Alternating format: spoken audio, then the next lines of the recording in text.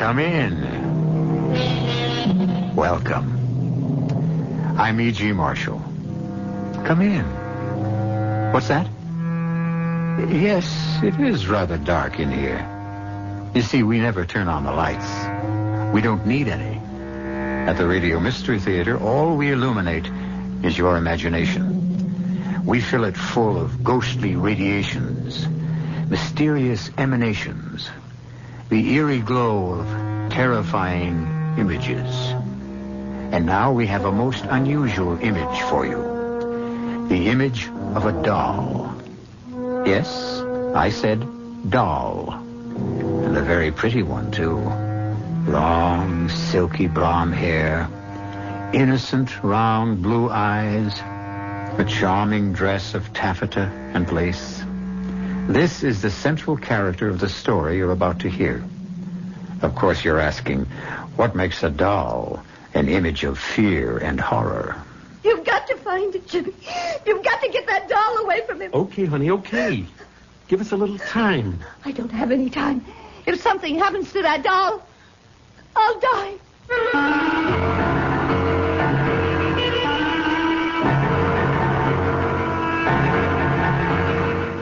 Our mystery drama, The Doll, was written especially for the Mystery Theater by Henry Slessor and stars Joanne Linville and Ross Martin.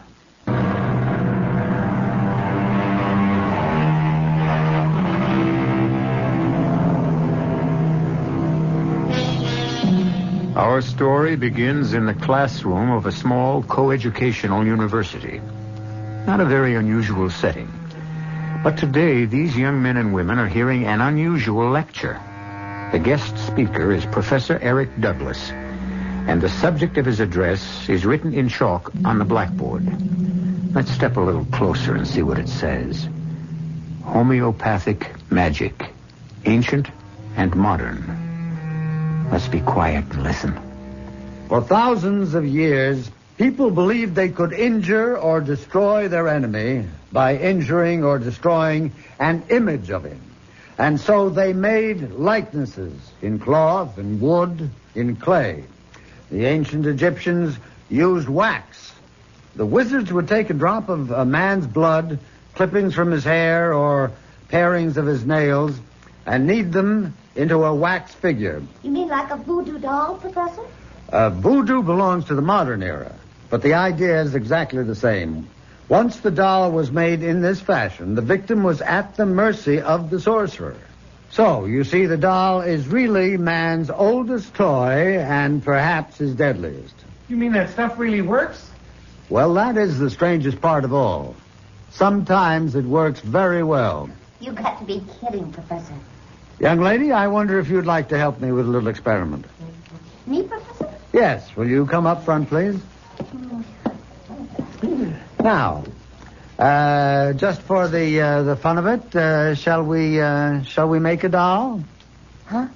All right. Now let's see. What shall we use? Now this little towel will do fine. I'll just tie a knot to make the head. There we are. And now let's dress it up a little. Can you help me? How? Well, with some part of you. A hair from your head, perhaps. Now, how about something you own? That ring, maybe. May I borrow that? Well, yeah, thank you. Now, we'll put that around the neck. And voila. We have an instant voodoo doll. Fascinating, isn't it? To know that the doll is meant to be a representation of you? Now, look at it. I'm looking. Yeah, well, keep looking. Now, don't take your eyes off of it. You can almost see your face in the cloth, can't you? It's almost as if the doll is you. Whatever happens to the doll happens to you. You, the doll. You, the doll, sharing one body between you. One life, one destiny. I still think it's silly. All right. And let's see what happens when I take this letter knife. What are you going to do? Nothing. I'm merely going to plunge this knife into a meaningless piece of cloth. No, don't!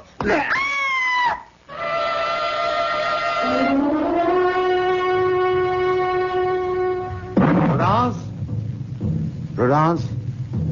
Prudence? You called me Professor? Yes, I want to know what you think of this record. Fred Cartwright sent it to me, claims it's an authentic Damballa ritual march. I could not say, Professor. I think it was probably recorded on Hollywood Boulevard. Well, that's enough of that. Well, what's become of Laura? Isn't she home yet?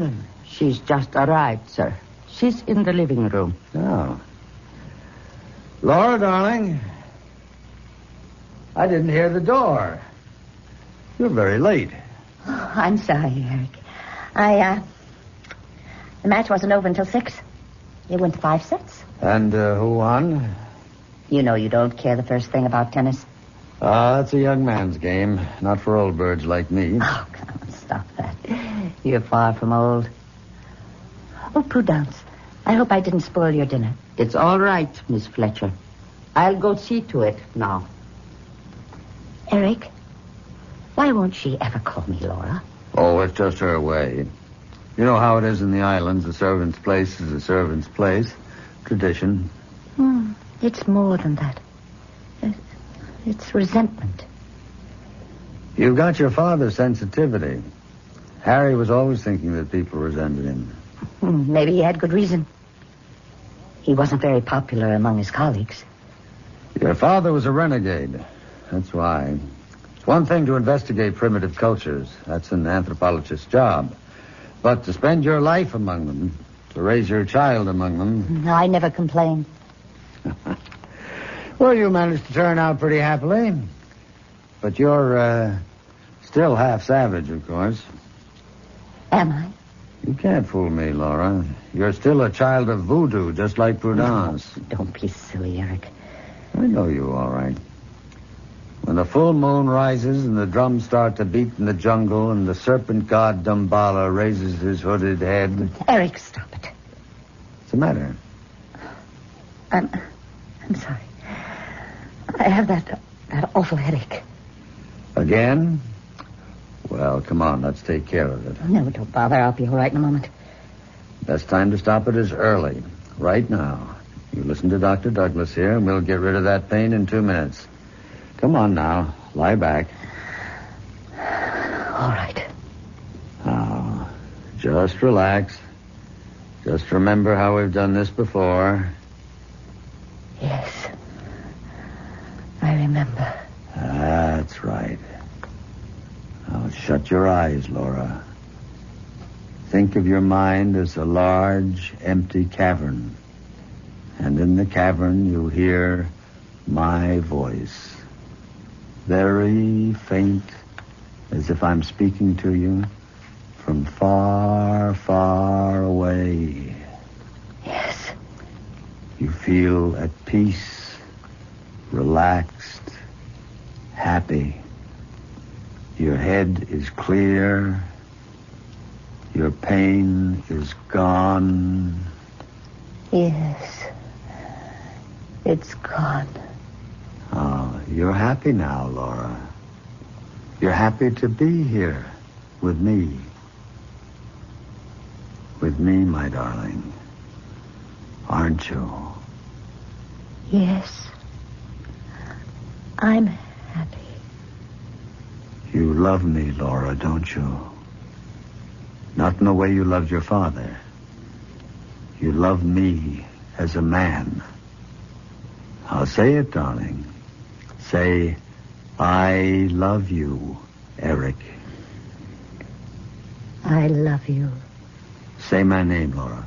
My name. I love you, Jimmy. What is the matter with you, Prudence? I'm sorry, Professor.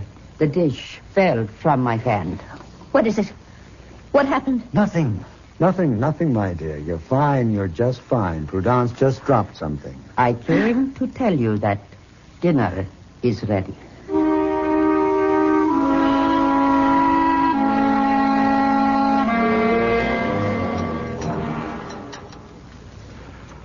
Well, so you had a good tennis game, did you? Was it mixed doubles? It was, as a matter of fact. Oh. Who was your partner? Now, someone named Jimmy by any chance? Why, yes. How did you know? Oh, well, no mystery. You spoke his name while you were hypnotized. Who is Jimmy? Well, his full name is Jimmy Collins. You known him long? About 3 months. 3 months? Well, you never mentioned him before. Oh, I'm sure I did. I'd love for you to meet him, Eric. I'm sure you two would get along. What's he do for a living besides mixed doubles? He's in Wall Street. Well. Maybe you've started choosing your friends more carefully, darling. I'm glad to see that. But, just the same. Eric, listen, I wish you would stop talking to me like a scolding father. I am not your father. I was talking to you as a friend. I'm sorry. Do you wish dessert now, Professor? No. No, Prudence, no dessert. Gotta stay in trim. Who knows, I might take up tennis yet. Laura, I tell you what. Why don't you bring this Jimmy around? I'd love to meet him.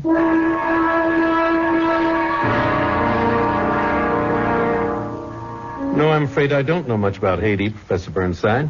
I've never been to the island. Oh, well, of course, Laura has told you of her life there. Oh, yes, she's told me all about it.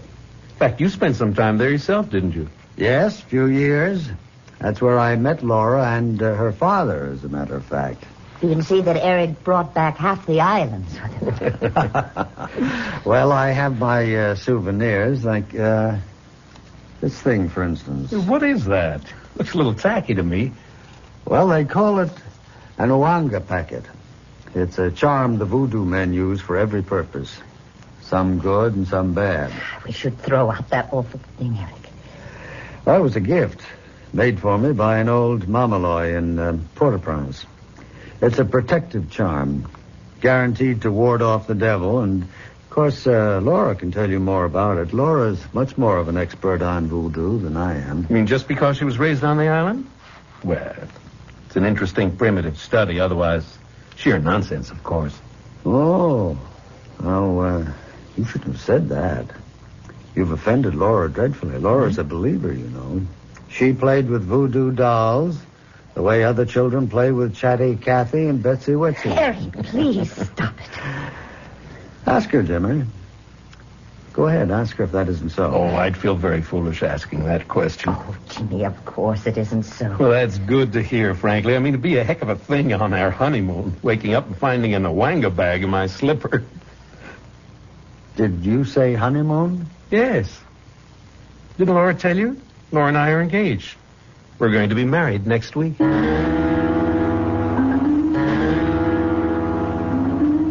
Professor, What do you want? it's late, Professor. After midnight. Leave me alone, Prudence. Go to bed. There is no chain strong enough to hold her. What'd you say? The girl is not of your blood. Why do you struggle to keep her? Prudence, I can't lose her.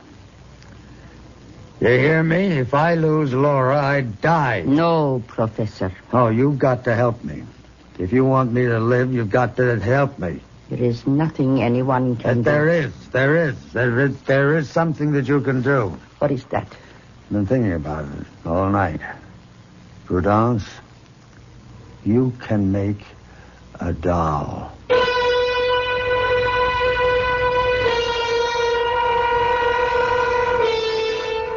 Well, what have we here? A four-sided triangle? Professor Eric Burnside, young Laura Fletcher, Jimmy Collins, a servant named Prudence. Or is this going to turn out to be a five-sided triangle with the fifth member of the equation, a doll? We'll find out what Prudence can do to help the professor in his emotional dilemma when I return shortly with Act 2.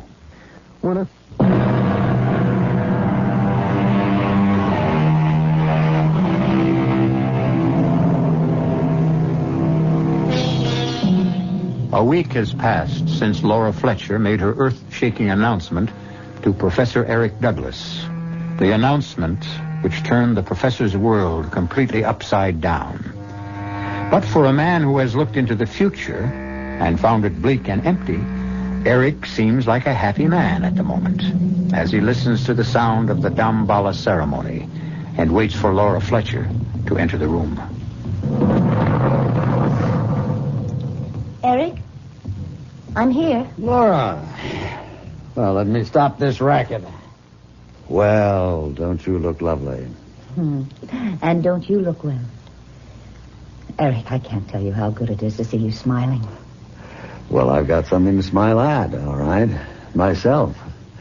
I don't know what came over me that night, Laura. I just was not myself. I couldn't let you run off and get married without my blessing. And a suitable present, of course. A present? Eric, you shouldn't have. You've always admired this ivory charm, and I want you to have it. You and Jimmy. Oh, Eric. It's beautiful. It must be priceless. Well, it's not as priceless as our friendship. I wouldn't want anything to happen to that. Oh, thank you so much. Jimmy will be as thrilled with it as I am. I think we should talk before you go away, darling. I think we should talk about your father. What about him? I have to ask you this, Laura. Whether or not you've ever told your fiancé the full story. I've told him quite a lot. Including the way it ended for him? Don't talk about it now, Eric. Please. You know, I still blame myself. I knew that Harry wasn't right in the head. I could see the signs. And I shouldn't have let it go as far as I did. Please, Eric. You know that I cannot bear to remember that time. I know. You were only 14, but you witnessed it all. His mad delusions. Don't. Oh, my head. Laura, what is it? It's that... The pain again? Yes. Oh, poor darling. Here, come on, lean back. It happens every time I remember my father. Shh. No, don't talk. Just lean back, relax, close your eyes. Yes. Thank you, Eric. Thank you. Now breathe deeply, darling. Deeply. Now, you remember how we do this together. How we make the pain disappear. How you clear your mind of everything but the sound of my voice. Yes. You can't hear anything but me now, Laura. Just my voice echoing in your mind. You're asleep now. You're so deeply asleep that you won't waken until I tell you. You won't know anything but what you hear me say. Do you understand? Yes. I understand. That's it, my darling. Deep. Deep. Deep. Prudence? Prudence! Yes, Professor. I'm here. Bring it to me. No, Professor, this is wrong. Bring me the box, Prudence. Very well. Here. Yes. Yes, Prudence, a beautiful doll. That's a beautiful likeness. Laura? Laura? Open your eyes. Yes. What do you see, Laura? I see.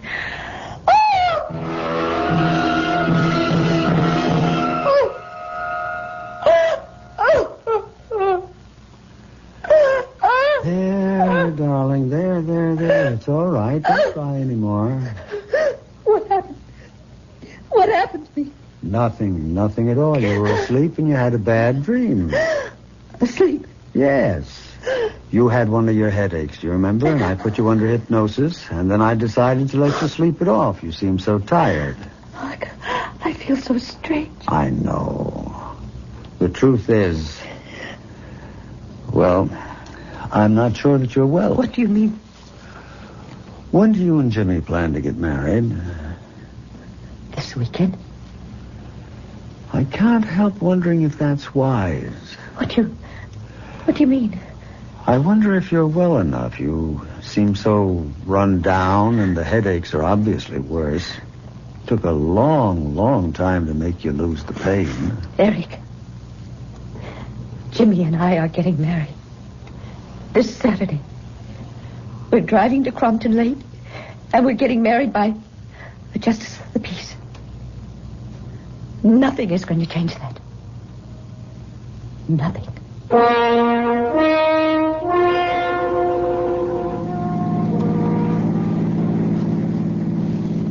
You sure you feel okay, Laura?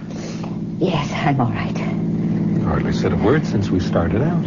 Well, a girl doesn't run off to get married every day of her life. I need time to reflect.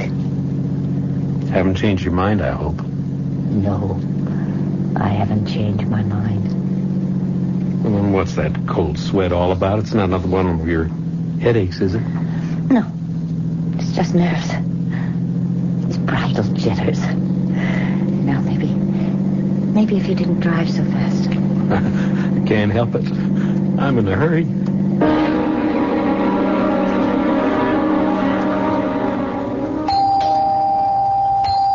I'm coming.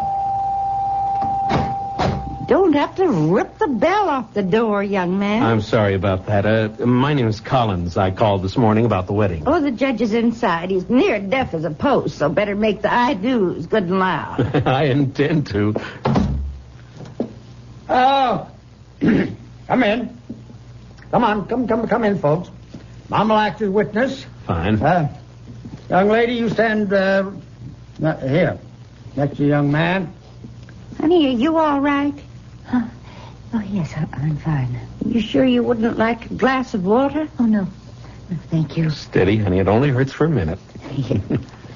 Dearly beloved, we're gathered together here in the sight of God, in the face of His company, trying to gather this man and this woman, holy matrimony. What's wrong? Which is an honorable estate instituted by Just a God, little shortness of breath. signifying unto us, Laura. union as betwixt Christ and His church, Oh, it's which holy estate Christ adorned. Oh, and Jimmy. sanctified with What's His the presence. matter?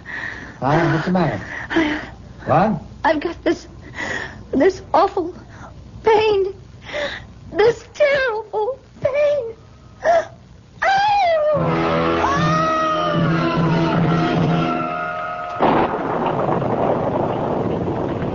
It's raining. Oh, Jimmy. I'm so Oh, sorry. honey, now come on. Don't be sorry. Just take it easy, that's all. That's what the doctor said. I do feel better now. Much better.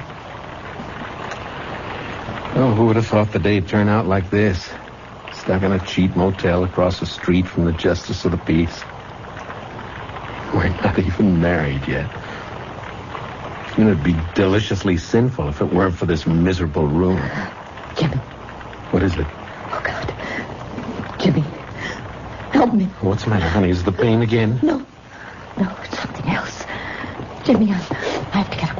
Oh, come on, I have stay to in get bed, up. darling. You heard the I doctor. have to move. Laura! Jimmy! Oh, Jimmy! Lord, you hit the wall! I can't stop myself. Oh, Laura, stop! Hold me, Jimmy! Hold me! I can't stop Come on, myself! don't bite me! Don't bite me! Stop! Flinging yourself around this way. Oh, I can't help it. I can't. I have to move. Look out for the table! What's happening to me? I have to get some control of myself. I don't Laura. belong to myself anymore. Laura!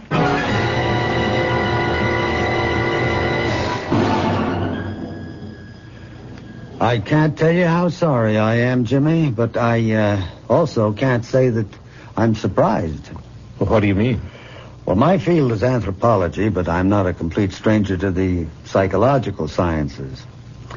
In my opinion, well, Laura's problem is the result of a conflict, the difference between two worlds, the world of everyday reality and the dark world of superstition.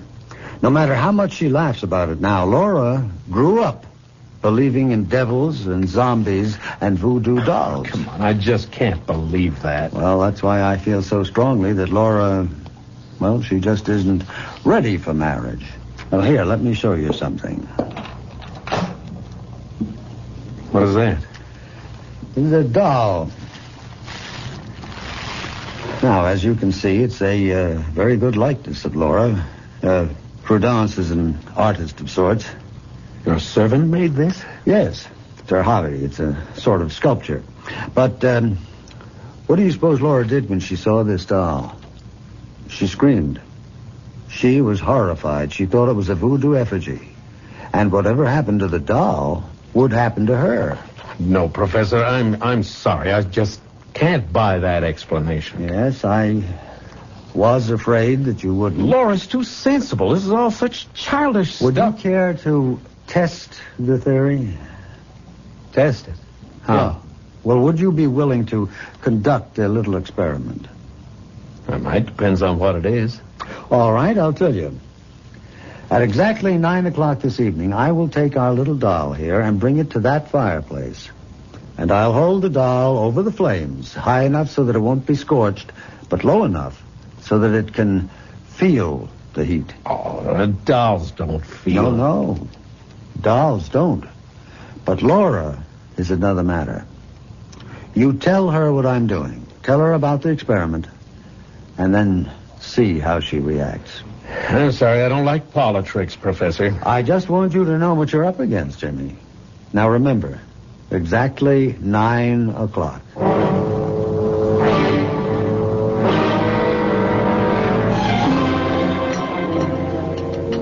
I don't understand you sometimes, Jimmy. I mean, I know you saw Eric. You told me you were going to. All right, I saw him. And? He just told me a lot of nonsense, that's all. About me? And my father? About you and voodoo dolls.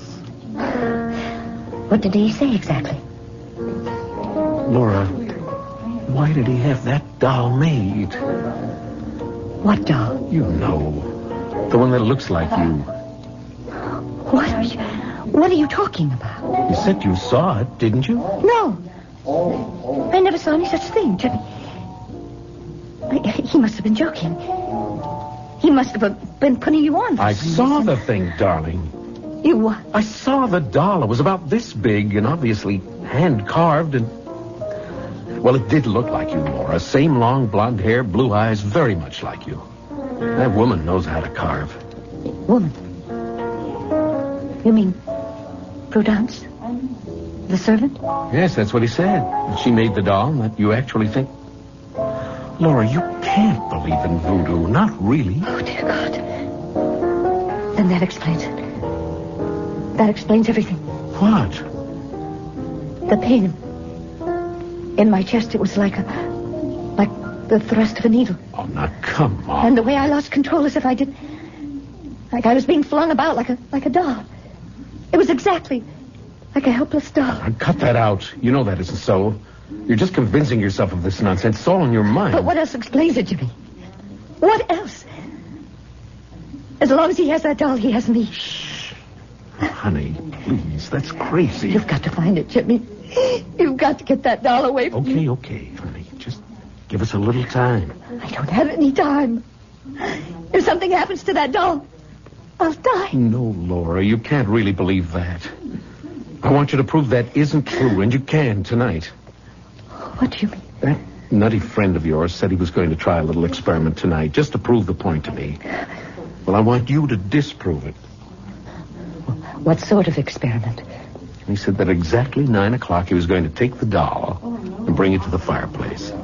Oh, no. He said he was going to hold it over the flames high enough for the doll to feel the heat, and he said you'd feel it, too. Oh, Lord, Jimmy. Well, what time is it? It's 20 of 9. We'll get out of here. No. We'll go back to my place, and we will prove him wrong, darling. Prove him a liar. Oh, God, I'm getting warm. I'm getting terribly warm, Jimmy. That's your imagination. No, it is... Oh, honey, he said 9 o'clock. Wait a minute. My watch isn't going. Jimmy, look. That clock on the wall, it is not. Oh, for Pete's sake. Oh, Jimmy, it's happening. It's really happening. Lorna, don't. Come on, you've got to fight this. It's only suggestion. It's hypnosis. He's killing me. He is burning me alive. Henry, no, darling, no. Stop it, Jimmy. I'm on fire. I'm on fire.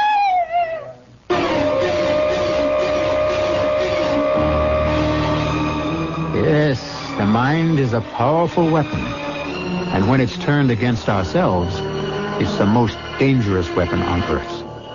Can Laura Fletcher find a way to stop her own mind from tormenting her and possibly ending her life? At least she isn't alone in the struggle. We'll find out what Laura and Jimmy can do about the deadly doll that menaces her when I return shortly with Act 3.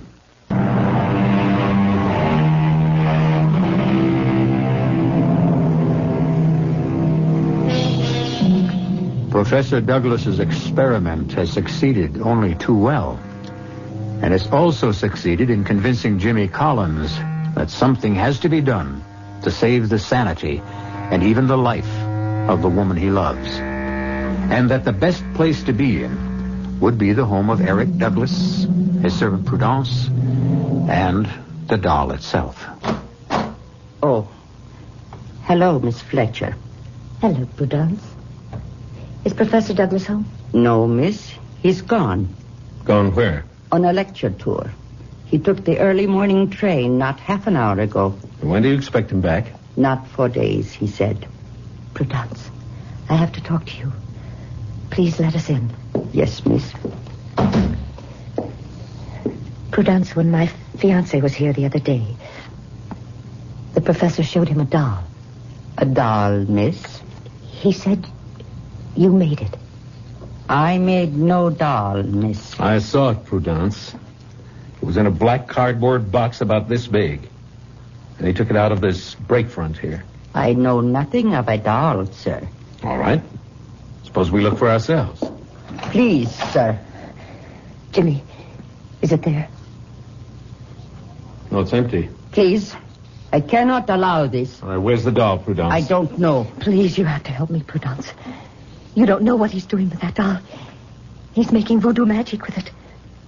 Do you understand? I am a Christian, Miss Fletcher. You know what I'm talking about. He's putting a spell on me, Prudence. He's using that doll you made to make me do his bidding. He wants to stop me from marrying. He thinks only of your happiness, miss. You are like his daughter. He is torturing me. Would a father torture his own child? You've got to help us find him, Prudence. You must know where he's staying. I'm sorry. I know nothing. All right. Then the least you can do is give him a message. You tell him for me, for both of us, that his game isn't going to work. That Laura and I are leaving too, and we're not coming back. He'll never see her again. Did you get that? No matter what he does, he'll never see her again. Did you get that? No matter what he does, he will never see Laura again.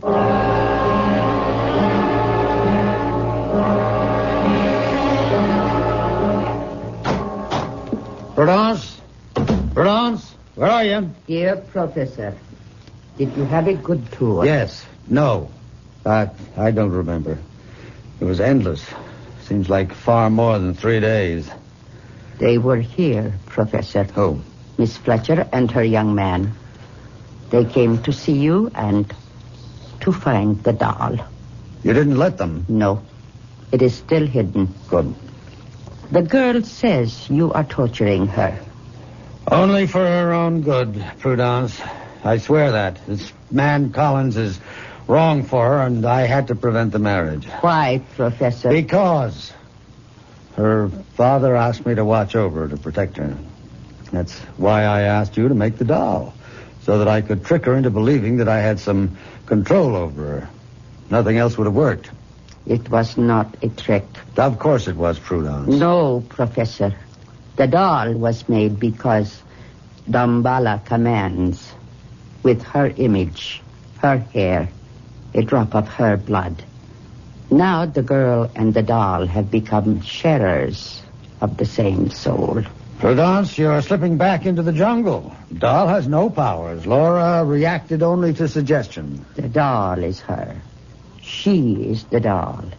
Only the sorcerer can break the spell. I'm tired, Prudence. I can't cope with mumbo-jumbo tonight. Professor, lift the spell from the doll. Oh, for heaven's sake. There is no such thing, Prudence. Call the girl. Tell her I will ask Dambala Uida to unchain her spirit from the doll. No. I will not do anything of the kind. Why? Because you don't want her to marry? That's right. Because you want her for yourself? What kind of talk is that? I'm more than twice her age. But you still want her. I have eyes. I have ears. I will call the girl. I will tell her that the doll is here. And that you will lift the spell from it. Stop that. Put that phone down. Now, you stay out of this, you hear me? I made the doll for you. Now I will unmake its evil. I told you to put that phone down. Sean. Now stop. You're scratching my face. Look what you've done, you witch. You've drawn blood. I'm sorry. I did not mean... You have meddled enough in my life. Now get out of here. I don't want to see your ugly face again. I want you out of here by tomorrow morning. Do you hear me? Yes, Professor. I heard you.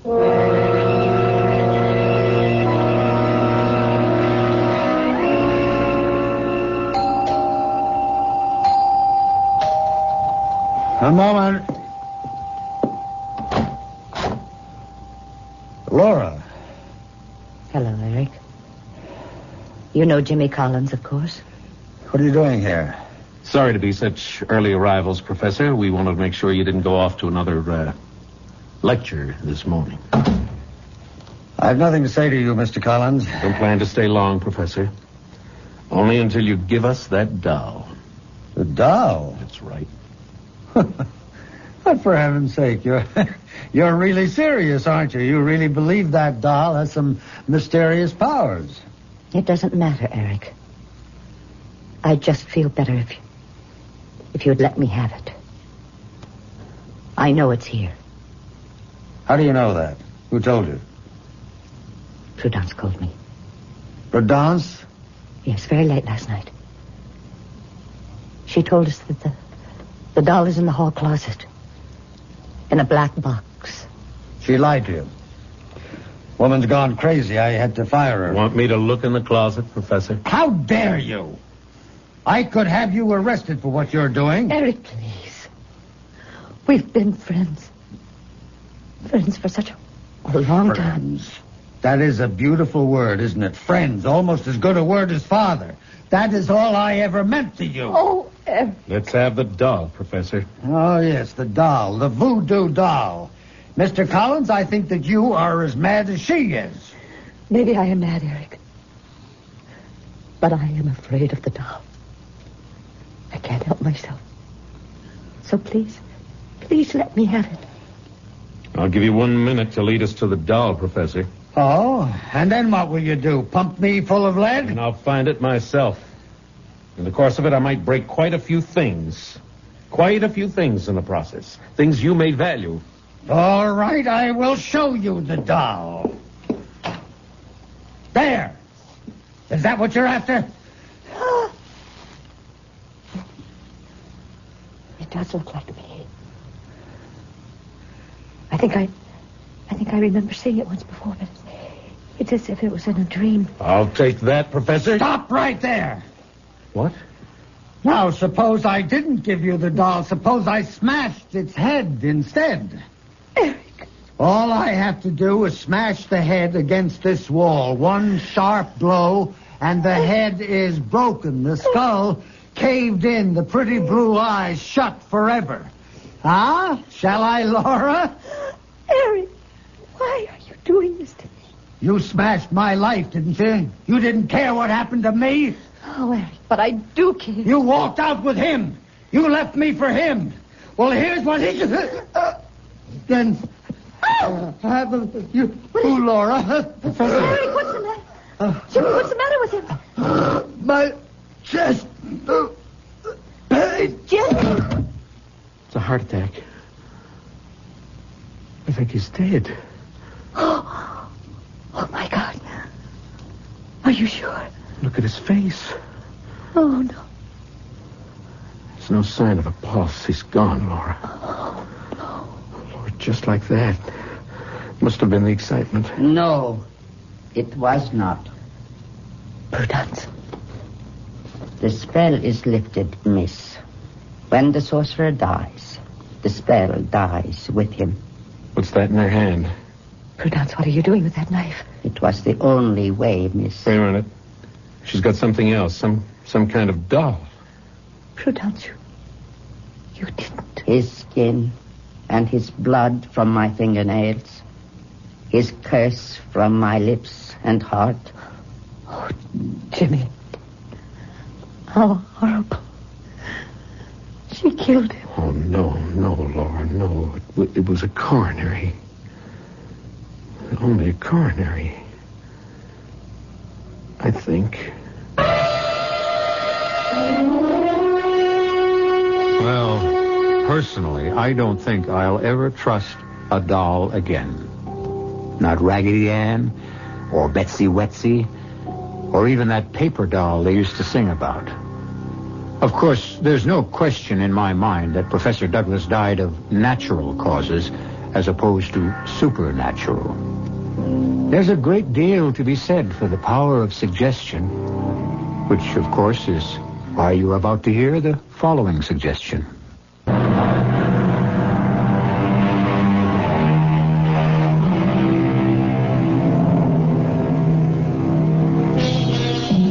We hope that the story you just heard hasn't given you any ideas, that you're not all rushing out to the local toy store to buy up their supply of dolls in order to try some grisly experiments on your least loved ones. Take our word for it. It doesn't really work. But on the other hand, why do I have this sticking pain in my left shoulder? Our cast included Joanne Linville, Ross Martin, Virginia Gregg, and Carl Swenson. The entire production was under the direction of Hyman Brown.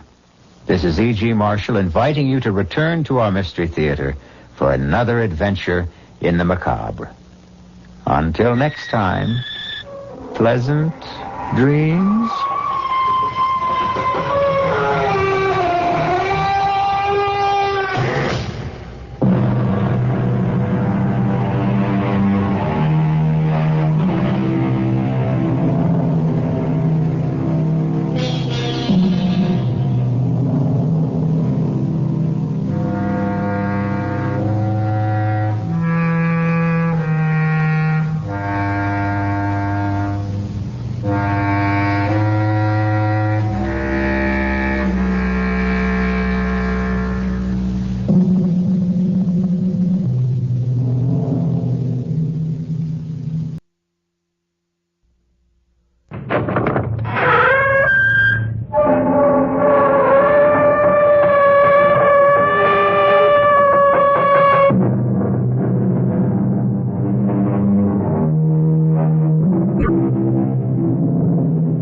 Come in.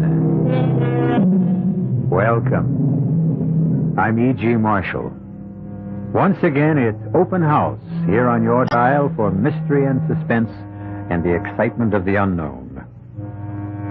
They say, whom the gods would destroy, they first make mad.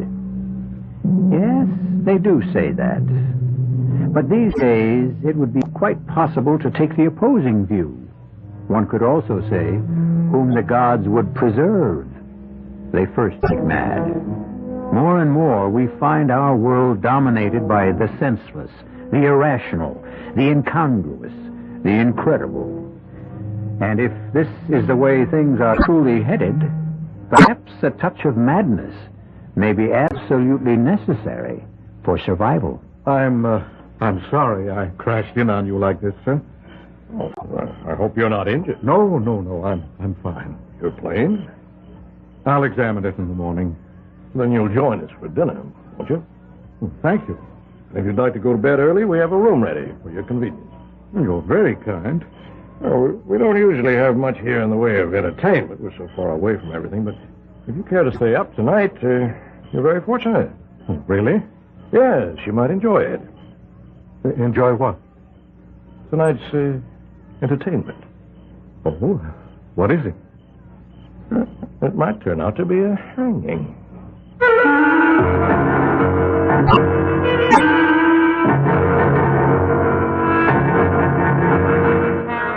Our mystery drama, A Scaffold for Two, was written especially for the Mystery Theater by Sam Dan and stars John Beale and Brett Morrison.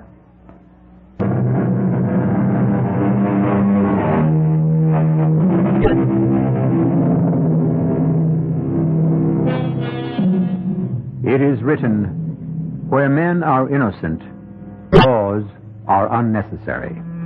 Where men are corrupt, laws are useless. It stands to reason, therefore, that laws are intended for that great mass of us who are in the middle, neither completely innocent nor entirely free of corruption. It's a subtle philosophical point, and there are times when Charles Farnsworth would enjoy discussing it over a drink and a roaring fire. However, this is not one of those times. For the last 2 hours, Charles Farnsworth has been fighting for his life. His tiny single-engine plane is being buffeted without mercy by a ferocious thunderstorm. His radio has gone dead. His instruments are useless. He has been blown off his course. He has no idea of where he can be. And the needle of his gas gauge is hovering at empty. And now, suddenly as interrupted, the storm subsides. There is brilliant moonlight, bright twinkling stars. And just below him, he can make out a long, gently rolling meadow. He has no choice. He directs the faltering plane downward.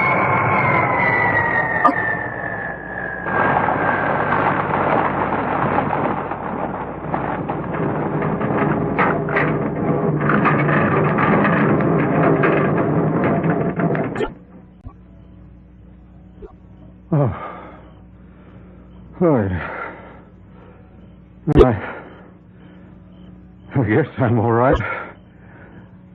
I guess everything's all right, but where am I?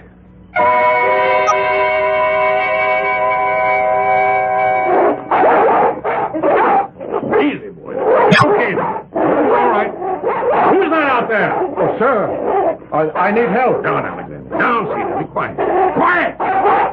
Down, sir. Move this way. Very slowly.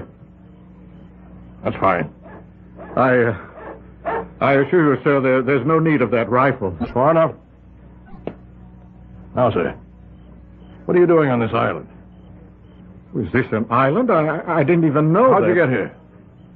I was driven off course by the storm. What storm?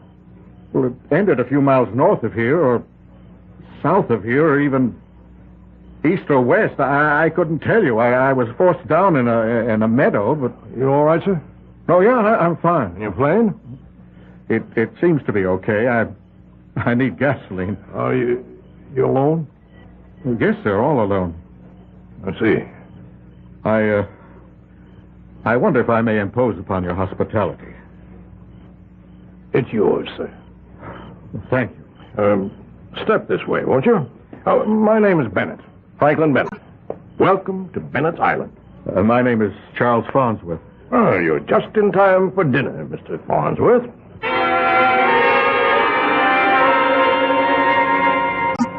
This is Mr. Farnsworth, who will spend the night with us. My daughter, Mayetta. How do you do? What is your sign, Mr. Farnsworth? Sign? Well, Taurus, I think. Mayetta. But it's vital, Father. How's a man to be saved if he's unaware of his sign? And this is my nephew, Conrad. How do you do, sir? Hello. Mr. Farnsworth was forced to land his plane in the South Meadow. I knew it. I could tell he had the earth sound. Mayetta, that's enough. Conrad. Sir? Is there gasoline in the garage pump? It's full, sir. Good. In that case, we can have Mr. Farnsworth up and away tomorrow morning. May I set another place at the table, please, for Mr. Farnsworth? Yes, Daddy. Conrad, you'll serve. Yes, Uncle Frank. Mix yourself, whatever you like. Everything's on the sideboard. Excuse me. Frank Bennett here. Oh, yes, Wayne. Yes, it's this evening, as we agreed. Midnight, officially. But get here before that. Good. I'll see you then. Good. You all right there, Mr. Farnsworth? Oh, yes, just fine. I'm afraid you'll have to excuse me. For what, Mr. Bennett? Well, I can offer you dinner and a bed, but regrettably I'll be unable to entertain you. Oh, that's quite all right. No, it's not all right. I realize I shall be remiss in my duties as a host. But I have a previous engagement. A matter of great importance. Well, I hope I won't be in the way. Oh, not at all, sir. You won't be in the way at all.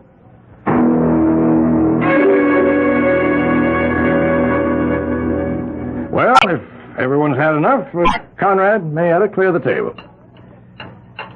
Charles Farnsworth. Where have I heard that name before? Well, I'm an attorney. Oh, yes, you're that Farnsworth. You're the lawyer that gets all those guilty people acquitted. Oh, that's impossible. Impossible? If a person is acquitted, it's proof that he's innocent. Oh, you know what I mean. No, I'm afraid I don't. Why, you usually get these people rabble-rousers, mostly. They go around, they commit murder. How do we know that? Because we know it. We just know it. It's a matter of pure common sense. Guilt or innocence is a matter of law. Most of these people you defend are against the law. Most of them are out to overthrow the government. Anyway, they're dirty. They're unkempt. Oh, I wouldn't say that. I would. Mr. Bennett, I defend a great many people. Some of them happen to be associated with unpopular causes, and some of them, I admit, are personally quite unappealing, but what would you have? Everyone's entitled to counsel. I know. It's just that I hate to see people get away with murder. If they don't get away with it, if a judge and a jury acquits them, that means they didn't commit murder. That's what's wrong with the system. Well, you could also say that's what's right with the system. Well, I'm doing something wrong right now. I'm having an argument. A serious argument with a man who's a guest under my roof. I apologize. So please, I don't feel in the least. I'm a deep believer in the law, Mr. Farnsworth. And to me, the most sacred of all laws is hospitality. When a man is your guest, in no way should he be made to feel uncomfortable or under a strain. Forgive me for what I said to you before. Oh, I felt in no way insulted. That's very kind of you. Conrad, may I? Come in here, please. Mr. Farnsworth, I'll have to excuse myself for the night. I hope you understand. Yes, of course. Conrad, my guests are beginning to arrive. Show them into the library, will you? Yes, sir. And may I conduct Mr. Farnsworth to the guest suite. Now, Mr. Farnsworth, you must excuse me. I hope to see you at breakfast in the morning. Good night, sir. Good night. You want some more coffee? Oh, no, thank you. When I asked you your sign, I didn't mean the signs they have in the zodiac, you know? I think so. There are the 4 basic signs, and they're earth, air, fire, water. Oh? Is this some new kind of science? Oh, no. It's an old kind of religion. I see. It's mine. I'm the head priestess. Are you? Yes. I'm maybe the only one. You see, I don't know anyone else who's a member. Oh. No. Most of the folks we have around here are Methodists. We also have some Congregationalists and some Catholics and some Jews. But I can't find anyone who's a member of EWAF. EWAF? Yes. The 4 elements. Earth, water, air, and fire. So far, all we've got is Conrad and me. Well, you can never tell. Maybe there will be more one day. Oh, it's very nice of you to say that. Most people just laugh at me. I'm sure they don't mean any harm. I don't mind. You're a very nice person. You're not at all like most of the people who come to see Daddy. Why do you say that? Because you're a perfect example of the balanced EWAF. I see now. You don't have any sign. You have all 4 of them. Oh, is that good? Oh, that's perfect. You're in heavenly balance. Your fire and water, your earth and air, they don't fight each other. They work together in harmony. Didn't anyone ever tell you that before? No, not that I can recall. Well, as I was saying, most of the folks who come to see Daddy are unbalanced. They're usually too much of one thing. Now, Daddy himself, he's too much fire. Poor Cousin Conrad, he's mostly earth. Earth? Yes. You know, it's like he's just there. Well, Daddy said to show you to the guest suite. Yes, I believe so. Now? I suppose now's as good a time as any. Your father, as I understand, has other guests. Yes. If we weren't on the island, you could go to a movie in town. I think I'll just turn in. All right. Come with me. Well, this is quite a place you have here. Daddy built it for Mother. Daddy fought in France during the war, and that's where he met Mother. She was French, you know. And he built her this chateau. That's what they called them in France. I can see. It's lovely. This is your suite. I can only say it's magnificent. You'll find everything you need. You have your private bath through there, pajamas and a robe in the closet. Thank you very much, Mayetta. That's all right. I rarely meet a person who's in full balance. Good night. Look, if you're not sleepy, you could come with me later and watch. That is, if you'll promise to be very quiet. Oh? What is there to watch? Well, I'm not supposed to see it either. I'm not even supposed to know about it. Know about what? Why, the hanging. The what? The hanging. You know, when they hang a person. We're going to have one here, tonight.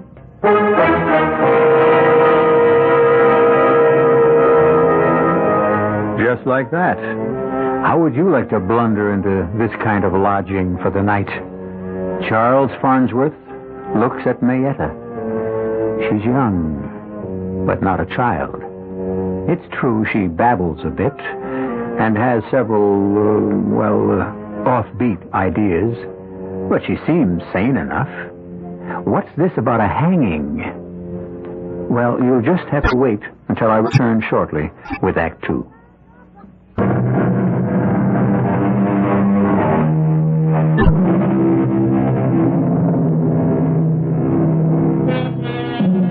What we consider solid reality is usually, on close examination, a very thin crust. Civilization, rules, laws.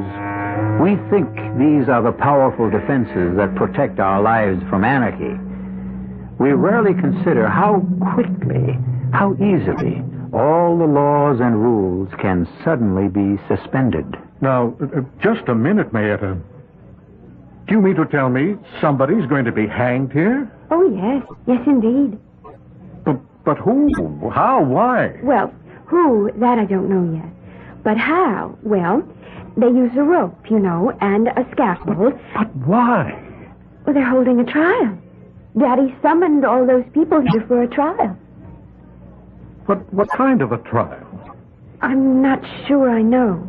But the idea of a trial is to hang someone. No. The idea of a trial is to find out. But they've already got the scaffold built. How do you know? Because I've seen it. You've seen it? Yes. But how can they hold a trial? This isn't a court of law. That's Daddy's business. I would never question him about anything like that. Mayetta, do you realize what you're telling me? What did I tell you? About the hanging. I wasn't supposed to say anything about that. But And since I wasn't supposed to say it, I didn't say it. Mayetta, please, now listen. And since I didn't say it, then you don't know anything about it. But I do. And since you don't know anything about it, then it's not going to happen. But you did tell me. That's what EWAF is truly about. What you don't know about does not exist. But you specifically said someone is going to be hanged here tonight. I said it before I realized I shouldn't have said it. So no. I will unsay it, and it won't happen. Mayetta, this is... I don't know what to think. That's why I like you, Mr. Farnsworth. You don't know what to think. Other people, unbalanced people, they know what to think. And they think I'm crazy, but I'm not. All squared away, I see. Is everything satisfactory? Yes. I've been having a most intriguing conversation with your daughter. Oh? Well, she takes us to her mother. Her mother was French, and they like to talk in riddles, you know. Oh, they? Oh, yes. Mr. Bennett, I feel I must discuss this matter with you. Oh? What matter? Mr. Bennett, do you intend to hang somebody tonight? I realize as I said it just how that must sound, but Why do you ask? Well, why is unimportant. May I have your answer? Oh, whatever could have given you such an idea? Well, your daughter mentioned it. Oh. Well, so, Mayetta said we're going to hang someone tonight. Yes, sir. Well, she thinks so. May I ask why? I love my daughter, Mr. Farnsworth, but I'm not blind to what is obvious to everyone else. And what is obvious? Oh, you've seen it yourself. She's not like everyone else. You're not like everyone else, are you, Mayetta, honey? No, Daddy. And you see things and hear things and believe things that other folks don't. Now, isn't that true, darling? Yes, Daddy. Yes. You just run along to bed now. Yes, Daddy. Good night, Mr. Farnsworth. Good night. She has a problem, Mr. Farnsworth. She was born that way. I'm sorry. And I realize I'm in a very embarrassing position. Well, let's say no more about it. Well, you're probably wondering now what this gathering is about. Well, we're having a reunion tonight. My old army outfit. Each year, we become fewer and fewer. Well, I hope you have a good time. Oh, we will. Sir, you spoke of the law of hospitality. All the obligations are not centered on the host. The guest is also obliged to make things easy. Well, thank you. Well, I'll see you in the morning. Sleep well. Good night. Good night.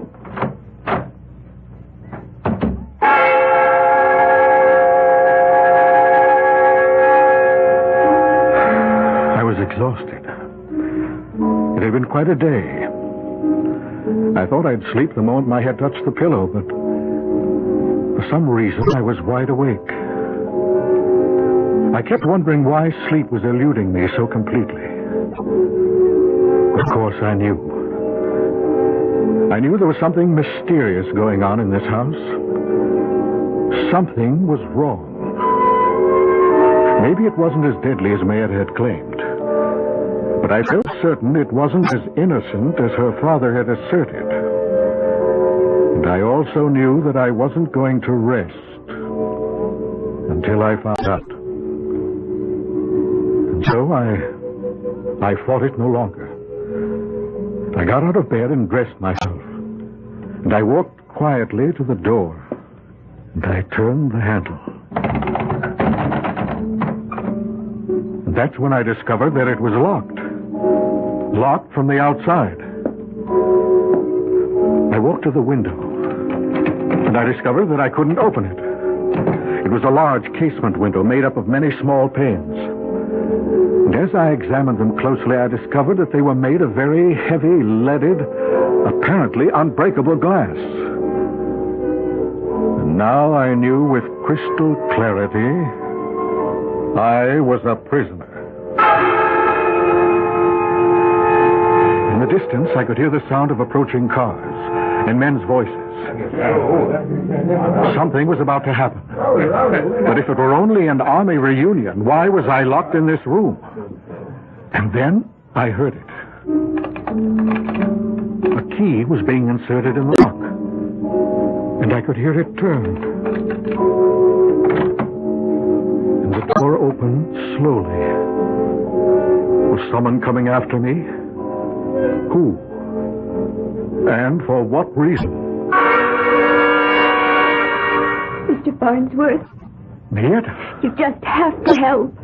What is it? Why have I been locked in here? They're going to have a hanging. But I thought you said... That's before I knew who it was going to be. Well, who is it going to be? Cousin Conrad. Conrad? But why? Because they're holding a trial for him. I have to keep asking why. Because they held one over at Naples City 6 months ago. Conrad was tried? What for? Murder. Murder? Whom did he kill? Cousin Bertram. And you see, the jury said he was innocent. Well, then what's this trial about? Daddy didn't like the verdict, so he's holding a trial to get a different one. We have to do something, but what? Well, I was thinking you could take Cousin Conrad away from here. How? In your airplane. Take off at night from that field? They'll hang him. Gas. I need gas. We've got plenty of gasoline in the garage. Where's Conrad? He's waiting for the trial to start. Then we'd better hurry.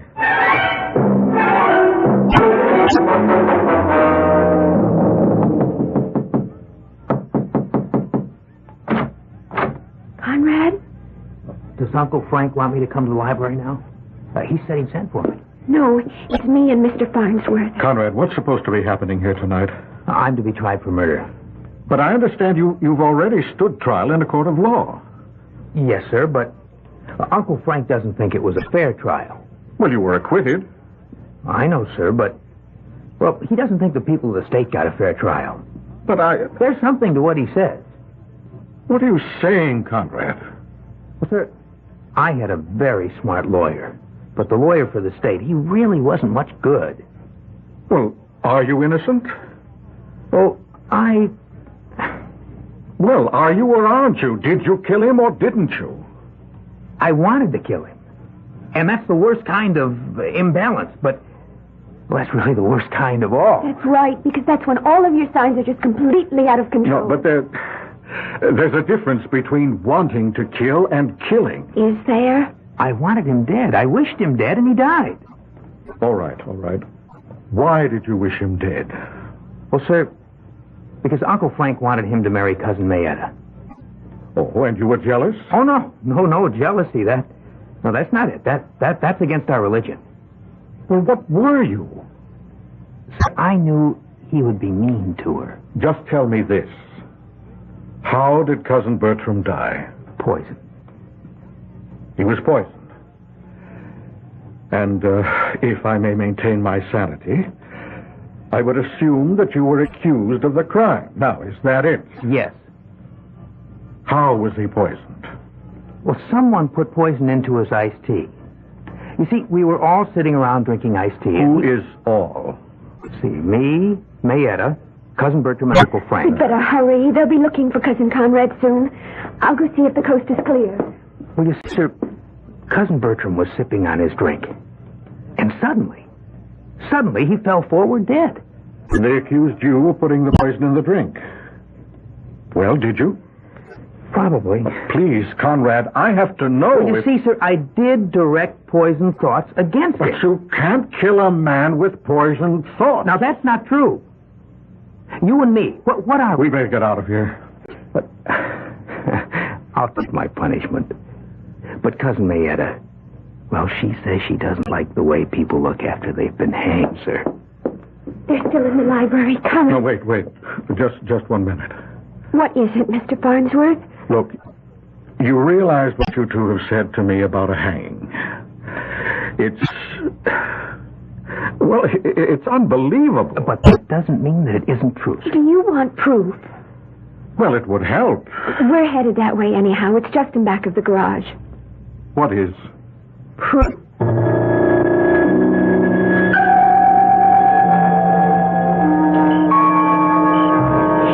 We mustn't make noise.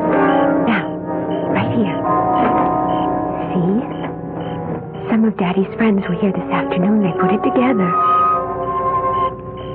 I can't believe it's a scaffold. Yes, sir. See, there's the platform. And you walk up those steps. And they've already got the rope hanging from that crossbar. I heard Daddy say that was made out of mahogany. And you stand on a trapdoor. No, that's enough. That's enough.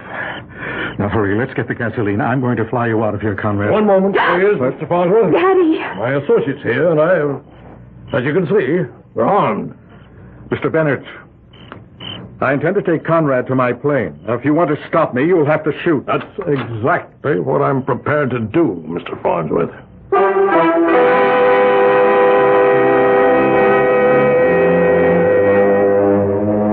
Well, something has got to give. We already know enough about both men to realize that each is a person to be taken seriously.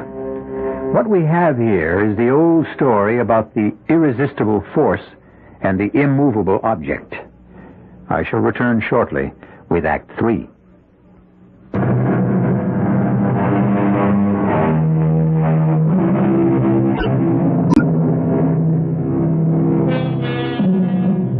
Right now, on remote Bennett's Island, we are having what can be considered a confrontation.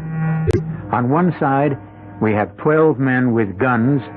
On the other, we have 2 men and a young lady who are completely unarmed. At first glance, the advantage would seem to be with the group that has the weapons. And a very grim and determined-looking bunch they are, too. But there are times when you may need more than a gun to win a fight. Mr. Farnsworth, I said I would shoot you down if you took one step toward your airplane. Yes, I heard you. But before you take that first step forward, Mr. Farnsworth, Yes? you have to realize that you're committing each of us to a position he doesn't want to be in. Well, what do you suggest? Let's discuss it. You intend to hold a lynching. I don't see what's negotiable. It's a trial. You can't do it. This is to be a real trial. What he had before was just a farce. The law of this country has clear procedures for trials. You're obviously interfering with his civil rights. We have a federal involvement. Tell me more. Each one of you who is involved in this activity will be arrested. All right, I listen to you. Now you listen to me. You lead here. You tell that story, and who do you think is going to believe you? Who? Oh, I see. Yes. I'm the biggest taxpayer in the county. I own a mill that's the largest employer in Maple City.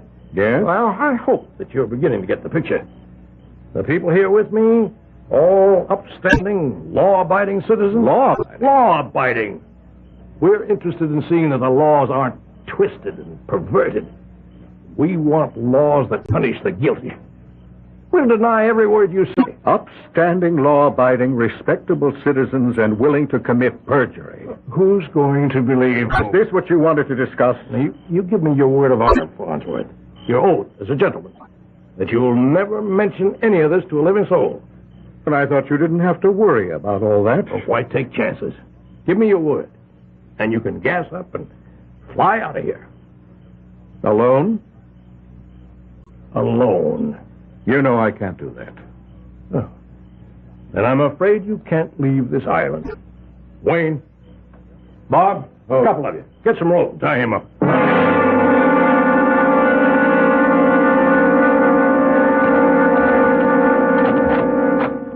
Mr. Farnsworth. Well? I want you to understand my position. Yes, I understand it. I just don't agree. Well, it's a little complicated. This whole business has become more complicated than I guess most of us bargained for. What business? The redressers of injustice. The redressers of injustice? That's the name of our organization. We felt, a group of us felt, that there were people who were getting away with murder, and so we decided... You decided to take the law into your own hands? Yes. Where it would be safe. Where it would be honored. Mr. Bennett, we really have nothing to discuss. No, just a minute. Tell me why you want to lynch your nephew, Conrad. I said you didn't understand, and obviously you don't. I love that boy. And you have a remarkable way of showing it. Listen, we formed this organization, as I said. And this is the second time we've met. Oh. So that scaffold has been used before. Yes, it has. You remember reading about a man who murdered a farmer and his wife and their 4 children, just murdered them for no reason. You remember that, don't you? Yes, I think so. Well, everybody knew he did it. He was seen then. He even bragged about it later on. And he was tried. And he was freed, finally. And you know why? No. Because of some legal mumbo-jumbo. Come, Mr. Bennett, I'm sure you can do better than that. It all had to do with the fact that he wasn't arrested properly. That his confession hadn't been obtained properly. Nonsense like that. Well, it's hardly nonsense. He killed 6 people in cold blood. And a court of law said, go free. And therefore you took the law into your own hands. Yes, we did. And before you say another word, let me ask you if you remember that man's name. No. It was Wayne. George Wayne. And his cousin, Gordon Wayne, is a member of this committee. That should prove something. Well, it proves that some of the greatest crimes can be committed in the name of sincerity. Mr. Farnsworth, I need your help. My help? Yes. Let me tell you the situation here. You see, we started something that looked very good in the beginning. You know. Yes, I know. But now, some of the children, well, I guess it's like everything else. People lose interest, change their minds, and then there's you. Me? Yes, what to do about you? Unless we kill you. And there's not an awful lot of stomach for that. We're not just murderers, you know. Well, you do have a good opinion of yourselves. We're law-abiding citizens, and we want to protect... Yes, I know. You said it so often. You actually believe it. Now, the reason we're trying my nephew, Conrad... Yes? Well, I admit that there was no love lost between Conrad and Bertram. And Conrad could have done it. Actually, he had the motive. They were both in love with my daughter, Mayetta. And Conrad was going to lose out. You're sure of this? She seems quite fond of him. Well, I had decided in Bertram's favor, and that was the end of that. Oh, why had you favored Bertram? You mean it's not obvious? How could Conrad take care of her? He's I may just as well say it. He's as crazy as she is. But Bertram was sane, practical. True, he did have a heart condition, but with care you can live with those things forever. Well, Conrad may have had a motive, but that doesn't mean he was guilty. Well, what happened was he was acquitted at the trial. And a lot of people kicked up a fuss. They Yes?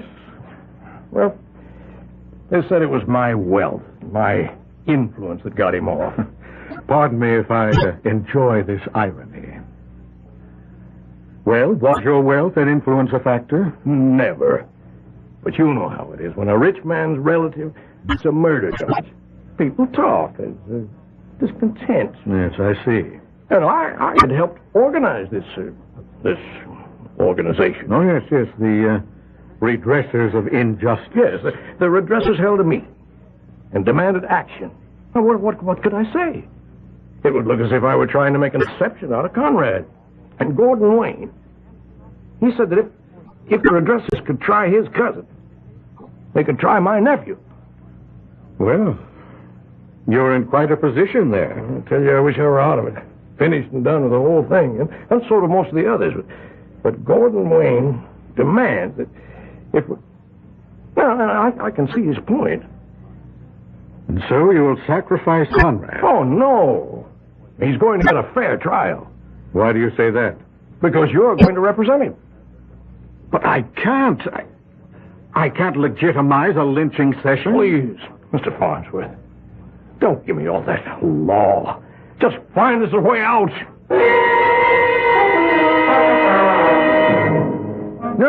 No, I don't see why Conrad should have a lawyer. Just a minute, Wayne.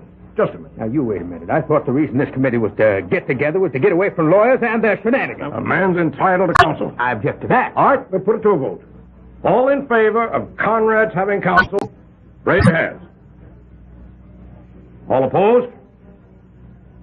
The vote's 9-3 in favor, counting mine. All right, why don't we proceed? Who wants to speak against Conrad? What's to speak about? Now, we know Conrad hated Bertram. Did you, Conrad?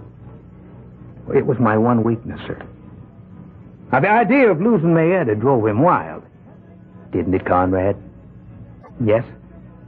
Okay, now, Conrad, did you or did you not poison Bertram's drink? I did, sir. Well, then why isn't that the whole ball of wax? Just a moment. Here comes the lawyers to steal it now. What do you mean by poison? I poisoned him. Do you mean you poisoned him with a drug or a chemical of some sort? I understand a heavy dose of poison was found in his system. Did you administer it? Yes, sir. How? Does that matter? For crying out loud, the man admits he did it. How, Conrad? Well, my poison thoughts toward him, sir. It turned into actual poison. Did you at any time place into his glass a pill, a powder, a liquid, a substance of any sort? Did you?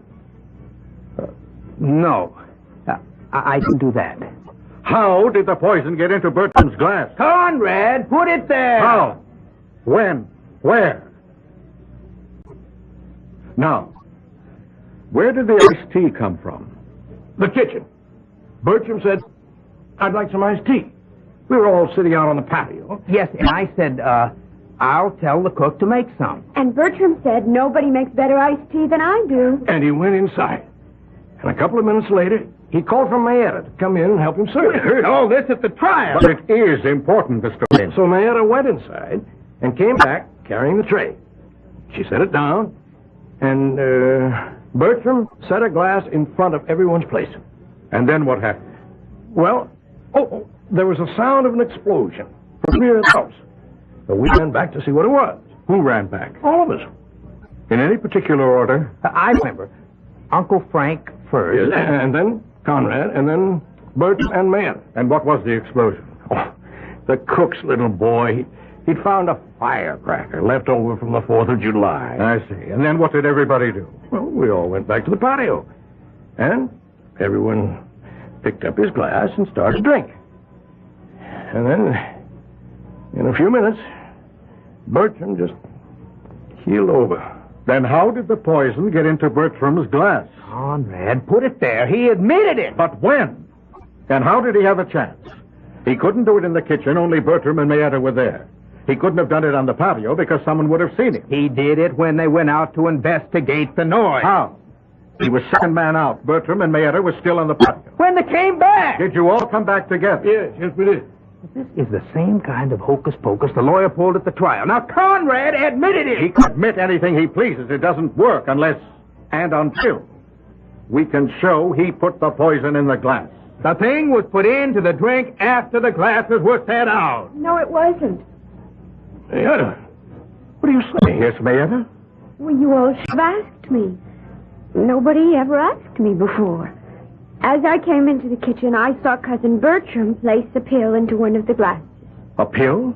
Well, he always took pills for his heart. I didn't think anything of it. But then we set the glasses down. I saw him put the one with the pill in it in front of Cousin Conrad. Uh-oh, I thought. He made a mistake. So I just put the glass with the pill in it back in front of his chair. You changed the glasses? Oh, yes. I was going to call it to his attention, but everybody started to run to the back of the house, so I just changed them myself. But, Mayetta, that was not a pill. That was the poison that killed him. Oh, no. No, Conrad is right. The poison that killed him was Conrad's mean and unbalanced thoughts. But Conrad has atoned. He's balanced now. Mayetta, why would Bertram want to kill Conrad? Oh, Bertram. Bertram was unbalanced. Everyone knew that. He was so angry because I told him I could never marry him as long as Conrad was alive. What? We love each other so much. Gentlemen, the defense rests.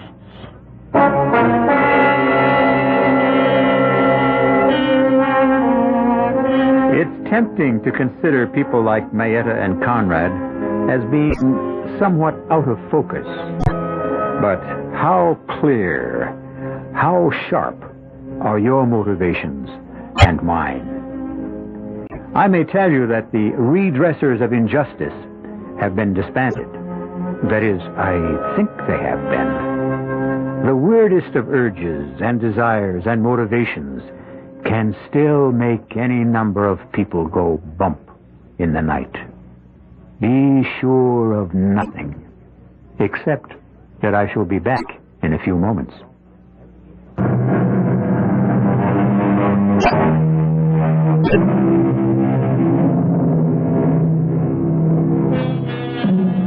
As they say, you take the law in your own hands only to manhandle it.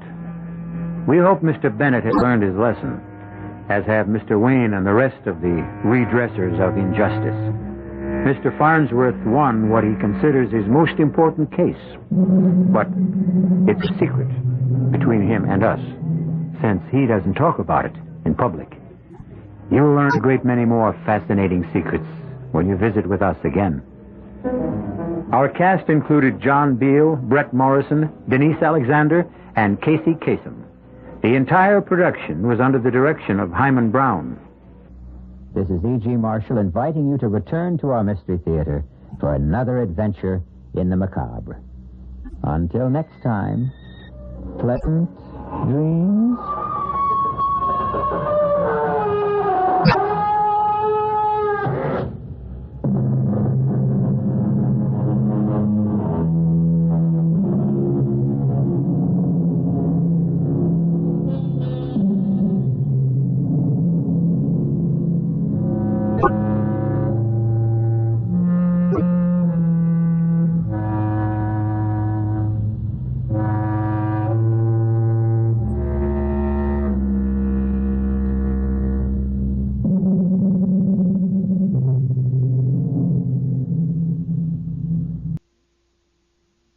Have you tried Revlon's new Milk Plus 6, the first salon-tested shampoo and conditioner? So Advanced Revlon has a patent pending. Milk Plus 6, rich organic formula with 7 natural shampooing and conditioning ingredients. Cleans without stripping, restores pH balance, mends split ends, frees tangles, adds healthy luster. Milk Plus 6, now available in 3 formulas for normal, dry, and a brand new formula for oily hair.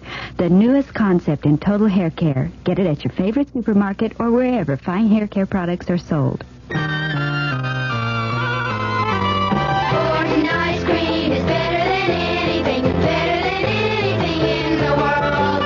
Better in a crunchy cone, better simply left alone, better on a finger bone. Melted down by the pound, soft as world, licked and twirled. Gordon ice cream is better than anything in the world. The CBS Radio Mystery Theater presents...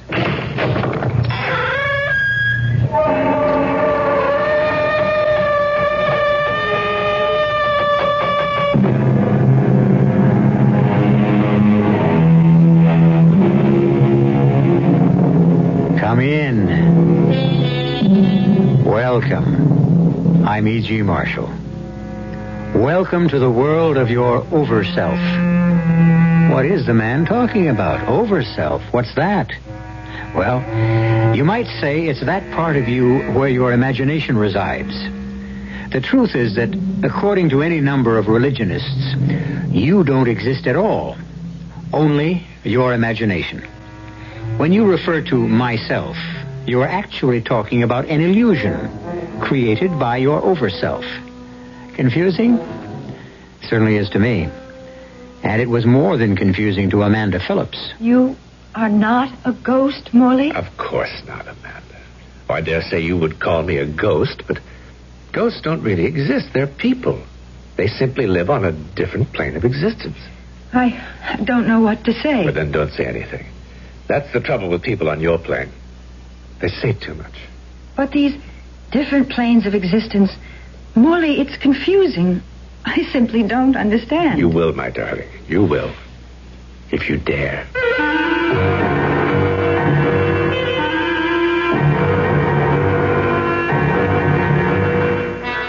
Our mystery drama, Picture on a Wall, was written especially for the Mystery Theater by George Lothar and stars Diane Baker. It is sponsored in part by Contact, the 12-hour cold capsule, and Anheuser-Busch Incorporated, brewers of Budweiser. I'll be back shortly with Act One. There's a fresh new spirit sweeping the land. A free spirit that demands good products. Products that satisfy your sense of good taste and desire for economy. But above all, products that perform. Buick has been touched by this spirit. And this year, our crisply designed, solidly built Buicks will bring joy even to the most demanding of free spirits. The 1975 Buicks, dedicated to the free spirit in just about everyone. Hi, my name is Sammy Davis Jr. Would you believe that a whole generation has grown up since the first American kids went out to trick-or-treat for UNICEF on Halloween? In those 20 years, they've helped the United Nations Children's Fund provide better food, medical care, education for millions of children in developing countries. This Halloween, our kids will be on your doorstep again. Please drop a few coins in the orange box. For them, Halloween is a lot of fun. For UNICEF's children, it's a chance for a better life. Thank you. Peace. How many things can your family do together? Go to a movie? Go to a circus? Go on a picnic? Go on a vacation? Face it, in today's America, family fun is hard to come by. And with busy schedules, just getting the family together is not an easy thing to do. How would you like to have a little family fun every week? How would you like to learn together? How would you like to grow together? And how would you like to help your son get an edge on growing up? Cub Scouting is helping families like yours be a family. It's your help to ours. Today's Cub Scout program is just as much for families as it is for boys. So when your son wants to join a Cub Scout pack, remember to take along the whole family. That's what Cub Scouting is all about. For the Cub Scout pack nearest you, call the Boy Scouts of America. They're in the white pages of your phone book.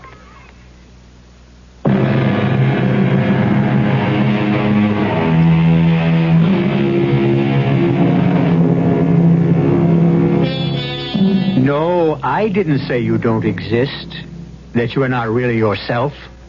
Those who devote lifetimes to the study of what we are and why we are here, who try to understand God and our relation to Him. I'm talking, of course, of priests, ministers, Buddhist monks, even philosophers. They say it. They say that the self is your conscious, the overself your subconscious, and the super-self your unconscious. You understand? If you do, you're far more knowledgeable than I am, because I don't understand at all. And as I said earlier on, neither did Amanda Phillips. Well, here it is, Amanda. Hope you like. Gil Franklin, it's beautiful. I figured it would grab you, even though you did say you wanted to live in Greenwich Village. Yes, I did. All my life in Gladesville, Iowa, I've yearned to be an actress living in Greenwich Village. But this, it's so lovely. What? May I come in? Oh, Mrs. Broley, of course. Let me introduce you. Amanda Phillips, rising young star of the Broadway Theater, or soon to be anyway. Mrs. Broley, landlady. Delighted to meet you, dear. Is everything all right? Oh, it couldn't be more so. I never expected to find anything as, well, really enchanting as this. Not at what I can afford to pay, anyhow. It is only $45 a week, isn't it? Yes. How can you afford to let it go at that? A place like this, furnished so nicely, those beautiful paintings on the walls, especially that big one over the fireplace, and the garden. You can walk straight from this room into the garden. It's just lovely. I should think you could rent this for 2 or 3 times what you're asking. Perhaps so, but... Yeah, well, you see, dear, I'm not only extremely old, but I'm extremely particular about whom I rent to. And as your fiancé will tell you... Mr. Franklin isn't my fiancé, Mrs. Broley. Oh, I thought... I have hopes, Mrs. Broley. High hopes. Well, now, you're such a nice man. I hope you realize them.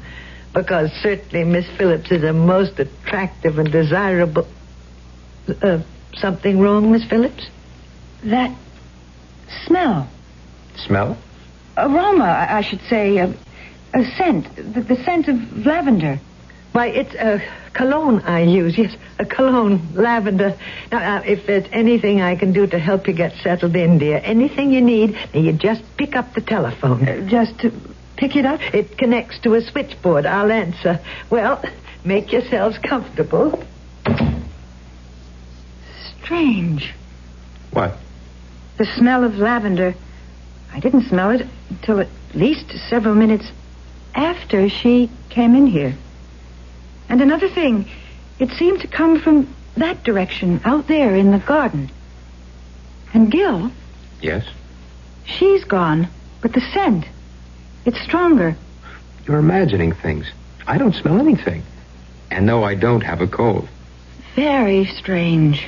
Look, I've got to get back to the office, or the law firm of Belding and Maxwell will be firing their youngest partner. But I'll see you for dinner tonight, okay? Very okay. Pick you up at 7. Well, better unpack my bag, put things away. That scent. It must be coming from the garden. Locked.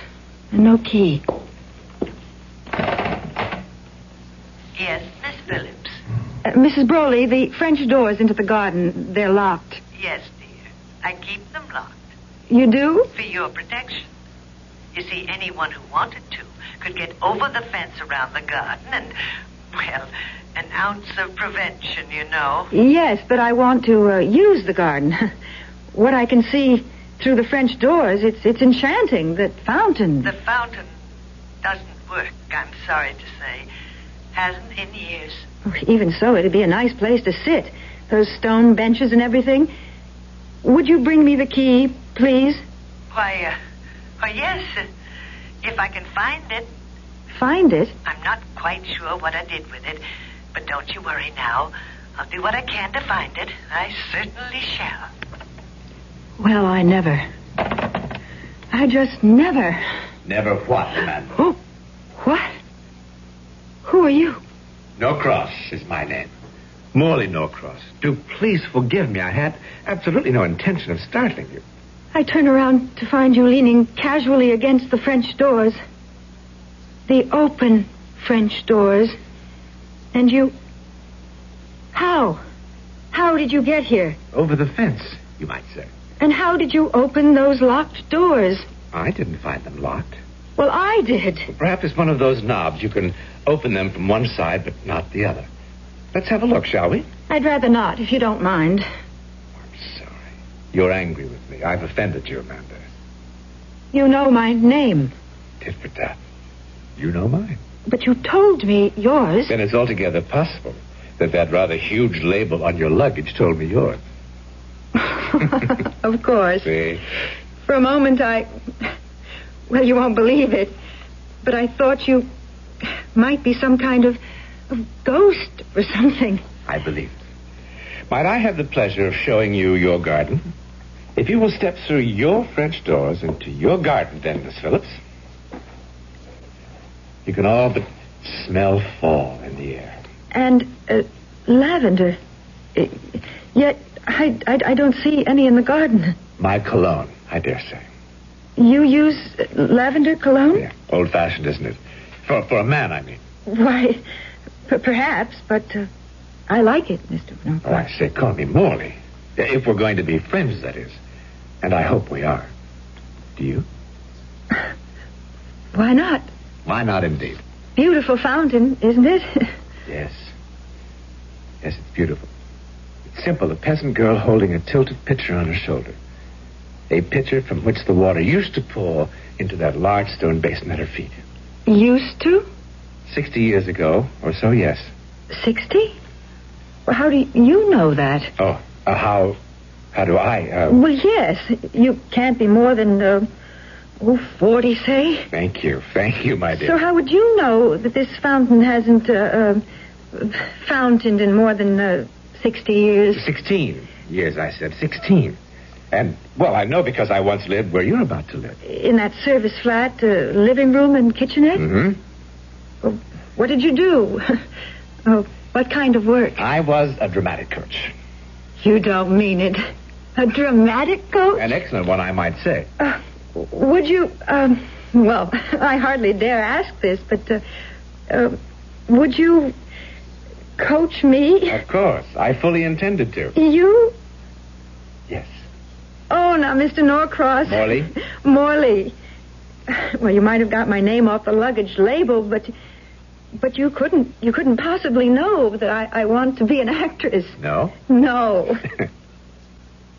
What is it? Ever read Sherlock Holmes stories? No. That's too bad. They're fascinating. Fascinating. Holmes could look at someone he'd never seen in all his life before and tell him everything about himself. I was an avid reader of Holmes, and somehow I picked up the technique. For example, your makeup. Oh, what about it? Unless I'm mistaken, on your cheeks, that's panistic rosy glow, isn't it? Yes. And a touch of daylight orange in the corner of each eye. You're amazing. Of course, on stage, you'd use vermilion. But for daytime wear, you're most astute. And then, of course, your clothes are a dead giveaway. To say nothing, my dear, nothing of your warmth. Unbelievable, Morley. Elementary what? Elementary. Would you like some tea? Do you have any? I mean, you just moved in. In my suitcase. Then I'd love it. Come along inside. No, I'll sit here. I'll sit here. It's such a pleasant afternoon. I'll be as quick as I can.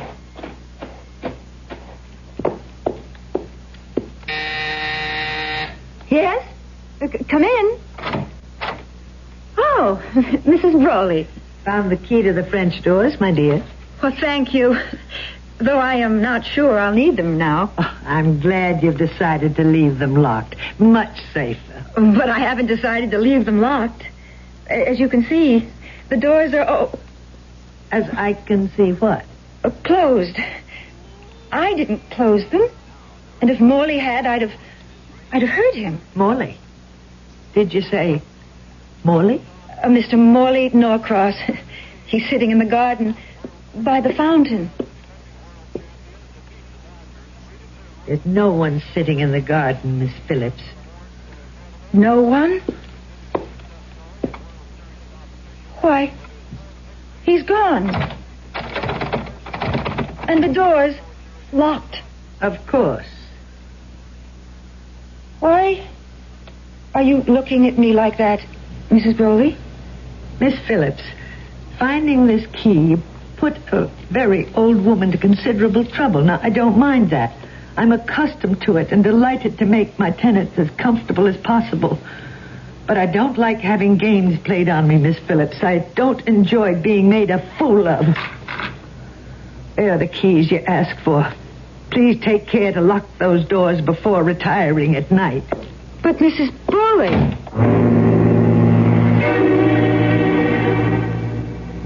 Amanda, you were dead tired, beat. You probably stretched out on that couch to rest and fell off to sleep. You dreamed it all. You had to. I don't remember lying down, Gil. I didn't.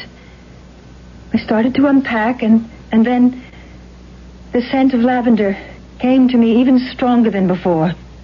It came from the garden. I tried to go into the garden, but found the doors locked. And so I called Mrs. Broley. Yes, you told me all this. But, sweetheart, it couldn't have happened. It just couldn't. Well, if it didn't... Oh, I don't know. I just don't know. Neither do I. One thing I do know, though. I'm taking you out for the best dinner you ever had. You need it. I guess I do. Won't be a minute. Put on a new face. Okay. Know something? What? I did all right by you, finding this place. Comfortable, homey. Even the paintings on the wall. Not the usual crummy stuff you find in a place like this. They're pretty good art. This one over the fireplace is a knockout. I haven't had a chance to look at it, really. It's by, I don't know, some name here at the bottom. Can't make it out. Dated, I can make that out. 1909. It's called The Dramatic Coach. Oh? Shows him, the coach, teaching a girl how to act. Very handsome guy. Tall, wavy chestnut hair, worn kind of long. Blue eyes, I think. Gray at the temples, strong nose. Very strong nose. Oh. Ready so soon? Let me see that. The painting? Yes, the... Huh? Amanda, what is it? The man in the painting. The dramatic coach, Gil. That's Morley Norcross.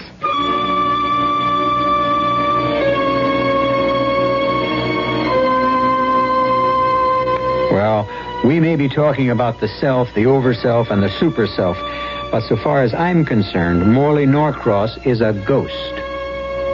Now, maybe he isn't. Only my opinion. But the things going on in that 9th Street flat, the things that happened to Amanda in that garden, you ask me, they're more than strange. They're uncanny. I wouldn't be concerned, except I remember Amanda saying she felt scared. I don't like that. It worries me. I'll be back shortly for Act 2. Give your hand to a friend. Give your heart to your loves. But give your cold to contact. The sooner the better. The common cold is a rotten thing. You miss so much. Sneezing, drips, and congestion can drag you down. Then ask yourself the contact question.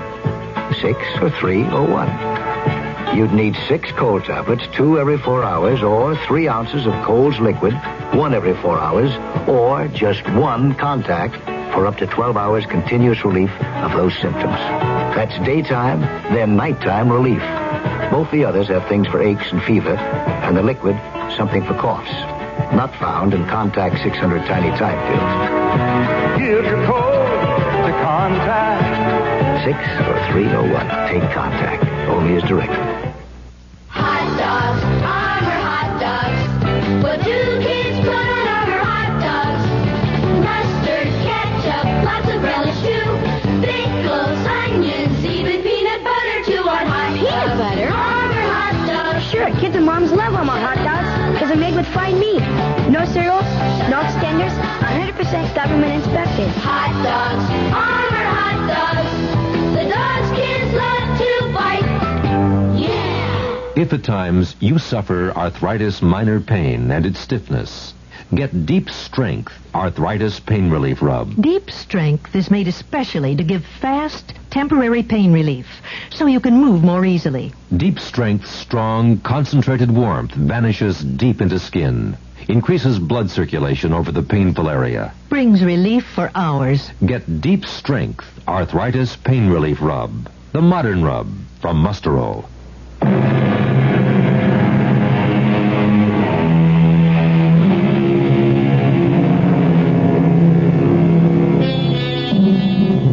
We're involved with an experience having to do with the occult, the esoteric.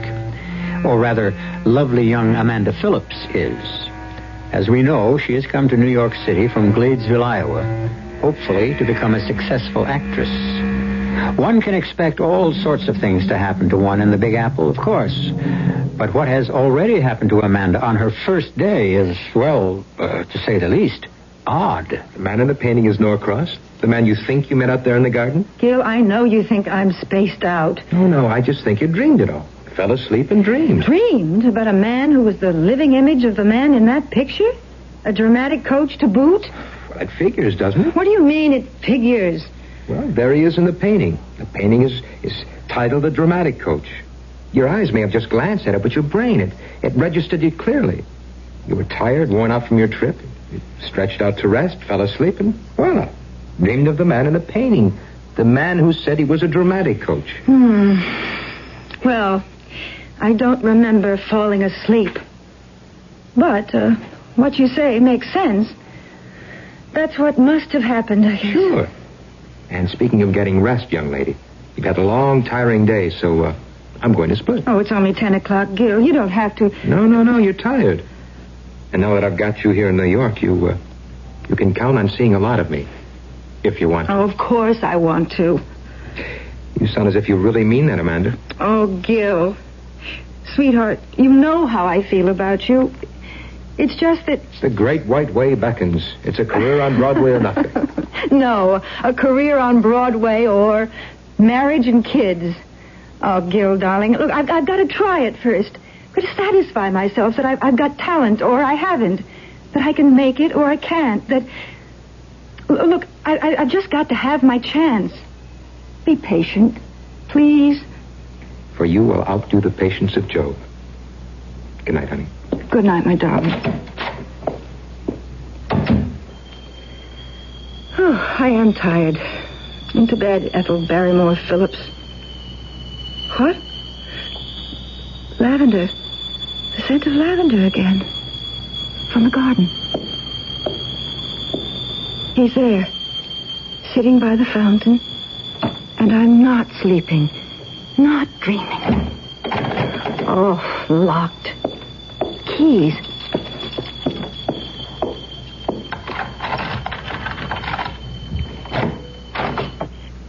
Morley? Amanda. What are you doing here at this hour? Ah, it's such a beautiful evening. Full white moon. Yes. Isn't it an enchantment? The jet black buildings tall against the night sky. Lights shining yellow and orange in windows here and there. And here, right here in the midst of it all, a small oasis of peace and quiet, loveliness. You keep talking like that, Morley, and you will cast a spell over me. I will, won't I? Amanda, do you mind my coming here of an evening, now and then? I won't, if you say no. Well, no, I suppose it's all right. You come when you want to. Thank you, my dear. Thank you. Morley? Yes? There's a painting over the fireplace. It's called the Dramatic Coach. And the man in the painting, the coach, looks exactly like you. Yes. Yes, he does. It was painted by Scott Costain in 1909. The man in the painting is my grandfather, whose name was also Morley Norcross. Oh. You didn't... You didn't think... Yeah, I'm afraid I did. No, you couldn't have. But, look, if you haven't lived here in 16 years, you said? Yes, 16. Well, what's the painting doing there now? You have no doubt heard of actors being forced to leave their luggage behind because of non-payment of rent. And you? Oh, Morley. But it's quite all right, Amanda. It's quite all right, especially since I can look at it almost as much as I want to. I can take a peek now and then through the French doors. You poor man. You love that painting, don't you? You're very perceptive. Yes, I do love it. As much as I love this fountain. The fountain? Yes. Did Mrs. Broley tell you? No. I don't suppose she did. There's a legend goes along with this fountain. A legend? It's rather tragic. All the better. The more romantic. Perhaps. A man, someone who lived in that flat where you live now, as I lived, a man committed suicide at this very spot. Oh, no. Why? I think the phrase of the time was unrequited love. Oh, Morley, that is romantic. It didn't seem so then. What? I mean to say, the man must have felt the very depths of misery, experienced the most frightful emotional horrors to kill himself. He committed the greatest sin known to man, or God. Suicide? No. Despair. And in despairing, renounced his faith in God. No one who believes in God, truly believes, can ever give way to despair. Amanda, you remember that? Yes, Morley, I shall. As for the legend, the fountain ran red with blood, his blood. And then it stopped flowing, just stopped. They've tried to get it flowing again and again, but they have failed every time. According to the legend, it never will flow again until someone, somewhere, sometime, does something so supremely unselfish, so totally and completely selfless, that the sin of suicide committed here is paid for. Beautiful. So beautiful. And when that happens, if ever it does, the fountain will gush forth once more.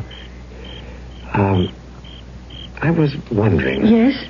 Would you have any objection if I came in, only for a moment, to have a closer look at that painting? Why, of course not. Come along. Thank you, Amanda. Your grandfather, was he a dramatic coach, too? Or did he just pose for... No. He coached actors and actresses just as I do. Well, there it is. Yes, there it is. Amazing, the resemblance. Isn't it? isn't it? Was your grandfather, was he the man who killed himself in the garden? Yes. And she, the girl in the painting. Oh, he loved her. He loved her. And she loved him. Or so she let him believe. She was one of his pupils. Beautiful. Talented. I can't tell you how beautiful. How talented. Oh, I shouldn't think you could, since you weren't born yet. Yes, that's quite true. Quite true. It's only hearsay. Well, what happened? Well, she began to get rather good parts and began to be known. And, well, she met a wealthy man and fell in love with him. Or some said his money. Oh, dear. It must have been tragic. It was more than I could bear. You? Oh, my grandfather, of course. But you said more than you could bear. My imagination. I have a flair. I have a talent for placing myself in a situation of becoming the people involved. I imagine myself. Well, you've played the game called imagination, of course. No, I've never even heard of it. No, it's a wonderful game. And incidentally, extremely helpful to an actor or actress. Would you care to play it? Well, Let's do it. Now, let's imagine ourselves to be, well, those two people in the painting. All right. How do we go about it? First, look closely at the painting. Mm-hmm. Try to see every detail. Every detail. For instance, the furniture. Old-fashioned, high-backed couch with brocaded upholstery and antimacassars. That's right. And the table lamps, beaded lamps they call them, I think. That's right. And the gas jets on the walls. Notice? How could I help but notice? I feel as if those lamps are actually lit. As if the gas jets are really glowing. As if Yes. I'm in the room with him. His arms around me, his lips close to mine. Go on. It's all so real. I am that woman in the painting. You are. You have become her. You have become Iris Jordan. Iris Jordan? That was her name. Is her name because you bring it to life again. Iris. Oh, Iris. No. Iris, what are you doing? Darling, Let me go. I love you. Molly. Mr. Norcross. Please, Iris. Unhand me, sir. Iris. You hear me, sir? Unhand me. Please. I've told you I no longer love you. I love another, Thomas Broley, and I'm going to marry him. Don't do this to me, Iris, I beg you. Miss Phillips. I beg you, open the don't. door. I can't bear it. Miss Phillips. I'll kill myself. Do you hear me? I'll kill myself. Miss Phillips. Miss Phillips. What is... Why were you crying out like that? I guess I got carried away, but we were only playing a game. A game? We? Molly Norcross and... Why, he's not here. Mrs. Broley? Broley? Is your first name Iris? Oh, what if it is? Were you the girl in that painting? I think you're out of your mind. You were the girl in that painting, weren't you? You were an actress. And you were in love with Molly Norcross, but you jilted him for a man named Broley. Thomas Broley. Miss Phillips, I will ask you to vacate these premises in the morning. This room, that garden, they're haunted, aren't they? I don't know what you're talking about. Oh, yes, you do. Not only the room and the garden, but that painting, all haunted by the ghost of Molly Norcross, the man you loved and then jilted more than 60 years ago. That's why you rent this place so cheaply. $45 a week. Tenants just don't stay here very long, do they? How long has it been since the last tenant, Mrs. Broley? How long? Well, more than a year. I see. What happened to the last tenant? Dead. Found dead in the garden. She'd been strangled. And that's why you weren't able to rent the place? No. The tenant before... Found dead? Strangled? Yes, Oh, my dear child, I only pretended to be angry with you and demanded you to leave to save your life. After letting me rent the place? I hoped the haunting was over, but I see now it isn't. Morley's ghost will haunt this place, haunt me till the moment I die. You must go in the morning. No. I'm not afraid of ghosts, Mrs. Broley. But more than that, I don't want to leave. Don't ask me why. I don't know. I'm afraid I do. What? Because you've done what I'm almost sure the others did.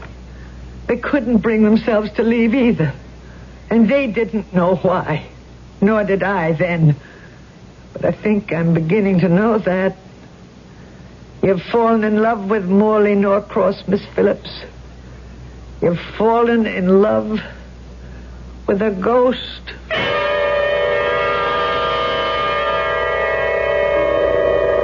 Well, there's a twist for you. Has Amanda fallen in love with the ghost of Morley Norcross? Or is some other power, some other force at work? Let's not forget that we've been talking about not ghosts, but the baffling, the mysterious complexities of the human mind. I'll return shortly with Act 3.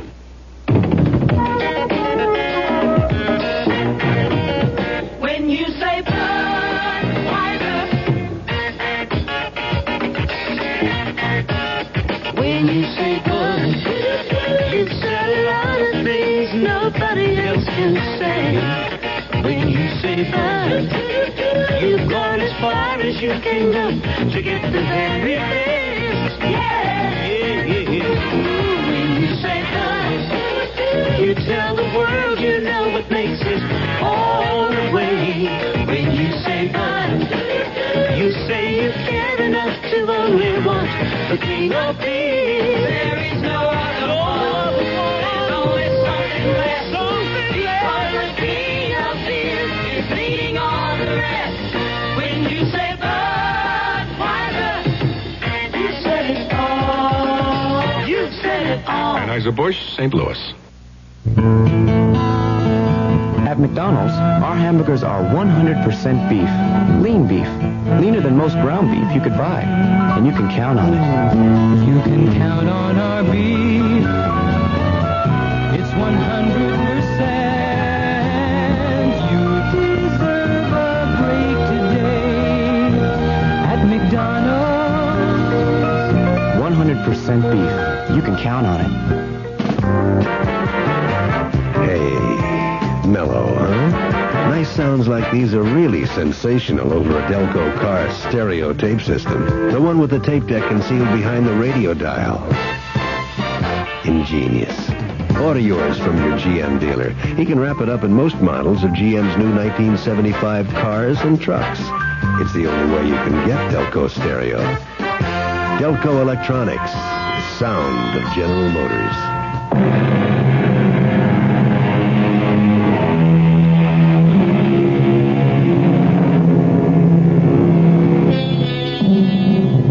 Fall in love with a ghost. That surely must be a curious experience, to say nothing of a dangerous one. Especially when, if previous tenants of Amanda's little apartment did the same thing, they were strangled to death as a result.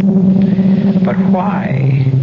Morley Norcross, his ghost, that is, seems a charming, gentle, anything but violent spirit. So why? Amanda certainly has no answer. As for Gil, the man who hopes to marry her... I just don't plain believe it. This story of yours of what happened here last night. True, Gil, every word of it. You can check it out if you want to. You're a lawyer. Go to police headquarters or wherever you go. Find out if 2 women were strangled here or not. If you believe all this, what are you staying here for? Mrs. Broley says, thinks, I've fallen in love with Morley. Now I've heard everything. You in love with a ghost. Amanda, you don't think you are, do you? If you think that, then you need help, sweetie. You need help in a bad way. Now you're telling me I'm crazy. Well, if you're not, you certainly sound I think you better go, Gil. Now, wait a minute. Please, Gil. I take time off from the office to come down here and drive you to a tryout, your first audition for a Broadway play, and now you tell me to get lost. I'm sorry, but you get me so upset, so angry with you, and we've never quarreled like this before, never. Oh, sweetheart, I am sorry. I really am. Now, come on now. Dry the eyes. Oh, Gil. I can't believe you're in love with a ghost. But you wouldn't be in love with another man, would you? Oh, don't be silly. Let's go or I'll be late for my audition.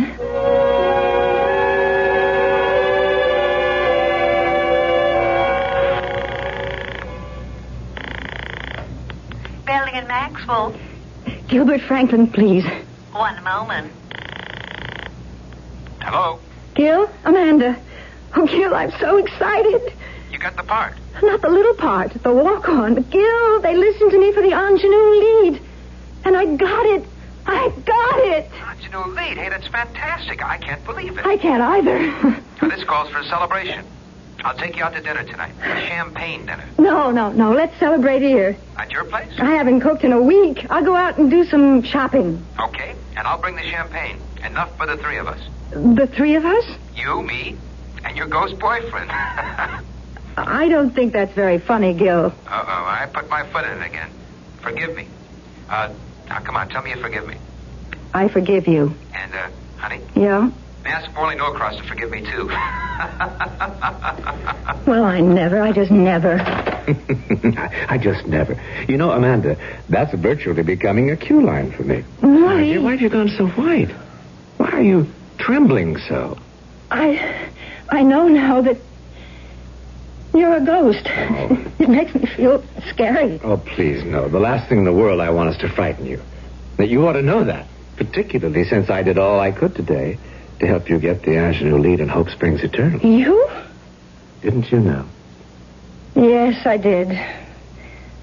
I felt something. Something that lifted me above myself, above my talent. It made me act as I've never acted before. But I didn't know it was you. It was. I was there all the time, coaching you. Now, still frightened of me? No, not really. Only... Yes. Did you strangle them, Morley? The two women who lived here before you? Yes. I confess it, I did. Why? The painting there above the fireplace. I didn't tell you the whole story behind it. Why not? I was ashamed. Ashamed? Of what I did to Iris, or tried to do. You see, my dear, she didn't leave me for Thomas Broley just because she'd fallen out of love with me.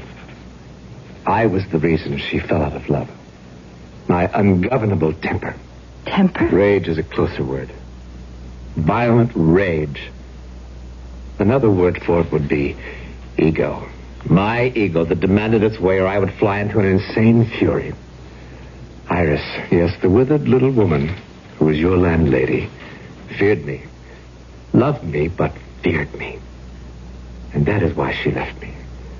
That is why, let me also confess, I killed myself out there by the fountain. Not from despair, as I told you. Not from misery. But from sheer, limitless, violent rage.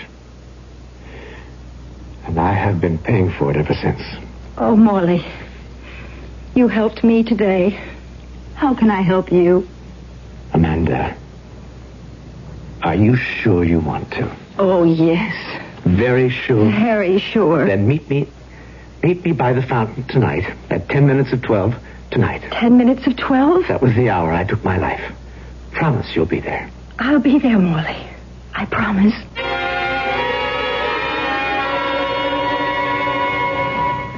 All right, Amanda.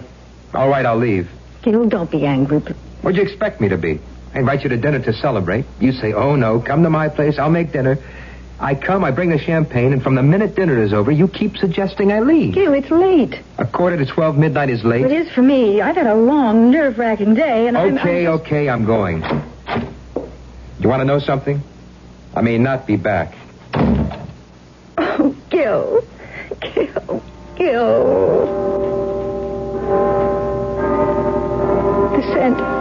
The scent of lavender coming from the garden. Yes, Morley. I'm coming.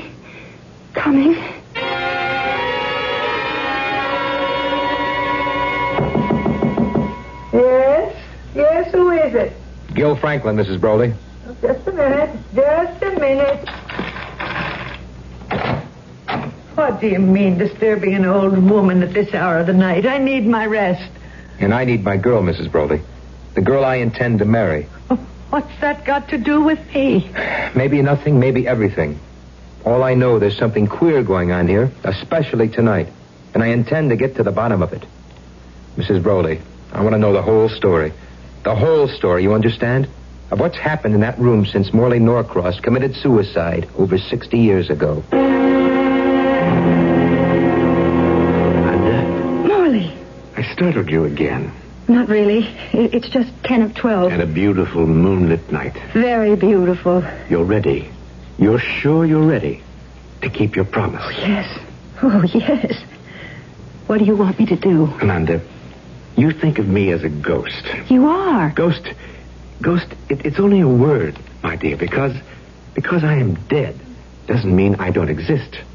I do. I am as alive as you, only I live on a different plane of existence now. A different plane of existence? You might even say a different level of consciousness. I don't understand. No mortal does.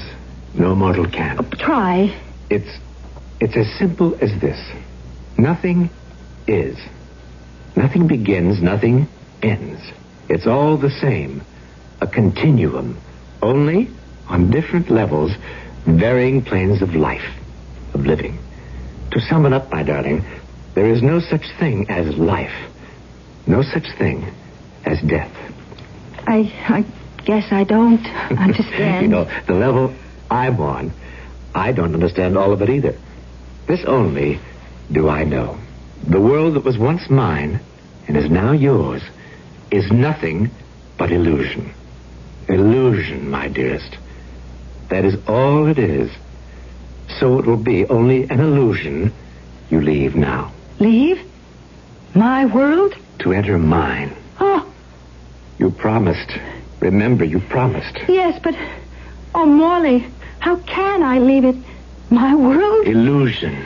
Illusion, reality, call it what you like. I don't know. But Morley, I'm going to be the ingenue lead in a Broadway play. It's what I've wanted, dreamed of, yearned for since I was a child. I can't leave that. You must. I can't. I tell you, you must. Can't you understand? What you're leaving is nothing. Nothing to what you'll find on my plane. I'm not taking anything from you. I'm giving you everything. But what I want... You promised. You promised. Rotten hell if you didn't promise.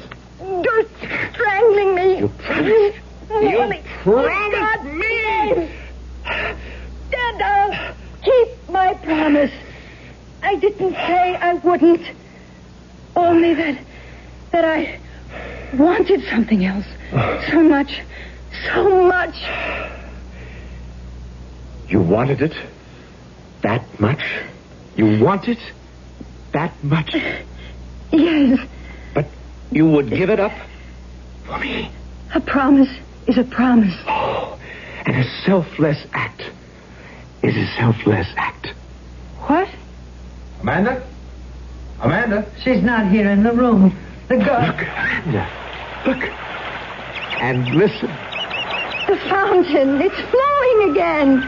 And birds singing in the garden at midnight. Remember, I said the fountain would never flow again. The birds sing no more until someone, somewhere, sometime did something so supremely unselfish, so totally and completely selfless that the act of suicide committed here, my suicide, would be paid for. Oh, Amanda. I knew it would be you. I knew it. Amanda. And I was right. Amanda. Gil! Oh, Gil! Darling.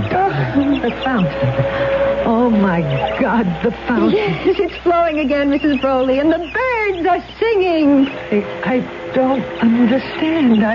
Don't try. Just don't bother trying, Mrs. Broley. But I must, because I've always had the feeling that if ever the fountain started again, I would stop. You would... Oh. Gil, catch her. She's fainted. No, Amanda. She's dead. Not dead, Gil. Alive. Very much alive. On another level. Another plane of existence. And oh, God, make it a happier one for her. And Morley.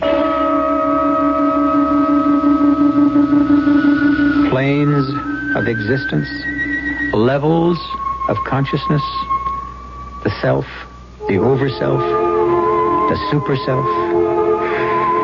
What do I know? Comes to that, what do you know? We don't. Because if what I read, what they tell me is so, our brains simply aren't equipped to understand. I once asked a Buddhist monk about this, and he said, you mustn't try to understand. Just experience. That says it all, I guess. I'll be back shortly. If you take a look at the 1975 cars, you'll notice a European influence. And there are some new American cars that rival the Europeans. One being Buick's new Skylark SR, with its touring car interior and spirited little V6 engine. But don't think of the Skylark SR as a European tourer. We're proud of the fact that it's a Buick. You will be, too. Buick. Florence, dedicated Italy, to the 1506. Leonardo da Vinci paints the Mona Lisa. Hudson and Landry are there with sun-sweet prunes. Look, Signora, how many times I gotta tell you all I want's an Angelica smile? Listen, Leonardo, get off my back. I've been trying to give you a smile for 6 weeks now. First you say I'm smiling too much, then not enough. I'm wasted. Besides, I'm hungry. Here, have us some sun-sweet prunes. They'll make me smile? Sun-sweet prunes? Full of vitamins and minerals and other good things. They give you stamina you need to sit here another 6 weeks till I get you smile right. But why sun-sweet prunes? Because more people eat sun-sweet than any other prunes. They're always fresh and moist and tender. Now eat your prunes and smile. Oh, your eyes sparkle when you get mad, Lenny. Cheer up with sun-sweet prunes. Think of them as vitamins with wrinkles.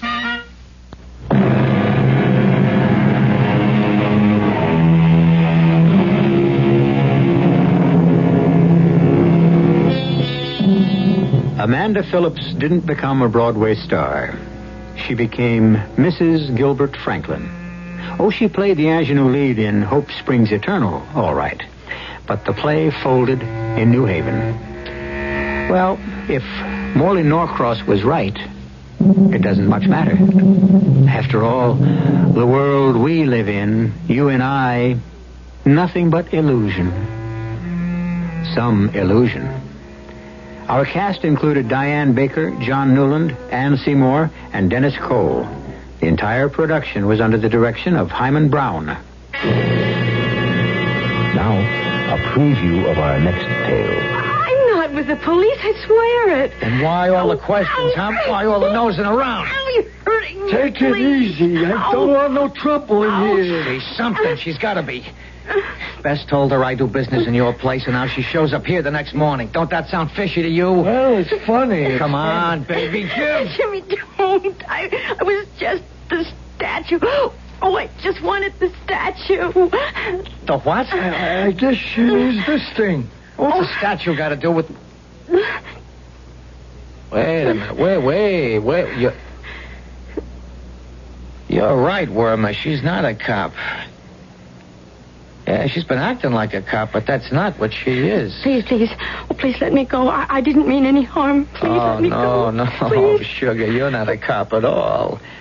What you are is a nun. Radio Mystery Theater was sponsored in part by Buick Motor Division. This is E.G. Marshall inviting you to return to our Mystery Theater for another adventure in the macabre. Until next time, pleasant dreams.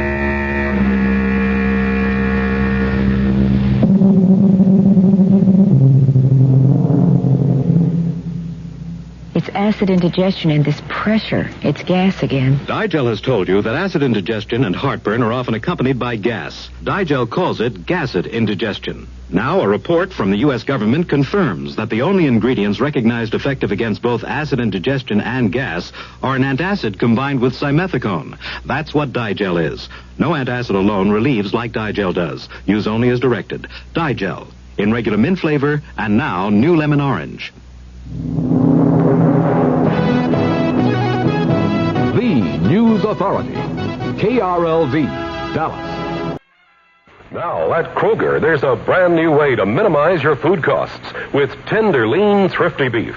Thrifty beef is the economical meat choice because it's naturally leaner and priced to save you more. And remember, thrifty beef is unconditionally guaranteed. If you're not satisfied with any cut, just return it to Kroger for replacement or a full refund. Tender, lean, thrifty beef, new from Kroger to help minimize your food costs. U.S. good, tender, lean, heavy beef round steak, only 98 cents a pound at Kroger. Say, how'd you like to save a lot of money on a brand new car that looks and rides almost the same as a 75 Impala? Well, thanks to Friendly Chevrolet, you can.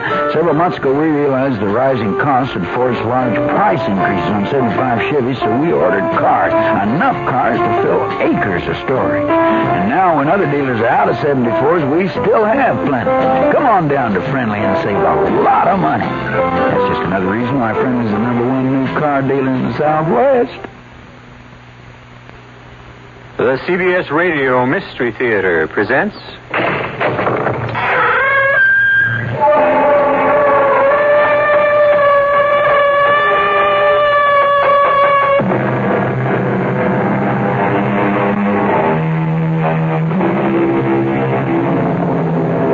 Come in. Welcome. I'm E.G. Marshall. Some people call our kind of entertainment escape fiction. Well, that word has never been more appropriately used than to describe the story you're about to hear. It's about a man with a most unusual profession, a man who makes his livelihood by making escapes.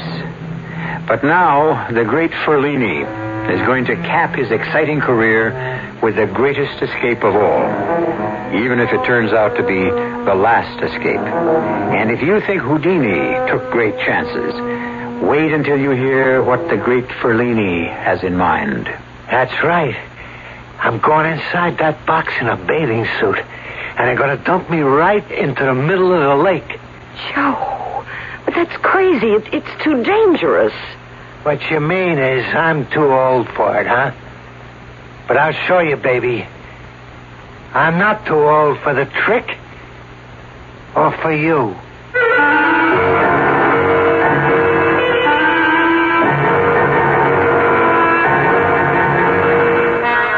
Our mystery drama, The Last Escape, was written especially for the Mystery Theater by Henry Slessor and stars Joan Lovejoy and Robert Dryden.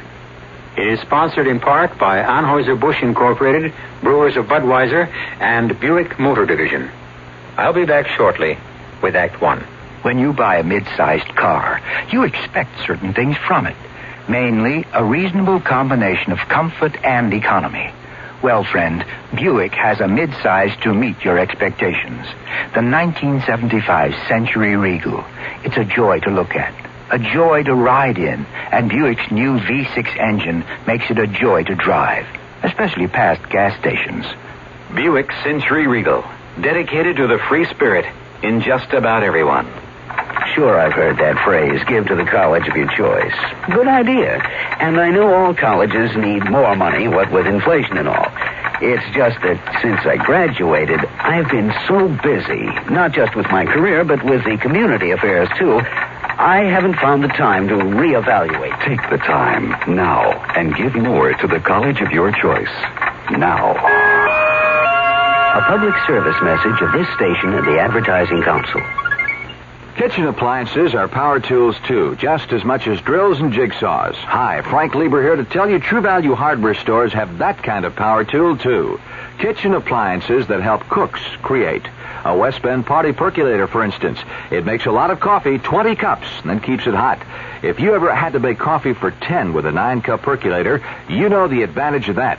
It has a durable polypropylene body and a two-way spigot, just $9.99. And there's a Toastmaster broiler oven, one that cleans itself as it cooks. In one position, it broils and grills. Flip it over, and it bakes and roasts. It's just $32.88 at True Value hardware stores. And there's a Hamilton Beach 14-speed blender. It comes with 2 special plastic containers. You can blend food in them, then store them away in the refrigerator. Just $19.88. Kitchen appliances are power tools, too. Just a few of the values at participating True Value hardware stores.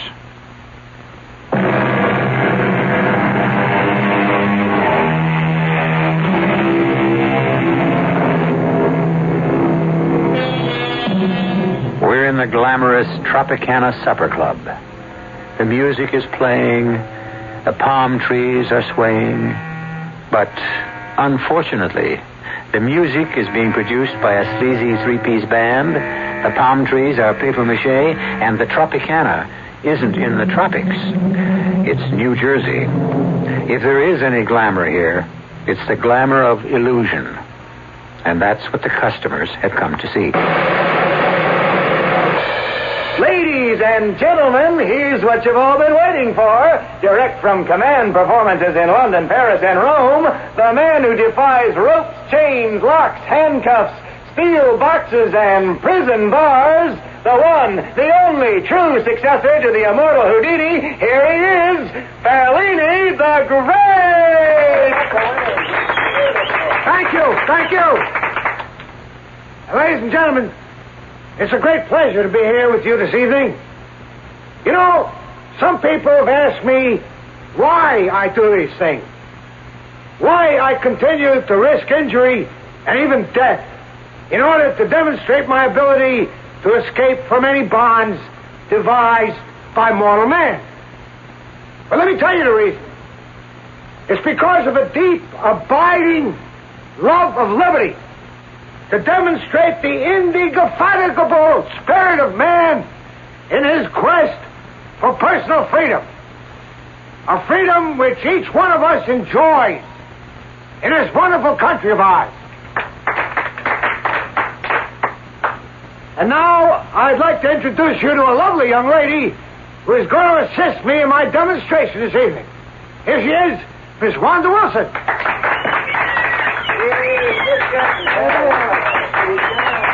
As you can see, Miss Wilson is holding something in her hand. It's a straitjacket designed to restrain the most violent madman. Madness, as you know, often increases the strength of its victim enormously. But this jacket has been created so skillfully that experts will swear that there is no way out of one. The great Houdini, however, once proved that it can be done. And tonight, before your eyes, I am going to attempt to duplicate his astonishing escape. Wanda? Yes, Fellini. Please ask 2 men from the audience to assist us. Yes, Fellini. Well, how about, what about you 2 gentlemen? Will you help out? Oh, thank you very much. Now, if you 2 gentlemen will just put the jacket on me. Yeah, that's right.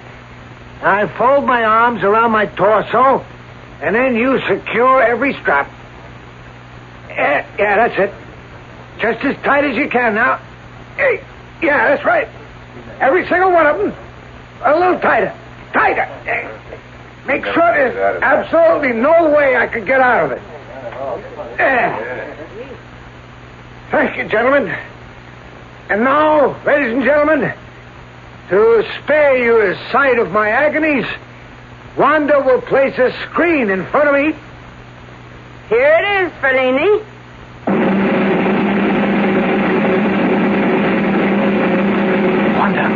Wanda, can you come here a minute? No, Tommy, not now. The actor's on. I've got to talk to you. Can you meet me later? I don't know. Please. I'll try. That's all I can say.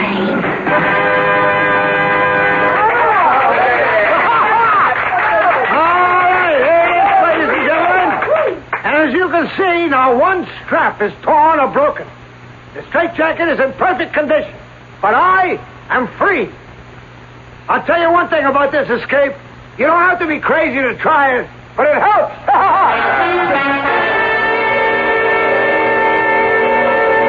Wanda, I'm over here.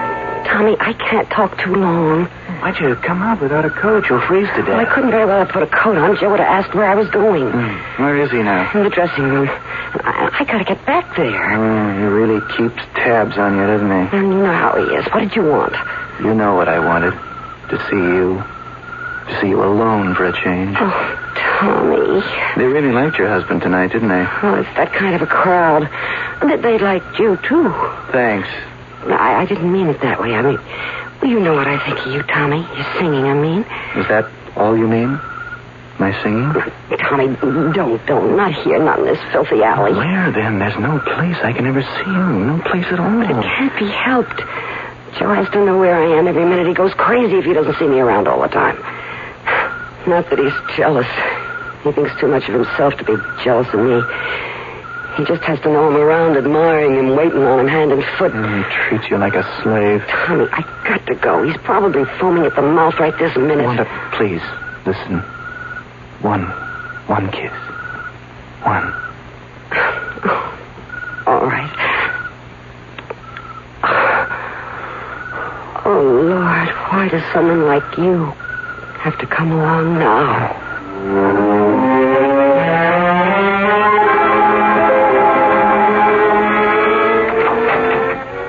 Hey, where were you? I told you I went to get some cigarettes from the machine. You shouldn't smoke. I never smoked in my life.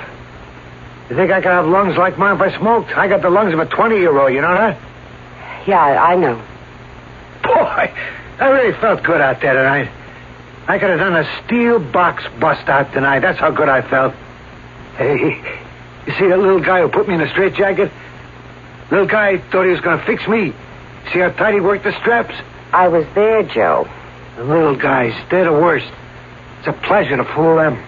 Joe, what do you say? Are you just going to keep staring into that mirror all night? I like what I see. Don't you like what I see? I never knew anyone who liked to look at himself the way you do. 49 years old.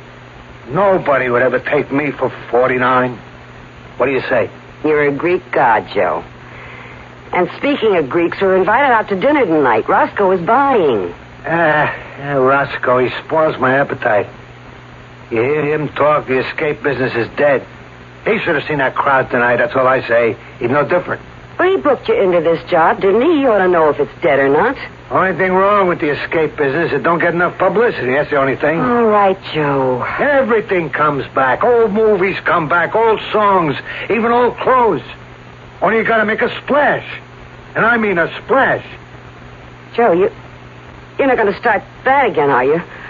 Start what? With Roscoe. You're not going to start talking about that water business again, are you? I'm sick of that subject. You're getting old, Wanda. That's your trouble. The water trick is the best idea I had in years. Don't talk to me about age. You're no chicken, Joe, and don't forget it. An escape like that could be too much for you to handle. So I'm no chicken, huh? Listen, sugar. I count 10 new wrinkles on your face since last week. Take a good look in a mirror. Oh, stop it, Joe. Go on, take a look. You're hurting me. Go on, I said. Look at yourself. Stop it.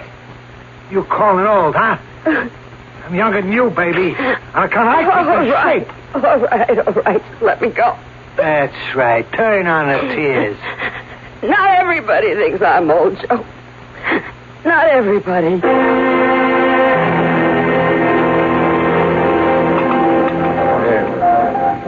You should have seen me tonight, Phil.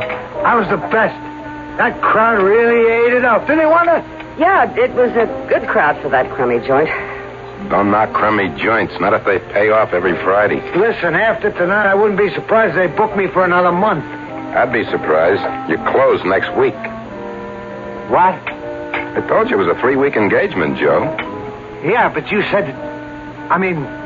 maybe it would go longer. Well, that's as far as it goes. Okay, we'll find someplace else, right? Someplace better than that crummy Tropicana. Sure. I'm telling you, Phil, the escape business is coming back. And when it does, I'm going to be right on top. You're practically the only one left. All I need is one good break, one good publicity stunt. Uh-oh, here it comes. Starting with that water trick again? Yeah, that's right. Thought you were going to stop bothering me about that. I don't stop bothering you until we do it. Look, Joe, you know as well as me that times are different. 20, 30 years ago, a good press agent could ballyhoo an escape artist right onto the front pages. Only Houdini's been dead a long time. Sure, Houdini's dead. But I'm alive. Me, Joe Fellini. It's one thing about you, Joe. You never had any trouble with false modesty. Listen, what could Houdini do that I can't? I work with the ropes, the chains, irons. I can get out of boxes, bags, hampers, chests. I can do all the handcuff routines. Nobody does a faster straitjacket than me. Besides, you know that Houdini used a lot of phony trick stuff. And I suppose you don't? Sure, sometimes. I got my skeleton keys, my phony bolts, and all that other junk. But you know me, Phil. I do my best tricks with muscle and brains, right? Sure. You're the greatest, Joe. Yeah, I keep in shape. Ask Wanda here. 1 hour a day with the barbells. Yeah, I still got a terrific chest expansion. I can do this water trick, Phil. It'll be great. You know something, Wanda? Maybe the only way to stop your husband from talking about this is to let him do it. Oh, Phil, no. All right, Joe, how do you plan to work the act? I really do it up good, Phil. First, I'll let him handcuff me. I mean, genuine cuffs. All checked out by the chief of police or somebody like that. And what makes you think I can line up the chief of police? Then after I'm handcuffed, a rope around my body around 50 feet. Then they put me in a burlap sack and tie it up good. Then I put the whole works into a steamer trunk and dump me right in the middle of the lake. How's that sound? Like sudden death. Don't worry about it. 2 minutes after that trunk goes into the water, out I come. Then all I gotta do is swim. And how do you plan to do it? Oh, I ain't giving away no trade secrets, Phil. All I can say is I got a new gimmick that'll make it more sensational than even the water trick Houdini did. Phil, you can't let him go through with this. It's a trick for a young man. I can do it, I said. Just tell me when we start, Phil. I'll tell you when, Joe. As soon as you can prove to me that you can swim.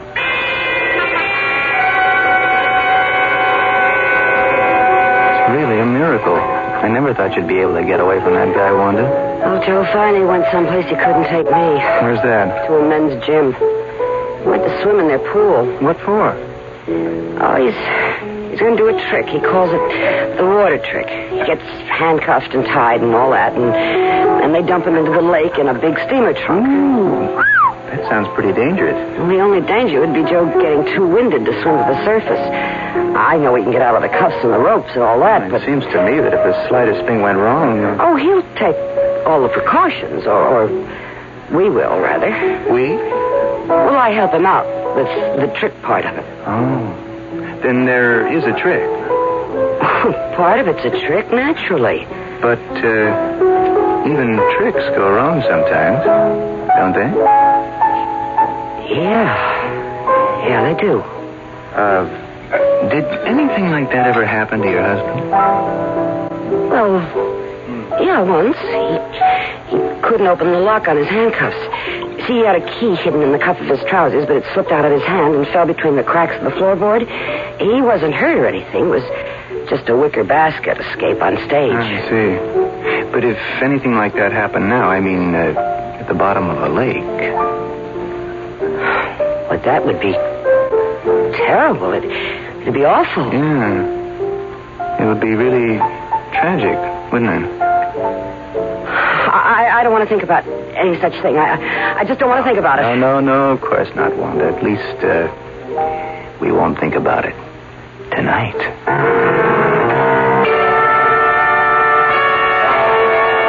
Well, unless I heard wrong, it sounds to me that I've just heard a conversation about murder. No, the word wasn't spoken. The plans weren't made. But it wasn't difficult to hear between the lines. Will Mrs. Joe Fellini really spoil the grandiose plans of Fellini the Great? We'll find out when we return shortly with Act 2. Ladies and gentlemen, this is Ed McMahon. Welcome once again to $1 Million Question. Madam.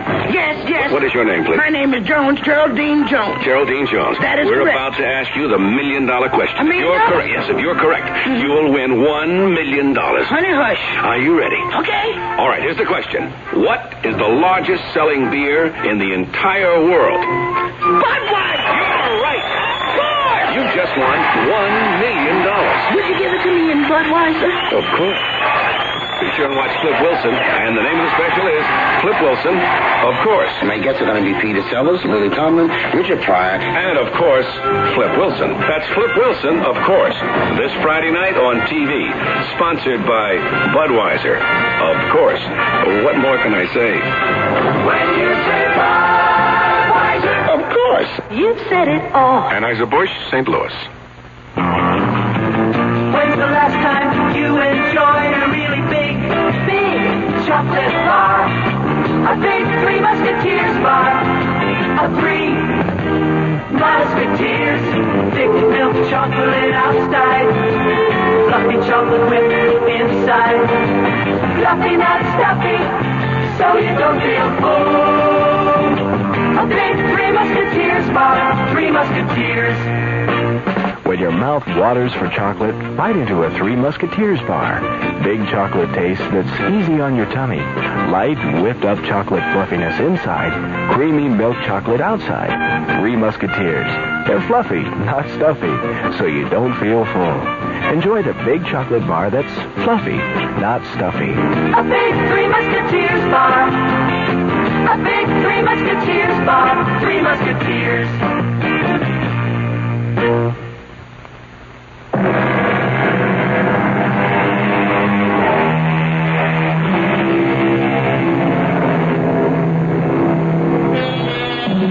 The engagement is over for Ferlini the Great at the Tropicana Supper Club.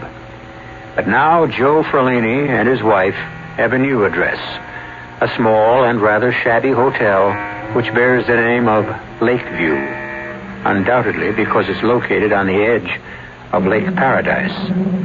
This afternoon, Wanda Ferlini is alone and bored, disinterested in her copy of Variety, tired of reading about the success of others. But then... One second. Tommy. Hello, Wanda. Surprised? Well, of course I am. What are you doing here? Isn't it obvious? I came to see you. No. Scratch that. For publication, I came to audition for a singing job at the Lake Paradise Inn. Is that the truth? You know what the truth is.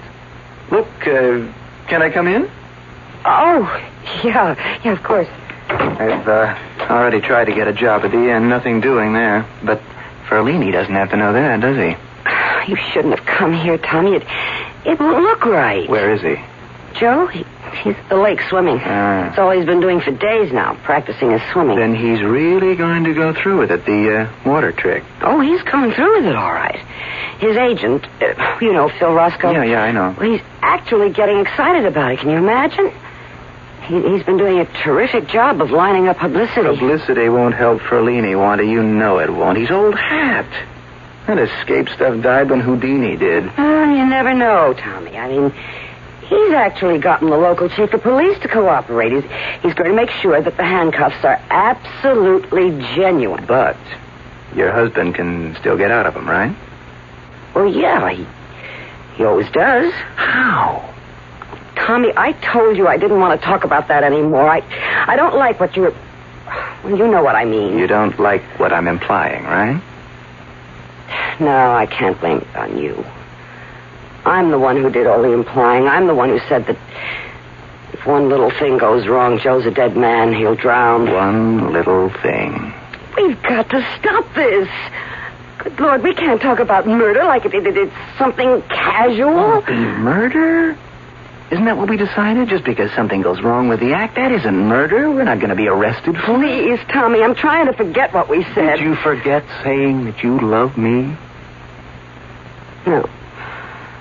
No, I didn't forget that. Is it still true? You know it is. Wanda. Tommy, don't. What if he walked in? Then you know who'll get murdered. You and me, both of us. How's he been treating you? Worse than ever. Every day it's worse. All he thinks about is the act, night and day. Escape, escape, escape. Oh, sometimes I think I'll go crazy, Tommy. I mean it. Easy. He wakes up in the middle of the night, throws off the covers, and takes a bow. Wanda, what's this? What? These handcuffs. Are these the ones he uses in his act? Well, those are the new cuffs. The ones he plans to use for the water trick? Yeah, that's right. They look real, all right. They are real. Oh, they're not trick handcuffs? No. This police chief who's going to inspect them, he's an expert in this kind of thing. Oh, he'd spot a trick cuff in 2 seconds. But Ferlini still gets out of them. Well, he has to.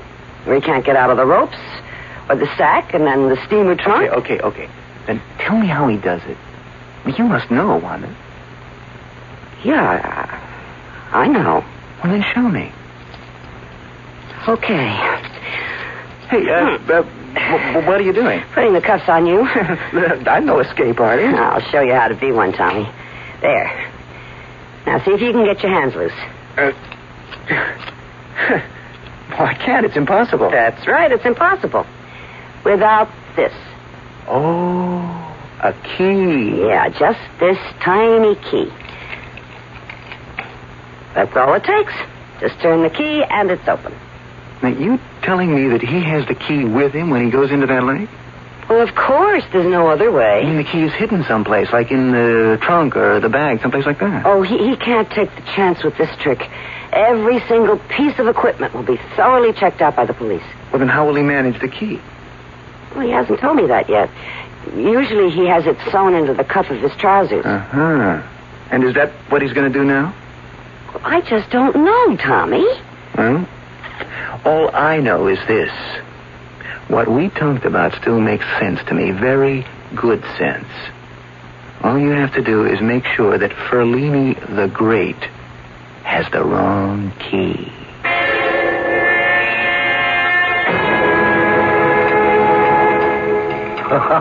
Look at that story, Phil. Just look at it.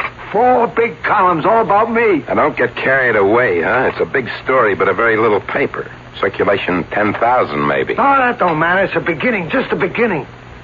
When I pull that stunt on Saturday morning, I'll be on all the wire services. You wait and see. I just hope you don't end up in the obituary column.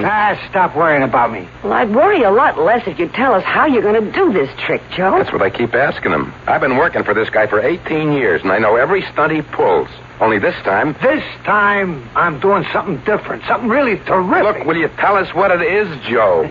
I'm knocking myself out, rounding up the press, getting the police to cooperate. I even got us a motorboat free of charge to take you out in the middle of the lake. Yeah, you're doing a real good job, Phil. I knew you wouldn't let me down. I haven't even told you the best part.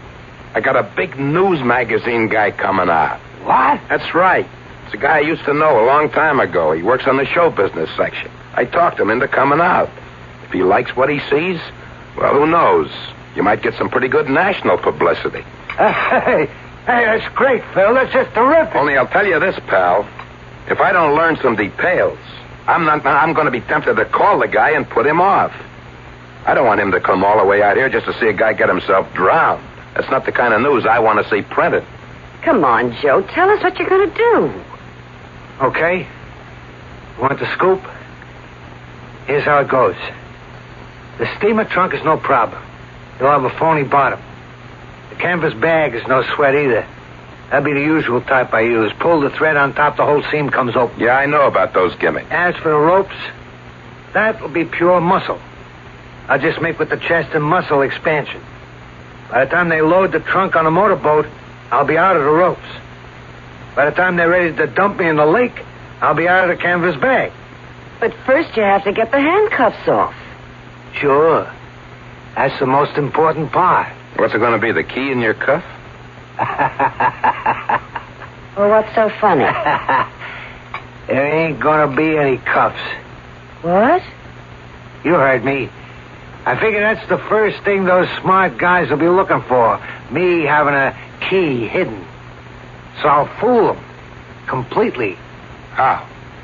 I mean, I'll let the cops examine me from head to foot to make sure I'm not hiding a key on me. And instead of pants, I'll wear a bathing suit. Are you nuts? Joe, you've got to have a key. There's no other way to get those handcuffs open. Oh, sure. I'll have it on me. Because you're going to pass it to me, honey. Me? That's right. Well, how will I do that? And then get away with it? Ah, that's the part I just dreamed up, and it's a beauty. You're my wife, see?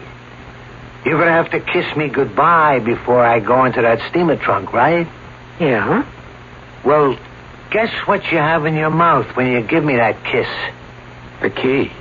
Yeah, that's right. You'll kiss me bye-bye and pass that key from your mouth to mine. And that way, I'll be able to slip the key into the lock with my teeth. Get it? It's a good gimmick, Joe. It's beautiful, Phil. Beautiful. It can't miss. Yeah, it does make sense. Nobody would think it's strange that I kiss you goodbye. Yeah, the most natural thing in the world, honey. After all, any wife would kiss her husband when she may never see him again. That's it, Joe. Just breathe deep. Get plenty of oxygen into your lungs. You're going to need it. Oh, stop worrying about me, Phil. I feel great. I feel terrific. Hey, how's that crowd out there? It's okay. Maybe 100 people. I didn't count it. Yeah, but that guy's there, isn't he? One from the news magazine? Yeah, he's here, and a couple of other newspaper guys. One of them from New York. Yeah, it's going to work, Phil. I can tell. I'm going to really make it back to the big time. Well, if you're ready, the chief is waiting for you. I'm ready. Chief Wallace, I'd like you to say hello to the great Ferlini. How do, Mr. Ferlini? I sure hope you know what you're doing. Ferlini, this is Mr. Ralph Crimmins, president of the local Chamber of Commerce, Frank Petty of the Lake Paradise Tribune, and you've already met Dave Brooks, our motorboat pilot. Well, let's get started, huh? It's a warm day, and I want to go in for a little dip. Chief Wallace. Yeah. Would you begin by placing the handcuffs on Mr. Ferlini? I certainly will. Now, you've examined these cuffs, Chief, and you're sure they're genuine? Oh, they're genuine, all right. Would you clamp them on, please? Right. There you are, Mr. Ferlini. Now, if you other gentlemen will please tie this rope around the great Ferlini's body. Take as many knots as you wish. Can I lend a hand there, too? I used to be a Boy Scout. Oh, help yourself, Chief. May I please have the canvas bag? Right here. Thank you. Now, as soon as these gentlemen have finished tying up the great Ferlini, we'll put the canvas bag over his head and lower him into the steamer trunk. Don't worry, Wanda. I'm going to be fine. Perhaps you'd like to kiss your husband goodbye, Mrs. Ferlini. From the looks of things, I'd say that would be a very good idea.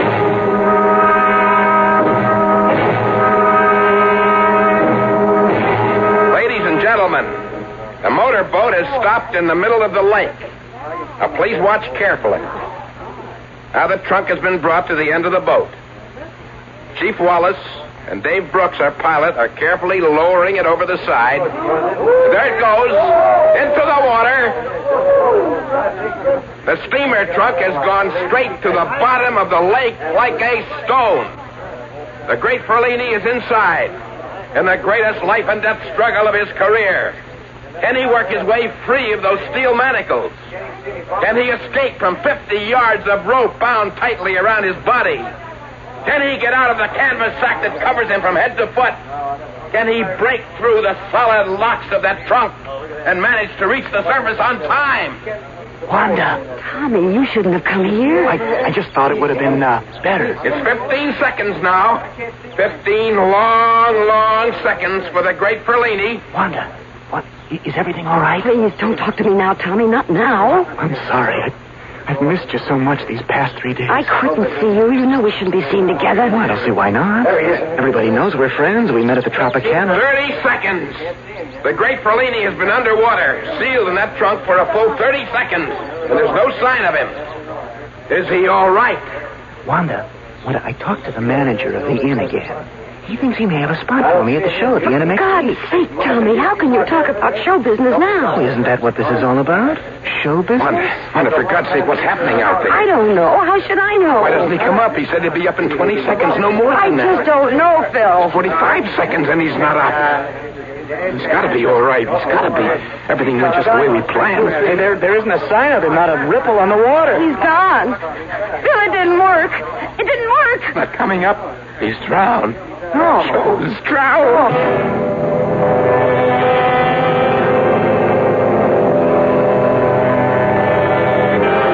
Well, it looks as if the trick has failed. Or perhaps you could say that the trick has been too successful. The one played on Ferlini the Great by his not-so-loving wife. Now, the question remains, will the crime go unpunished? Or does fate have at least one more trick up its sleeve? We'll find out shortly when we return with Act 3. There's a fresh new spirit sweeping the land. A free spirit that demands good products. Products that satisfy your sense of good taste and desire for economy. But above all, products that perform. Buick has been touched by this spirit. And this year, our crisply designed, solidly built Buicks will bring joy even to the most demanding of free spirits. The 1975 Buicks, dedicated to the free spirit in just about everyone. Stanley Myron Handleton. Did you know you can have a college grad's career without 4 years of college? All you need is a year or two of technical education to work in fields like engineering, health service, automotive design, and forestry. The facts are in a free booklet called 25 Technical Careers in 2 Years or Less. Just right. Careers, Washington, D.C., 20202. A public service message of this station and the Advertising Council. If you want to buy a new home today, your problem isn't the cost of materials. It's the cost of money. High interest rates. Hi, Frank Lieber here to suggest you do this instead. Visit a True Value Home Center. The huge array of building materials you see there will give you ideas about what you can do yourself to renew parts or all of the home you live in now. The basement, for instance. True Value Home Centers can help you change it from workroom for washing machines to a playroom for people. Paneling to go over cold concrete block walls, in wood grains, colors, and scenic designs. Install it yourself. And hardwood parquet flooring to go over the old linoleum. Install it just like tile. You could even install a bar down there. True Value Home Centers have sinks, countertops, and plumbing fixtures, too. You supply the labor, they supply the materials, and some know-how if you need it. Come see what you can do with the home you live in now at your nearby True Value Home Center.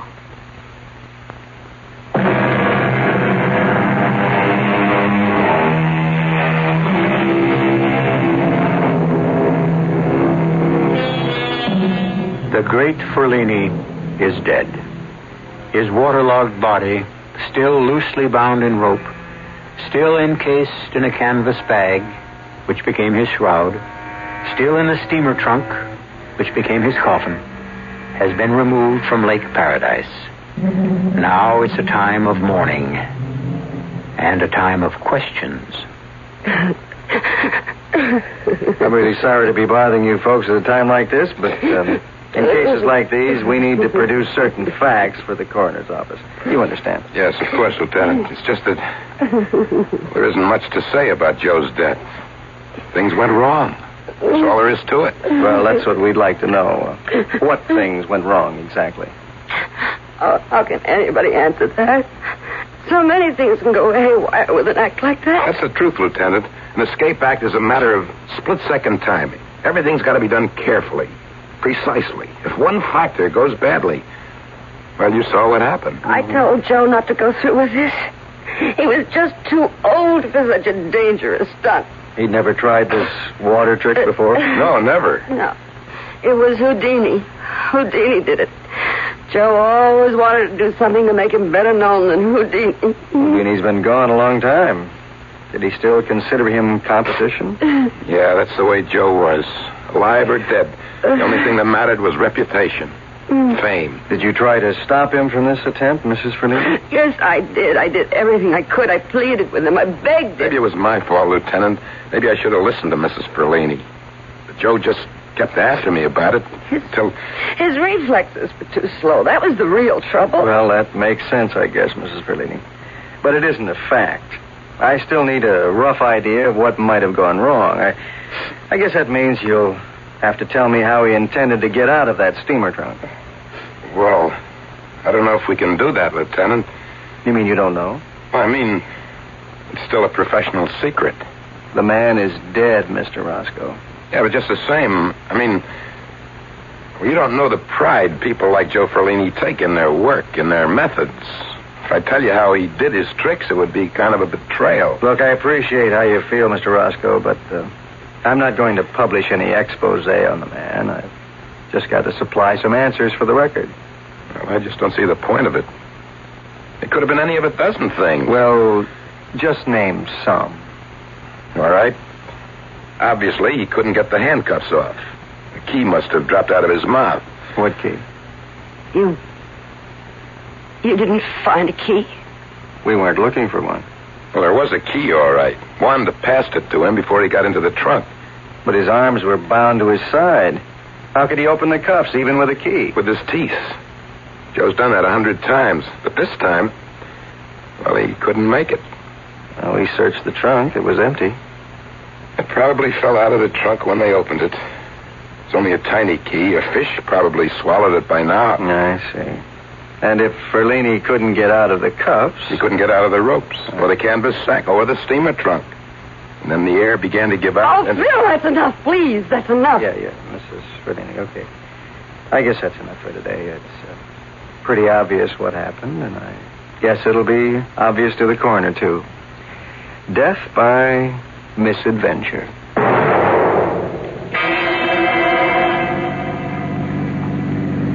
Death by misadventure. Now, that's what I'd call a perfect description. Well, how can you sound so happy about it? Why should I be unhappy? Tommy, the man is dead. He died a horrible death. Died doing what he wanted to do. What more can a man ask? No, you know the real truth. He died because of me. Because I gave him the kiss of death. No, don't say things like that. But it's true. It's absolutely true. I gave him his final kiss, and I passed the wrong key from my lips to now, his. You don't have to worry about that. You said the police never found the key to the handcuffs. No, they never found the key. They can't trace his death to me. Well, then you're safe. Safe? Is that what you call it? I killed him, Tommy. You paid him back for a lifetime of torture. He was never happier in his whole life. I never saw him so happy. He thought he was going to be so famous. Look, try to stop thinking about it so much. Do you think I slept a wink last night? All I could think about was the way that trunk looked when it slid into the lake with Joe inside of it. And the way we waited and waited. Wanda, and then the trunk coming up all wet and slimy and Joe still inside. Oh, my God, Tommy, I never had a nightmare that bad in my life. And it was all true. Well, there's something else that's true. Joe Ferlini is being buried this morning. And that means you'll never have to worry about his mistreating you again. Yeah. I won't have to worry about living with Joe anymore. Now I'll have to worry about living with myself. You don't have to live by yourself. You've got me now, Wanda. Oh, please, Tommy, not now. I can't listen to such talk now. Not on the way to the funeral.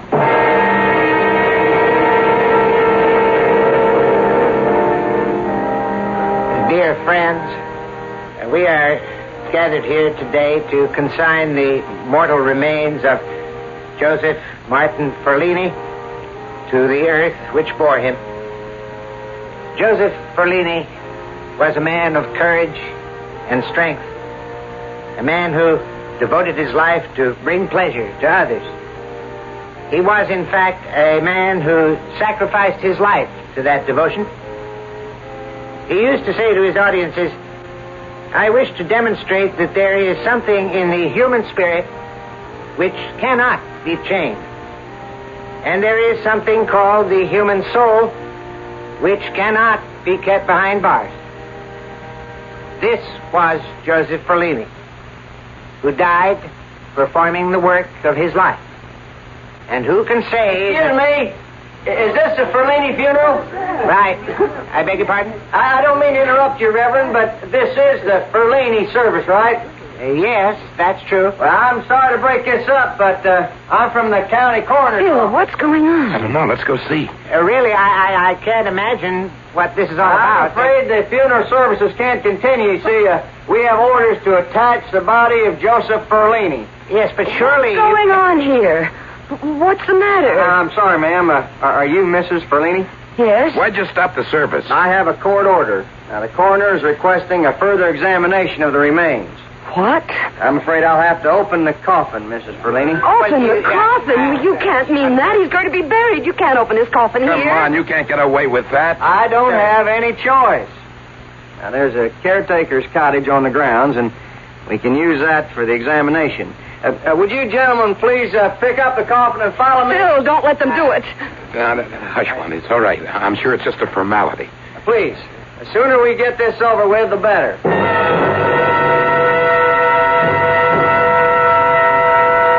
Now, please stand back while I open the coffin. Oh, my God, I don't want to look. Don't let it bother you, Wanda. You saw Joe when he was in the funeral parlor. He'll look just the same now. Would you give me a hand with this lid? Yeah, sure.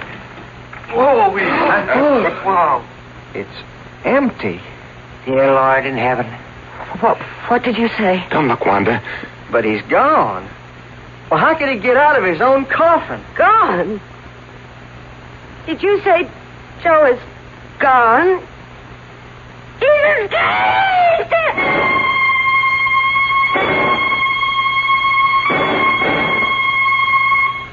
All right, Mr. Roscoe, let's hear the whole story from the beginning. Look, I'm really sorry about this, Lieutenant. It was just something I couldn't help. I mean, a promise is a promise. Yes, and breaking the law is breaking the law. I'm not under arrest, am I? Well, we'll determine that after you tell me the truth. Well, you got to understand the way things are in my profession. Everything is showmanship. Everything. That's what my life has been for the past 30 years. Is that how long Ferlini was your client? Practically. In the early days, everything was different. Ballyhoo, crazy stunts, way out schemes for getting publicity. You know how it is. What about the missing body? Well, it was like a pact that I made with Joe. A pact? Yeah. That's the kind of guy he was. A showman to the end. And I really mean the end. Well, what was the deal? He made me promise him that if anything happened to him, if he died, that I would arrange for one last escape. Something that would make him remembered even longer than Houdini. Are you telling me this was all a cheap publicity stunt? No, it was a trick, Lieutenant. That's the word for it. I slipped the undertaker $100, and he arranged to have Ferlini buried someplace secretly. Then he put an empty coffin in the hearse with some slates in the bottom to give it weight. Oh, for love of Pete. Man from the coroner's office. He was a phony, too. It was an actor I hired so we could open the coffin right on the spot. You see what I mean? Showmanship. Yes, I see what you mean, all right. But I suppose you know what the effect of your showmanship has been. What do you mean? I'm talking about Mrs. Ferlini. Yeah, I feel rotten about that. But I couldn't tell her in advance, Lieutenant. Joe made me swear not to tell anyone. He wanted the mystery to last forever and ever. The last escape of Ferlini the Great. But considering what happened to Mrs. Ferlini, you had to tell the truth. Yeah, I had to. Tell me, how is she, Lieutenant? Where have you got her now? As a matter of fact, she's right next door. How's she doing? Look for yourself. Oh, my God. Wanda. She's completely out of her head, Mr. Roscoe. And she isn't the escape artist her husband was. She can't get out of that straitjacket.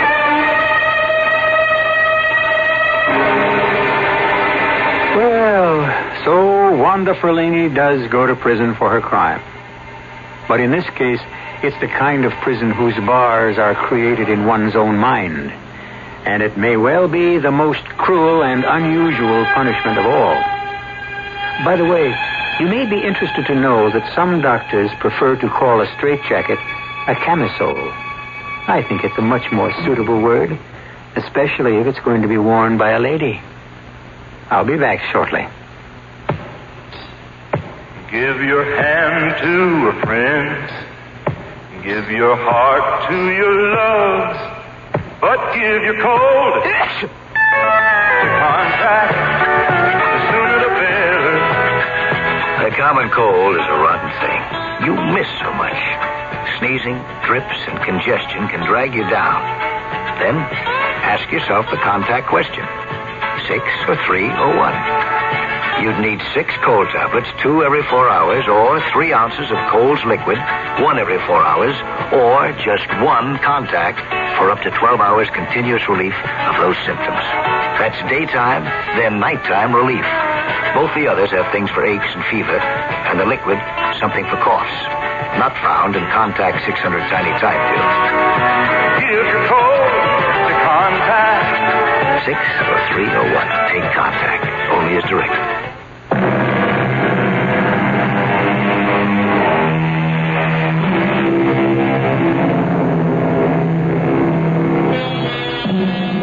It's really a pity that the days of Houdini and his like seem to be gone. However, we think Joe Ferlini was right. Everything does come back. And we can probably look forward to seeing a whole new generation of escape artists, magicians, and illusionists. In fact, you're enjoying one of the greatest illusionists of all time right this minute. It's called Radio. Our cast included Robert Dryden, Joan Lovejoy, Joseph Julian, Russell Horton, and Bob Caliban. The entire production was under the direction of Hyman Brown. Now, a preview of our next tale. You mean she felt that guilty about what had happened? Guilty enough to seek punishment for herself. And she did. She punished herself by losing the use of her legs. And so your treatment was able to cure her? Yes, I'm happy to say. It couldn't cure me. See, I didn't lose the use of my hands for any kind of reason like that. I mean, it's just some sort of nerve damage. Well, if that's the diagnosis of your physician, that it's purely physical and incurable. But I didn't say that. See, I mean, my doctor has never used the word incurable. I have been hoping for years that it would just heal itself. I can't go on living like this. I want my hands back. Oh, dear God, I want my hands. Radio Mystery Theater was sponsored in part by Contact, the 12-hour cold capsule. This is E.G. Marshall inviting you to return to our Mystery Theater for another adventure in the macabre. Until next time, pleasant dreams.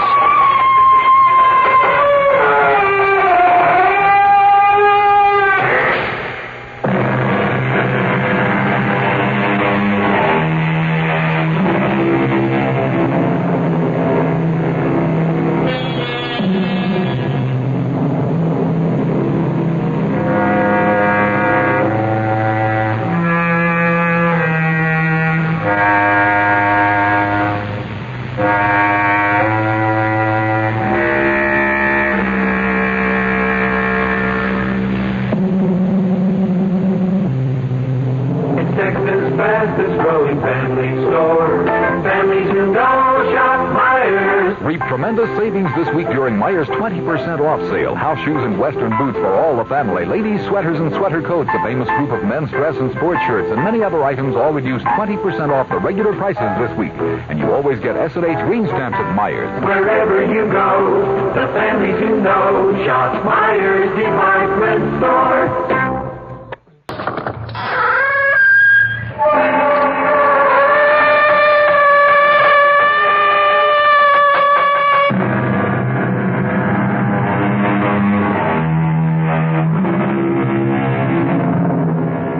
Come in.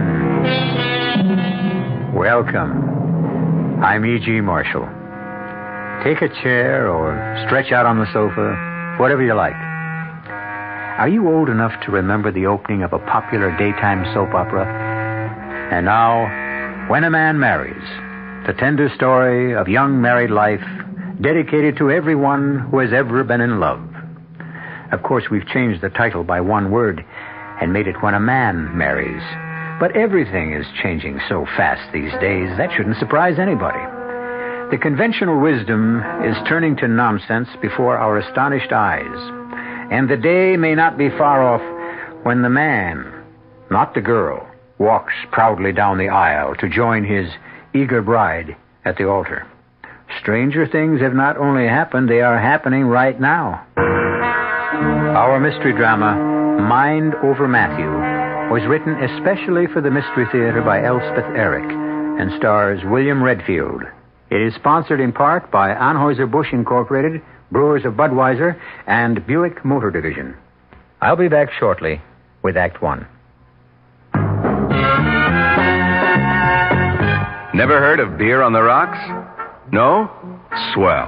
The people who brew Budweiser never have thought ice in your beer was such a cool idea anyway. If you only knew how ice cuts down the head and waters the taste. Oh, a chilling thought. A downright tragedy with Budweiser especially. Budweiser is the king of beers. The only beer in America that's beechwood aged, naturally carbonated, which means Bud brews its own bubbles, tiny ones, over a dense lattice of beechwood strips. The beer ages the best way, the right way, naturally. But add an ice cube and bloop, there goes all that extra effort. So if you forget to cool enough Bud, skip the cubes and put your Budweiser on ice for a while, on the coldest shelf in your refrigerator. Even if the wait does frost you a little, it'll be worth it. Anheuser-Busch, St. Louis.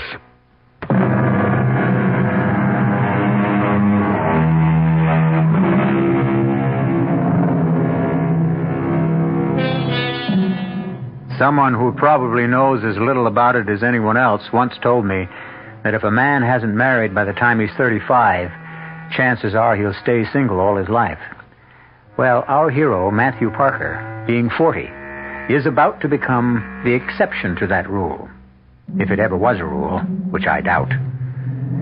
Listen with me now to the tender human story of when a man of 40 marries.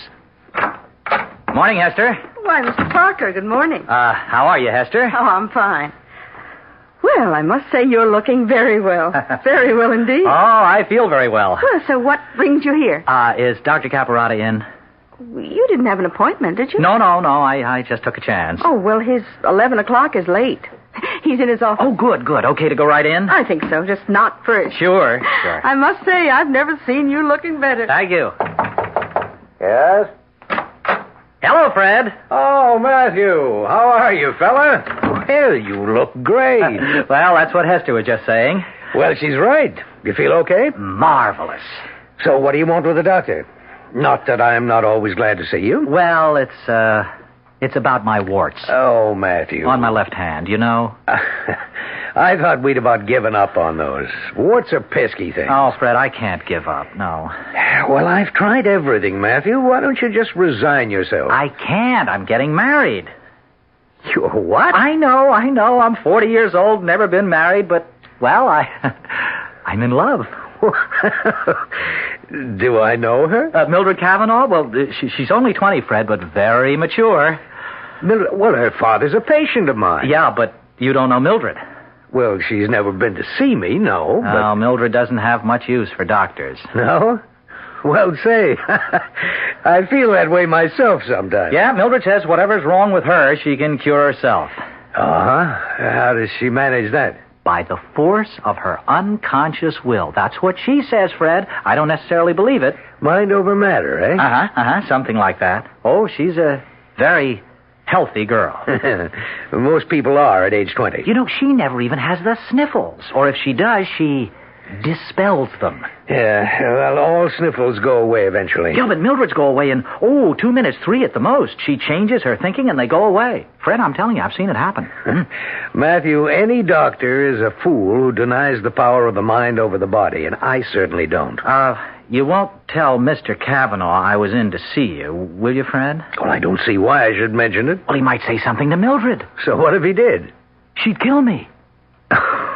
Surely not that. Well, she's pretty violent on the subject. She says once we're married, I won't have any pains or sicknesses of any kind. She'll see to that. What is she, some kind of a witch? Oh, she's a sweet, lovely girl. And, Fred, I do feel better. I mean, healthier and stronger since I've known her. I think a sweet, lovely girl at 20 would make me feel better, too, Matthew. Yes? Your 11 o'clock is here, Doctor. Okay, I'll leave. About my warts. Fred, we're getting married in a church. You know, it's very dressy and all that. Well, you'll be wearing gloves, Matt. Nice, clean, white gloves. Well, yeah. Forget about the warts. That's my advice to you. All right, if you say so. I say so. Look, I don't suppose I'll be seeing you from now on. Listen, we're still friends, aren't we? Of course. Well, I don't want to hold you up. So long, Fred. Goodbye, Hester. Good luck, Matthew. Goodbye, Mr. Parker. Well, why won't he be seeing you from now on, Doctor? Well, he's marrying a young lady 20 years of age who doesn't believe in doctors. Oh? What does she believe in? Mind over matter. Or I should say, mind over Matthew.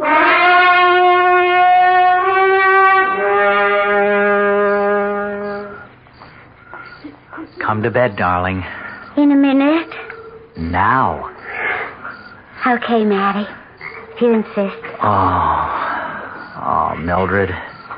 You're so lovely. Oh, wait a second. What for? Well, let me get rid of this headache. You've got a headache? You? I never said I was perfect. Well, I'll get you an aspirin. No, I never take pills of any kind. I've told you that. Oh, honey, everybody I takes them. don't. I never have, and I never will. Just let me lie here and concentrate. Oh. What are you concentrating on? Horizons. There isn't any horizon, honey. This is our bedroom. Is it okay for me to kiss your shoulder while you're concentrating? I guess. Are you hypnotizing yourself? I don't think so. Are you in a trance? Let me look. No, you're not in a trance. You look kind of far away, but you're not in a trance. I'm not in a trance. Well, then what are you? Is this some kind of auto-suggestion? I've heard of that. That must be it. Is it? I'm extending my powers, that's all. Oh, extending your... That's all, huh? Oh. Is it gone yet, the headache? It's going. Oh, good. Gone? Just about. Tell me when. Now.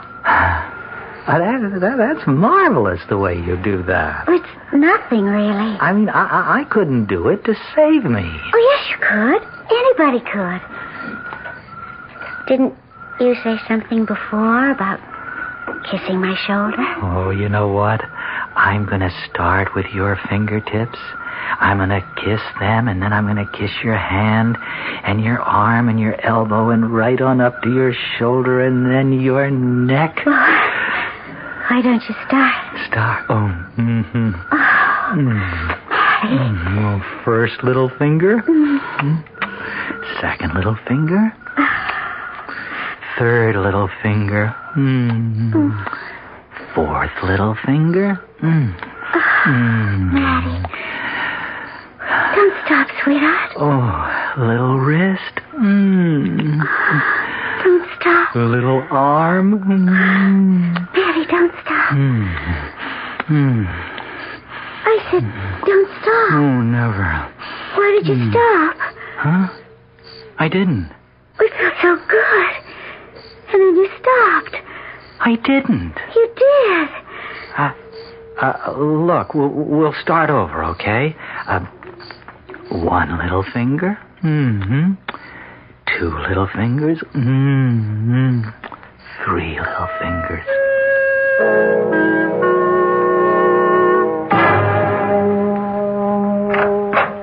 Morning, Hester. Why, Mr. Parker, hello. The doctor in? He's on the phone, but he'll be through in a minute. Well, long time no see. Married life agreeing with you? Oh, boy. Yes, it's agreeing with me. You look awfully well. Oh, I am awfully well. I guess a wife was just what you needed. Well, this wife was. She's very young, the doctor tells me. 20. Pretty? Oh, she's very pretty. Oh, isn't that nice? Oh, the doctor's off the phone now. You can go right in. Thanks. Come in. Well, Matthew, good to see you, fella. Hello, Fred. Well, for Pete's sake, how are you? Wonderful, just wonderful. So this is not a professional call, eh? Good. In a way, Fred, it is. Oh, something wrong? No, something right, I think. Fred, I think my warts are going away after all this time. Well, let's have a look. Here. See? Don't they look better to you? Yes. Yes, I do. Mildred's been working on them, Fred. Working on them? How? Oh, not medically, Fred. Spiritually. Oh? They're like you said, mind over matter, but they are better, aren't they, Fred? Yes, definitely. They've been disappearing one by one. That's what puzzles me. Huh? Why? What puzzles you? Well, warts don't disappear one by one, as a rule. Warts are small tumors on the skin formed by enlargement of the papillae. Well, why shouldn't they go away one by one? Because medically, that's not the way it works. They disappear all at once, together. At least that's been our medical experience. Well, your medical experience must be wrong. Huh? Maybe it is this time. Medicine has nothing to do with it, perhaps. You mean it is Mildred that did it? Well, I was never able to do it, that's for sure. Mildred did it by the force of her unconscious will? Well, I wouldn't know about that, but as I've told you, every doctor makes a little bow in the direction of mind over matter. Yeah, but is it Mildred's mind or my mind? Well, who knows? Well, I wasn't ever able to do it before. Matthew, I heard of a boy once who had warts. A lot of them. And his mother was in despair over it. But you know what she did? She told him she'd give him a quarter for every wart.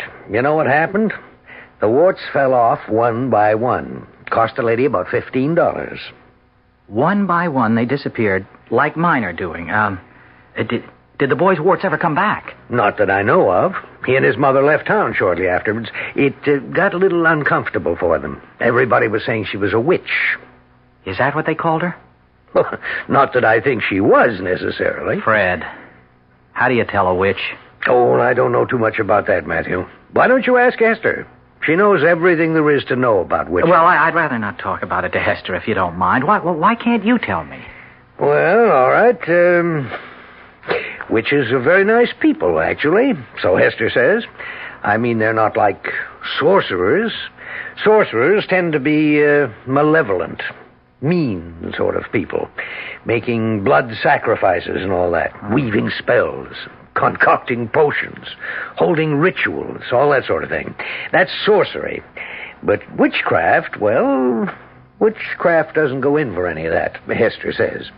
Witchcraft is just the use of our unconscious powers. The unconscious will? Yeah, the unconscious force or urge, well, whatever. But Fred, how do you know who's a witch and who isn't? Well, you really should ask Hester about that. No, please. I want you to tell me. Well, for one thing, Hester says that a true witch always has one spot on her body which feels no pain at all, which is completely insensitive. Insensitive to pain. One spot. That's what she says. Fred, would it follow that this one spot on a witch's body that is insensitive to pain, Fred, would that spot be insensitive to pleasure, too? Well, I suppose it would. Why, Matthew? Oh, Fred, I think it's possible. I think it's just possible I married a witch.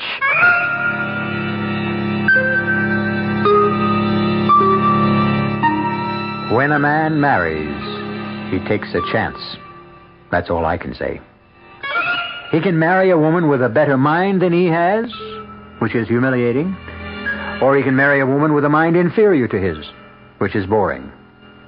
But what if he marries a woman with a subconscious mind that is active and brilliant and on call at a moment's notice, while his own remains stubbornly sluggish and very, very sub? What then? Why, it could drive a man clean out of both his minds. I'll be back shortly with Act 2. There is a fresh new spirit sweeping the land. A free spirit that demands good products. Products that satisfy your sense of good taste and desire for economy. But above all, products that perform. Buick has been touched by this spirit. And this year, our crisply designed, solidly built Buicks will bring joy even to the most demanding of free spirits. The 1975 Buicks, dedicated to the free spirit in just about everyone. Now, this message from Show Corporation of America. The best value in town for the George Foreman Muhammad Ali Championship Fight of Your Lifetime is the big screen color closed circuit showing at the Waldorf Astoria Grand Ballroom, 49th and Park, on Tuesday, October 29th at 9 p.m. You can watch it at the Waldorf with your friends in spacious comfort at reserved tables or grand tier boxes with drinks served from an open bar, all for just $45 with drinks, tax, and gratuities included. $40 per person in groups of 10 or more. Doors open at 9 p.m., and the Waldorf pre-fight program starts on the big color screen at 9:30 with the main event at 10. Get your tickets now by calling 421-9022. That's 421-9022. Or go to the Golden LeBang ticket desk in the Waldorf or other major midtown hotels. Act now. Get choice seats with drinks included for just $45. The championship fight of your lifetime. Watch it at the Waldorf. Special dinner package also available. Call 421-9022.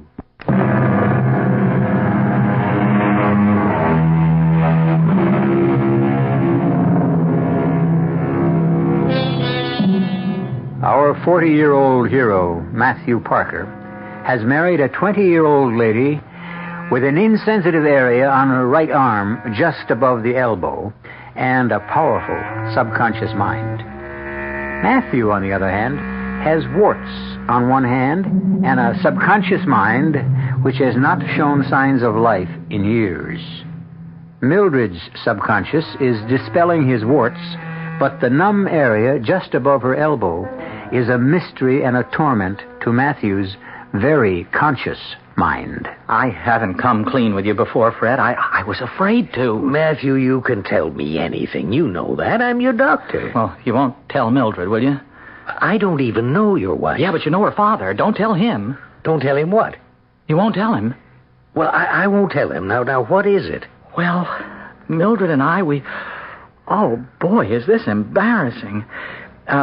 You see, when Mildred and I go to bed, come on, Matt. You're a grown man. Well, I know, but this is so personal. I wouldn't be telling you at all if it wasn't for that witch business we were talking about. Well, you told me you thought Mildred might be a witch because of your warts disappearing. That's not the only reason. There's something else. Well, why don't you tell me and stop stalling? Well, Fred, you see, when Mildred and I are in bed, we start off, well, you know, with a little game, sort of. I mean, I kiss her.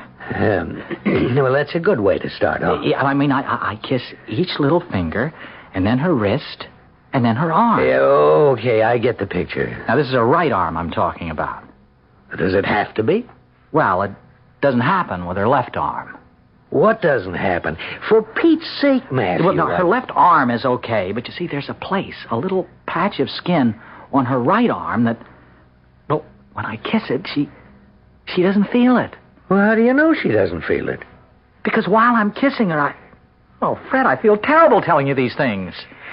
You have hardly told me anything. How do you know there's a place on her right arm where she doesn't feel anything?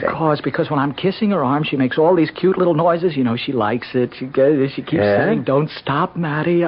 Well, go on. Well, the first time I did it, you know, starting with the fingers, etc., etc., I got almost to her elbow, and all of a sudden she says, "Why did you stop?" She was very annoyed, you see. She said, "Why did you stop?" Well, why did you? I didn't. That's what I'm telling you. She's got this place below her elbow where she can't feel me kissing her. Last time I saw you, you said that witches sometimes have a place on their bodies where they don't feel pain. Now, you remember that? I remember. And I asked you, did that mean they couldn't feel pleasure, too? And you said you suppose so? Well, I thought I'd make sure, so next time, instead of kissing her, I started giving her little bites.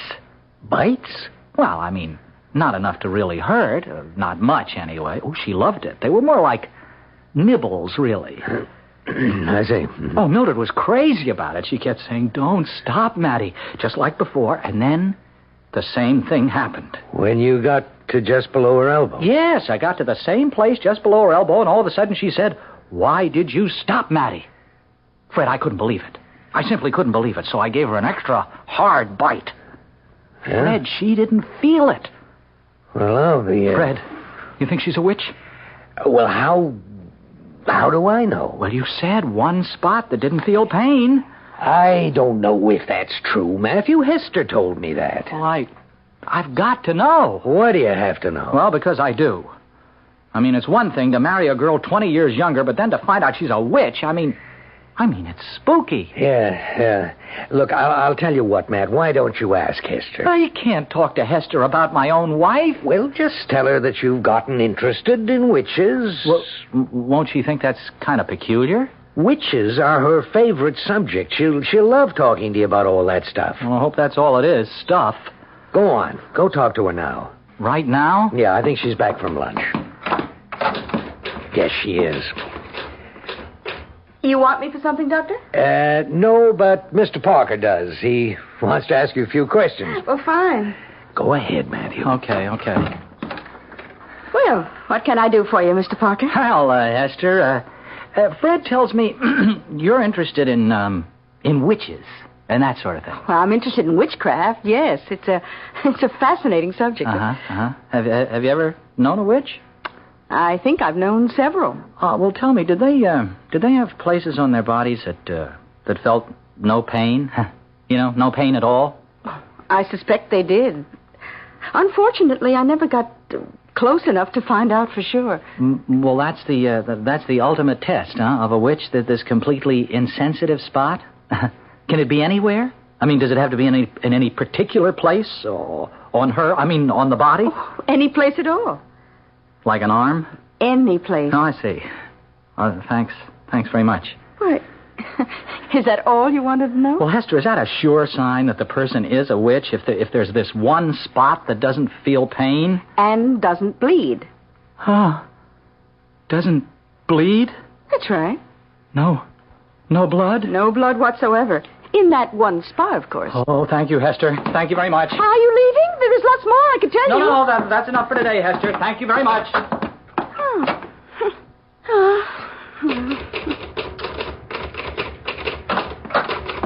Mr. Parker left? Oh, yes, he left. He find out everything he wanted to know? Well, it wasn't much. I thought for a minute he was really interested in witches. There's so much I could have told him. It would have been a pleasure. But all he wanted to know was about the place on a witch's body that feels no pain and doesn't bleed. You coming to bed, Mildred? In a minute, Mattie. I've got a stomachache. Well, maybe you ought to see a doctor. Well, you know how I feel about doctors. Yes, I know. Well, no, don't worry. My stomach will be all right in a minute. It's getting better all the time. Now, just let me concentrate. There. It's gone. All gone. Move over, darling. You sure you're all right? Oh, I'm fine. What'll it be tonight? Kisses or nibbles? Which would you rather? Nibbles. I love those little bites. They get me all excited. Okay. Now, first the fingers. One little finger. Two little fingers. Three little fingers. Oh, that's lovely. Don't stop. A little hand. Little wrist. Oh, Mary. Little arm. Oh, yes. Don't stop. I said don't. Why do you always... Oh, Mildred, forgive me for what I'm about to do. Well, what are you going to do, Mattie? I already did it. Did what? You didn't feel it. Feel what? And you didn't bleed.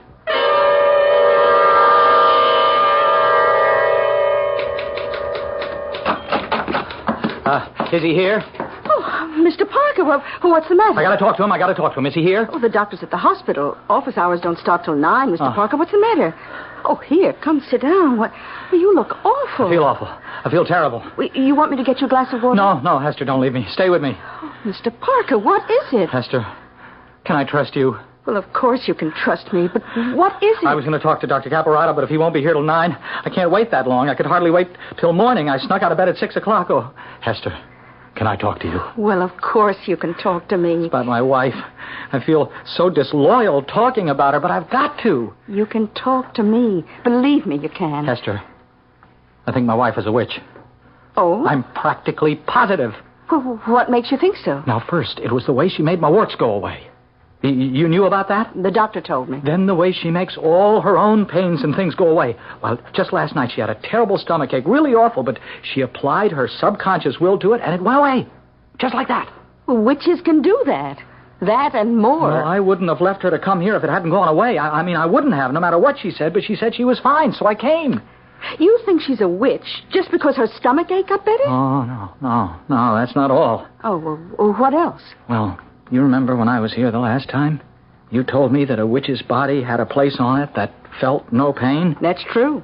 And that didn't bleed? Yes. Well, Mildred has a place like that. Well, how do you know? I know. Because I bit her. You bit her? Oh, yeah. You mean just walked up to her and bit her? No, not exactly, but I bit her. I bit her. Hard. Well, how did you know where to bite? Hester, please, never mind. I can't go into all that, not with you. But I knew where to bite, and I bit, and she didn't feel it, and she didn't bleed. Not one little drop of blood. Well. I mean, it scared me so I couldn't make love to her.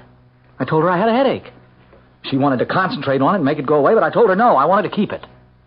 That made her mad. Oh, naturally. Oh, Hester, what am I going to do? Well, what do you want to do? Well, I can't stay married to a witch. Witches can be very nice, you know. Well, I'd always be looking at her and thinking, holy cow, she's a witch. Matthew, may I call you Matthew? Oh, certainly. We've known each other so long. Look, Matthew, witches are people, flesh and blood people. The magical power they have only means they have a greater grasp on reality than other people. They have greater use of their extrasensory powers. Real flesh and blood? Of course. You see, witches live on the higher levels of consciousness, that's all. Well, I'm trying to get used to the idea. Oh, once you do, you'll love it. Huh? Well, I guess I better go home. Oh, must you? Do you think I should tell Mildred I know she's a witch? I wouldn't. It's possible that she doesn't even know it herself. Yeah, she is very young. Maybe she hasn't found out. Yeah, I'd better go home. She really had a terrible stomachache last night. Oh. You know, for a witch, she certainly gets a lot of aches and pains, more than I do, really. Well, she's only human, Matthew. Well, thanks, Hester, for talking to me. It helped a lot. Oh, I'm glad. Here, let me take you to the door. Oh, I'm all right, really. Oh, sure you are. Thanks again. I'll be fine now. Who's that? Who? Where? Crossing the street. Boy, it's Mildred. Well, is she coming here? Yeah, it looks like it. She looks like she's in a hurry. Well, she shouldn't cross the street in the middle of the block. That's right. No, she's up. Mildred, look out! The truck! Look out for the truck, Mildred!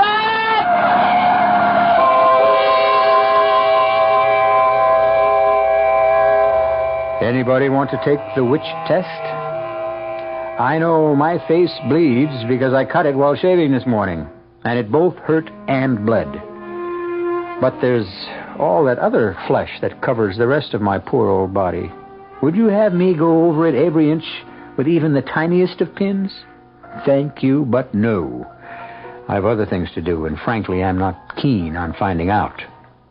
Not unless there's a guarantee that I won't wind up under the wheels of a fast-moving truck. We'll come back shortly with Act 3.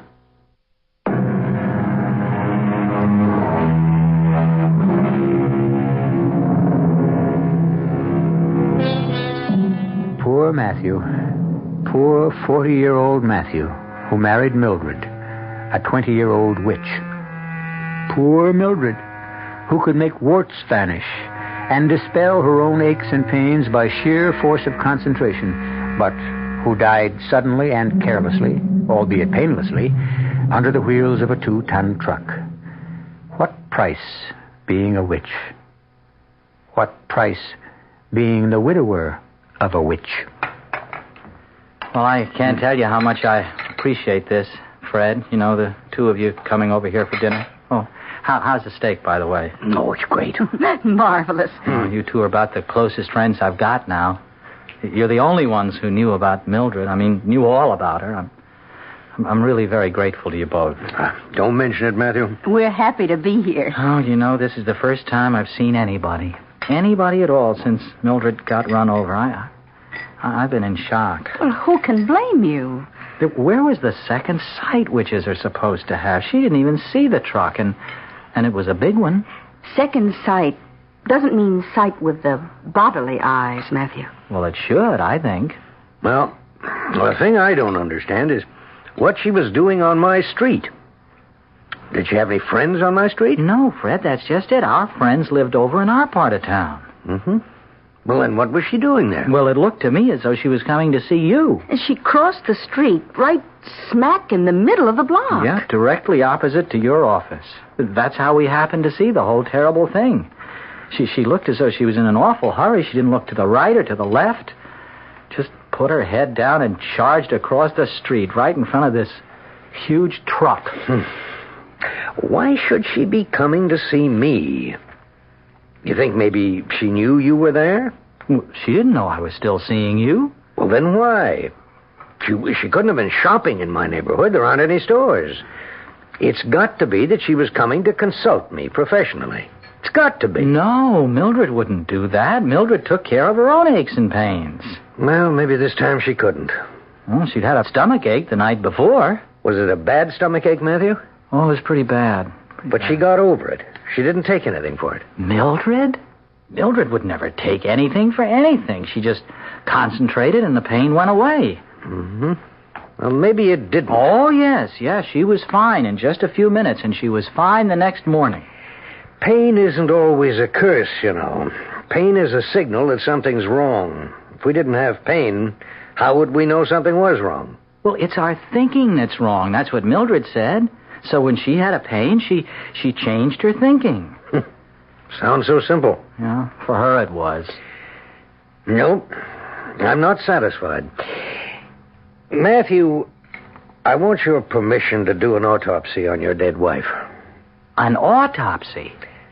Yeah. I want to have her body exhumed and do an autopsy.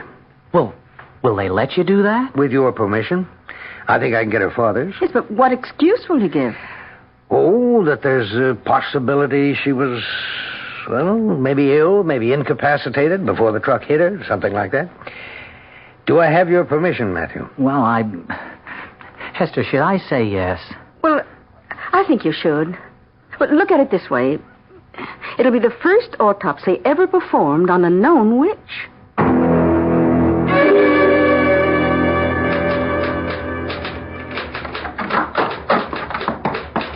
Hello, Matthew. Hello, Hester.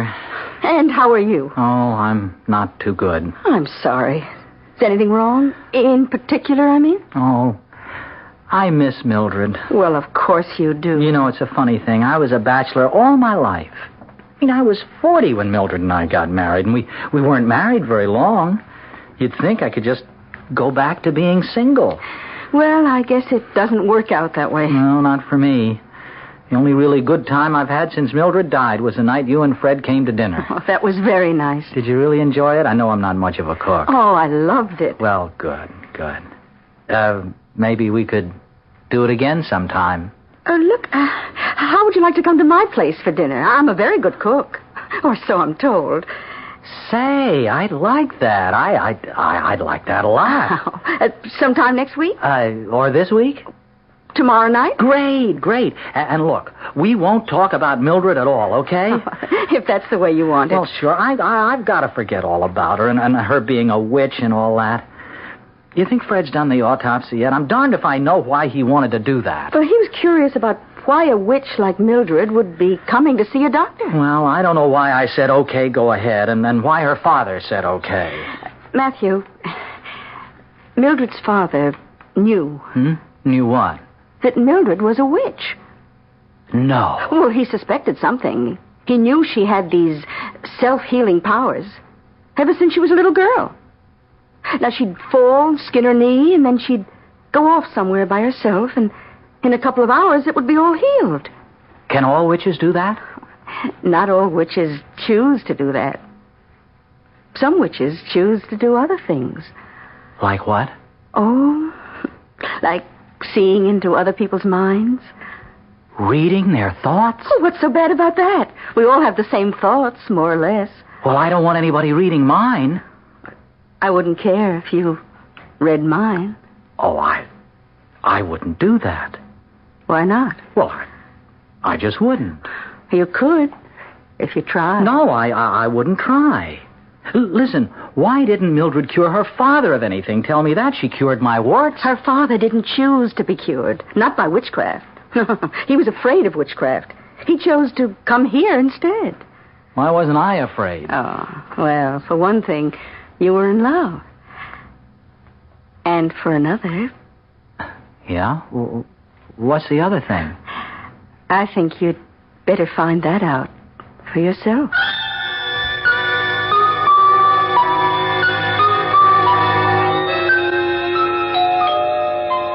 Coming. Oh, hello, Fred. Hello, Matthew. Come on in. Thanks. I was just going to have a drink. Would you join me? Okay. Good. Hey, what brings you here? Not that I'm not glad to see you. I wasn't looking forward to drinking alone. It took me long enough to get married, but now that I've been married, I don't care too much for being alone. Here you go. Here's your drink. Oh, thank you. I don't suppose you could stay for dinner, could you? I've got plenty. No, my wife's expecting me. Oh, that's too bad. Well, but you're lucky you got a wife. Yeah, I know. You know something? This morning when I was having breakfast and reading the paper, I got so darn lonely, I just started to cry. I didn't even know I was crying, but all of a sudden I couldn't read the words, not even the headlines. I ran out of this place so fast, I went over to see you. Yeah, Hester told me you were there. Hester and I had a nice talk. It picked me up a lot. Oh, and you know what? She's going to cook dinner for me. Well, that's nice. Tomorrow night. I'm looking forward to that. And Fred, you know what she told me? She said Mildred's father has known all along that she was a witch, or that there was something, well, odd about her, self-healing powers ever since she was a kid. Yeah, that's right. That's why he agreed to the autopsy. Oh, yeah, the autopsy. Yes, I've got the results. Yeah? Matthew, your wife had a ruptured appendix. You mean... But she said it was just a stomachache. Well, she was wrong. But, Fred, she made the pain go away. She told me so. She was telling the truth. Well, it must have come back then. And this time, she couldn't make it go away. She panicked. Her witch's powers failed her. Well, let's say she just overextended them. And she was on her way to see you. Peritonitis had set in. She might easily have died, even if the truck hadn't hit her. Oh, poor Mildred. Yeah. Like I told you, Matthew, pain does have its uses. Or what are doctors for?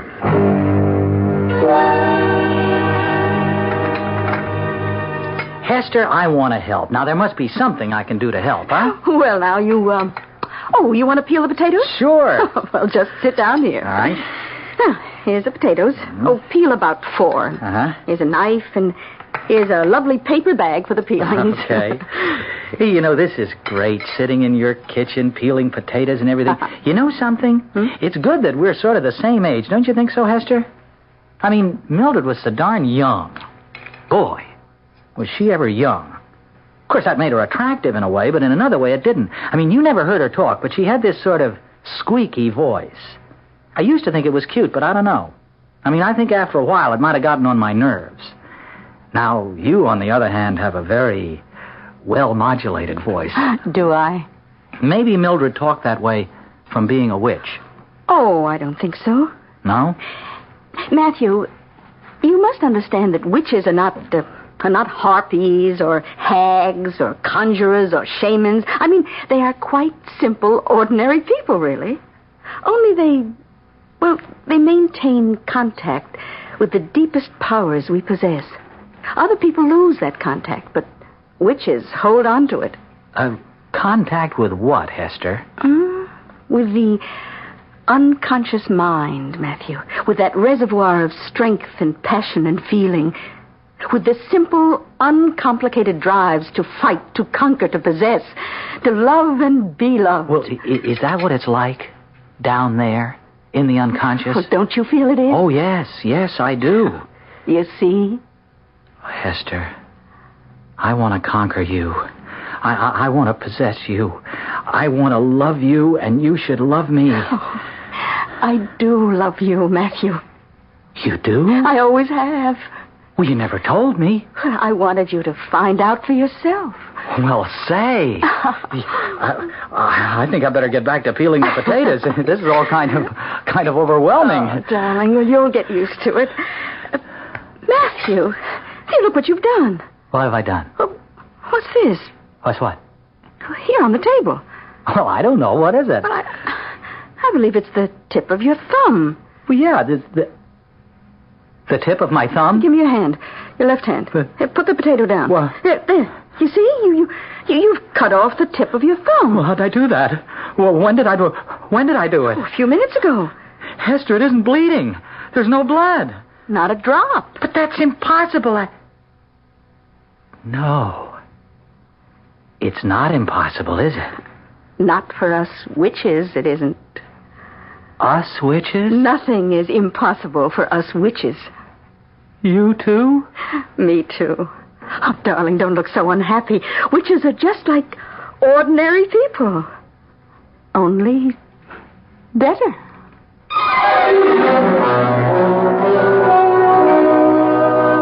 Witches are just like ordinary people, only better.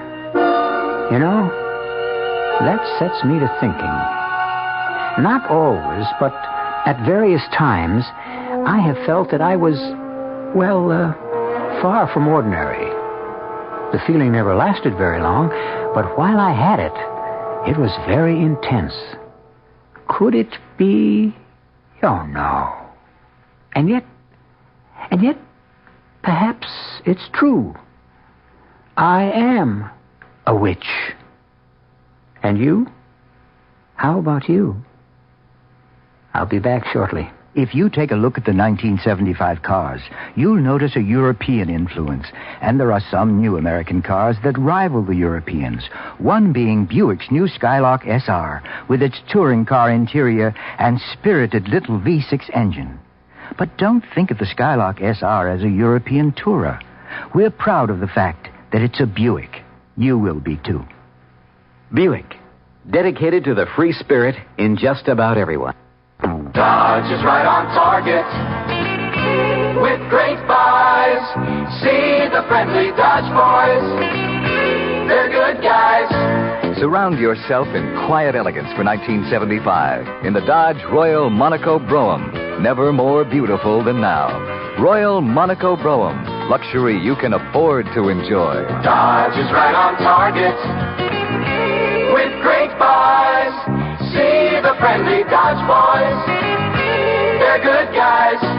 We've got a full line of Dodge Monacos, including wagons. So come in. Experience the comfort, convenience, and luxury of Monaco. The Dodge boys have what you're looking for in 75. See the friendly Dodge boys.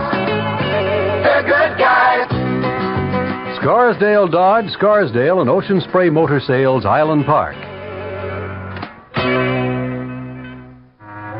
Our cast included William Redfield, E.V. Juster.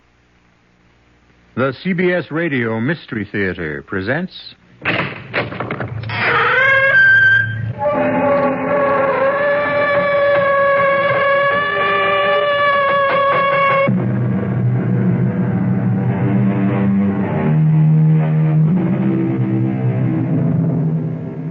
Come in.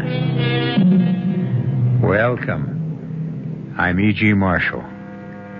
It's only human, I expect, to envy the wealthy, the successful, the newsworthy. Yes, all these advantages are something to be a little jealous of, but only up to a point.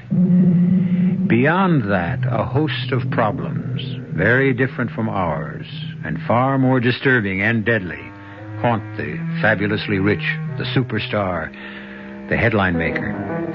Could you imagine, for example, this happening to you, or your sister, Or your daughter? Go ahead in, Bill. After you, Senator. Have a look at this package. I found it waiting with the mail when I got home. Italy. Postmarked Naples. You want me to open the box? You're younger and tougher than I am.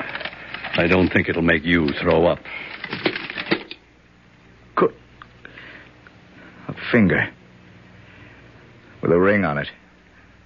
Jake's ring. Jake's finger. We can check the print, but I know it's his. But this came from Naples. Your daughter Lynn's supposed to be in Rome. Why would... You think Jake is dead? I don't know. I don't even know if Lynn is still alive.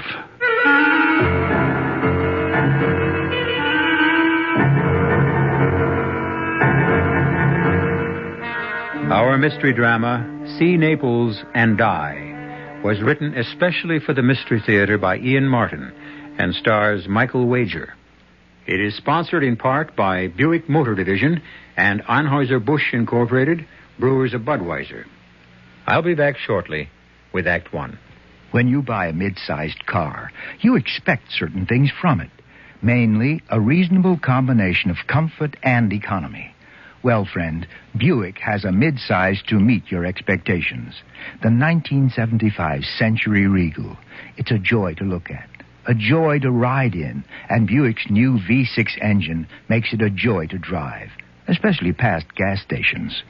Buick Century Regal, dedicated to the free spirit in just about everyone. Hi, this is Pearl Bailey. Today I'm not going to try and entertain you. Instead, I'm going to put before you the distressing story of the needy children of the world. They need your help. The bright side is that you can give them all of this by working with Save the Children Federation. Together, you can forge a better world, one in which children can have hope instead of despair. To find out how, you write today to Save the Children Federation, Box 120, Grand Central Station, New York, New York, 10017. Please help these children. How many things can your family do together? Go to a movie? Go to a circus? Go on a picnic? Go on a vacation? Face it, in today's America, family fun is hard to come by. And with busy schedules, just getting the family together is not an easy thing to do. How would you like to have a little family fun every week? How would you like to learn together? How would you like to grow together? And how would you like to help your son get an edge on growing up? Cub Scouting is helping families like yours be a family. It's your help to ours. Today's Cub Scout program is just as much for families as it is for boys. So when your son wants to join a Cub Scout pack, remember to take along the whole family. That's what Cub Scouting is all about. For the Cub Scout pack nearest you, call the Boy Scouts of America. They're in the white pages of your phone book.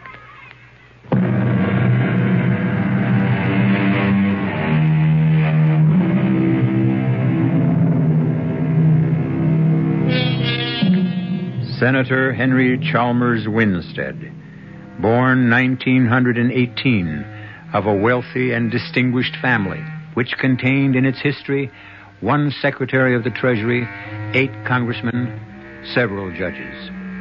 Senator Winstead, chairman of the Senate Judiciary Committee, and certainly his party's nominee to run for the next president of the United States. A man to be envied?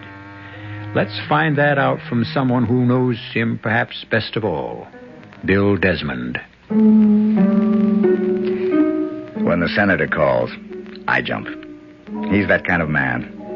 He never orders, just asks. You never refuse. Not out of fear or ambition, out of respect, admiration. And if you'll accept the word in its proper context, love. That's why I was there, looking with a churning stomach at that grisly present from Naples and listening to the phone ring. I want you to listen in on this, Bill. Take it in my study. But don't let her know she's being monitored. Senator, if it's Lynn, I don't... Please, Bill. Everything I have in the world may be at stake. Okay, sir, I'm with you. This is Senator Winstead. I want to talk to Miss Beth Chalmers. If there's any question, tell her that her father insists on talking to her.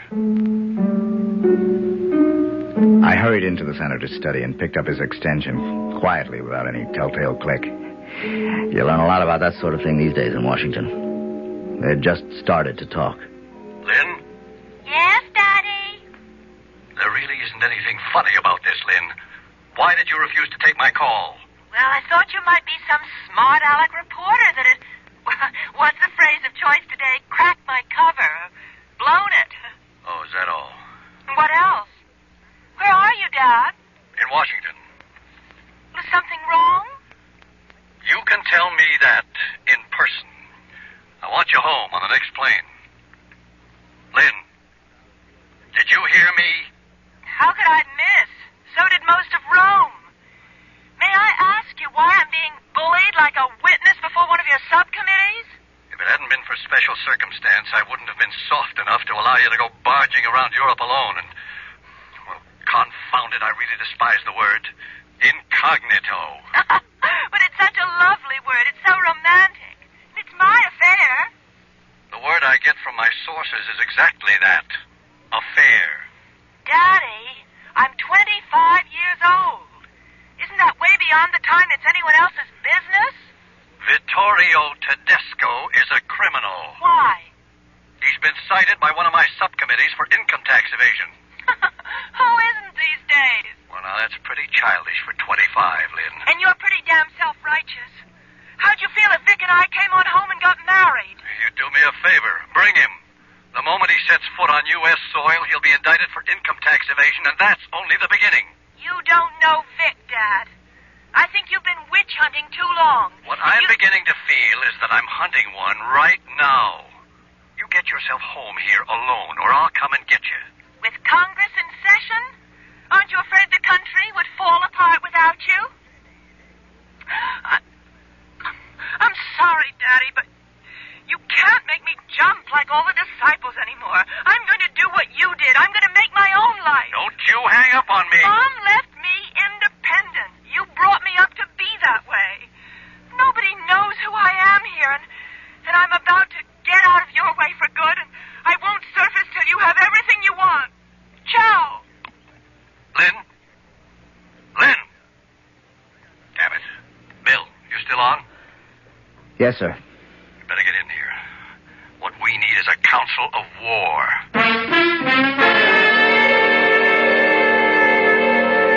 Why didn't you tell her? What about Jake? She had no idea I sent Jake off to keep an eye on her. Well, we're not going to sit here and do nothing. Of course not. There's more to that box than that obscenity I showed you. Here, read this. I find your daughter irresistible. Also, fortunately, she feels the same way about me. Since I feel I'm a little old for her, I hope we never have to use that lever.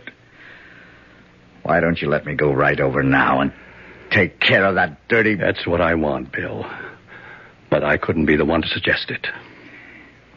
Maybe we'd be better off just hollering copper. Finish the note. What evidence, what proof do we have?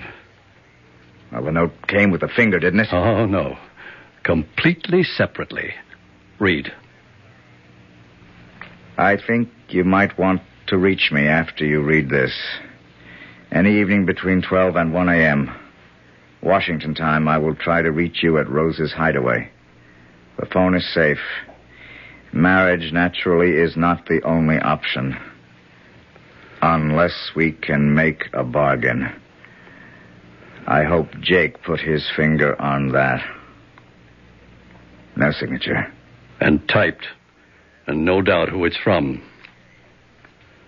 Vittorio Tedesco. Yes. What's his price? Quash the income tax indictment against him, I suppose. Could you? I can't, in all honesty. Are you even considering this proposition? Jake Muldoon was my sergeant at the invasion of Truk. If it hadn't been for his hand in the way, a Japanese bayonet would have cut my throat. My daughter is all I have left from a family that once had a wife and 2 sons as well. I lost them all to violence. Ellen to cancer, Jim and Grant in 2 wars, Korea and Vietnam. I have no family left but Lynn. And you and Jake. What else can I do? Push the button. Call in everyone, including the Marines. Well, it's a consideration. Except they already have Jake. But not Lynn. You heard the phone call, Bill. I can't stop Lynn from marrying that gangster if she wants to. Oh, it would raise such a smell your whole candidacy would go out the window. I can't quash the indictment against him, nor would I even try. Except for Lynn. Oh, Lord. What am I going to do, Bill? Stall. What good can that do? Give me time to fly to Italy. 48 hours. Oh, risk my last friend. I don't know. Bring it all out in the open is the right way for me. No. Not till you take that phone call. The witching hour. Well, let's head for the witch at Rose's hideaway and check out just what Tedesco really expects to get. Senator Winstead, in spite of his prominence and enormous know-how, is a babe in arms when it comes to the dirty work. That's my department. I was halfway to being a lawyer when my folks tangled with a truck. There was only enough insurance to bury them, and I had a kid sister and brother to bring up, so I became a cop. 8 years later, my kid sister and brother were independent, and under the police program, I got my lawyer's degree. While I was getting it, I met Lynn Winstead and her father. It was a case of love at first sight all the way around. What we all should have had was second sight, to see where it was leading us. Don't be shy, fellas. Just waltz on in. This is a friendly inferno. And just super hell for kicks. The door on the left's my office. Just head for there.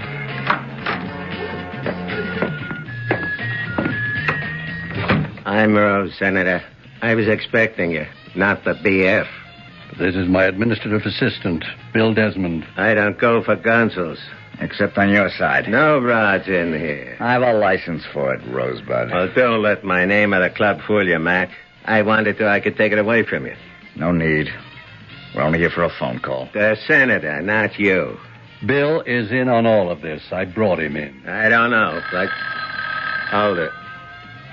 Just remember, this is my territory. No funny moves. Like otherwise, the morning paper gets a tip. Senator Winstead was frequenting a gay bar. You'll forget it, Bill.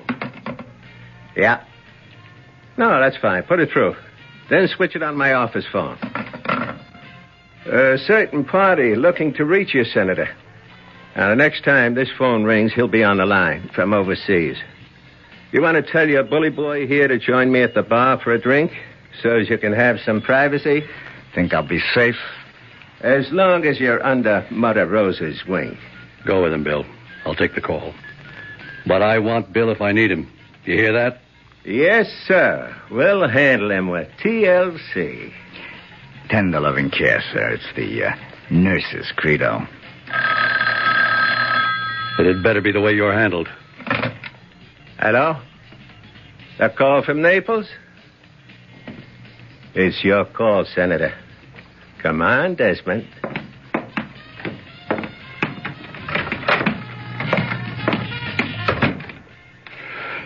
Who's talking? I don't have to ask who you are. The voice is enough identification. You really have to ask who I am? No, but can we stop the games? As you've set it up, there's no way this phone call can be monitored. That was the idea. So let's not waste time. Jake, is he all right? I'd have thought your daughter would be your first concern. She is. If you've got her. You gave me proof enough you have Jake. Let's cut your worries. I have them both, Senator. Jake against his will, as you can imagine. Your daughter, that's another story.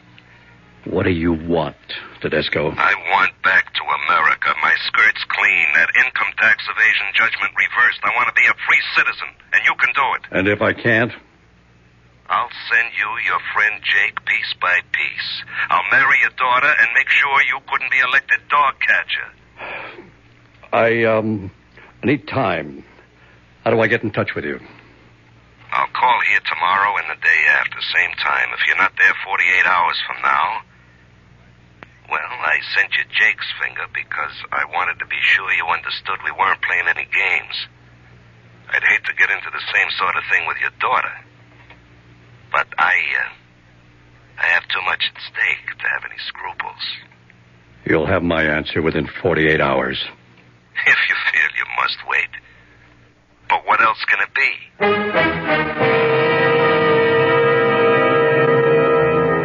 This wouldn't or couldn't happen to you or me. Ordinary people are not called upon to make extraordinary decisions normally. But how will Senator Henry Chalmers Winstead react? Which of his lives, public or private, is the more important? We'll return shortly with Act Two. Hi. Hi, I'm in nuclear research. Nuclear research? Uh-huh. Hey, wow. I took you for a salami. I beg your pardon? A salami salesman, I thought for sure. Nuclear research. Yeah. And so young. Doesn't that take years and years of college? Not necessarily. Well, today you can have a college grad's career with only a year or two of technical education. Look, it's all here in this free book, 25 Technical Careers in 2 years or less. It tells you how you can get into programming, chemistry, architecture, community service work, forestry. Forestry? That would be great for this friend of mine. He loves to play in the woods. Play in the woods? Where do you get this free book, 25 Technical Careers? Just write Careers, Washington, D.C., 20202. Careers, Washington, D.C., 20202? Yeah, send for it. It tells you how you can have a college grad's career without 4 years of college. A public service message of this station and the Advertising Council.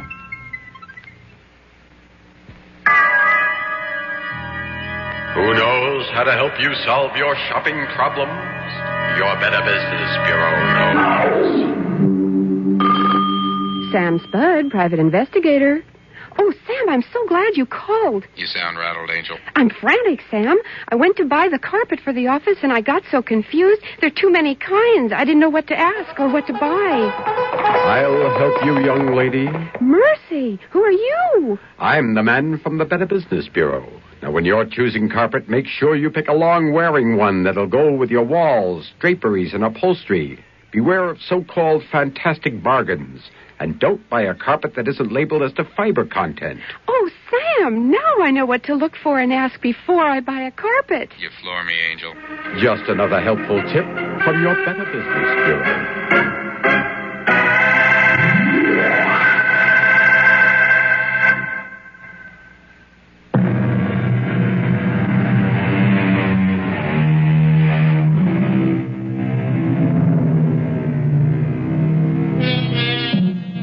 It's been a sleepless night for Bill and the Senator, and 7 precious hours are gone before the Senator has finally agreed to let Bill fly to Rome. It's a slim chance because Lynn has already checked out of her hotel with no forwarding address. Now, waiting at the airport to catch the first plane out, Bill is joined unexpectedly at the airport. What are you doing here, Senator? I threw a little weight around last night and dug up the number Tedesco called from. Naples. Spezia 54368. Got it. I should be going myself. Oh, sure. They'd spot you for sure, and some smart reporter would have a headline like, Daughters, Torch Lights, Fire under Senator Winstead by Fiddling Around in Rome. You can't afford to lose a nomination with publicity like that. I can't afford to lose a daughter. You're not going to. And neither am I. I just discovered I'm still carrying my torch. I must really love her when I can even think of forgiving her for falling for a crook like that. Don't underestimate him. He's a very charming man. He's a crook. I talk about his manners, you his morals. The only thing we ever could get him on was tax fraud. Why didn't we grab him in time? A lot of mistakes, Bill. Why didn't you grab Lynn when you could have? No guts. My daughter scared you? Enough. But not all the way. You. Me? You're a large legend to live up to, Senator. Anyone in your family lives in a glass cage, which isn't much protection. How do you expect to locate Lynn?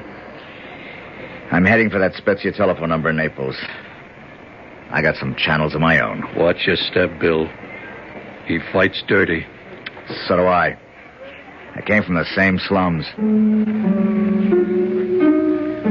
The flight was a milk run, but Rome was strictly a washout. So I took the Rapido for Naples.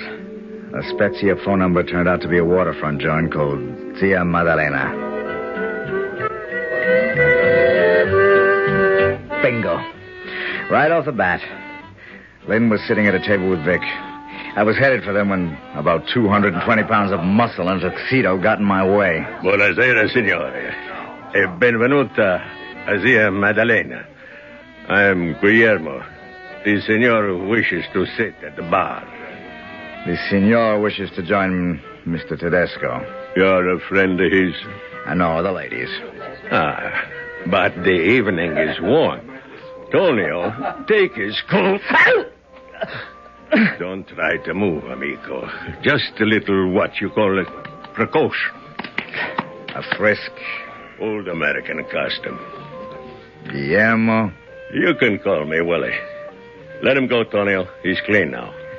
The all-American type. Thanks for making me feel at home. I can find my own way, thanks.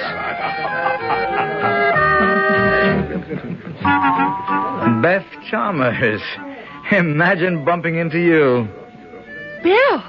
I hope I'm not breaking up anything or something like that. No, not at all, Bill, Senor. how did you... Oh, excuse me, Vic. This is an old friend of the family, Bill Desmond. Vic Tedesco. How are you, Mr. Desmond? Do you, expect to be in Naples long, Senor Desmond? Oh, no, I just came here to pick up a couple of packages. I hope to get the first train out. Oh. Well, we were just going to have a brandy. Will you join us? Oh, I don't think that... Matter of fact, I was going to ask Beth to join me in a dance. Why don't you, Beth? Oh, you sure you don't mind, Vic? No, not at all. All right. As a matter of fact, I have some business to attend to. Please, enjoy yourselves. But I'll be jealous of every moment you're away, Carissima.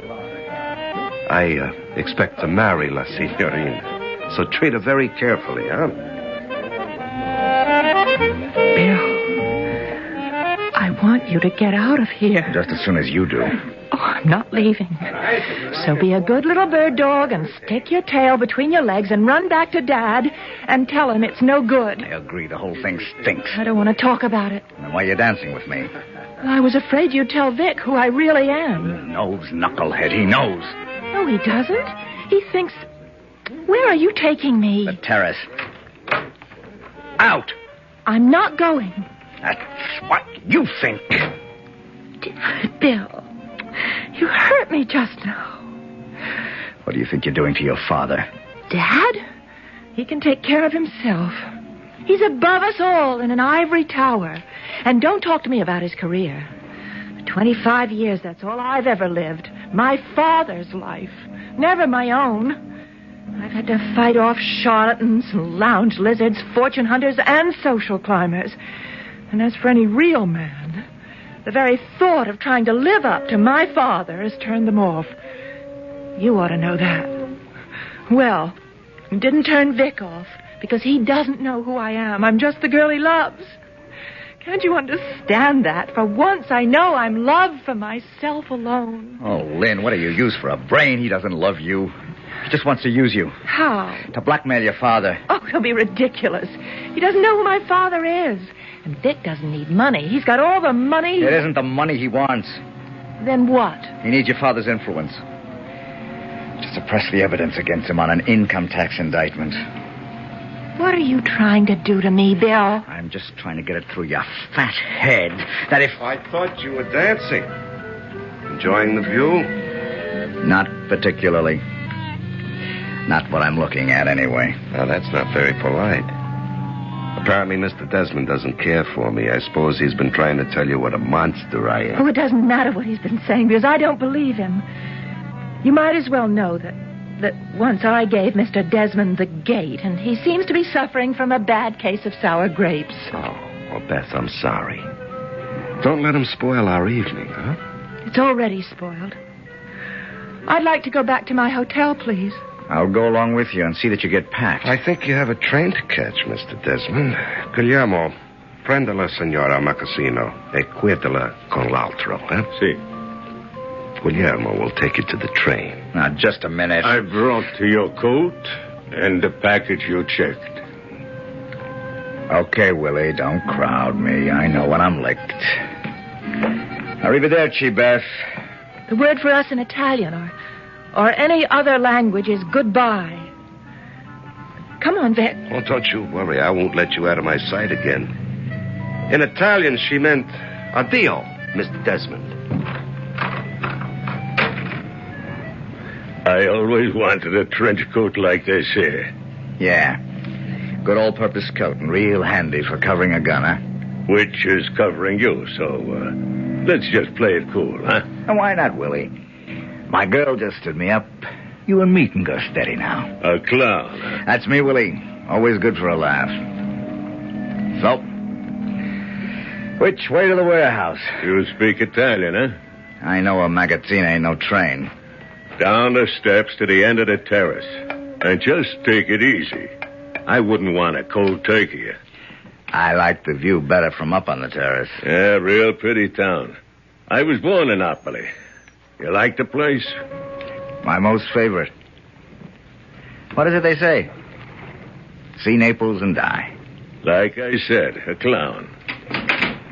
Now, just slide in easy, under the wheel, and back into the corner.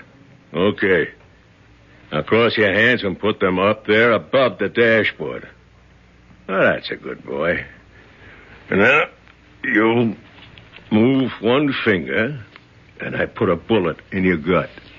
Is that what you did with Jake Muldoon? No. With him, we just removed the finger.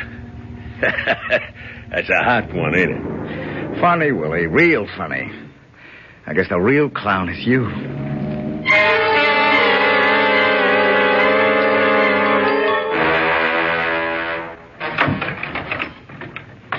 Bill Desmond.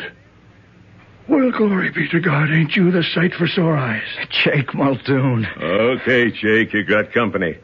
Why don't the two of you have a party? See you for breakfast in the morning. What are you doing here? We got your message, Jake. How's the hand? Oh, I can get along without the finger. But I won't be able to wear the ring anymore. It was Sheila's class graduation. God rest her soul. Don't worry.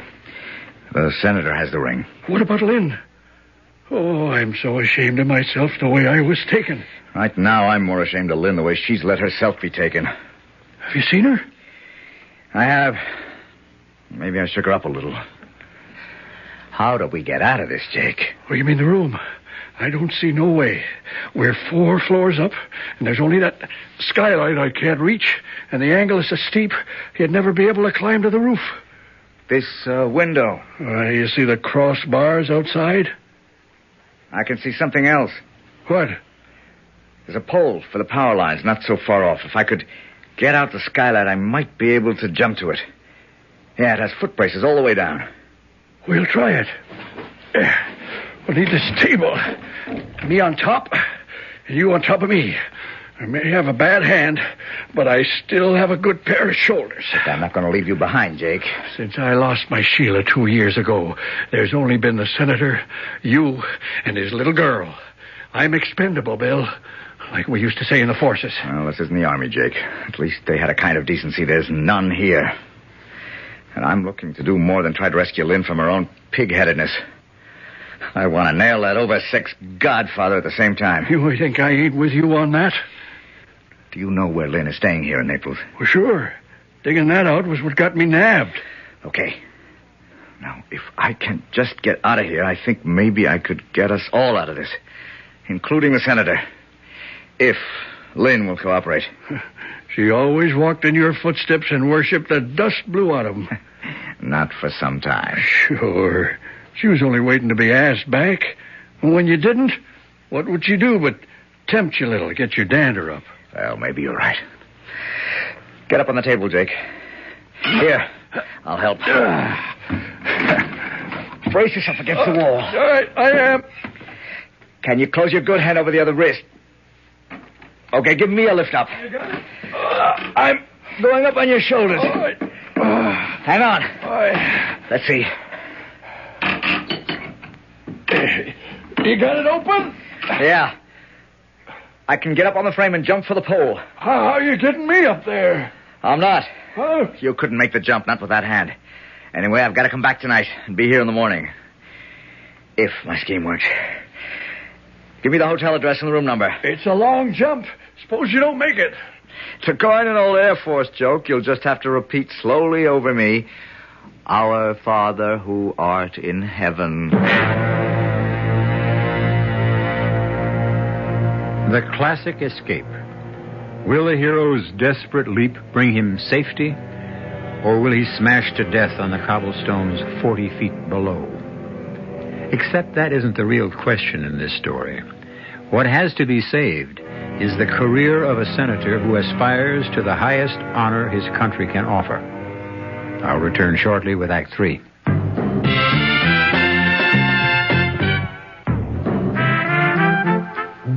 Some beer drinkers have funny ideas about beer. They think beer improves with age, like wine. Well, find a brewmaster, though. You'll find a beer drinker who knows better. The Budweiser brewmaster says it all depends on how beer is aged. Just letting beer sit in lagering tanks makes it older, not necessarily better. That even goes for keeping a case around the house for a couple of months. But there is one kind of aging that's good for beer, the Budweiser kind, beechwood aging.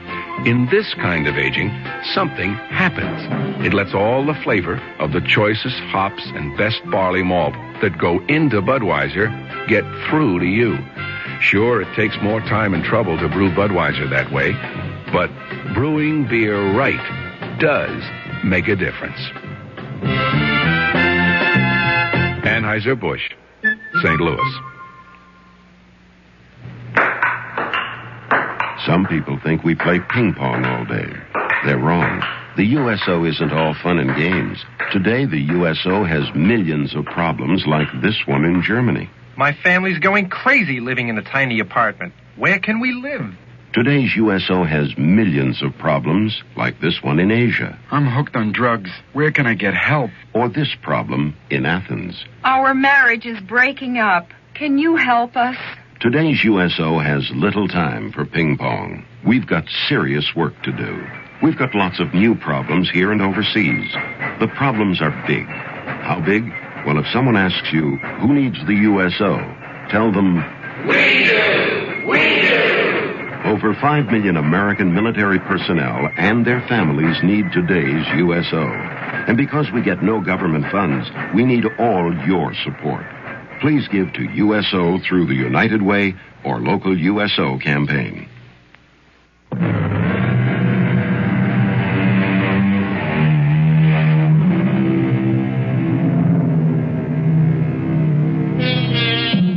It's the old analogy of the snowball or the dominoes, the chain reaction. A man with no integrity uses a lever to force a man of integrity to give in to his demands. When he doesn't, the man with no scruples goes further and further to win what he wants. While Bill Desmond is risking his life to save the senator's future, Lynn, the girl he loves, is finding out what risk her headstrong selfishness has put her in. Vic, if you really love me, let's pack up right now. Let's go home and get married. Hey, subito, pigeon. What do we do about your father? What does that mean? How long do we have to keep up the pretense, huh? Beth? Or shall I say the real name? Lynn Winstead. So you do know who I am? Oh, your ex-amour gave it away. That isn't true. You've known from the beginning, haven't you? Suppose I have. So Bill was right. You've just been using me. You think my father can quash the indictment against you. Like that. And don't go all dewy-eyed on me, Angel. Those things are done every day. A business proposition. Give a little, take a little. We're done, you mean? I'm growing up fast. I was fool enough to think it was only me you were interested in. I am. Don't sell it short. I'm getting my eyes opened all right. But I'm not kidding myself anymore. I'm not going to marry you, Vic. So? Well, I'll just have to hold you for ransom. You really are what Bill said you were. You're a gangster and a crook, and now a blackmailer. Our names don't faze me, sugar. The means are all I care about, and I got 'em to spare. Your father, the big lily-white crusader with the next nomination in his pocket, and the big job dangled in front of him like a carrot on a stick. Well, I'm the stick, baby. I can jerk away that carrot. If he wouldn't come through for me, I love the idea of hitting back at him with those headlines. Senator Winstead's daughter, wife of exiled crook. You named me. You'll never be able to do that now. Oh, I got a lot of ways to go. I got you sewed up 7 ways from nowheres. Mia Amore. I'm not going to outline them all. A couple you don't even know about, but I'm giving you a night to sleep on it. Now, you get in touch with your old man and close his papers on me, or he's going to find out he doesn't have a daughter anymore.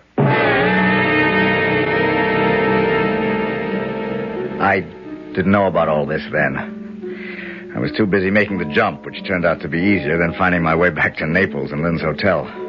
And getting into it unnoticed. It wasn't hard to see that Vic had it well staked out. But 4,000 lira got me in the trash exit, and another odd 2 up the service elevator to the right floor. Not bad for under 10 deflated American bucks. Who is it? You alone? Lynn. Yes. Who is it? Bill. Let me in before the house dick picks me up for a peeping Tom. Bill. It is you. Oh, wait a minute. Oh, Bill. Oh, thank God. Oh, you don't know how glad I am. Sure, how glad I am. Hey, listen, let's close the door before the house clerk raises the room rents. Oh, you're just the most beautiful thing I ever saw. Well, you still are the same for me. Maybe you'd better let me in on how you changed your mind so fast.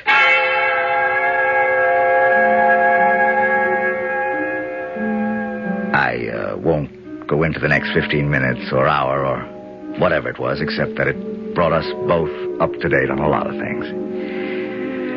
Nothing new for you on my side, and nothing that really matters from Lynn until a real whopper. We got a million things to do, but I happen to get lucky. I got a friend who's a purser on the Majestic, which sails tomorrow from Naples for Barcelona, Lisbon, and Madrid. He's holding 2 staterooms for us, one for you and one for Jake and me. Now, all I've got to do is get Jake out of that warehouse. I can get by Vic's watchdogs, but we got to figure out also how to smuggle you out. Bill. What? It's no good. Oh, honey, this is no time to back out. If I can just get us all on board that boat safe and sound, we're all home free. No, you, me, Jake, even in spite of what they did to him. But not Dad. Why not? Oh, Bill, I'm so ashamed of myself. I've been such a prime jerk, such a fool. Okay, but now you've come to your senses. No, you don't understand. Before I came to my senses, I was in Rome, and Vic was in Naples, and there was some kind of court thing that kept him from going anywhere in Italy but here.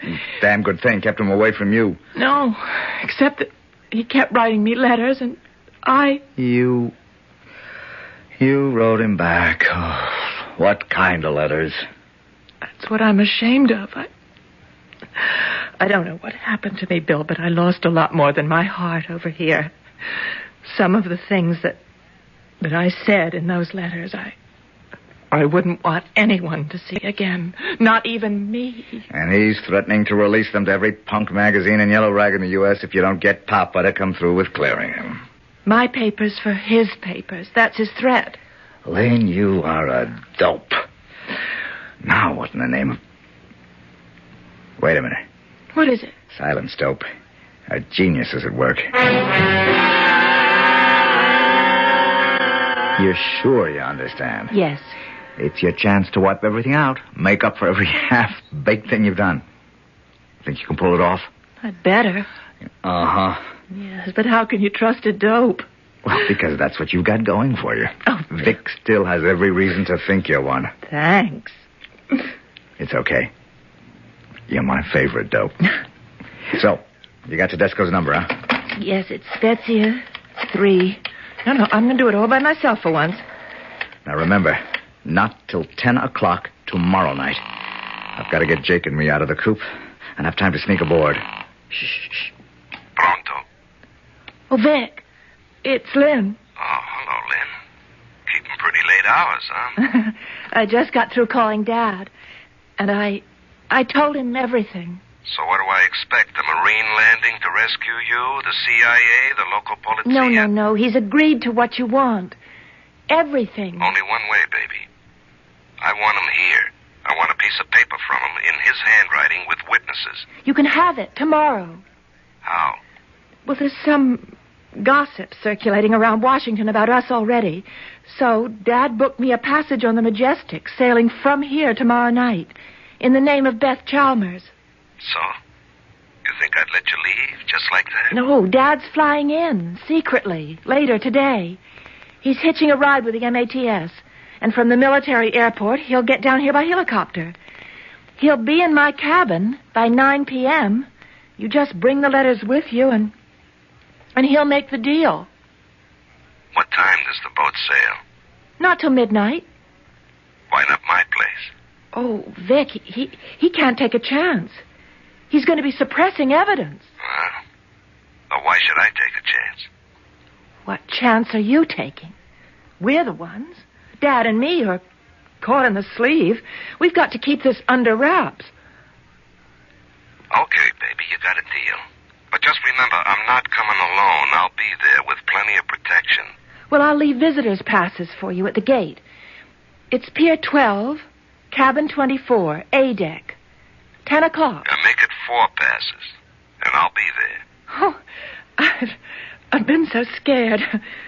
How can I thank you? I'm not coming for you, baby.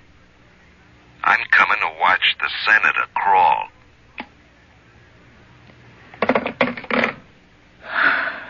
He's coming. You brought it off. With 3 of his gunmen. We'll take care of them, and you. Oh, I don't know, Bill. I feel somehow so dirty. Well, it's a dirty league, and this linen couldn't be washed in public. Now, I gotta get back to jail before they know I'm on the loose. See you on the boat. Oh, by the way, you have an extra pair of pantyhose you could lend me?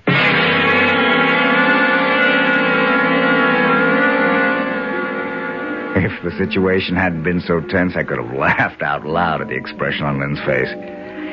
But there wasn't time for anything except what had to be done.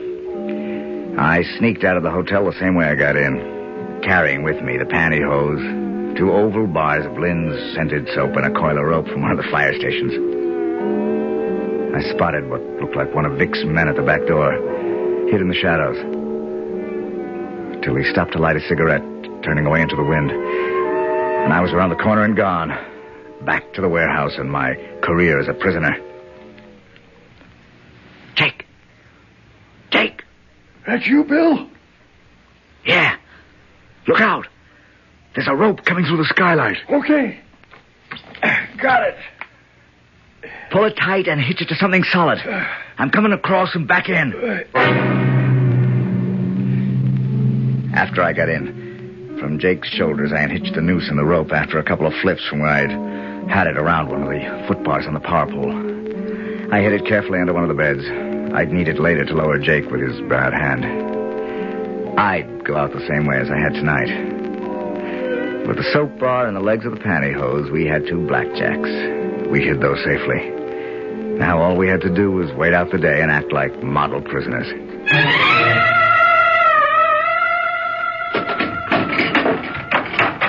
Well, will you look at the 2 dukes sleeping like they was babes? Hey, wake up, you bums. Oh, buongiorno, Guillermo. Okay, cut out the humor. I bought your boat some grub. And this here's Tonio. He and a friend will bring you your dinner around 6. Then, guess what? There's a file in the cake you baked. Like I said, a clown. This time, you ain't beating your gums. Out of the goodness of the boss's heart, you'll all be on your own tomorrow morning. Well, in case I shouldn't see you again, ciao. Come on, Tony. You may not see me, Willie, but you'll hear from me.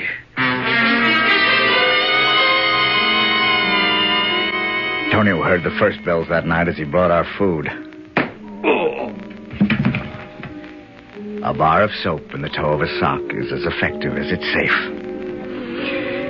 It worked equally well on the two uglies Vic left behind in the dock.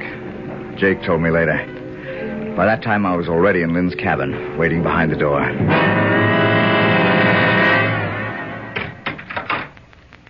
Vic. Oh, I was afraid you wouldn't get here. Wouldn't have missed it. 10 on the nose. You have the letters? Right here. Oh, good. Then come on in. Meet my father. Got your rod, Willie? Yeah. I think we'll just let Willie check things out first, all right? Go ahead. You can trust him to keep his mouth shut. Va. Okay. There ain't nobody else here. That's what you think. The double cross. Don't move toward his gun, Desmond. I got one, too.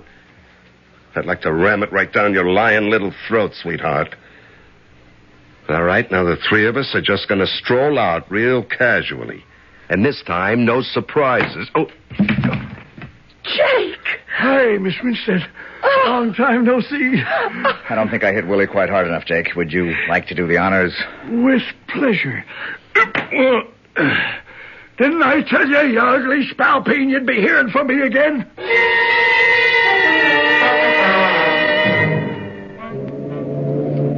Oh, Bill. It feels so fresh and clean.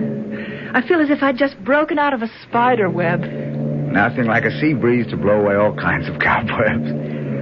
I wonder how Vic and Willie are enjoying the voyage. Are they actually under arrest? That was the whole plan. Beyond the 3-mile limit, this ship becomes American soil. The grand jury issued the warrant yesterday, and technically the captain can execute that warrant now. And what about Willie? Well, he's a stowaway. And he's got a record a mile long. By the time we get home, they'll be rearrested, convicted, and clapped in jail where they belong. Let's forget about them. But how could you ever forgive me? Or forget?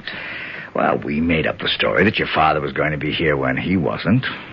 Let's say the letters and all the rest never happened either. I don't deserve to get out of trouble so easily. Who said you did, lady? You don't know the trouble you're headed for.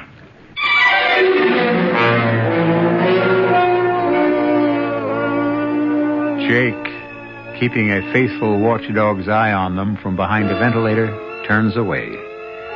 A nice-looking couple, he's thinking. Won't the senator be pleased? And what the hell, he says to himself, it was worth it all to have a finger in the pie. I'll be back shortly. There is a fresh new spirit sweeping the land. A free spirit that demands good products. Products that satisfy your sense of good taste and desire for economy. But above all, products that perform. Buick has been touched by this spirit. And this year, our crisply designed, solidly built Buicks will bring joy even to the most demanding of free spirits. The 1975 Buicks, dedicated to the free spirit in just about everyone. A variety of assistance is available to the blind. Rehabilitation and library services can be had in every part of the nation. Cash payments for the needy and training in skills and techniques. You can help. For information, contact your local affiliate of the National Federation of the Blind or write me, Kenneth Jernigan, President, National Federation of the Blind, 218 Randolph Hotel Building, Des Moines, Iowa, 50309.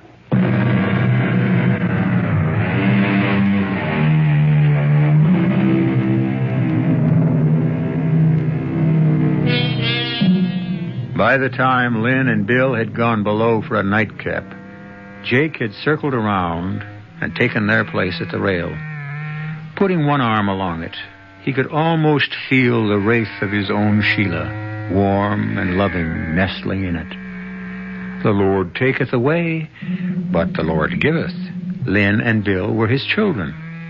And the senator was his, well, why not his father? Wasn't that the name they gave the first president? Our cast included Michael Wager, Marion Seldes, Larry Haynes, Dan Acco, and Ken Harvey. The entire production was under the direction of Hyman Brown. Now, a preview of our next tale. She was a priestess in the temple of Apollo at Delphi. and she fell in love with me. Hey, Pop, you know the sun's getting hot out here. Maybe you ought to get inside. Anyhow, you swallow a few grains, and you go into a deep trance. And when you come to, or wake up, it's hundreds of years later. Oh, rave on. Now make plans to break out, Augie. Quickly before they come for you. Go get your gold. Sure, get the gold. And then where do I hide? You can hide anywhere. A secluded spot, a cave, a forest, a desert. Yeah, great. And what do I do for chow? I'm trying to explain this, Augie. You don't eat. You don't drink. You don't have any wants. You have no needs. You're oblivious to cold, to heat, to rain, to snow. And in several hundred years, you come alive again. Radio Mystery Theater was sponsored in part by Anheuser-Busch Incorporated, Brewers of Budweiser, and Buick Motor Division. This is E.G. Marshall inviting you to return to our Mystery Theater for another adventure in the macabre. Until next time, pleasant dreams.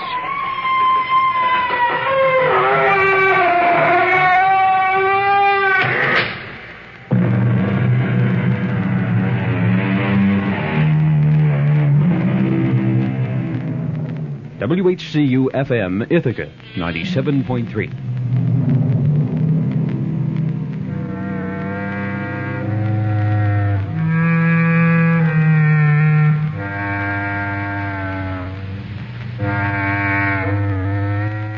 Mildred Barrick has been the leader of the 60-member Lansing unit of senior citizens for the past 5 years. Once a month, their luncheon meetings weave social ties. I like people. I like to be with people. I work and enjoy people. Friday afternoons bring a special treat at the Senior Citizen Center in Ithaca. Mildred Barrick gets a chance to pursue a pastime she had liked since she was a girl. I'm not much of a round dancer, but I like the square dancing. There are 11 units of senior citizens in Tompkins County. Total membership reaches 2,400, and there are many activities to enjoy. Well, I'm quite a clubber. I belong to quite a few organizations. In fact, this week I've had meetings, day meetings and 4 or 5 night meetings. And I am alone, so I like to get out and be with people. The Senior Citizens Council and Center fill a void in many lives. The United Way campaigners want to keep it that way. CBS News. After remaining silent on the matter for years, Nelson Rockefeller has admitted that as New York governor, he was aware of a $100,000 payment to the State Republican Committee by concessionaires seeking a racetrack license. I'm Jim Kilpatrick reporting on the CBS Radio Network. Answering questions submitted by CBS News, Rockefeller said he ordered then New York State Republican Committee Chairman Judson Morehouse to return the money. Rockefeller denies there was any wrongdoing involved.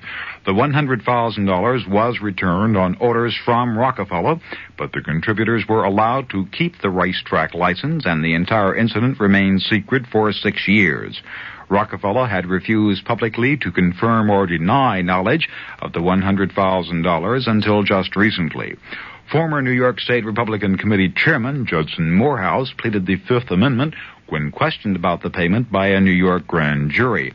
Morehouse was convicted in an unrelated case and pardoned by Rockefeller in 1970. One matter under study by congressional investigators is a $100,000 loan by Rockefeller to Morehouse 1 year after the racetrack incident.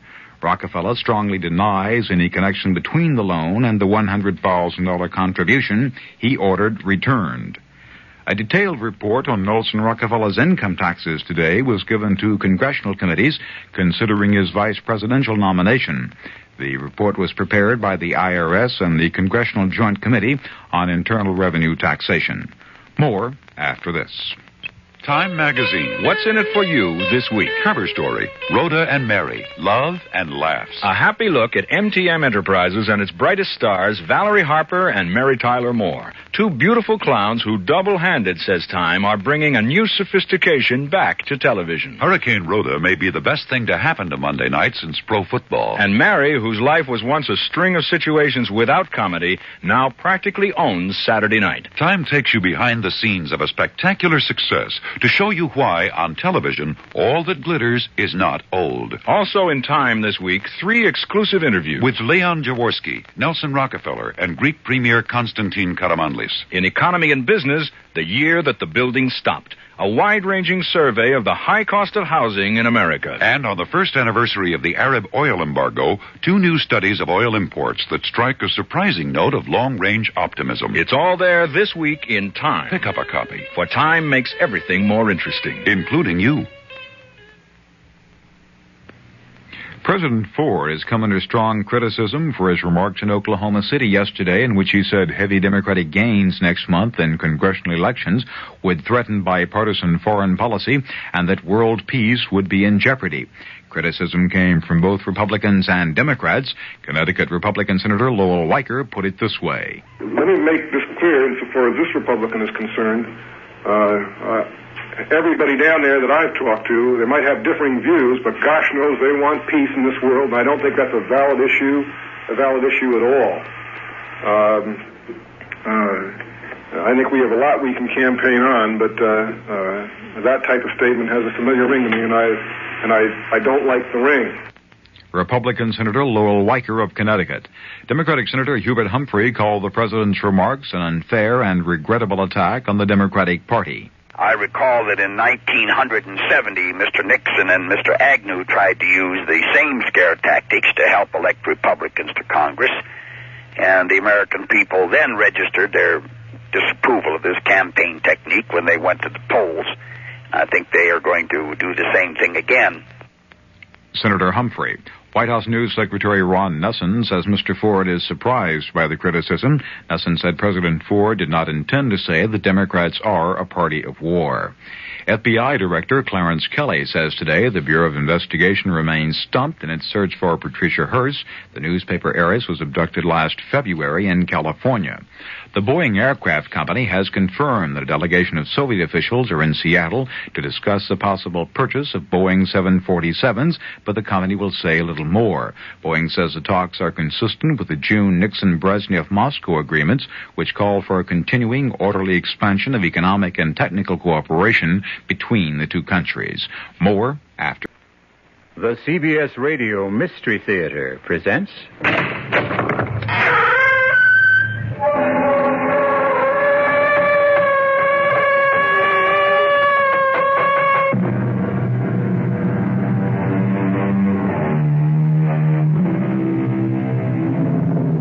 Come in. Welcome. I'm E.G. Marshall. And we hold these, what shall we call them? Meetings, adventures, seances, nightmares, usually at this time and place. So what is your terror? Are you interested in immortality? Would you like to live forever? Does the prospect of life everlasting intrigue you? Well, if it does, or even if it doesn't, stay with us, and you'll meet a gentleman who can sell you eternity. The catch? The hitch? The fine print? There isn't any. Would I lie to you? I got all this gold. Let's make a deal. What good is gold? Gold? Gold is... I notice you have some in your teeth. Is that what gold is used for? Let's make a deal. What is a deal? I'll give you half. No. I am not amused by gold. Come. You must go back. No. Come. I'm warning you. Okay, you asked for it. Come, Augie. Time to return. The bullet. It just went through you. Put your toys away, Augie, and come back to your cage.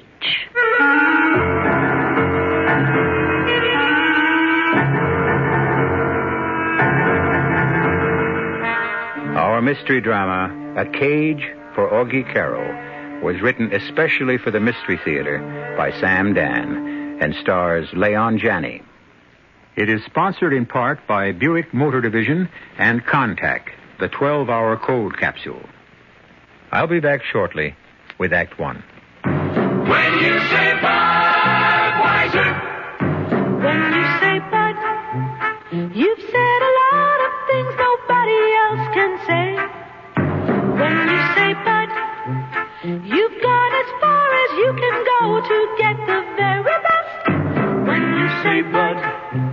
You've said the word that means you like to do it all.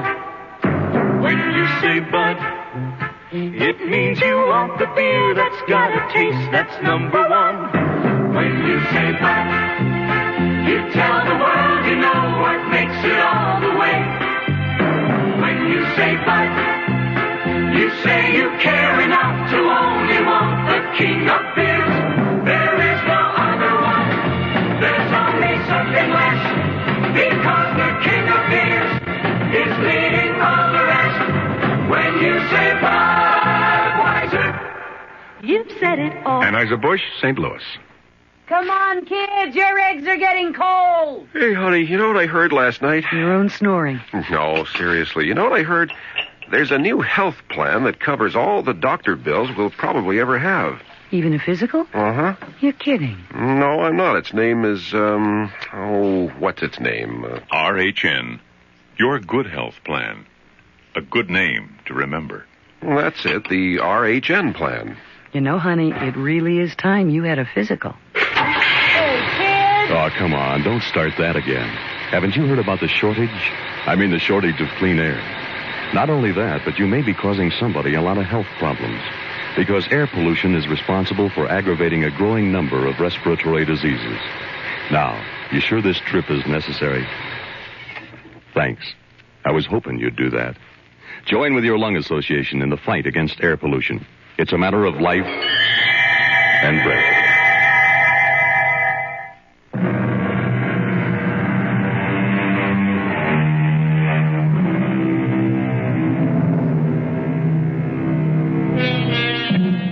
The central character of our tale is Augie Karo. That word character may be a misnomer, since Augie was never accused of having any. I'm afraid I must say that Augie is not a good person. As a child, he took things that belonged to others. When he grew up, he continued the practice. Of course, there was a dramatic increase in both the value of the objects and the violence of the methods. Against the wall, it's a stick-up. You punk!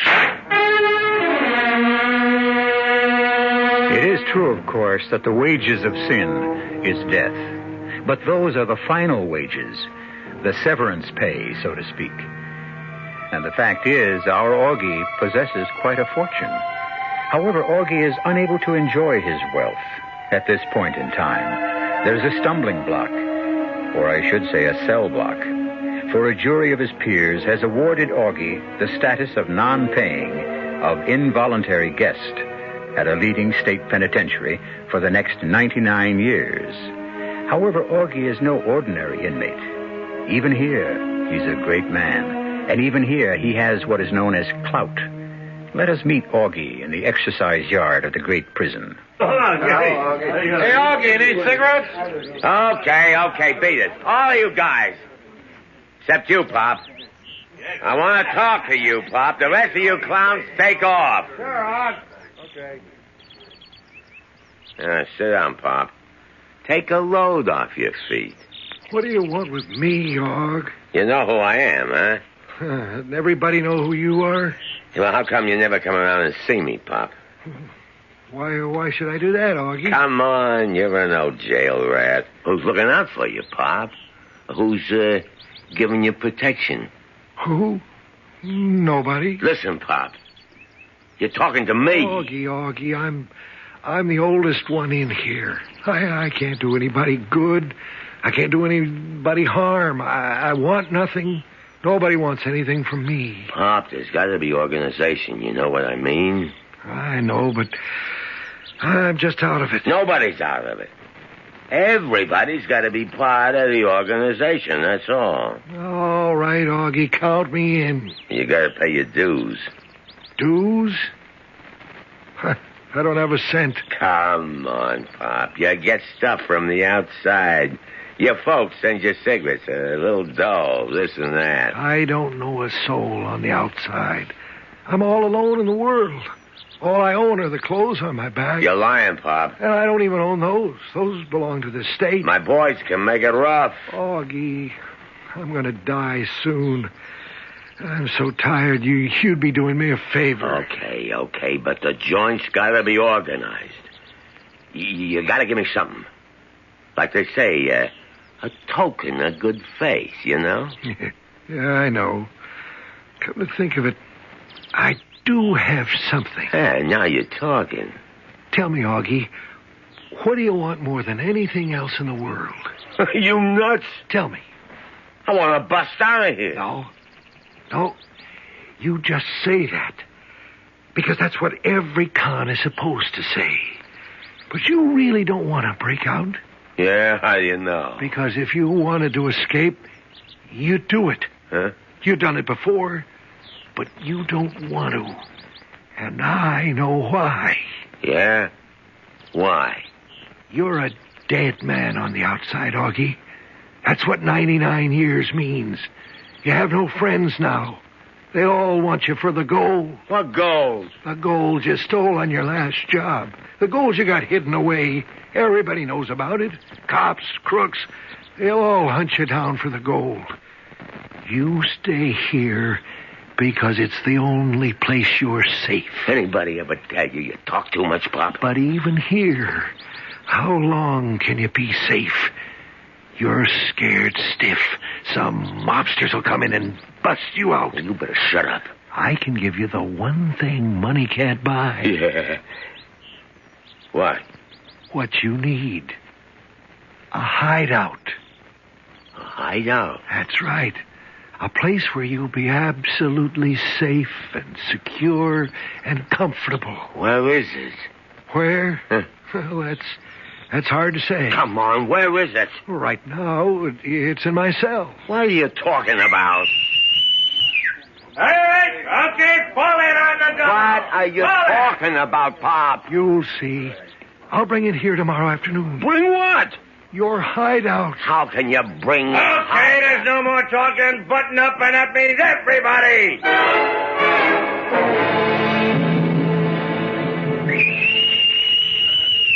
Okay. All right, you got 10 minutes. You can sit down. You can smoke. Hey, Pop. Hey, Pop. You come on over here. Oh, good afternoon, Augie. Yeah, well, what was that line you was handing me yesterday? Well, I promised you a hideout. I have it here with me. In this little bottle. See? This little white powder. Pop, you know you're crazy. And you have enough of this powder to last through eternity. Almost. You've been in stir so long, you finally blew your lid. You have no idea how long I've been in stir, Augie. Add it up. Here and there, each time, each lifetime, I'd say about 950 years. What? I think that's some kind of record. Listen, Pop, just beat it, huh? Why don't you believe me? A guy says he's done 950 years in jail, and he wants to know why I don't believe him. Oh. This powder, Augie. You take several grains of this powder. Oh, yeah. And your body will... Well, it goes into a state of suspended animation. That's the modern term.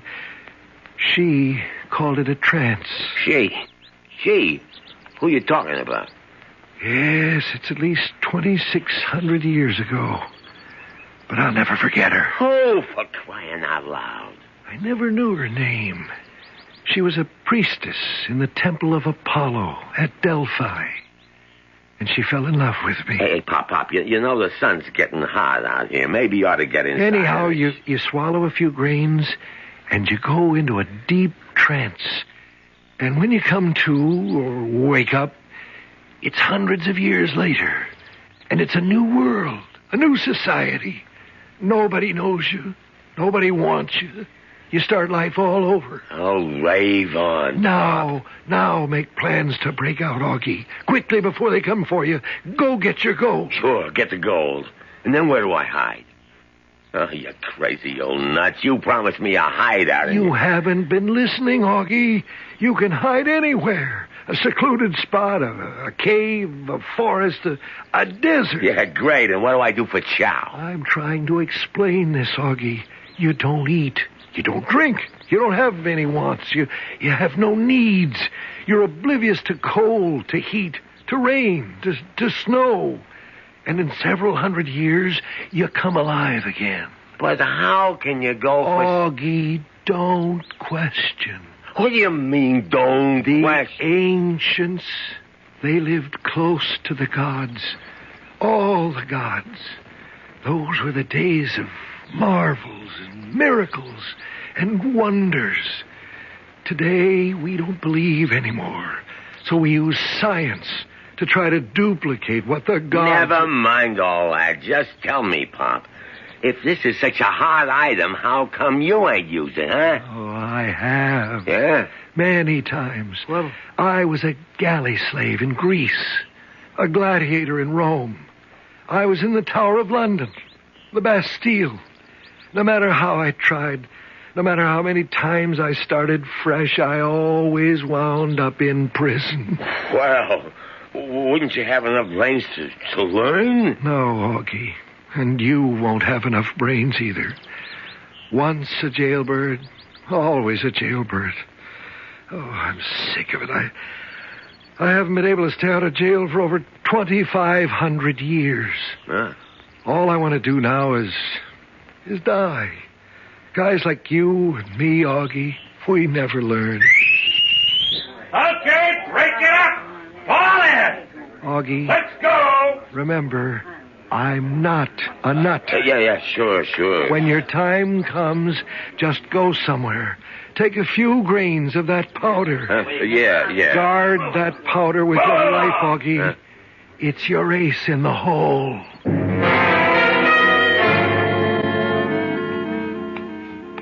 Oh, good morning, Augie. I hope you slept well. What do you want? Better get that cell all cleaned up. All right. There's a new guard taking over my post. So? I'll be on the rear gate. None of you guys is a bargain. Oh, you'll miss me, Augie. The new guy reported in this morning. His name's Castle. He thinks he's tough. What else you got on your mind? Oh, I think you were a friend of Pop. Who said I was? He died last night. Yeah? Was that all you can say? Yeah? He left you his fortune. What fortune? Here it is. Come on, take it. Hey, what's this? I don't know. I asked the warden's kid. You know, the smart one who goes to high school? He says it's an ancient Greek coin from, I don't know, what's the name of that place? Delphi, something like that. I don't know. Tell me, Augie, how does it feel to inherit a fortune?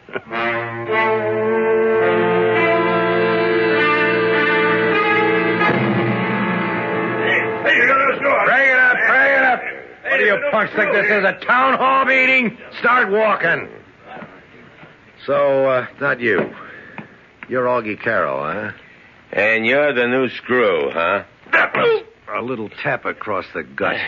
I also got one that'll knock your teeth out. Yeah, figure you're pretty good with that club, huh? Well, you could find out the hard way. Figure you're tough, don't you, Castle? Mr. Castle to you, punk. What do you want? This is a penitentiary. So? You know what that means. It's a place where you do penance. Have you been doing any penance, Augie? Okay, Castle, what's your game? I want you to call me Mr. Castle. Yeah, what else you want? I want you to think about your sins, Augie. Think about them and repent.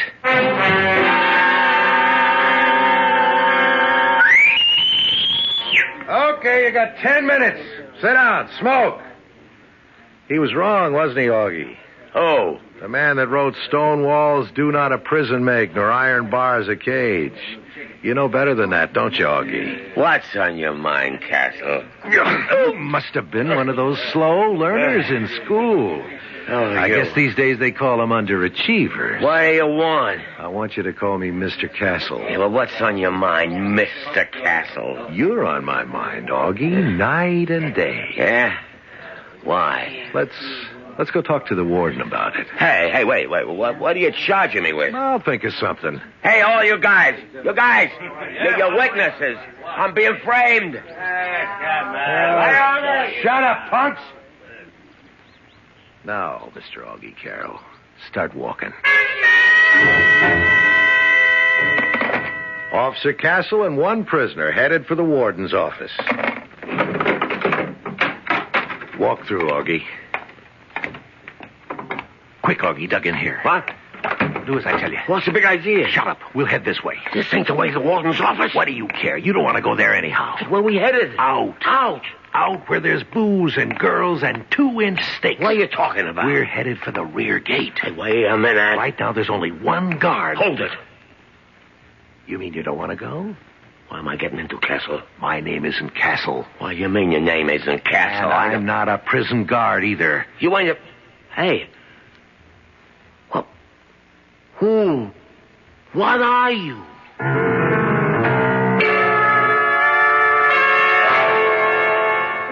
That's a pretty good question. You must admit, so far, our tale is replete with people who are not what they seem. For instance, old-timer convict Pop claimed to be a Greek galley slave.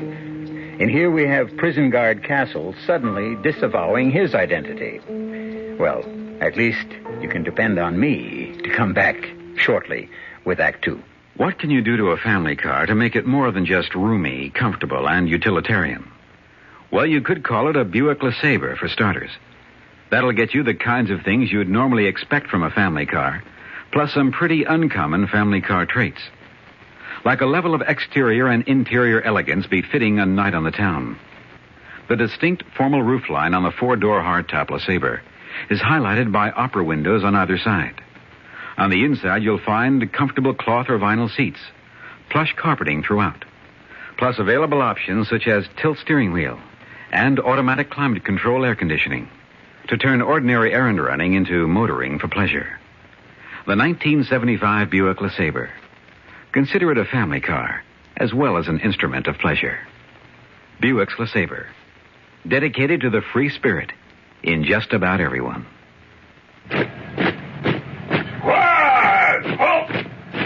Cigarette? No need for that. I'm ready. Blindfold? Dash it, man. Let's get it over with. As you wish. Ready! Ready! Fire! Henry, wake up. Huh? You're dreaming again. Your tax audit? Yeah, today's the day. But you got all your records together. Well, yes, I do. Aren't you coming? You don't need me. You're ready.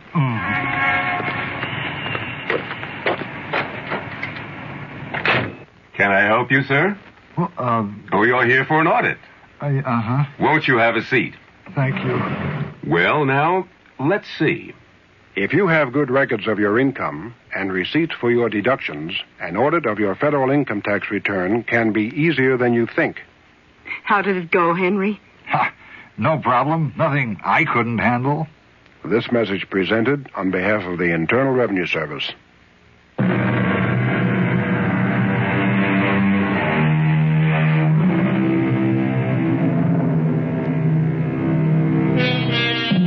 Well, you know what's been happening to Augie Karo, a hoodlum presently resident in one of our state institutions. First, an old and apparently half-insane convict gives him a vial containing a powder which can put a man to sleep for several centuries, or so he claims. Now, Augie is being conducted to the rear gate of the prison by a guard who has just revealed he isn't a guard at all, but someone who is going to help Augie escape. Even a mental genius would have trouble grasping at the significance of all these events. It's no wonder, then, that Augie insists on stopping short to think things out. Well, what do you mean you ain't a real guard? That's it, Augie. How'd you get that uniform? How'd you get in here? It's a long story, but right now we only have time for a short one. Well, start talking. Let's talk about 100 little blocks of pure gold. Each block weighs exactly 1 pound.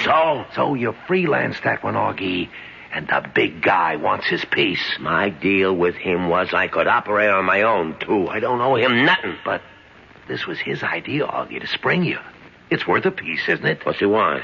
50%. No dice. Okay, Augie. Stay here. Keep 100% of nothing. What's the matter? Lose your nerve? You afraid to bust out? I ain't afraid of nothing. Well, do we go or do we stand here in the corridor much longer? Okay. Okay, we go. Start walking. How'd you get in here? You know the big guy. He has friends everywhere. He can find out if some guy's being transferred, like a prison guard. There was a guard named Castle. He was coming here from way downstate. Well, he never made it. How do we get out the rear gate? Just up ahead, the door. It's open. Walk out. Now turn left. A rake is leaning against the wall. Pick it up. Start raking leaves. You follow this? Yeah. Work your way slowly, very slowly toward the gate. I'll be talking to the guard. I'll hold his attention. Get behind him. Cloud him. Here, take this blackjack. And make sure of him. What's the matter? I don't know how to sap a guy. Best if it's clean and we don't have to shoot. Now, here's the door. Walk out. Slow. Yeah. Well. Look at who made the cleanup detail. Big Augie himself. Yeah. We're going to show this punk how the other half lives. Get working on those leaves before I start working on you. Castle, I've been watching you. Oh, have you? Yeah. You're going about this job dead wrong. Am I? You can't treat these men like animals. Why not? That's exactly what they are. Now, you're brand new on the job, Castle. Now, let me give you a few tips. You think you know all the answers, huh? I don't know any of the answers. But I do know that for 8 hours a day, we're just as much in jail as they are. So, why not just try to live together? Now, give a guy a break and never do what we're doing now. What's that? Never let a con get behind you. Hey, what's it? Plug him. Rear gate! Run for it, Ted. Yeah. Rear gate! There's the car. Get in the back. Hey, what's this? Dame behind the wheel? Jump in and shut up. Get out of here, Ginny, fast. That box on the back seat. Slacks, sports shirt, change. Pass me a shirt and pants. Who's this dame? We need a wheel person, don't we? I never heard of a dame who could drive. Woman's lib, Augie. A fantastic thing. Now, you always thought dames were only for having laughs with. There's a million other great services they can perform. Ginny, stop the car.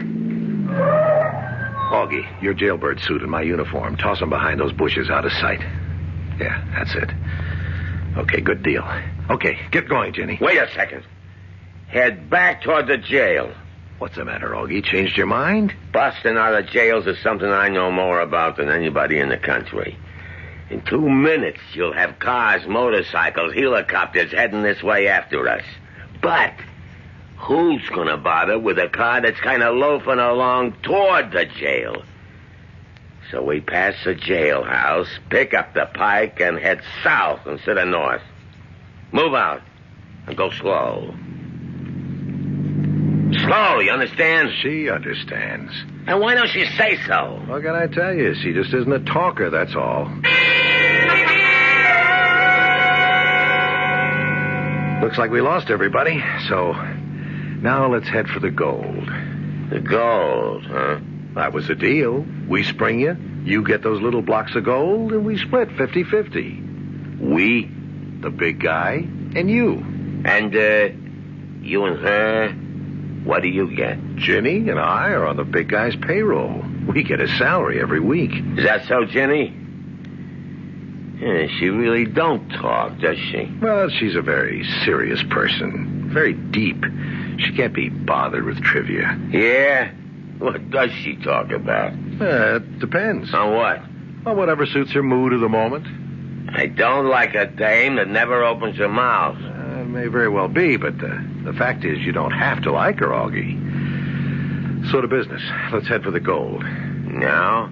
Augie, yesterday is dead. Tomorrow may never be born. All we can rest on and swear by is today. Okay. Keep heading south. You heard the gentleman, Ginny. Yeah, how about if we stop for some chow, huh? Oh, you can't risk being seen, Augie. We gotta eat. Oh, I guess. Ginny, that's a diner up ahead.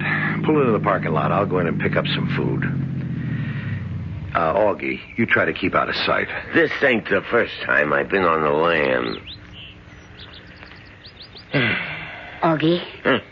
Well, what do you know? She talks. Listen, what gives with a dame like you? Never mind all that. I don't have much time. You don't have much time either. Yeah, why? He's going to cross the big guy. He is? Yeah, he wants all the gold for himself. He does? Where do you come in? The two of us, we're together. So what does he want to do? You take us to where it's hidden. He shoots you. We take the gold and leave the country. So? Why is that a bad idea? Oh, it's a great idea. It's got one thing wrong with it. It can't work. Why not? You know why not. You don't cross the big guy. Because if you do, there's no place in all the world you can hide from him. And what does Castle, or whatever his name, say to that? Oh, he laughs. He figures he's pretty smart. Well, he went to college. Okay. Well, why'd you tell me all this for, huh? Because I don't want no part of it. I don't want to get in wrong with the big guy. That's good thinking. It's not like I didn't try to talk him out of it, but I don't know, sometimes the guy just won't listen to reason. Yeah, I know. So, well, there's something he don't have to know. Yeah? What? You don't have to know that I'm giving you this little .32 revolver. Take it. Sure, thanks. Now remember, you're safe till we get to the gold. And then... Look, you don't have to tell me what to do. You know, it's really a shame. He's so educated. He speaks so nice.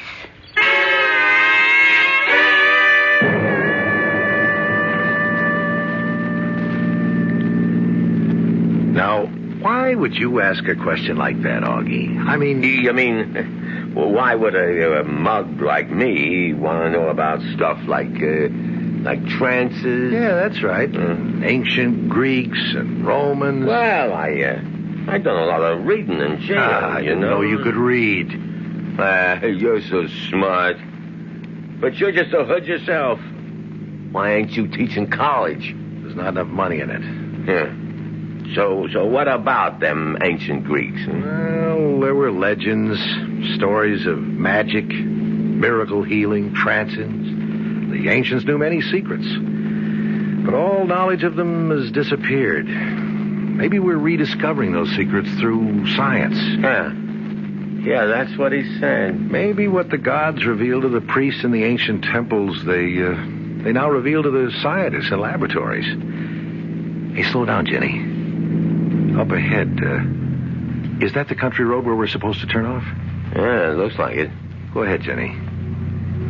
It's a bad road to travel at night. Yeah, but it's like a rainbow, you know what I mean? There's a pot of gold at the end of it.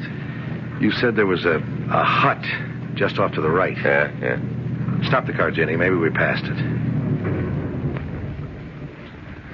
I don't see anything. You don't? Well, why don't you turn around and look?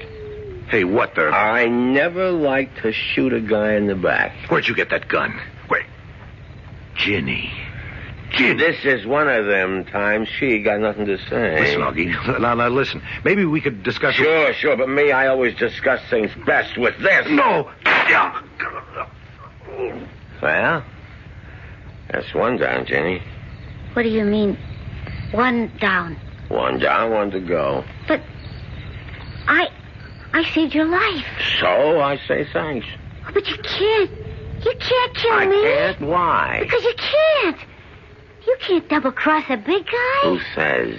You can't double-cross the organization. They'll hunt you down. They'll never find me. You can't hide. I got a place. Augie, look at me. Look, I'm not so bad to look at, am I? No, you're great. Well, then take me with you, huh? You wouldn't want to go with me, babe. I would. I'll be gone a long time. I don't care. Want me to tell you how long I'll be gone? I said I didn't care. I'm going to be gone for 3, 4, maybe 500 years. But I don't... What are you saying, Augie? I'm saying I'll be away maybe 500 years. You're crazy. That's how it goes, Jenny. I gotta say goodbye now. Don't shoot me!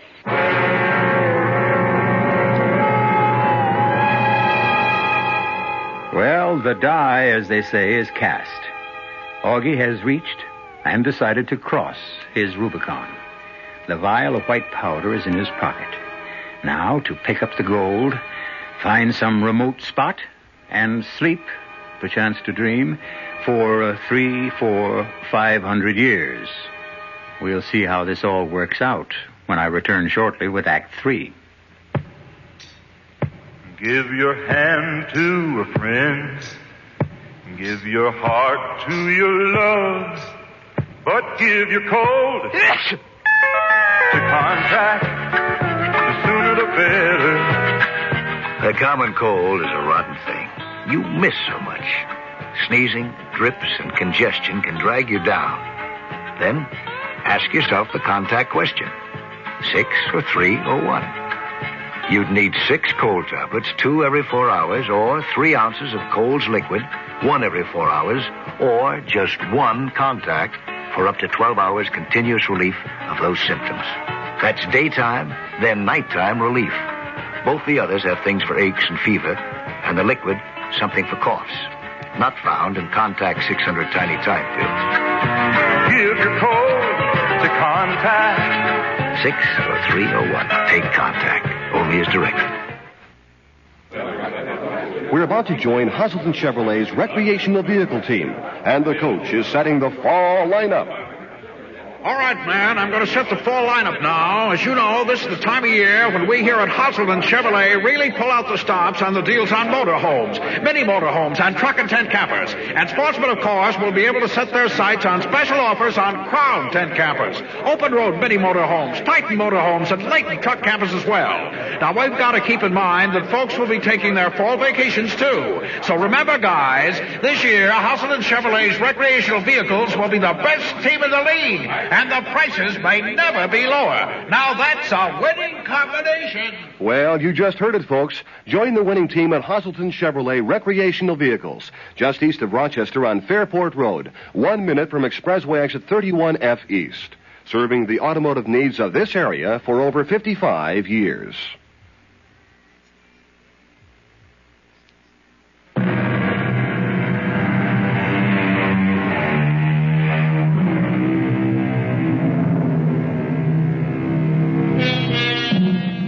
And now Augie has more trouble than any one person can handle.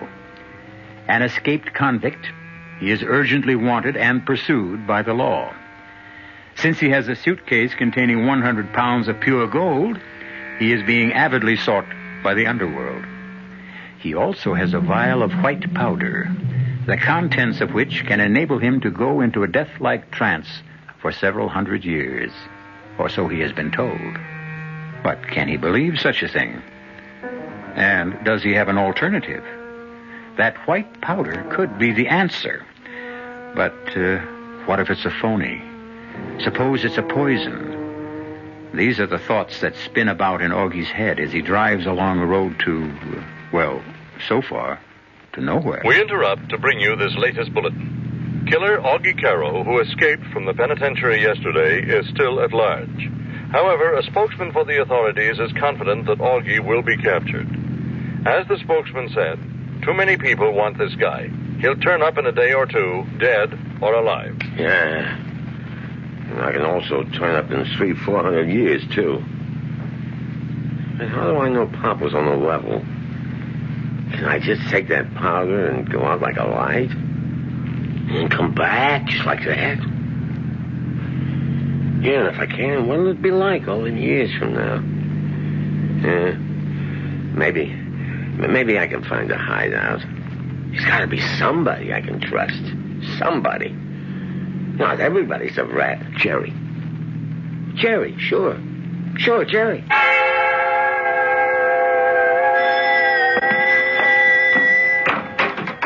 Augie. Let me in quick. Why, sure. I need a place to cool out. Well, sure, Augie. Only what?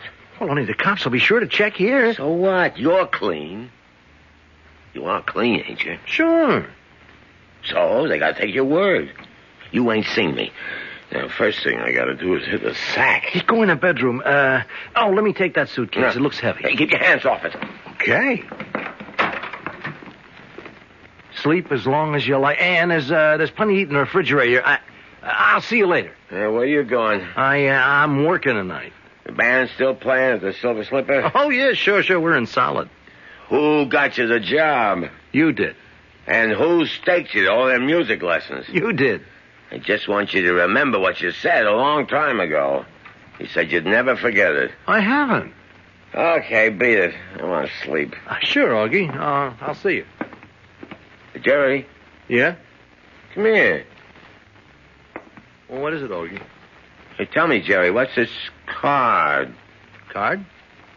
I just seen it on the table on the phone. Oh, that card. Yeah, it says City Police Force Special Investigations. Sergeant Morton, private number 2278308. Well, let's, That's what? Well, the cops were here, Augie. Yeah? Well, you know, they'd be sure to come here. Yeah? And this cop, this Sergeant Morton, he said to me, "Have you seen Augie?" And I said, "No." And he said, "Well, if you hear any news at all about Augie, just call us at this number." He left the card. And were you gonna call him if I showed up? Augie, how could you even ask me such a question? Were you, Jerry? Never, Augie, never. And why did you keep the card? Well, you know how it is. Why did you keep the card, Jerry? Well, you know, look, the guy, he just left it. If you wasn't going to use it, why did you keep it? Augie, Right here, right next to the phone. Handy. Augie, will you listen? And all you got to do while I'm fast asleep is make one little phone call. The cops get me, and you get all the gold in the suitcase. Right, Jerry? Augie, please. You shouldn't have kept the card, Jerry. Augie, you've got to listen to me. You don't believe that I'd ever call the cops? Oh, I know that you never call the cops, Jerry. Augie, don't. Please, you can't. You can't. You can't even trust your own brother. What a world.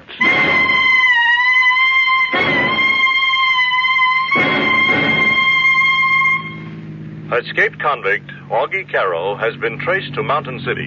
He is armed, he is dangerous, he is vicious. Spokesmen for the authorities are confident his recapture is a matter of hours. Ah, shut up. Maybe I better hole up someplace and take that powder. But it's crazy. It's got to be crazy. Pop had to be crazy. How can you just take a... Wait a second. Maybe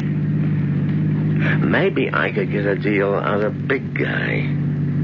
Maybe.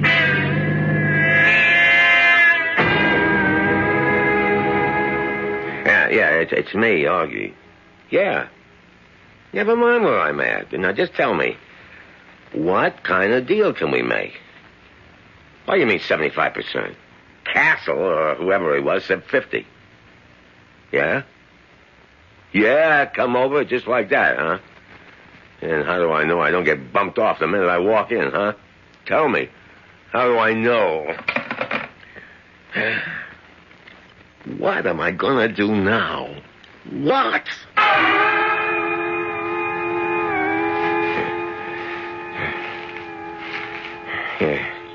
Here, right here. Right by these rocks. Yeah, nobody could ever find me here. Now, all I gotta do is take this powder. And then I wake up, it's hundreds of years from now, and I got the gold, and I can start all over, and I got it made. I just take the powder. And it looks like I took a powder into the future. Well, here goes. Yeah, it don't taste too bad. How about try some more? I want to be gone a good long time.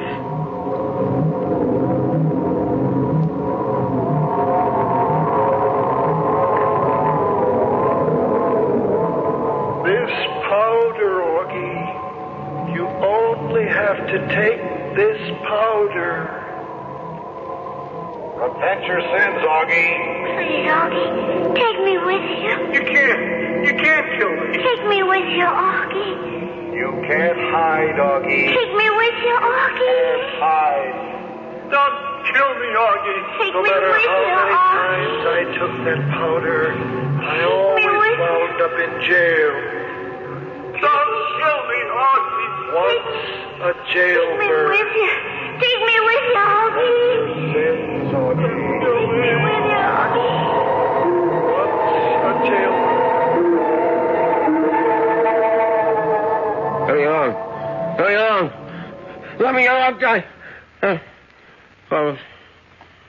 Where is it? Oh, I was dreaming. I fell asleep, eh? I took the powder and I fell asleep, eh? The gold. Here. Oh, here it is in a suitcase. And over there, well, there's a car. And these rocks.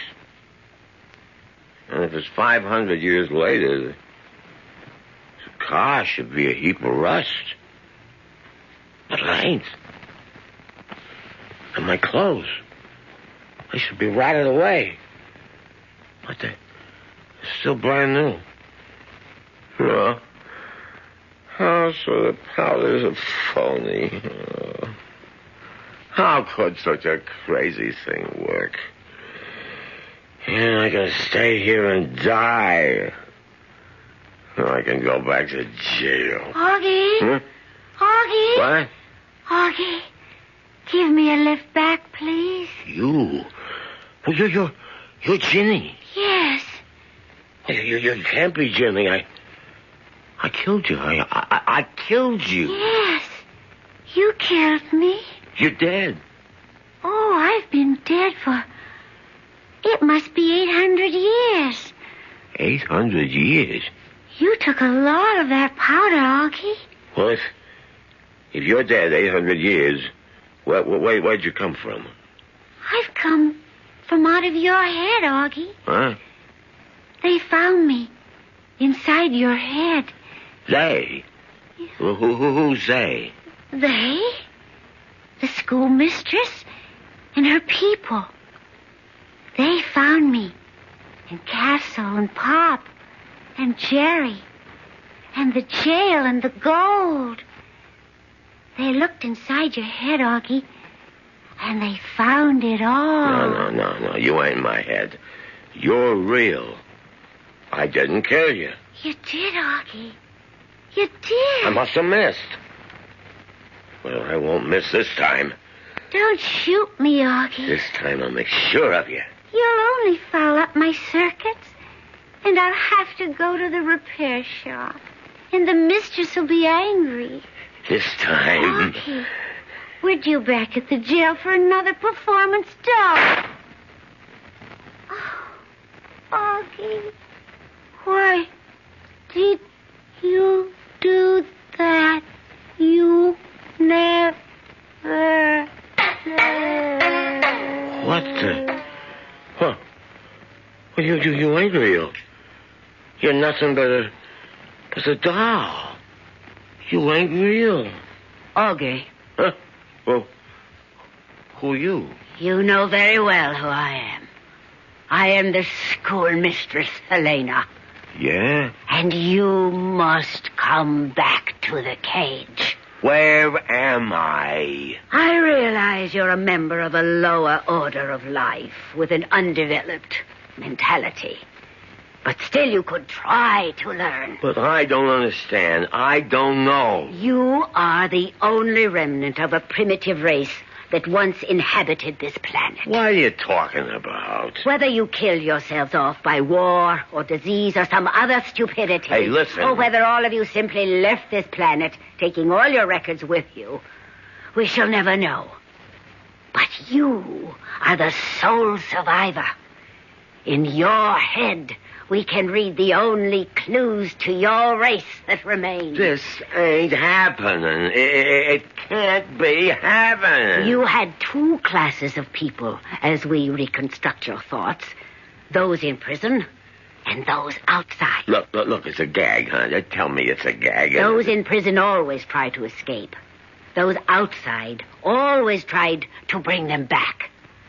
That was the business of your society. But I ain't done nothing to you. And so, you must go back to prison. But why? You must go back so that you may escape again. But if I'm going to escape, why do I You have will to... spend what remains of your life escaping and being recaptured. Why? So that our children may study you and examine the workings of a lower order of life. Hey, I got all this gold. Let's make a deal. Gold? We notice you have some in your teeth. Is that what it was used for? And why do you carry such a huge extra supply? Come, Augie, it's late. I'll give you half. You will go back to prison. Pop will give you the powder. Castle will help you escape. You will kill Castle, Ginny, and Jerry. Once again, you will wake up here. And you will go back to prison again and again and again.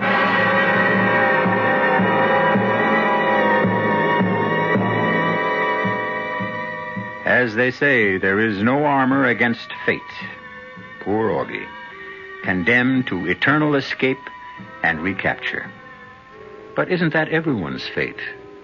Don't we strive to escape our faults, and aren't we constantly being recaptured by our weaknesses?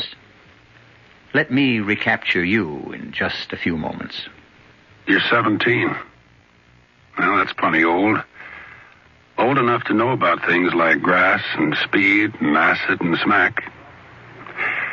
We probably can't tell you anything about the stuff you haven't already heard, or maybe even found out for yourself. So we don't intend to give you any advice. You wouldn't listen. But the trouble is, neither will your kid brother. He doesn't know half of what you know. He doesn't know how dope can affect your body. He's never spent a violent night hugging a friend who was on a bad trip, or watch a guy nod off in class and fall to the floor. He's just a kid, and a real setup for anybody out there selling the stuff. We'd like to warn your little brother. Too bad he doesn't trust us. We can't get to him. But maybe you can. An advertising council campaign.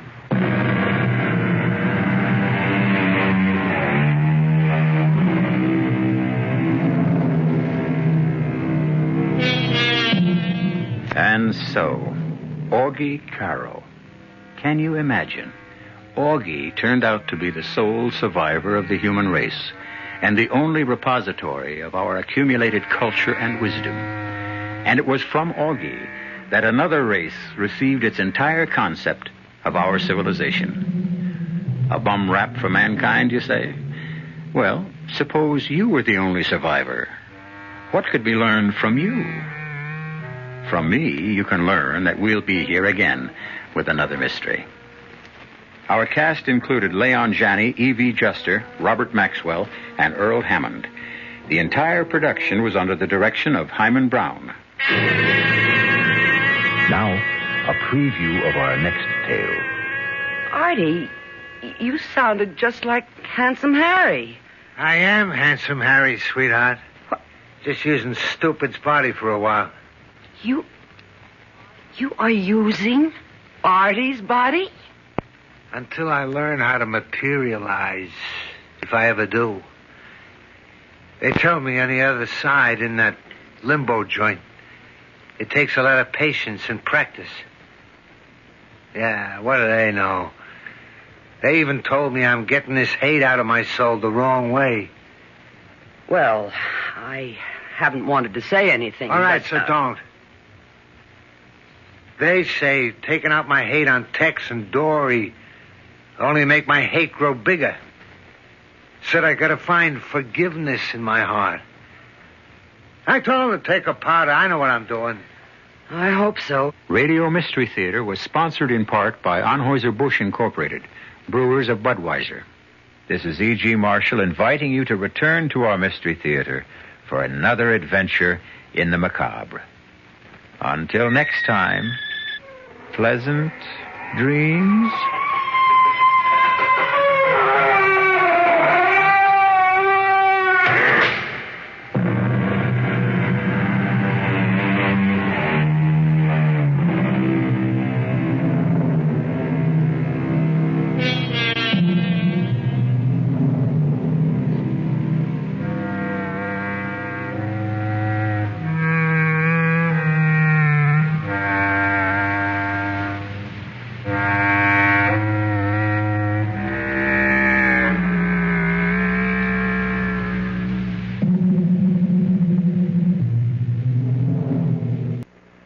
The CBS Radio Mystery Theater presents...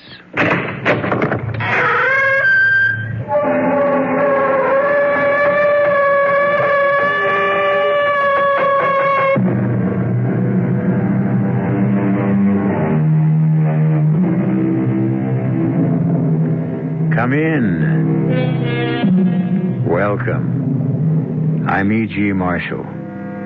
Welcome to the world of terrifying imagination, to the world of enchantment, spells, bewitchery.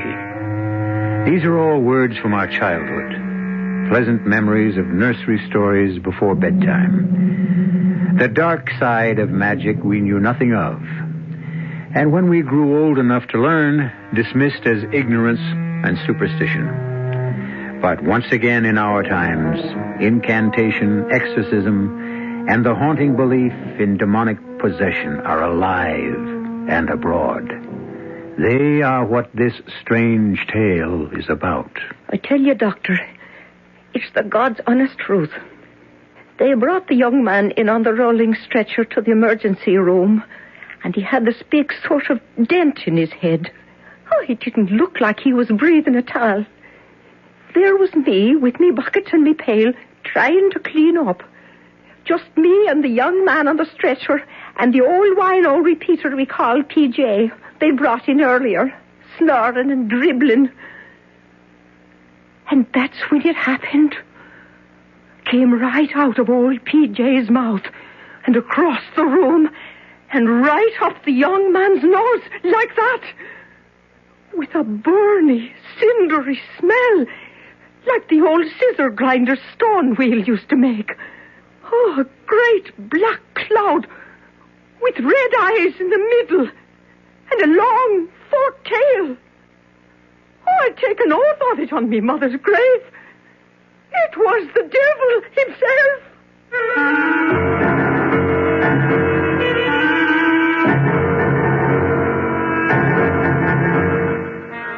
Our mystery drama, Possessed by the Devil, was written especially for the Mystery Theater by Ian Martin and stars Donald Buca. It is sponsored in part by Contact, the 12-hour cold capsule, and Anheuser-Busch Incorporated, brewers of Budweiser. I'll be back shortly with Act One.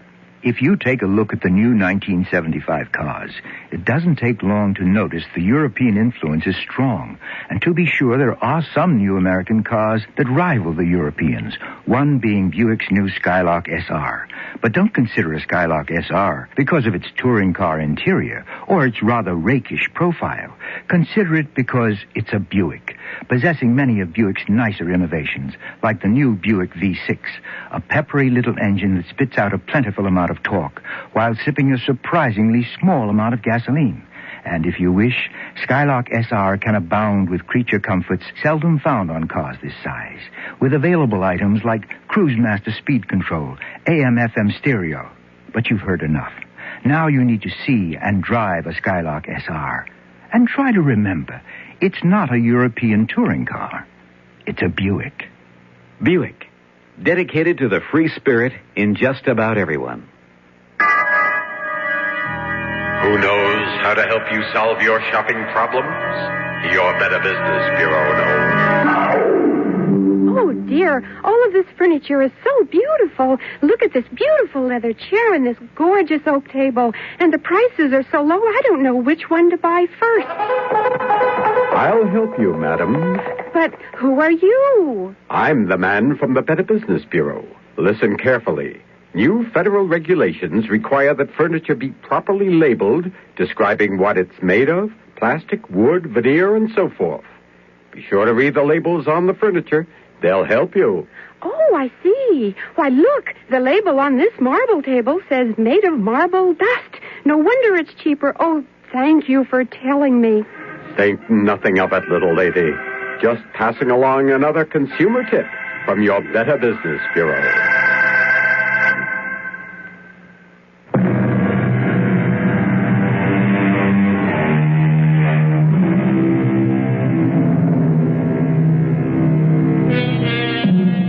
From the beginnings of history, it is there in some form. Possession. The incubus who ravishes maidens while asleep. The succubus who tempts man into seduction in his dreams. The Dybbuk, that lost soul who dies before his time and is compelled to wander in space till he can steal a body to live out his allotted years. Fact? Superstition? Hallucination? Here is such a modern legend. You be the judge. Okay, Doctor, an IV set up for old Wally Wino here, glucose, and start it right away. Yes, Dr. Daniels. Oh, he don't look like he's long for this world. He hasn't got a cell he hasn't drowned in alcohol. His liver is like a washboard. But I'm not sure I concur with your diagnosis, Mrs. Gideon. Still, I don't know this time. Uh-oh, another emergency. And this is supposed to be the quiet hour. Do you want me to get out for a while, Doctor? I'm near finished. No, go ahead with your cleaning. Just don't get run over by the stretcher. Put him over here, boys. Now, what have you brought me this time? Oh, you poor old souse. Dead to the world's the word for you, all right. You've got me sympathy. With my arthritis, many's the time I've been tempted to have a go at the hard stuff myself. Oh, but thanks to sweet Mary, she's held me back. A little sacramental wine to ease me bones keeps me going. I had a few tonight, I can tell you. Oh, but there's always them breath sweeteners to take it away. I hope. Well, how's your patient, Mrs. Gideon? Oh, Doctor, I hope he's not a Catholic. The father might never make it in time. How's yours? Oh, mine's out of my league. What I need is a brain surgeon. Huh. Speak of the devil, Considine just walked past the door. Dr. Considine. Dr. Considine, sir, I've got an emergency here. Mother of heaven. And me here alone with two near corpses.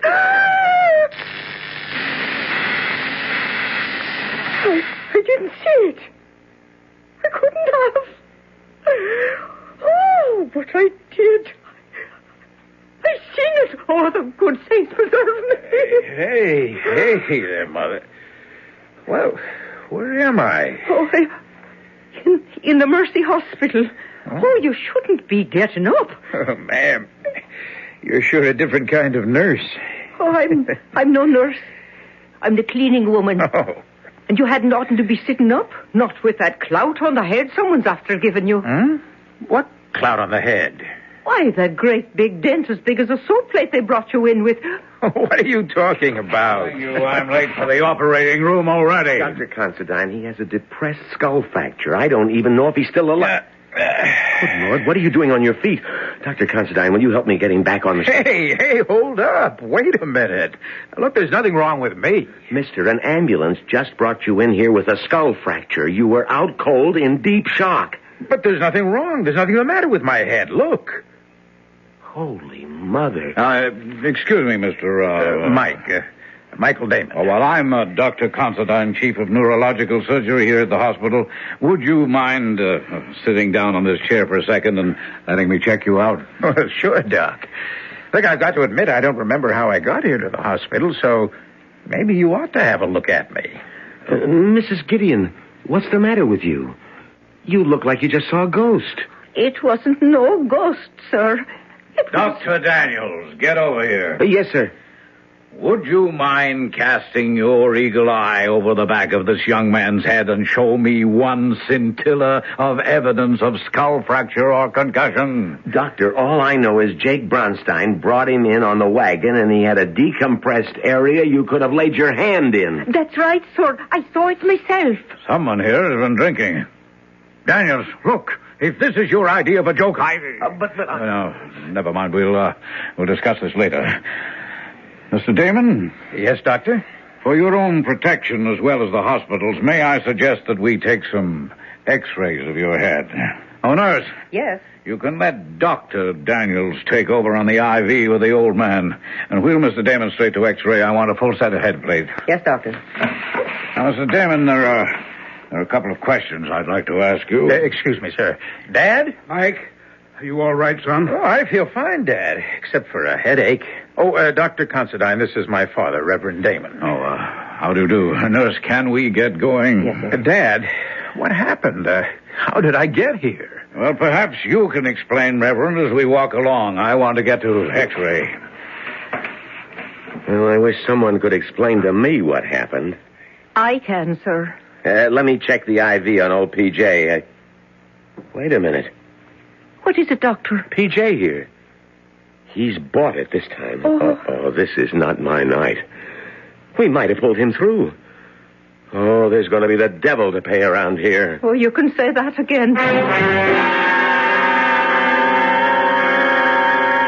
It's the God's truth, Dr. Considine. Came right out of the old man's mouth and across the room and up the young man's nose like that, with a burning, cindery smell like the old scissor grinder's wheel used to make. A great black cloud with red eyes in the middle and a long forked tail. Oh, I'd taken off on me mother's grave. 'Twas the devil himself. Yes, Mrs. Gideon, I think you can leave the medical discussion to us, and I'm sure you have important work waiting. Oh, bless us. I left me pail and mop there. I hope nobody's been after stealing that mop. It had a brand new head on it. Well, at least I know now where the smell of alcohol came from. I can't blame you for that, Daniels. Sure. But I just can't accept it. In an emergency room, you concentrate on a seemingly healthy patient while you lose a really sick old man. PJ was a repeater, Doc. He's long overdue for uremic poisoning or cardiac arrest. But this young guy, Damon... Well, complete your sentence. I was just thinking... That magnificent body, physically way above par, and the injury I thought I saw, well, would have left him a vegetable for the rest of a long life if we'd pulled him through. What injury? That depressed fracture.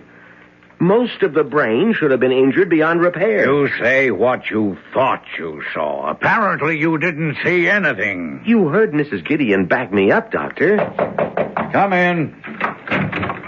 Oh, it's the wet plates, Doctor, from X-ray. Light up the viewing fields, Daniels, and let's have a good look.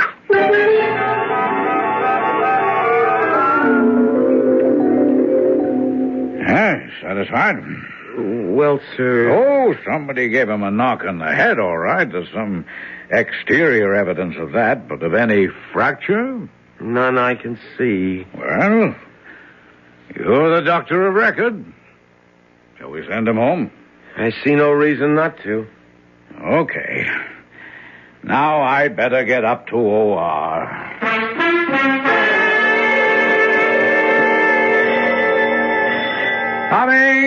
Coming! Trudy! Well, don't look so disappointed, Rod. Oh, good. Come in. Say, sweetheart, what are you doing here at this hour? Oh, I couldn't sleep after your call, so I drove over. Is Mike back from the hospital? No, I thought the bell was Dad and Mike. They're on the way home right now. How come you didn't go to the hospital? Well, we've been trying to get in touch with Anton Azarak. Oh? So Dad thought one of us should be here in case he called back. Oh. I mean, to find out what happened. Yeah. All right, and cool it. Oh, what a name for a cat. Why, I see nothing wrong with it. I think a martyr belongs in a minister's family. Oh, is that my fate as your wife to be? Of course not. We just called her that because Mike and she never seemed to get along. Well, it's hard to figure about the cat. Mike is such a kind, gentle sort of a giant. I thought all animals loved him. Well, it depends what the word includes. Oh, wait a minute. There's a car now. The return of the prodigal son. Now maybe we'll find out just what happened last night.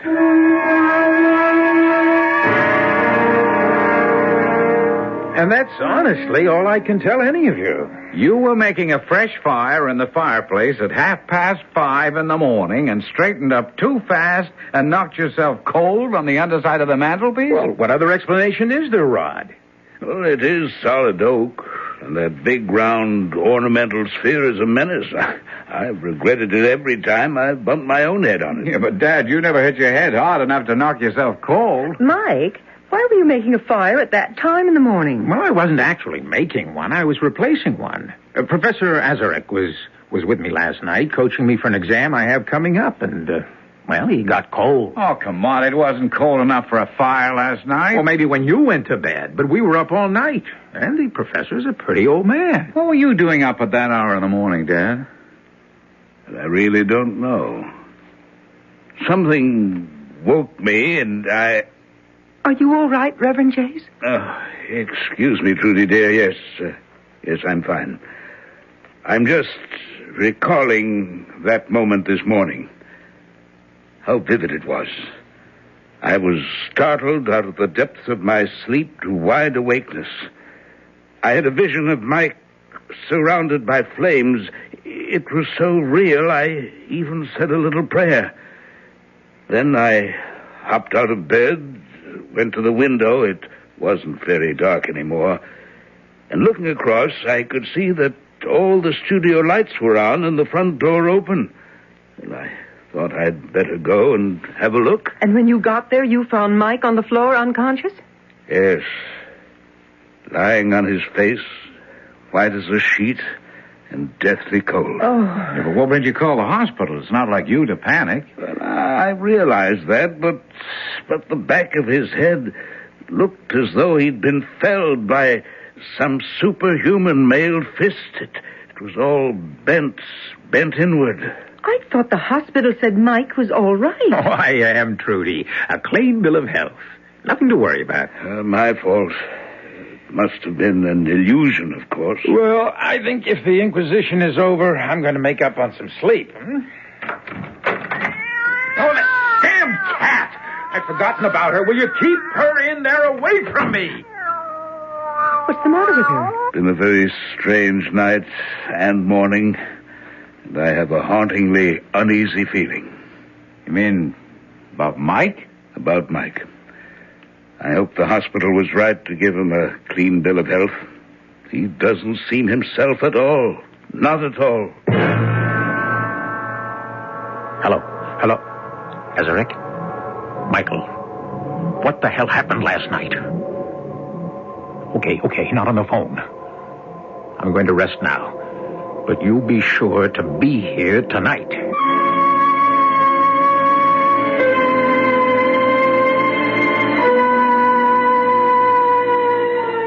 So far in our modern legend, we have caught up with superstition, witches, magic, both black and white, enchantment, spells, abracadabra. Well, there are 2 more acts to come. I'll be back very shortly with Act 2.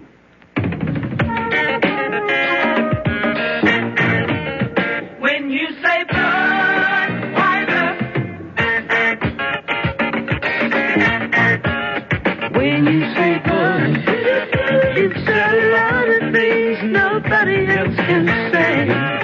When you say Bud, you've gone as far as you can go to get the very best. When you say Bud, you tell the world you know what makes it all the way. When you say Bud, you say you care enough to only want the clean old beer. There is no other one. There's only something less. Because the king of beer is leading all the rest. When you say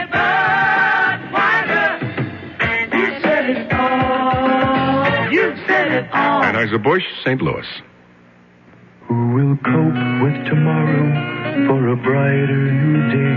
There's one hope for tomorrow, the children of today. Who will live to inherit all we've done? Who will pay? Who will give love and share it? The children of today. We've got to save the children and save the world.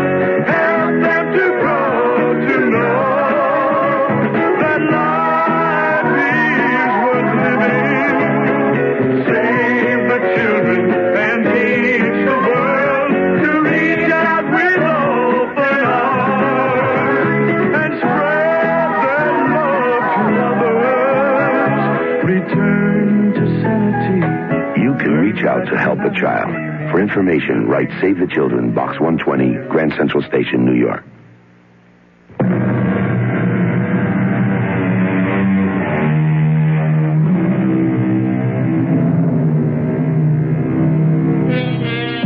A young man rushed to the hospital with a depressed fracture of the skull, which should have mangled his brain.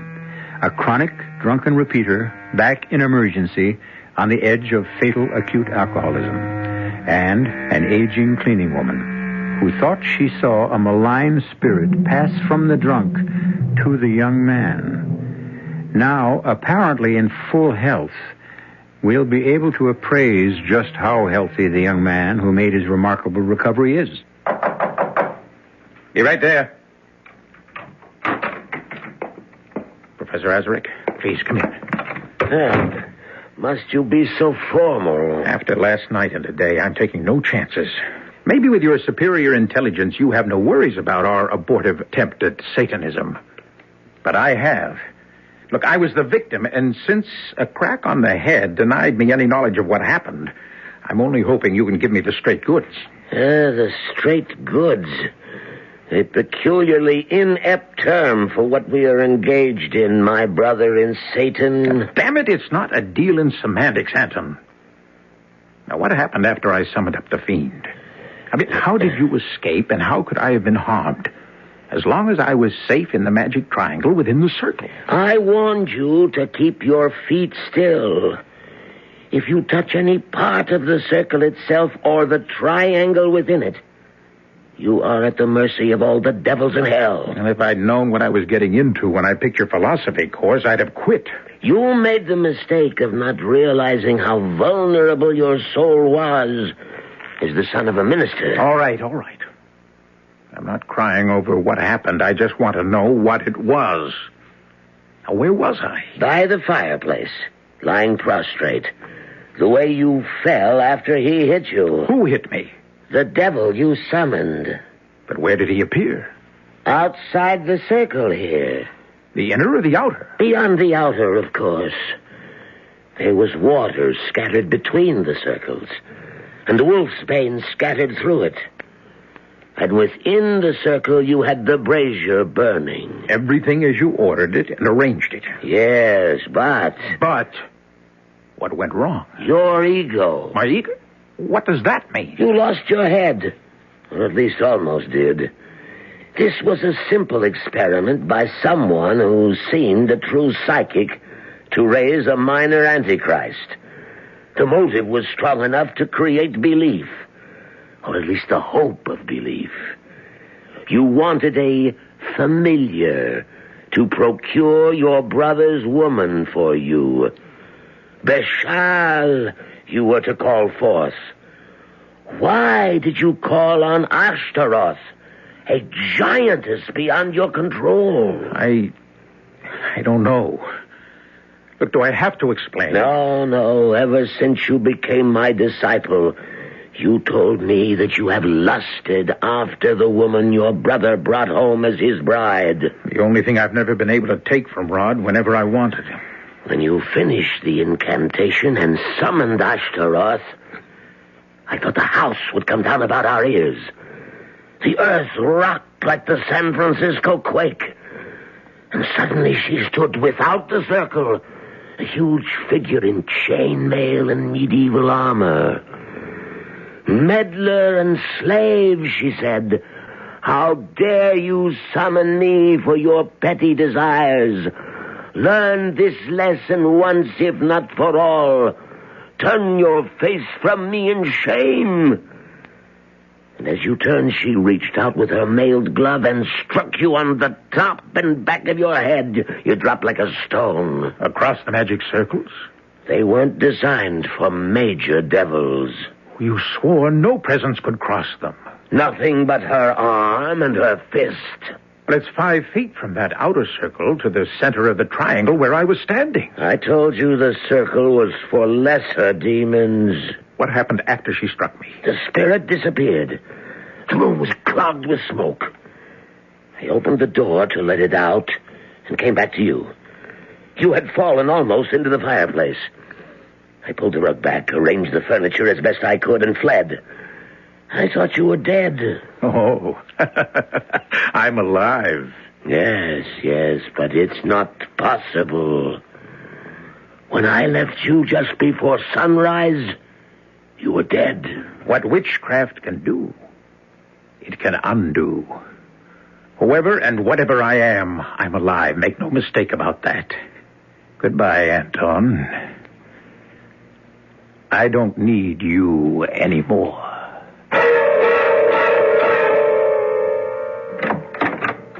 Oh, hi, Trudy. I thought you'd gone with Rod and Dad. Hello, Mike. I thought you were over in the studio. We ran out of beer. Ah, you're out of luck. Rod's bringing some home. Well, I found something more refreshing. What? You. Oh, if you'd waited just a little longer, you'd have found me anyway. I was going to wander over to the studio and visit you. Oh, so that's why you stayed home. Oh, don't be silly. Someone had to wash the dishes. As long as I'm house guest, I thought I ought to do something for my keep. Well, you're staying here tonight? 1 whole week. Mom went up with Pops to his 35th class reunion. And they figured that with one full-fledged minister and a recent hospital dropout, I was suitably chaperoned. Safe as a church, huh? Rod and Dad say when they'd be back? Not till pretty late, I guess. Pretty rough section of town. That's why Rod insisted on going along. What's the occasion? That's one of your father's oldest parishioners. I guess the old lady is dying. She asked for the minister. Well, her loss, my gain. What? Oh, nothing. It's just a stupid joke. You said you wanted to see the studio? Oh, yes. Would you mind? Mind? Look, I'm out of beer, but I've got some champagne that's begging to be what it is. Oh, what is it? A split. Just right for sharing.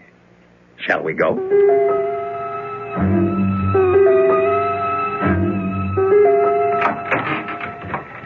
Well, won't you walk into my parlor, said Beelzebub to the flies. Oh, no, what's that supposed to mean? That is the advantage of a classical education. Beelzebub, god of the Philistine city of Ekron. You know, he was known as the Lord of the Flies. Why? Well, now, there you've got me. Well, he sounds horrid. Well, he wasn't very popular with Christians. In fact, they called him the Prince of Devils. Lord of the Flies. Ooh, it gives me the creeps. Here's something to chase your creeps away. Oh, I don't want that, Mike. It goes right to my head. Oh, just a sip. A good luck toast to sister and brother-in-law Hood. Our getting to know you party. Well, far be it from me to be a party pooper. There's nothing more cozy and reassuring than a room full of books. What's this section here? Oh, that? That's the main reason I needed Dad's particular library, since my exam was in metaphysics. The Black Arts, The World of Witches, Essentials of Demonology, The Satanic Mass. Oh, it's a strange collection for a minister. Well, it's always good to know your enemy. You know, Dad's quite an authority on the devil and his work. And you? Are you thinking of becoming a minister, Mike? Me? No. Perish the thought. No, my philosophy is too easy for that. I long ago decided that if you can't fight 'em, join 'em. I mean, can't you see how evil I am? Tempting you with spirituous beverages, coaxing you here to my lair, and now, having anesthetized my prey, making ready to spring. I don't think you're being very funny, Mike. Oh, is this where you hit your head? Oh, yes, so they say. No, I wasn't being altogether funny. What do you mean? Trudy, have you any idea how jealous I am of my older brother? Of Rod? Why? A month ago, or whenever it was, they turned up with you. My first thought was, why couldn't I find something like that? That's very flattering, Mike. But you're a little young for the big step. Not so young as you think. Perhaps. I don't care what you and Rod have been to each other. It was me you wanted. Still want. Only you're afraid of breaking your word. This is a joke. It's no joke. Mike, let go of me. You wanted me from the moment you laid eyes on me, just as I have you. Oh, you've been reading too many naughty books. Don't laugh. There's nothing funny about this. No, not really. Offensive. You're afraid of me. Don't be silly. Afraid of yourself. Now that really is the last straw. Test it. Fasten your mouth to mine. Wind yourself about me. Try forbidden love, and it will never let you go. No, Mike, let me go. You're hurting me. Oh, that's Rod home with your father. If you won't let me go, I'll scream. What are you going to tell them? Nothing. Nothing. I wouldn't want them to know what a pig you are. I think that blow on the head must have done more damage than you think. Mike, you better see a psychiatrist. Hi, Rod. Dad. Well, we didn't expect you. Astaroth. By Lucifer. I'll have you yet. Cowering at my feet like a slave. To use you once and destroy you. As I shall use your surrogate tonight. Whoever she may be.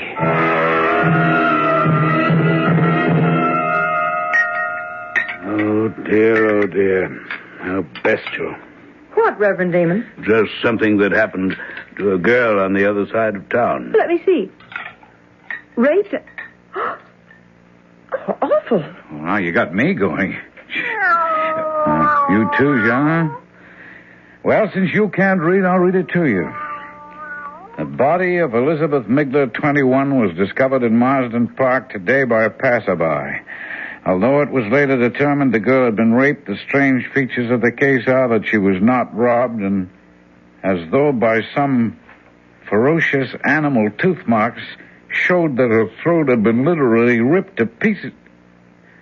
Good Lord. Where is Marsden Park? Clear over the other side of town. When did it happen? Night before last. Morning, all. I hope breakfast is all ready. I'm famished. What's wrong with that cat? Oh, it's beginning to bug me. A lot of things are beginning to bug me. What'd you say, honey? Nothing, Rod. I don't think I'll have any breakfast this morning. I don't feel like eating. No, Rod, please, don't come with me. I'd rather be alone. Lovers' quarrel? Look, will you just take out, brother mine? It's none of your business.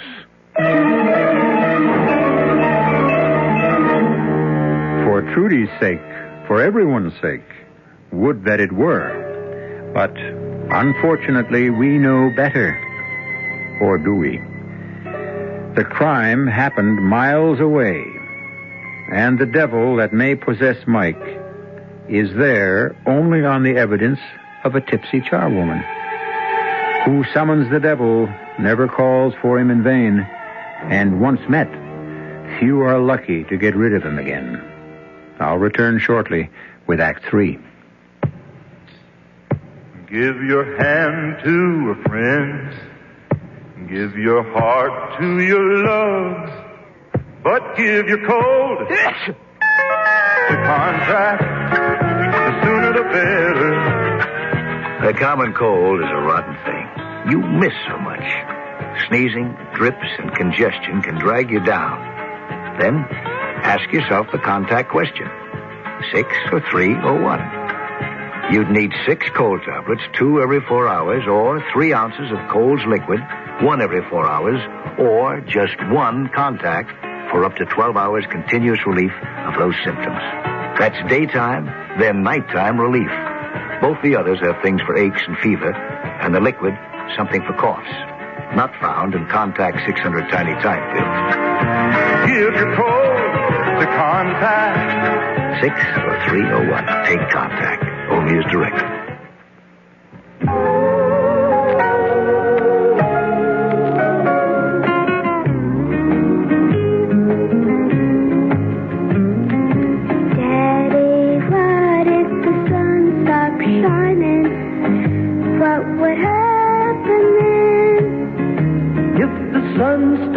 Shining, why, you'd be so surprised. You'd stare up at the heavens with those big blue eyes, and the wind would carry all of your light up to the skies, and the sun would start shining again.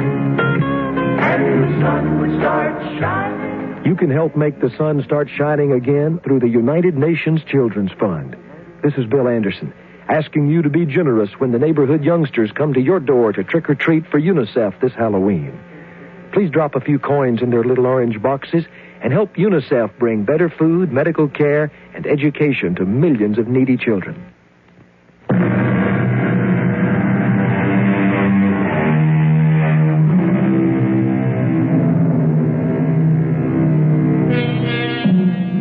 In the kitchen of the Damon house, Rod glares angrily at his brother, who shrugs it off and goes to the refrigerator for orange juice. A troubled Reverend Damon eyes both his sons as he closes and folds the tabloid in his hands as if it were just as unclean as it is. Rod, unchallenged by Mike, breaks the silence first. I better go on upstairs and check on Trudy. Well, she said she wanted to be alone. Look, will you stay out of this? I'm not even in it. Just an objective comment. So keep it to yourself. Now, come on, Rod. I didn't mean to butt in.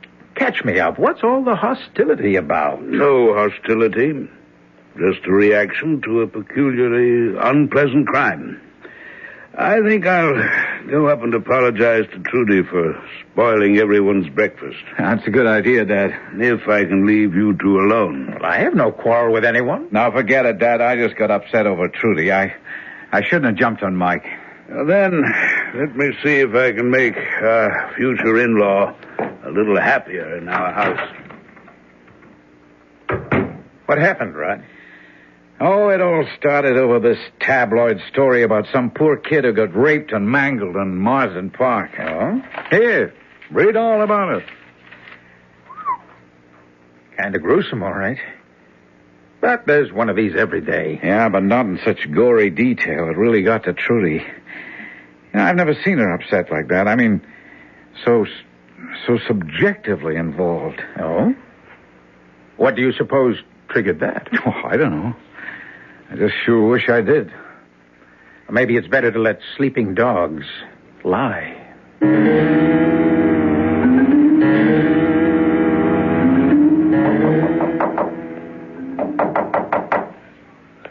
is it?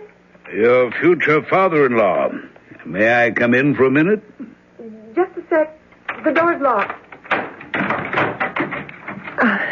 Come on in, Reverend Damon. Feeling any better? Oh, not really.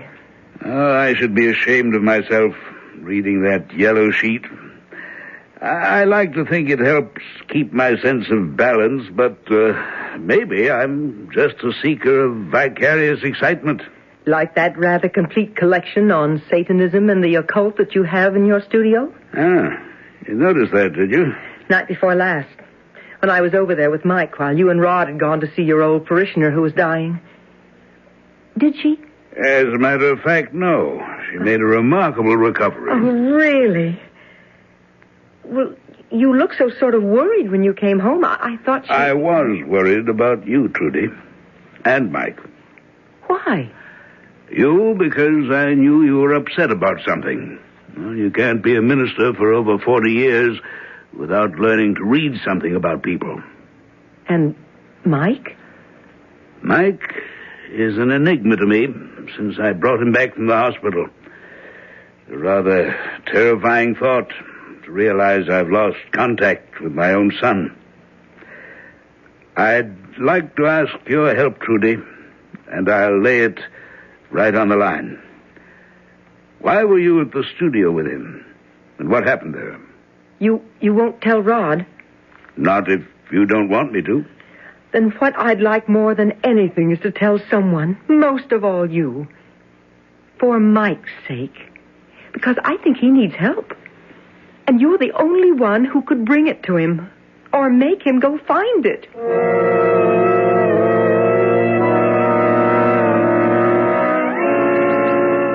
Well, Reverend Damon, this is a pleasure.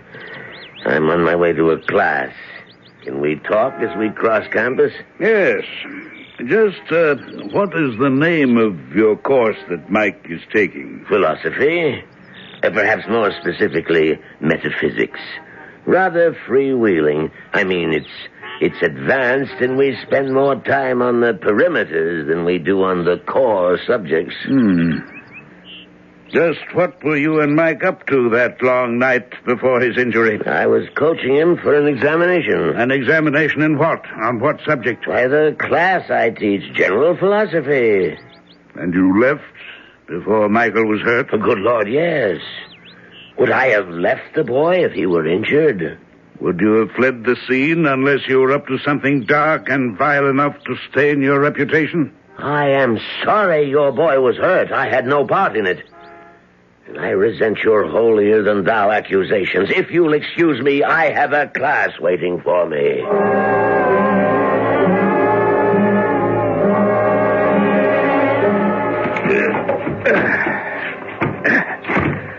Now for the rug.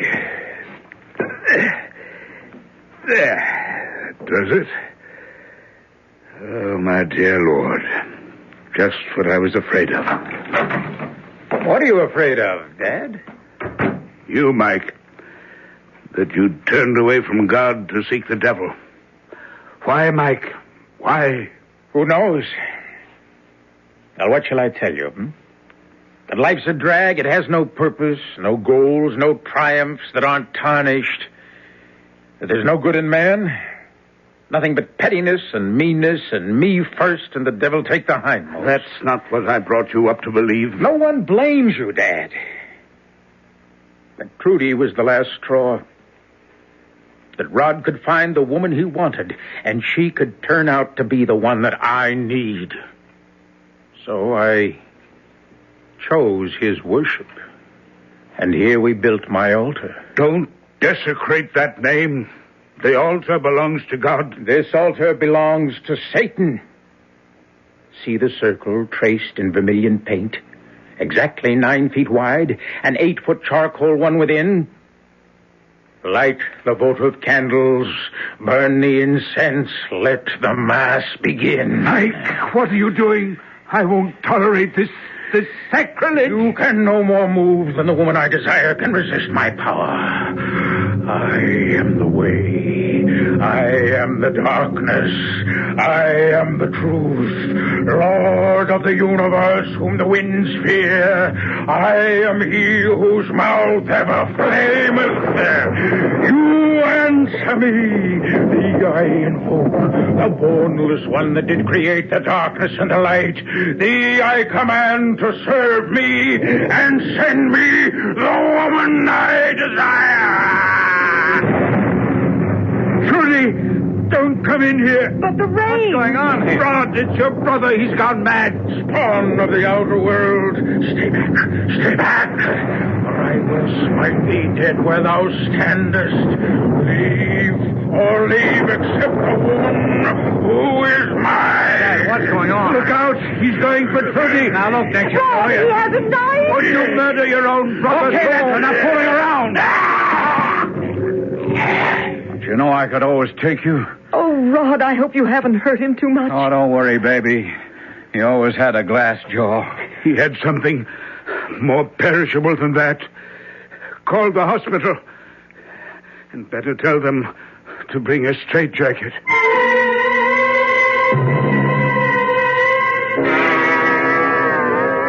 The top of the night to you, Mrs. Gideon. And what's that wee bottle in the paper bag? A little poteen? Nothing of the sort, Dr. Smart-Aleck. That's a noggin of holy water blessed by me own Monsignor, which I carry with me when I come near this place ever since 3 days ago.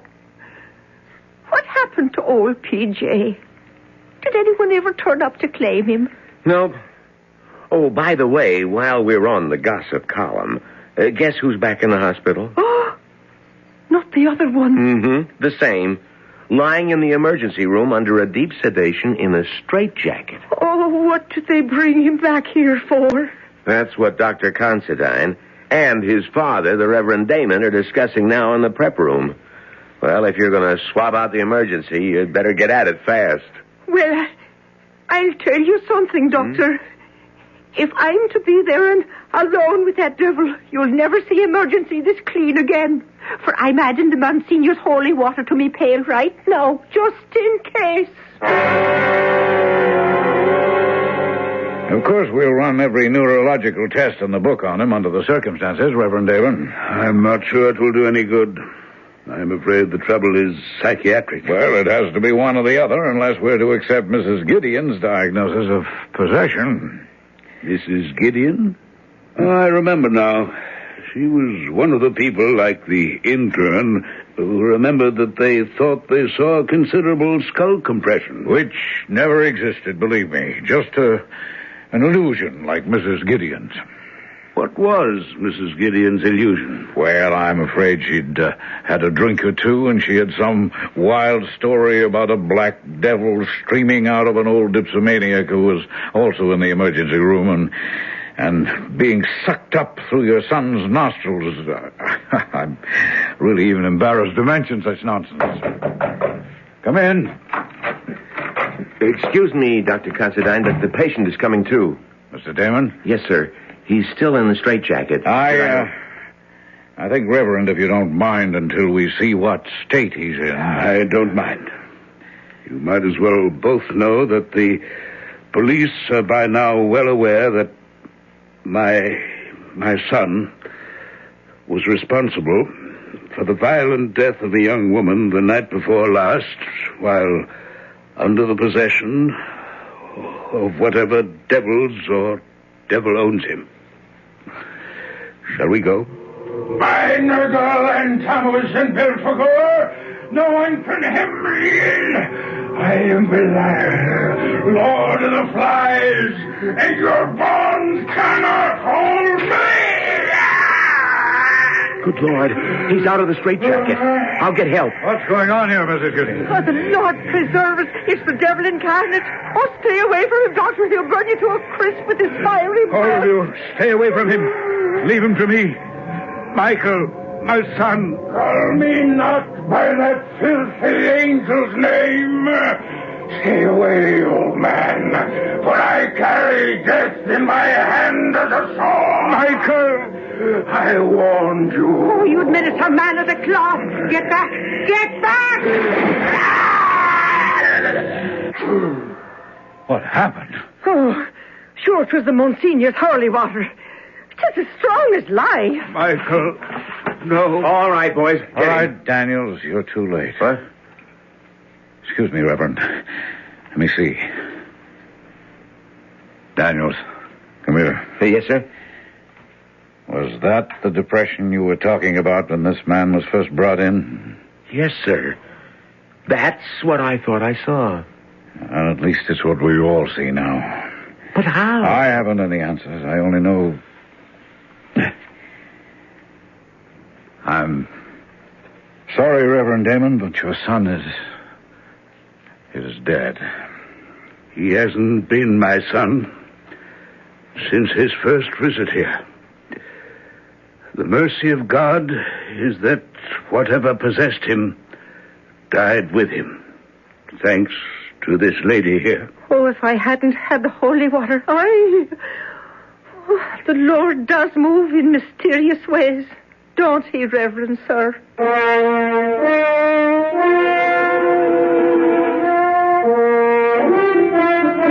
In mysterious ways and kind ones. What a field day the Reverend Damon's tabloids might have had if Michael had ever come to trial for the death of that poor innocent girl. Innocent. Perhaps that's the theme of this dark history. If Michael had been less innocent, and had had the guts to be less self-interested and bored, how different his world might have been. But that's the answer, isn't it? We all make our own world. We can't rely on anyone else to make it for us. I'll be back shortly. Here's a medical puzzle. A person has a deadly disease, yet leads a normal life. How is it possible? The answer is chemotherapy. Through this treatment, thousands of cancer victims regain active, productive lives despite their cancer. Many of these people can continue in their jobs for years, while the anti-cancer drugs, which we call chemotherapy, control their disease. But many types of cancer remain difficult to control. Through research, the Chemotherapy Foundation is stimulating the development of new drugs. More types of cancers will someday be controlled. The question is not if, but when. You can help by contributing to the chemotherapy, that's chemo, C-H-E-M-O, Therapy Foundation, Box 8, New York, New York, 128.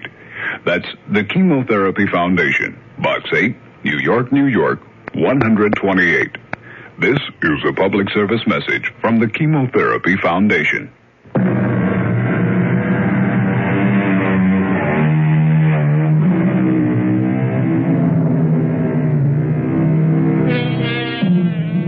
I suppose I should resist the impulse, but I have to admit I can't.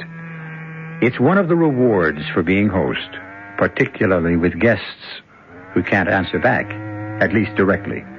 So just for once, a homily. Reach out and find life. Take it and make the most of it. For if nothing else, our story proves to the hilt the oldest of adages.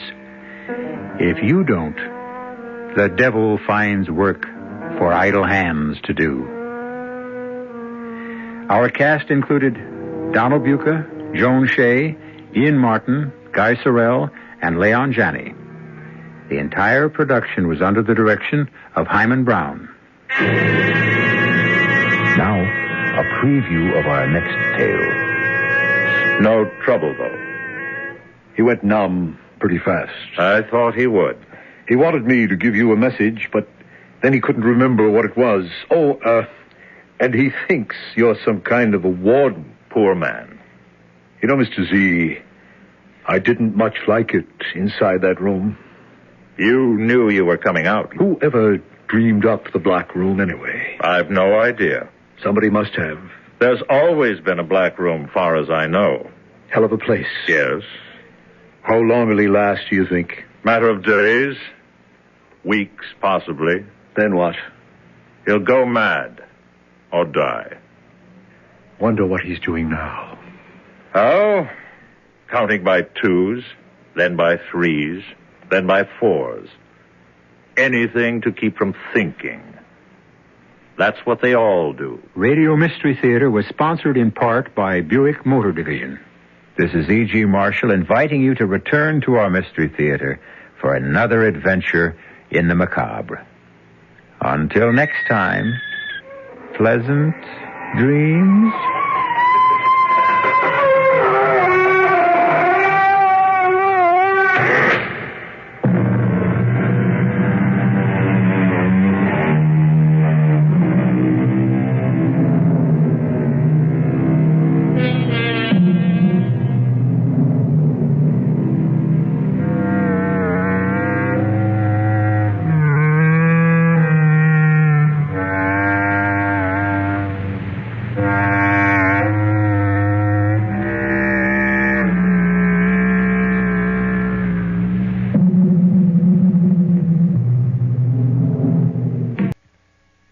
Reporting. Good to have you with us. Settle down and be comfortable. Lend us not only your ears, but your deepest concentration while we tell you a strange and macabre story. Where do you live? Peoria? Salt Lake City? Buffalo? Memphis? Huh? Where? Springfield? Manchester? Spokane? Hackensack? No, you don't live in any of those places, or in any other place that has a name. You live, each one of you, night and day, year after year, in the nameless, hidden places of your own mind. Mr. Z, who ever dreamed up the Black Room anyway? I have no idea. Somebody must have. There's always been a Black Room, Mr. K, far as I know. Hell of a place. Yes. How long do you think he'll last? Matter of days. Weeks, possibly. Then what? He'll go mad. Or die.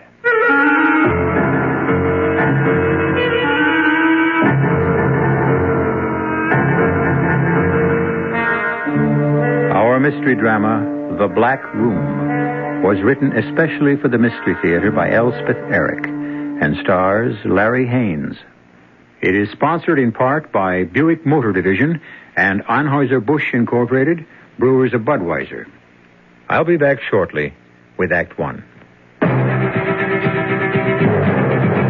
There is a fresh new spirit sweeping the land. A free spirit that demands good products. Products that satisfy your sense of good taste and desire for economy. But above all, products that perform. Buick has been touched by this spirit.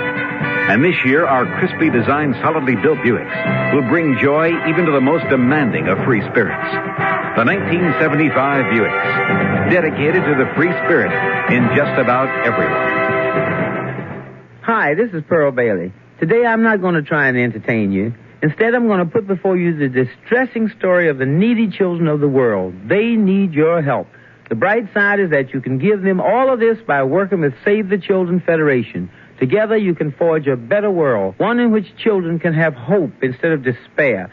To find out how, you write today to Save the Children Federation, Box 120, Grand Central Station, New York, New York, 10017. Please help these children. All over Monroe County, we're faced with the difficult problems of today.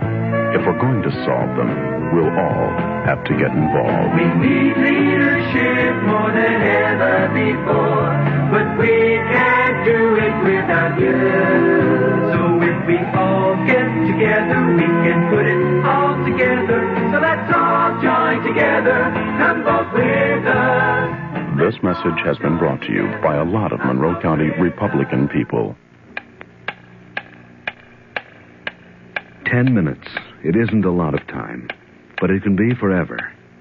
10 minutes is all it takes for a child to suffocate inside an unused refrigerator. Don't let this tragedy happen. If there's an unused refrigerator where children play, do one of these things. Seal the door shut, block it open, or remove it completely. Entrapment is not child's play, but a matter of life and death.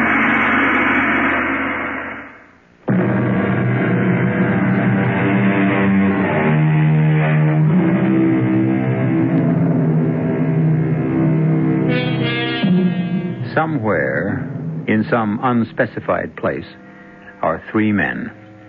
Three men of no particular distinction and no particular importance except to themselves. Yet the urgency of their speech and the intensity of their attitudes would make you think that something of the gravest consequence is taking place. And for all that I know, it is. Listen now to the story of the Black Room. Why me? Why me? Of all people, I'm a very ordinary guy. I have a wife, I have a home, I have a job, I drink a little, I go bowling, I have some money. I'm just like everybody else, so why me? We didn't take you because we thought you unusual. Well, then, for God's sake, why? We need information. I haven't got any information. We think you have. Information about what? Look, if I have it, I'll give it to you. I'll tell you anything you want to know. You mean that? What do you want to know? Why did you do it? Do what? You know. I don't know. Do what? He's not going to tell us. What am I supposed to know? How could a man like me know anything? Look me in the eye. Step up here. Closer. Look me straight in the eye. Now, why did you do it? I didn't do anything. Come on now. He'll never tell you. What am I supposed to have done? He's hopeless. You guys, I never saw you before in my life. Who the hell are you, anyway? I'm the man in charge here. And who's he? My deputy. Well, who gave you the right to bust into my house, drag me down here, and start asking me questions? Well, who gave you the right to do that? It's not a question of right. Well, it damn well should be. But it isn't. Can I make a phone call? I can make a phone call, can I? I'm afraid not. Well, everybody's allowed to make a phone call. That's what I always heard. I want to call my wife, my lawyer, somebody. Out of the question. We have no phone. I never heard of a place that had no phone. Now you have. But you just can't keep me here. It's not right. What's your idea of what's right? We'd really like to know. Well, I can't tell you offhand like that. I don't know exactly. Quite so. Neither do we. Mr. Kay, I think it's time for the Black Room. Right. Come with me, please. Come with you where? No, I'm not going anywhere with you. Come on. I don't have to go. Yes, you do. Come on. Do I have to? Yes, you do. Right this way. I don't understand any of this. What is this place you're taking me to? What did he call it? The Black Room. Why do you call it that? Because it's black. What? Painted black? Black walls? Black furnishings? What? Well, there aren't any furnishings. It's just a room. And it's black. You're putting me in solitary.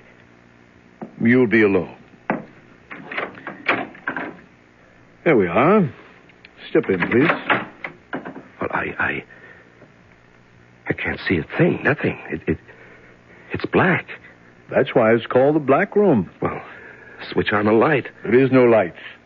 Once I close this door, there'll be no light of any kind. You can't do this. Get out of my way. Now, let me... just... Help! Somebody help! Don't make help! such a fuss. Cut it out. I'm going to close this door. Are you there? Are we both in here? Well, say something. Are you here? You haven't any matches on you by any chance?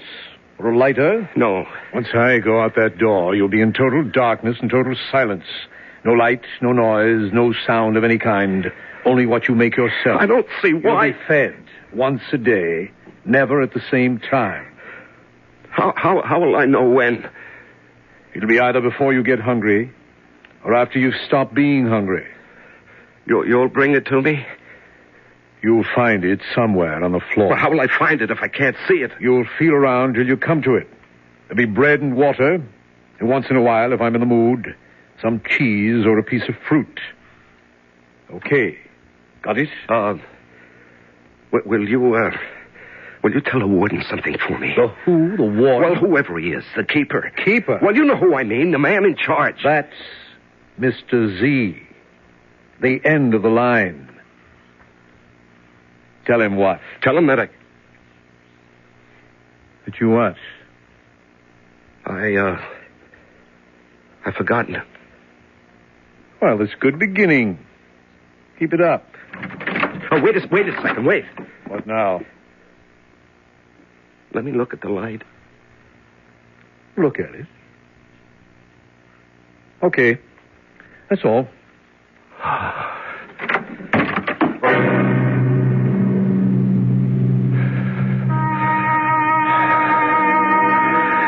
The thing is, not to be frightened.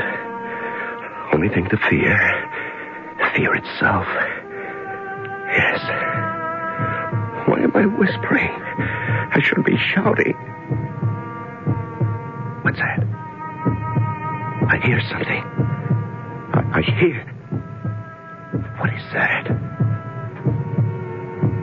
It's my heart. It's my heart beating. I'm hearing my own heart. The only thing I can hear is my own heart. My shh. Quiet. Quiet down. Quiet. That's better. Yes. That's better. Much better. Better. Yes.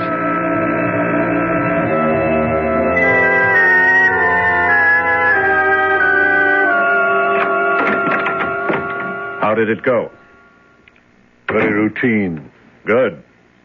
He fussed a little. Oh? I found it necessary to step inside with him for a few seconds.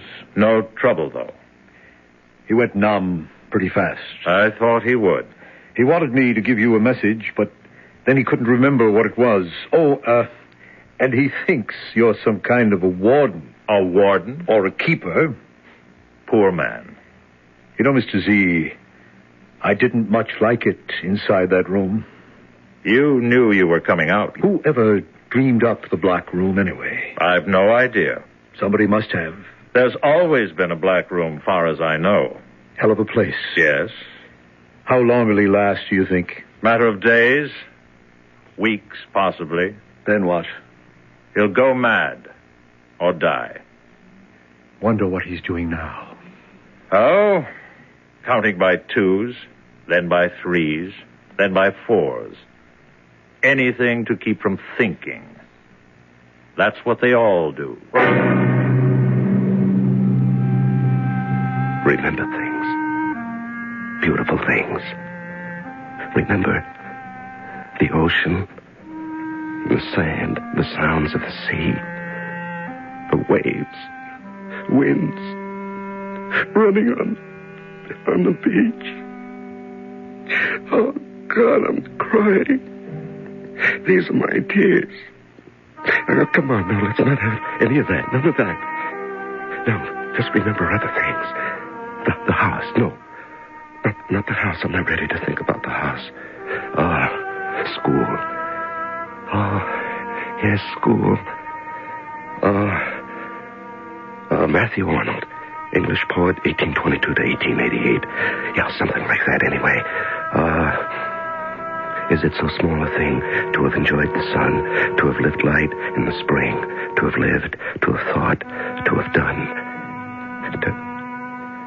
I don't know the rest. Sleep. I want to sleep. No, I'm afraid to sleep. Will I ever sleep? What's that? I heard something.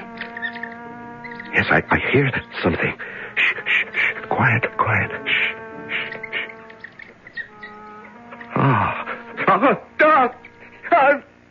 It's a rat. They've let a rat in here. I'm shut up with a rat. Where is that? Where is that rat? I'll kill it. I'll kill it with my bare hands. Where is it? Where is that? Where?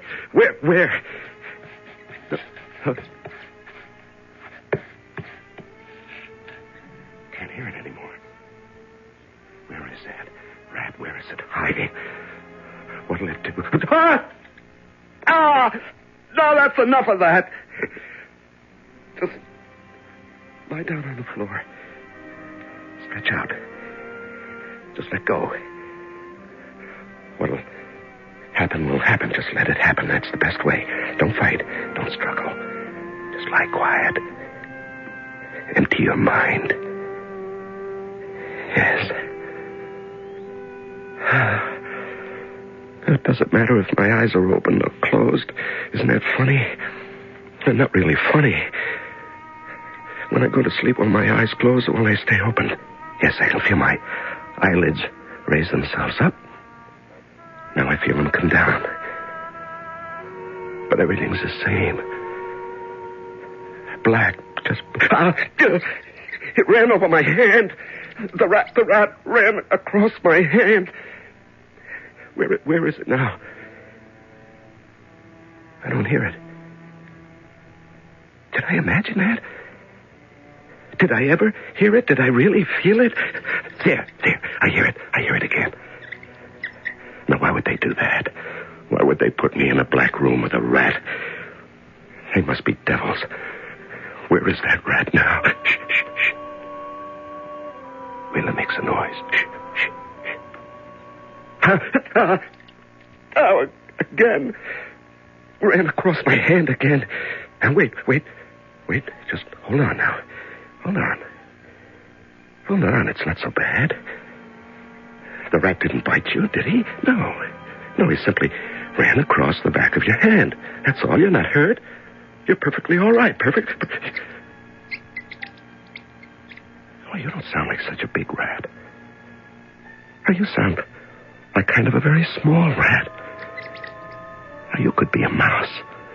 Sure, a very small little mouse. Why not? Now, if I should just lie here quietly with my arms spread out like this, would you run across my hand again? Would you? Huh? Hey, you see, I'm calmer now, much more relaxed. I'm waiting. Ah, there you are. Oh, my fingers.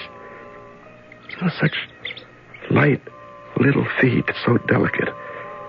Oh, I think you must be no more than 2 inches long. How are you, my friend? Huh? How is my mouse chum? My pal, Mr. Mouse. How's everything with you? Okay? Good. Me? Oh, I'm managing. So far, so good. Yeah. You know, I think I can hold out for a while. Anyway, at least I'm not alone. Not altogether alone. Not quite.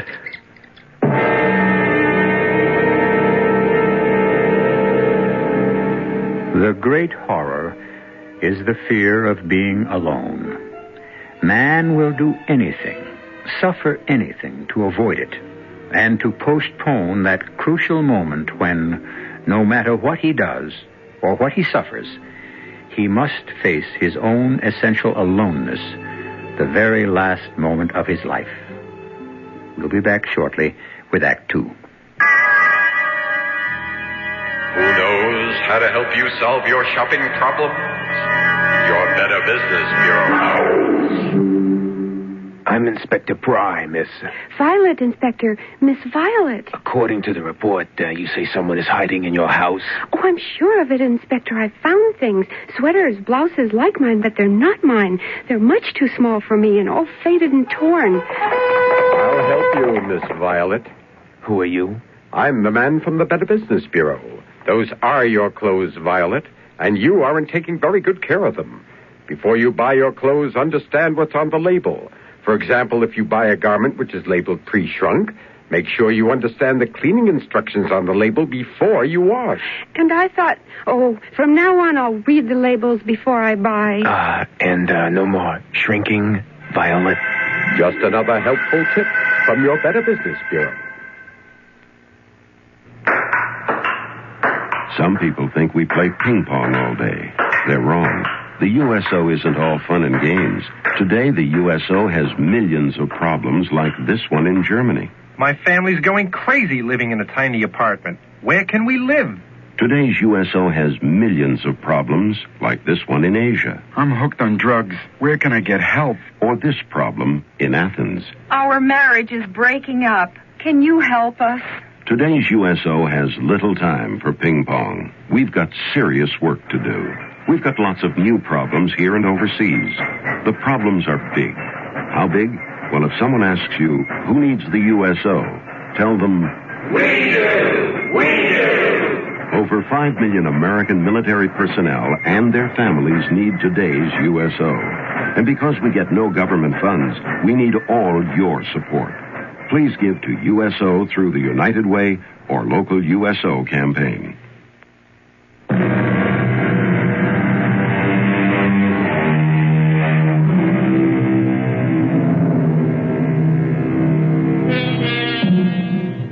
The simple man we have chosen to be our hero is confined in the Black Room, a bare place without light or sound. But by chance or fate or the mercy of God, he has found a companion, a mouse no bigger than his thumb. This tiny creature has become his sole defense against the terrors of being alone. Sit here on my hand and let me stroke your head, Mr. Mouse. There. You like that? Tell me you do. Somehow let me know that you do. You don't know how much it would mean to me to know that I was giving pleasure to someone. That's one of the chief horrors of being cut off from everything and everyone. There's no one to serve, to help, to amuse. Yes, that sounds strange, I suppose, but I never knew till now how important it is to bring pleasure and comfort and amusement into other lives. Will I ever laugh again? That's too much to expect. Yes, I know that. I don't mind crying anymore. I cry a lot. I don't care. When I weep at the hopelessness of it all, I feel somehow it's not quite so hopeless. Now, why is that? Do you know, Mr. Mouse? Mice don't cry? Is that what you're saying? Mice take life as it comes. Yes, but men can't do that. Men rebel and struggle and suffer. Oh, yes. Yes, how they suffer. Oh, are you agreeing with me? Or are you telling me you're hungry? You know what I have for you this time? Some cheese. Yes. They left me a piece of cheese this time. I ate most of it, but there are some crumbs. And they're in the breast pocket of my shirt. Now, if you just get into my pocket, way down at the bottom. You're easy now. Don't be frightened. Now, you know I wouldn't do anything to hurt you, my little friend. There. Head first. Down you go. Yes, you found them. You found the crumbs of cheese. You're eating, and I'm almost laughing. Not quite, but almost I'm almost laughing because you're so pleased.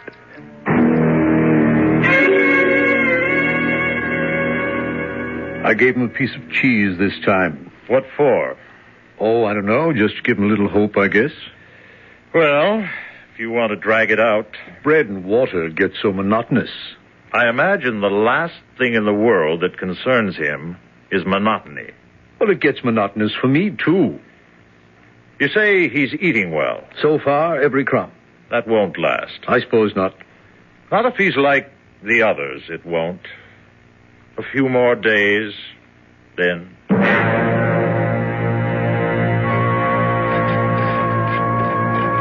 Now stay out of my way, Mr. Mouse. Don't get hurt. I'm just looking for our food. Well, maybe he hasn't left it yet. Now, there hasn't been any cheese for a long time. No, I can't count the days anymore, but it's been a long time. Oh, I found it. What is this? What? It's an apple. Imagine an apple. Say, I wonder, is it red or green or yellow? Perhaps I could tell by the taste. Macintosh. Or have I forgotten the taste of apples? I used to know it so well. You want some, do you? Now, wait till I bite off a piece for you. Wait, you know where it is. Come on now, you know. The pocket. It's in the pocket. That's it. Now I can feel you move against my chest. I think I have never felt anything so comforting. Now, how did I get here? How did I come to be living in a soundless, lightless room with a friendly mouse? It's almost laughable, but I've forgotten how to laugh. But think about it. How did I arrive at this place, these circumstances? For that matter, how did I arrive at any of the places, any of the circumstances of my life?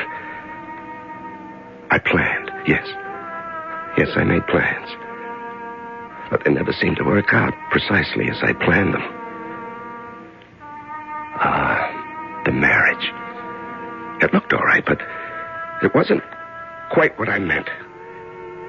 The job. Yes, the job seemed to be a good job, but it wasn't quite what I'd expected. The house. It was a good house. A nice house. But not quite. Oh, are you coming out of my pocket now, Mr. Mouse? Have you had enough?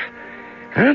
Hey, what are you doing? Are you trying to get inside my shirt? What for? What do you want? Oh, I know. To be close to me is that... Ow! Hey, what was that? What did you do? You know, I felt something... Oh, there it is again. Hey, I think you're pulling out the hairs on my chest. Is that what you're doing, Mr. Mouse? Ah, yes, you are. Now, why? Why would you do that? Not to hurt me. I know you would never hurt me. Are you playing? Are you making up a game trying to divert me from the awfulness? Yes, you're telling me it could be worse. There are things we can do. There is always something. It is never absolutely hopeless. Oh, little mouse, you're trying to make me laugh.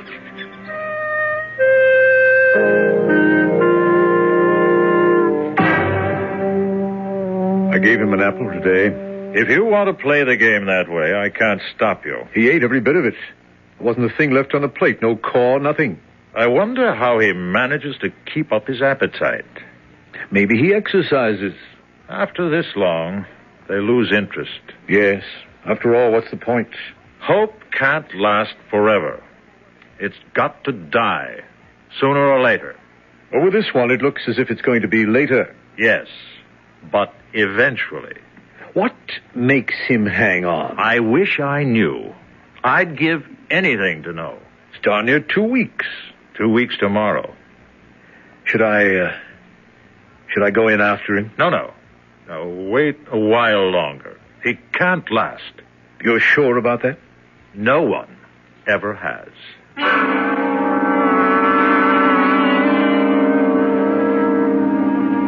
It's only breadcrumbs today. Sorry, Mr. Mouse. Hey, where are you? Mouse? Mouse, I have breadcrumbs for you in my pocket. Now, where are you? Are you here? Why don't you come when I call you? Now, there's no place to go in this blackness. I can't look for you. I might hurt you. Now, why don't you come when I call you? I have food for... Oh, what a fool I am. You've gone out of the black room. You've escaped. But where? How? There must be a place. Yes, you haven't always lived in this room. You came in at some point, and now you've gone out. But where? How? There must be a place, a little place, a tiny hole. Yes, a tiny hole big enough for a mouse to get through. Now, where? Where? You don't live here all the time. The black room isn't your only home. I mean, not your permanent home. You wouldn't pick a place like this. No mouse would do that. Nobody would do that. No, you came here from somewhere else. You must have. There must be a hole someplace. And you came through that hole, and you've gone out through that hole, and I'm going to find it. What's this? Is this it? Oh, that's so tiny. That's so tiny. Is that a hole? A hole just big enough for a mouse to slip through? Yes, I think it is. Then on the other side, there must be something. The blasted hole is right next to the floor. It's no bigger than my thumb. I can't get my face up to it. Yes, I can. I see.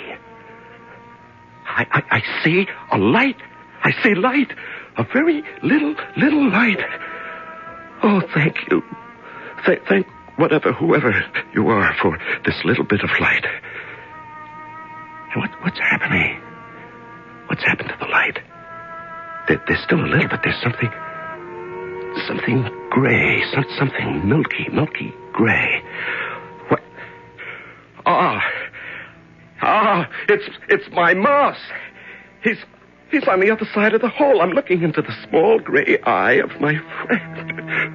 Oh, Lord, it's too much. Who could think of such a thing? Who could think that I would be straining at a mouse hole, bent almost double, to look into the eyes of my friend, the mouse? It's too much. It's too much. I can't comprehend. What is there to do? What is there to do but laugh?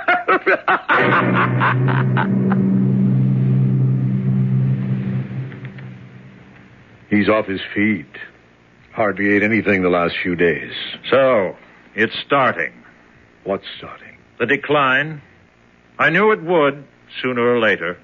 I think I'll give him some fruit next time. I really don't know why you want to bother. Maybe some cheese, too. Suit yourself. Look, the idea was never to starve the poor fool. If that was the idea, I wouldn't give him anything at all. He's beginning to starve himself. Can he do that? It's simple. Stay away from food and water. You'll be gone in a few days. No kidding.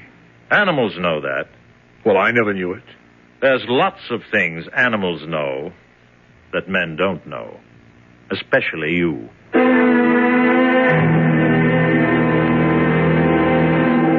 I could cry. But there's a place beyond crying. Yes, there's a despair too deep for crying. Here, in the dark and the silence, there's nobody. Not a creature is stirring, not even a mouse. I can't laugh either. I think my life is closing. What? Oh, you're back. You're back, are you? You're in the pocket of my shirt. Well, I have some cheese and part of a pear. You'll have to come to me if you want it. No, I can't look for you again. I just don't care anymore. I just don't care. I don't care anymore.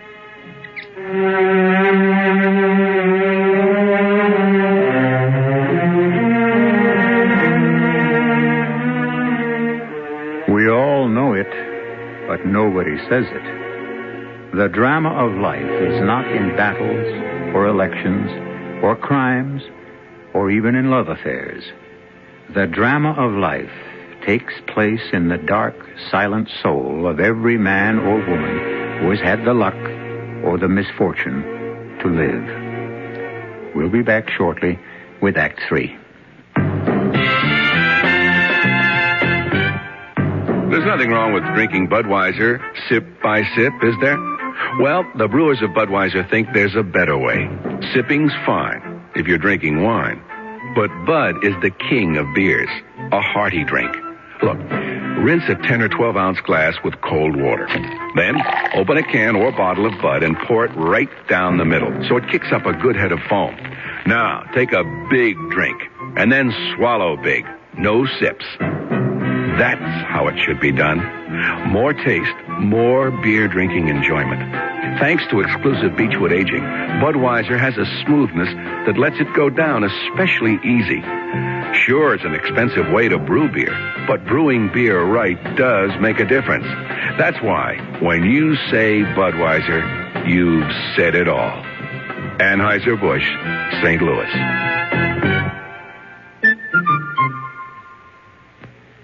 From 17 to 25, young minds are so alive. They see things that others may not see. College is the place they learn the things they'll need when it's their turn to show the way to you and me. College is a place where the future of America is being built right now. But colleges are in financial trouble, and they need all the help that you and I can give them. The dollars you give to the college of your choice are an investment in America's most important asset, the minds of her children. So please, give to the college of your choice now. From 17 to 25, young minds are so alive. A public service message of this station and the Advertising Council.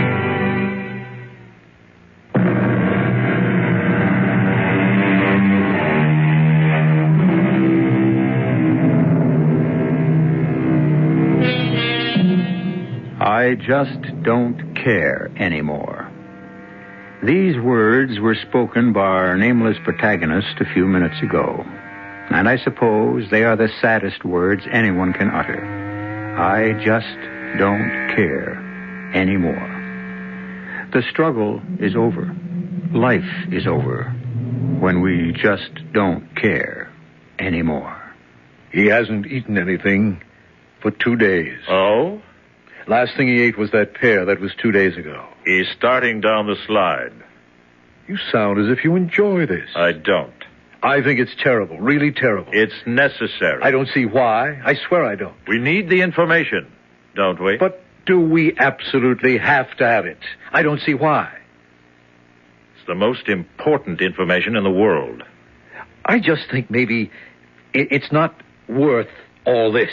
It's worth all this and more. I don't know why. Look, you're a good fellow. And you're not the stupidest man in the world, or you wouldn't be my deputy. But there are certain things that are, let's say, beyond your comprehension. You agree? I guess so. You guess so? I'm sure. I'm sure there are certain things that are beyond my comprehension. Just the same. Yes? What were you going to say?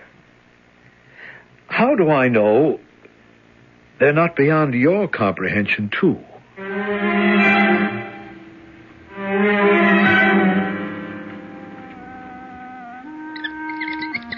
I hear you. Oh, I hear you, but I don't care. Even if I did care, I'm not sure I'm strong enough anymore to go looking for you. Now, there must be food all over the room. Why don't you go look for it? I'm sure the faithful Mr. K has been leaving it, and I haven't eaten any for a long time. So, stir yourself and go look for it. Huh? You want me to bring it to you? Well, that's rough. Those days are over, my friend. I loved you. Do you know that? I really did. I thought you loved me in your own little mousy way, but you didn't. I was just somebody to feed you. That's all. Well, our friendship has come to an end. Mr. Mouse, has all things come to an end.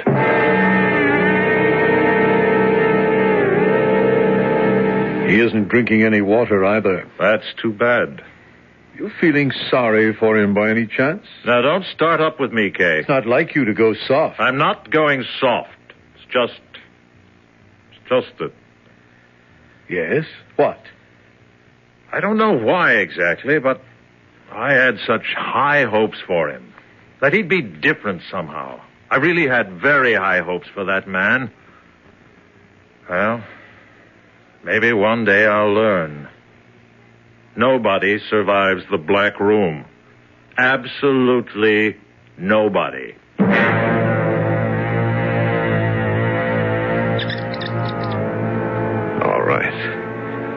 All right, one more time.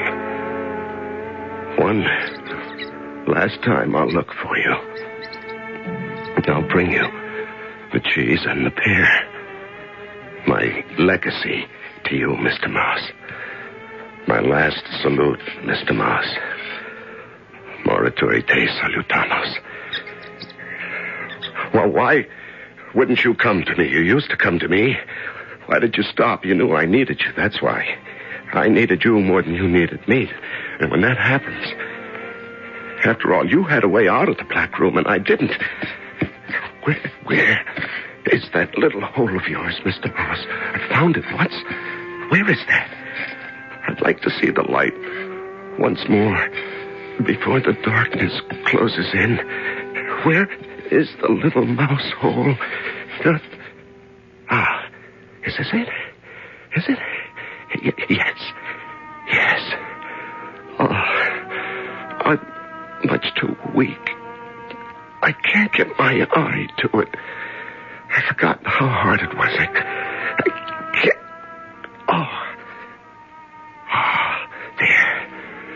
There it is. The beautiful light. That little sliver of light. A lovely light. Yes, I'm a little stronger now. I'll find you. Just keep talking, Mr. Mouse. I'll find you. I think I'm nearer. Just keep talking and I'll find you. You sound very loud. I must be close. Or is it because my hearing has become sharper? Does that happen? Does the hearing become sharper when there's nothing to hear? Yes, you're very near now. Very near. I think I can reach out and touch you.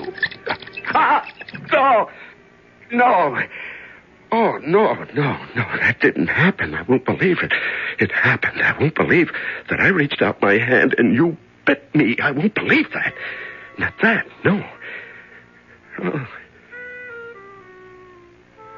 But it's true. Yes, it's true. There's no end to it. There's no end to the shocks and the suffering and the cruelty and the horror. No end to it.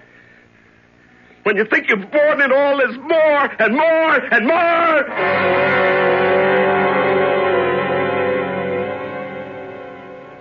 How is he? Not eating, not drinking, nothing. Too bad. I think it's time to go in. You think he's alive? I don't know. He could be, I guess. Okay. Go on in. I hate this part. Oh, Mr. K. Yes? If he should be alive, by some chance, and if he should be even remotely in his right mind... Oh, I doubt that, Mr. Z. I know, but if he should be, take him upstairs and let him take a shower. Let him shave, give him some clean clothes, and bring him down here to me. That's it. If he's alive. And in his right mind. Well, there's always a chance.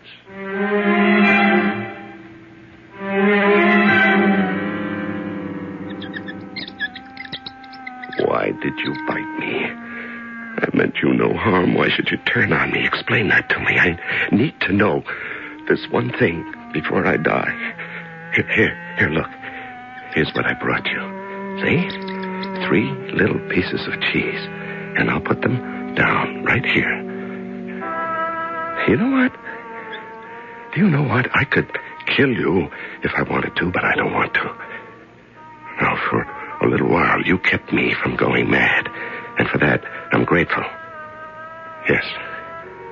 So, go on. Go on, bite me if you want to. I won't mind. Go ahead. You're not saying anything, Mr. Mouse. Are you still here? Or did you run away? Did you run to your mouse hole? Did you run through to the other side to live in the light, in the beautiful light? Or are you still here? Why don't you say something? What's this? Is that you? Is this your little furry body? Huh? Yes. Wait, no. No. What is that? Oh, no. Oh, that can't be. 1, 2, 3, 4. Why? Why, you're not Mr. Mouse at all. You're Mrs. Mouse. You're Mother Mouse. 4, 5, baby. 5? How many? Oh. Yes, you were afraid I might hurt them. That's why you bit my hand. Yes, I understand. But now you trust me. Now you know. Oh, Mother Mouse. My beautiful little Mother Mouse. My dear friend. Do you know I'm crying again? And my tears are falling on you and on your children. What? I came to get you. What? Come on. You can see your way to the door, can't you? Yes. Well, come on. Nothing like a shave and a shower, am I right? I think you've lost a little weight, a few pounds. Oh, here. I brought you some clean socks. I hope they're the right size. I had to guess. You care to weigh yourself? There's some scales over there. Oh, thank you. The rations were pretty thin, I know that. Now, how did you like the fruit? What? The fruit I left for you, and the cheese. Did you like it? Very much. I thought you would. Hey, don't put that shirt back on. I brought you a clean one. Here. I think it'll fit. Thank you. Now, give me your old one, and I'll throw it out. Don't touch that shirt. Huh? Keep your hands off that shirt. You want to save it? It's pretty dirty. I want to save it. I'll wash it for you. No, leave it alone. You want it the way it is? Just the way it is. If you say so. Well, you ready? Yes. Let's go visit Mr. Z. He's dying to talk to you.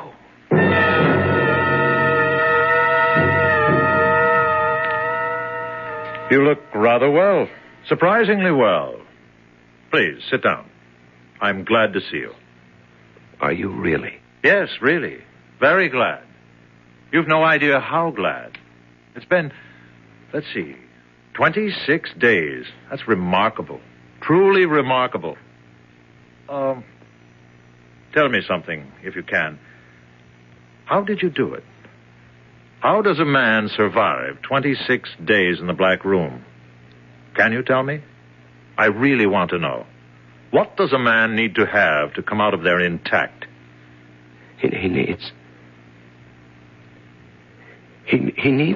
to care for some living soul. That's all he needs? He needs to care a lot. That's all? Just that? That and a little light. You're very tired, aren't you? Yes. It's been quite an ordeal. Oh, yes. We'd like to give you a complete physical examination before you go, if you don't mind. I can go? Also a psychiatric testing. And then I can go? One other thing. Oh. And what's that?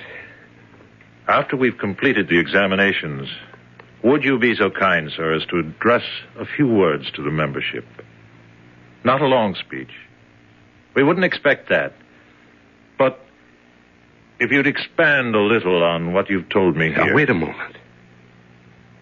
What membership?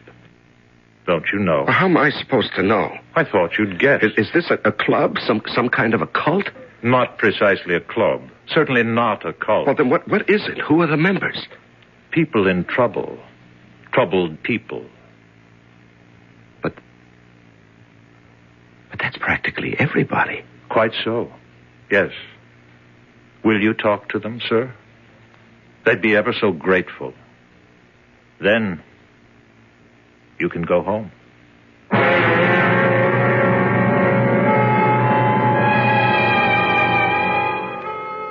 Where do you live? Main Street? Lakeshore Drive? Mulberry Lane? Park Place? Lenox Avenue? Corner of 4th and Walnut? 3 miles out on Route 7? Come now. You know better than that. You may hang your hat anywhere at all, but you live in the black room of your own mind. I'll be back shortly.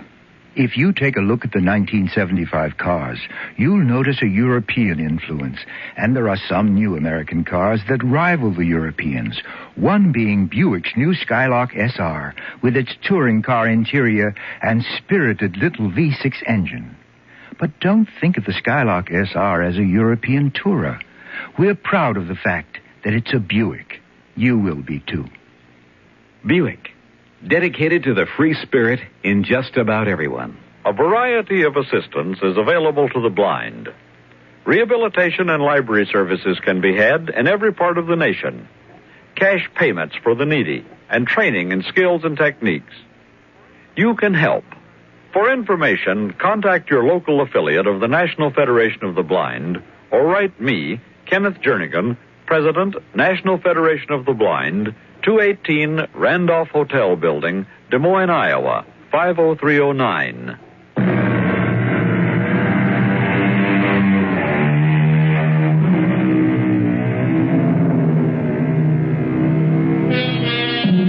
Has our little story depressed you?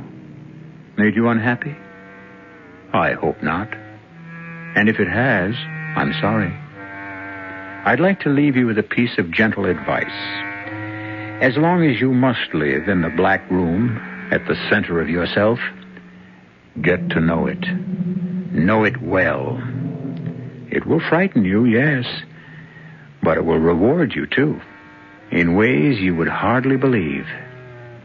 Our cast included Larry Haynes, George Petrie, and Peter Collins. The entire production was under the direction of Hyman Brown. Now, a preview of our next tale. What is the whole contract? That while a person owns this dark imp in the bottle, any request that concerns money, gold, or wealth, no matter how unreasonable, will be satisfied. And that to dispose of this creature and its spell, you must sell it for less than your original price. Oh, here, $7.40. $5 is enough. Okay, cheap at nearly half the price. Oh, think first, Barry, think. Remember, it will keep you rich as long as you live. But remember, too, if you do not sell it for less than you paid for it before you die, your soul will surely rot in hell for eternity. Radio Mystery Theater was sponsored in part by Anheuser-Busch Incorporated, Brewers of Budweiser, and Buick Motor Division.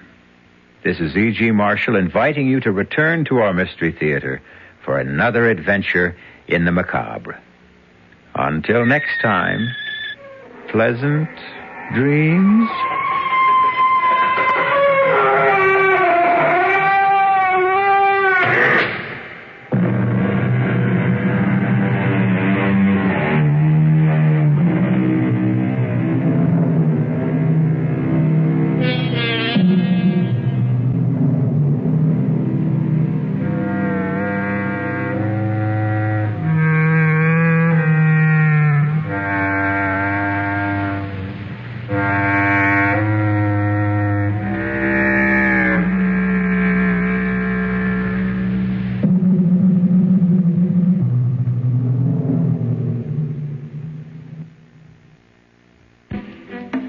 I am Beth Meyerson. Like many of you, I've been excited by Israel's achievements, especially by what it is doing for people. People like you and Ithaca. Here in Ithaca. CBS News. Former President Nixon is listed in critical condition in a California hospital. I'm Jim Kilpatrick reporting on the CBS Radio Network. Mr. Nixon underwent surgery early this morning for the insertion of a plastic clip to block the troublesome further movement of a blood clot. Doctors described the operation as a success and earlier said Mr. Nixon was in good condition. However, some 6 hours after the surgery, complications developed. Harold Dow has details from the latest medical bulletin. At 12:45 this afternoon, former President Richard Nixon suddenly went into vascular shock. A team of physicians and intensive care nurses administered counter-shock measures for 3 hours until a stable vascular condition was once again restored. According to the bulletin, the cause of this serious complication was in all probability due to some bleeding behind the stomach wall lining. The medical report goes on to say that replacement of blood loss and relaxation of anticoagulant therapy was instituted at 5 p.m. this evening. The vascular stability is still being maintained. He remains in intensive care and is still in critical condition. Harold Dow, CBS News, Los Angeles. A hospital spokesman is meeting now with Nixon aides and is expected to make additional statements after the meeting. Hospital authorities delayed releasing the information on Mr. Nixon's worsening condition for almost 6 hours. The Associated Press science editor says the medical shock that put former President Nixon in critical condition tonight means a collapse of blood circulation. Small arteries lose the ability to push freshened blood to all parts of the body. Treatment of Mr. Nixon's kind of shock usually involves giving massive blood transfusions. One physician told the Associated Press Mr. Nixon was particularly susceptible to excessive bleeding because he has been given anticoagulant drugs to prevent formation of new clots and dissolve old ones. Muhammad Ali has regained the World Heavyweight Boxing Championship by knocking out George Herman in the 8th round of their title fight in Zaire. More CBS News after this.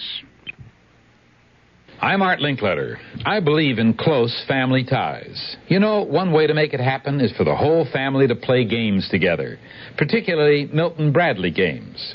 You know, I've been working with Milton Bradley for over 15 years, so I know they make games the whole family can enjoy. Like Memory, the game that tests your memory skills by locating and matching cards. And then there's Password, the fascinating word association game. And Concentration, which requires a lot of concentration to match numbered slides. Both Password and Concentration are based on famous TV shows, and both are now out in brand new editions. Games that teach, games that have exciting play value. They're the kind Milton Bradley has always made. That's why I so wholeheartedly recommend Memory, Password, and Concentration for your family. And all the other fine Milton Bradley games. They'll give many, many hours of enjoyment and maybe even help bring the family a little closer together.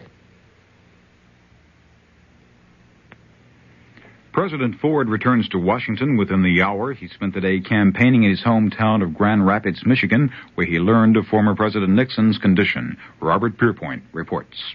After enjoying a rousing welcome back to his hometown and delivering a hard-hitting political speech on behalf of Republicans here, President Ford was given the bad news about the critical condition of Richard Nixon.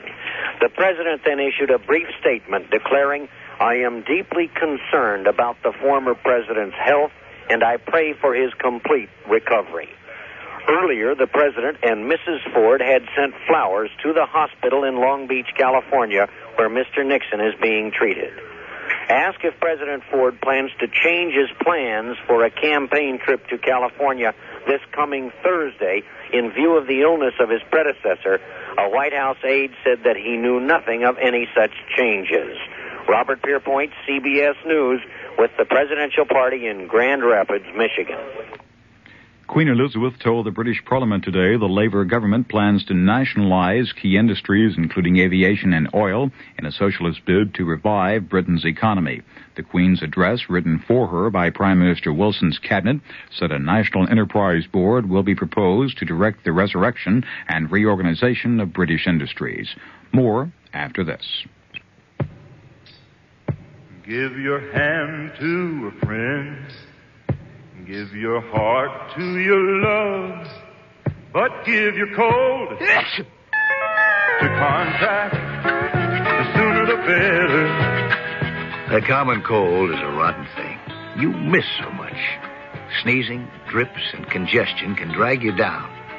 Then, ask yourself the contact question. 6 or 3 or 1? You'd need 6 cold tablets, 2 every 4 hours, or 3 ounces of Cold's liquid, 1 every 4 hours, or just 1 contact for up to 12 hours continuous relief of those symptoms. That's daytime, then nighttime relief. Both the others have things for aches and fever, and the liquid, something for coughs. Not found in Contact 600 Tiny Time pills. Give your cold to Contact. 6 or 3 or 1. Take Contact. Only as directed. Recapping the top sports news, Muhammad Ali, rated a heavy underdog, knocked out champion George Foreman with a right to the head in the 8th round tonight to win the World Heavyweight Championship in a stunning upset. The 32-year-old Ali became only the second boxer in history to regain the heavyweight title. The victory comes 14 years to the day he began a pro boxing career. Jim Kilpatrick, CBS News. This is Jeff Stone, WHCU News. Democratic candidate for U.S. Senator in New York, Ramsey Clark, was the featured speaker tonight at the Tompkins County Democratic Committee dinner. One of the topics which Clark addressed was the practices of the oil companies. I favor comprehensive, sensitive price and wage control. It makes me very angry to hear about older people eating dog food in America. And if it doesn't make this country angry, we have lost a piece of our soul someplace along the road. What we have to do is face up to it. Our destiny is in our hands, and we are letting it slip through our fingers because we are not insisting upon faithful adherence to the democratic process. And the former U.S. Attorney General referred to wage and price controls in calling for what he termed a new commitment to democracy. When you see the exploitation that the oil industry engaged in during the so-called energy crisis last winter, their profits skyrocketing while our prices skyrocketed, and us doing nothing but complaining, you recognize that America has lost its political will. We don't have to put up with that. In my judgment, that is economic injustice and should be white-collar crime. It doesn't have to happen. We can tax those excess profits. We can roll those prices back. If we care about this society, we better muster the will to do it. One major disappointment from tonight's gathering was the fact that actor Robert Redford was unable to attend. County Planning Commissioner Frank Liguori will be taking public input registered so far in the Crosstown Road proposal and present some refinements on the plan. And now, Mystery Theater.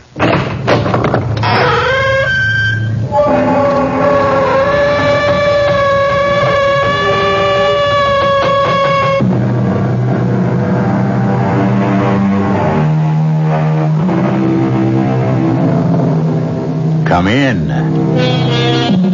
Welcome. I'm E.G. Marshall.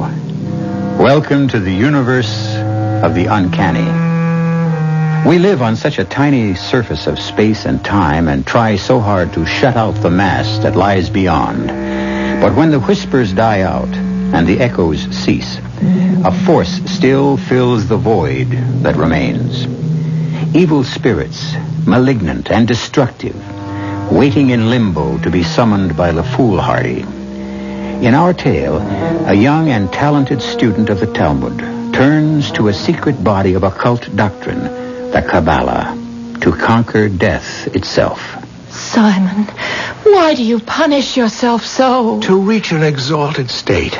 I wish to attain the possession of a clear and sparkling diamond and melt it down in tears. Then inhale its essence into my soul. I want to attain the rays of the third planet of beauty. I want 2 barrels of golden pieces for him who can only count in gold. Please, Simon, my father is not greedy. He only wants a bright future for me. And your bright future is paved with gold. Be careful, my son. You are on a slippery road. No holy powers will help you achieve what you want. If the holy powers will not, then I must... Don't say it, Simon. You terrify me. Then I must find my way along another path.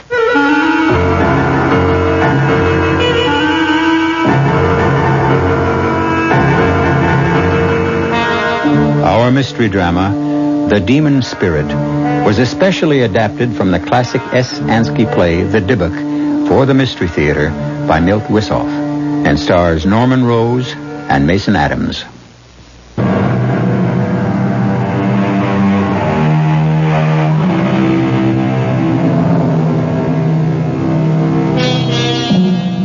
Black magic is rooted in the darkest corners of our mind and emerges only when we feel the insatiable need for power, money, love, any desire that becomes obsessive when withheld. It has always been so. Man has invoked the aid of spirits since he first evolved. What could be more natural for primitive man than the urge to call upon the supernatural when confronted with the sinister demons of wind, fire, and water? Civilization has only spread a thin veneer over this ancient instinct, a veneer that vanishes completely in our tale concerning a young theological student, pure of spirit, who invokes terrible forces in his quest for love. It's Simon, Rabbi. I've returned. May I come in? Simon. Oh, come in, my son. Come in. So you've finally come back. You look so pale and drawn. I've had a long, hard trip. Why did you stay away so long? It's been almost a year. We missed you. Yes, you mean you missed me. That's not true. Many regard you highly. But not enough to consider me as a prospective son-in-law. But Leia thinks well of you. Not enough to oppose her father's wishes. There are traditions, Simon. A daughter must obey her father. Well, it's time we changed them. Look, Simon, Sender is no monster. He merely wants what he thinks is best for his daughter. Come, Simon, let's talk about you. There's not much to say. You're a fool. A bright, intelligent, scholarly fool. Your brilliance was the talk of the community, and then you disappeared. Where did you vanish to? At first, I just wandered aimlessly, and then one day I heard about this small village where a great scholar and wonder worker lives. A man so steeped in the ritual and lore that he can make miracles. Mm-hmm. And did you find him? Yes, Reb Meyer. I found him after months of wandering. Is he truly a worker of miracles? Even more wondrous than I had heard. Is your wonder worker a student of the Kabbalah? A master of it. He taught me that man can develop the divine spark within him until he masters the entire universe and all its forces. You're meddling with something beyond you, Simon. It shows in your fevered eyes, your gauntness. Don't dwell too deeply on these mysteries. Why not? The Kabbalah tears your soul away from the limits of the earth and lifts you to paradise. Remember, only 4 wise men succeeded. Only one went in and came out again unscathed. One died, one went mad, and one lost his faith. I'm not frightened. They may have failed because they entered paradise for the wrong reason. I want to offer myself as a sacrifice, like the great one who succeeded. But how can you compare yourself I make none. I will follow my own road. Good night. It's Leia. Oh, come in, my child. How nice to see you. I'm not disturbing you, am I? Not at all. You remember Simon? Oh, well, of course I do. You've been away, Simon. Then you noticed. We missed you, even though you left without a word. There was nothing more to say. Red Meyer, you promised to show me the embroidered curtains of the Ark. And so I shall. Aren't you afraid to be in the temple so late at night? No, not afraid. Sad and touched. The walls look as if they've been wept over. I wish I could put my arms around this ancient tear-stained wall and never leave. Tears are everywhere, Leia, not just here. And happiness, too. How does our Simon seem to you after his long absence? Pale.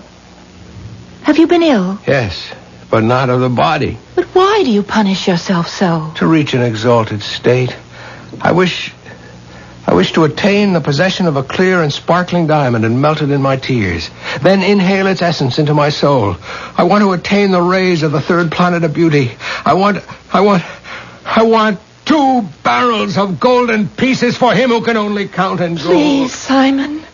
My My father's not a greedy man. He only wants a bright future for me. And your bright future is paved with gold. Be careful, my son. You're on a slippery road. No holy powers will help you achieve what you want. And if the holy powers will not, then I must... Don't say it, Simon. You terrify me. And I must find my way along another path.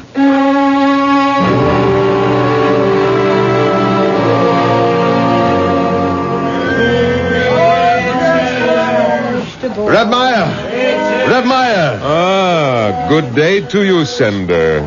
What brings you to the marketplace? Don't you trust your servants? I was looking for you. I'm bursting with good news. Yes, I know. How could you? I've just... In a closed community, nothing stays secret very long. Congratulations. Who is this paragon you've betrothed your daughter to? A fine young man, completely worthy of becoming part of my family. I was curious. Tell me, why did you stand in the way of Simon? Simon, but he's only a poor student. How would he fit? With the rich house of Sender? He loves Leia, and I'm sure that she loves him. She will love her bridegroom as well, I assure you. How can you guarantee what you cannot control? A heart is not a machine. I know my daughter. Reb Meyer, I would like to talk to you about the arrangements for the wedding. No, not here, Sender. Here one buys food and drink, not a life. Come to the temple, and we will talk.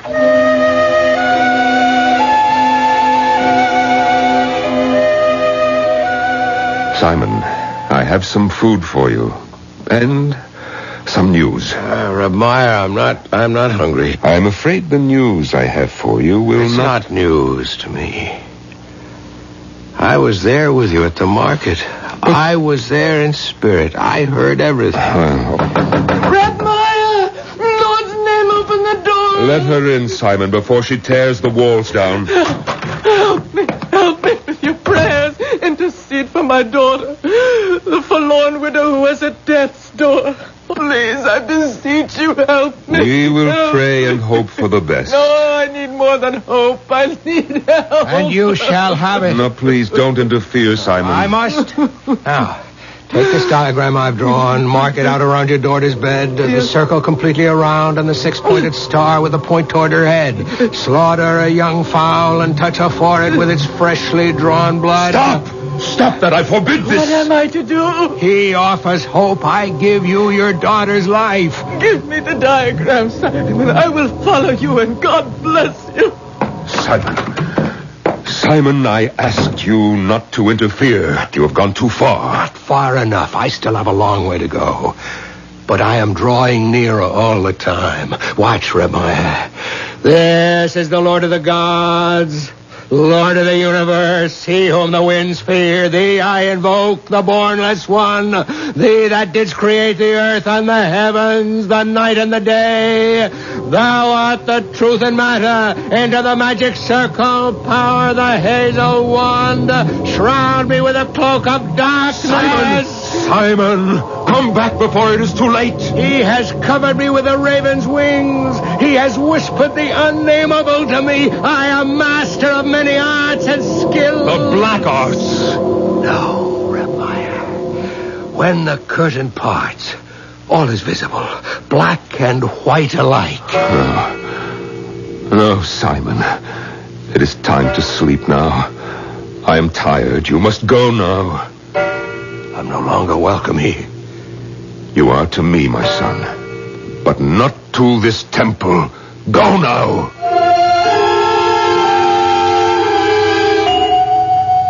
I'm here, Reb Meyer, to discuss the arrangements.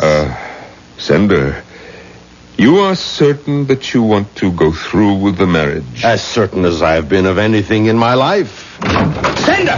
Sender, I have something to show you. Look at this object in my hand. Why, it's a golden amulet. Don't you recognize it? It looks like the one I presented to you on your birthday. But it cannot be. Why not? Because that was not gold, Reb Meyer. But it is the same amulet, Sender. Sender, I have worked a miracle. Something many men have tried to do all of their lives. I have turned base metal into gold. I don't believe it. But it's true. Give me any object and I will convert it to gold for you. Think of it. I can make you rich beyond your wildest dreams. I couldn't allow you. Please, Sender, take my offer. Please. All I want is Leia's hand in return. Impossible. I have given my word. Weigh your word against gold, No, Sender. I must weigh it against my daughter's happiness. And that is my concern above all. Thank you, Simon. I bear you no ill feelings, but my daughter will be married as soon as Reb Meyer can make the arrangements. How can that be, Reb Meyer? I've done everything. The fasting. I've worked with the word, the spells, the symbols, all in vain. What will be, Simon. Stay with me now. But what remains for me? What is there I can still do? Black Rider, fling back your hood. Demon and Master, show me the way. I see. Thank you, the secret is revealed. I see you now. I see him, and I see... Oh, Simon, what is it? I have won. Ramaya, I have won. The bride is mine.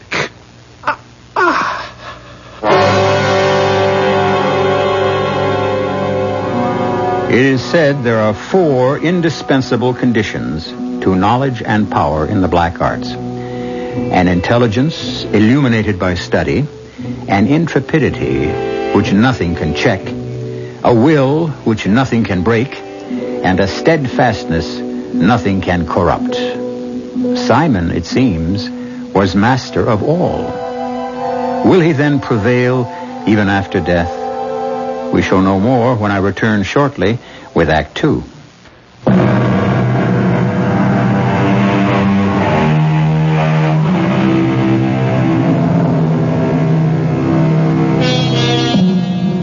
How can we explain the strength of superstition?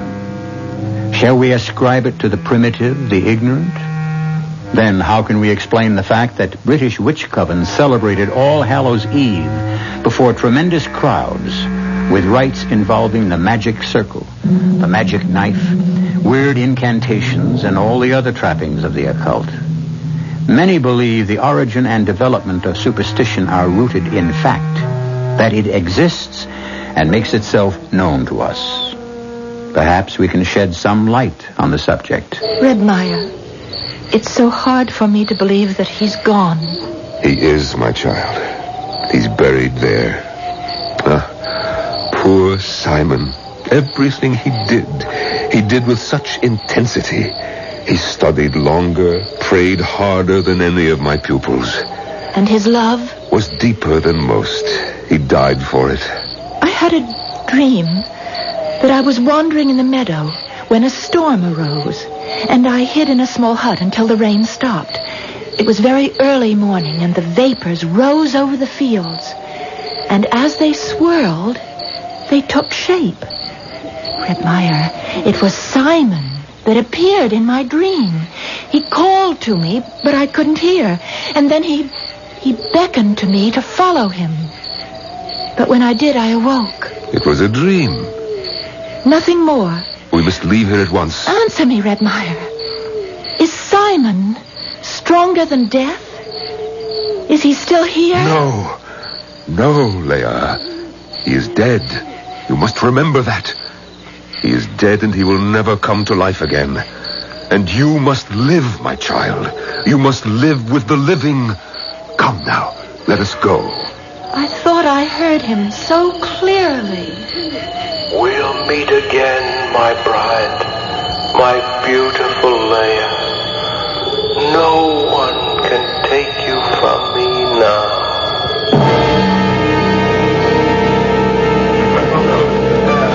I'm so happy you could come, Reb Meyer. This would be no wedding without you. How could I miss such an event? Did you happen to meet the groom's party? They should have been here by now. The bridegroom will arrive on time. That's not what you need worry about. What do you mean? Nothing, Sander. I meant nothing. Return to your festivities. So I shall. Everyone into the house. There are silver coins waiting for all of you there. Reb Meyer, please stay with Leia until I return. I will be here. Leia, child, you're white as a sheet.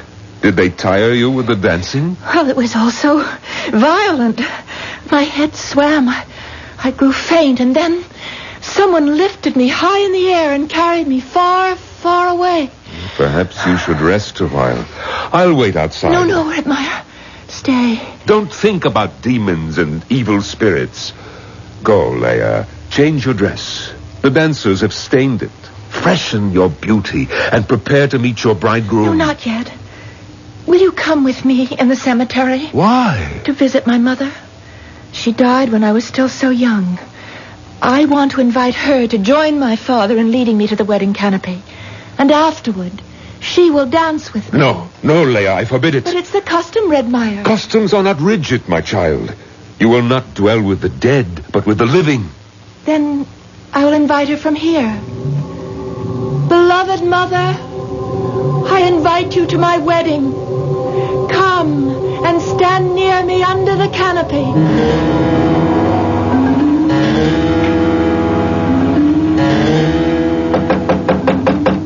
Who's there? Your father, dear. May I come in? Oh, Father, of course.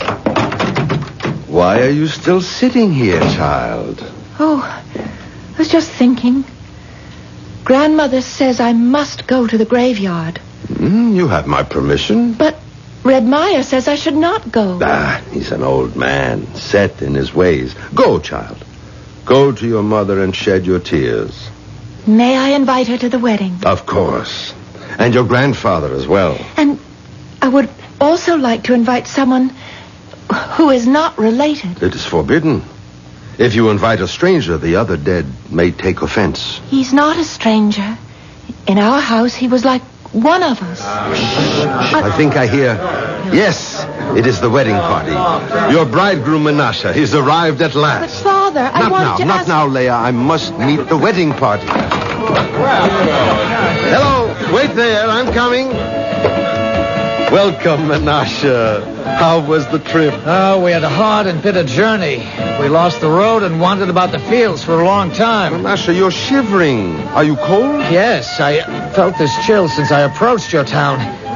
Penetrates the marrow of my bones and fills me with an uncertain and unknown dread. What is it you fear? I don't know. Come, let's have a drink on your safe arrival. It will warm you and drive away the demons. Who is it? Open the door, Sender. What is she? What's happened? What is it, Red Meyer? It's Leia. Bring her in. What? Put her on the couch. My baby. What has happened? You can go now, all of you. What is it, Red Meyer? My God, is she... No. She's in a coma. How still she is.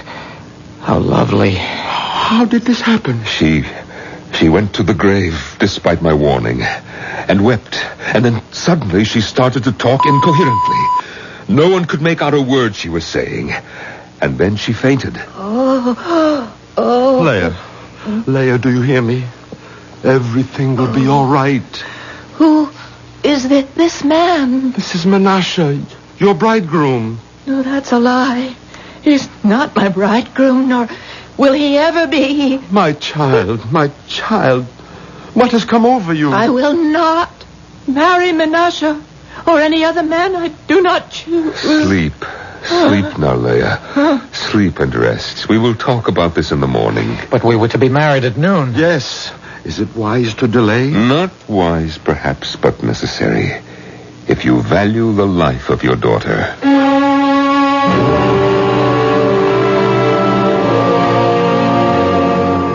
Where is the physician? He had to leave. There was no point in keeping him any longer. Did you do as I told you? Yes, I summoned the wise man of Bratislav. He will come, but it will be days before he's here. Leia, how do you feel? Tired. I'm so tired. Where am I? Where you have always been, in your home. Turn down the lights. My eyes. I've been in dark places so long. You're back now. God be praised. It was so cold where I've been. You'll feel better now that you're with us again. I feel nothing, Father. Empty. Everything is so empty. I must go back again. Try to get out of bed, child. I have no place here. What's happening, Reb Meyer? Her voice. Leah, open your eyes. I cannot stay. I cannot stay. Wake up, child. Listen to your father. You are not my father. You are not any part of me. Burning sulfur. I am filled with the smell of burning Leah, in the name of God, Leah, come back. If I do, it will not be in that name.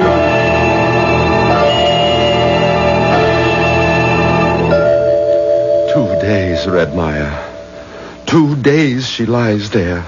And still no sign of the wise man. He will come, Sender. Be patient. Be patient? How can I? She was all I lived for. I have no patience either, Reb Meyer.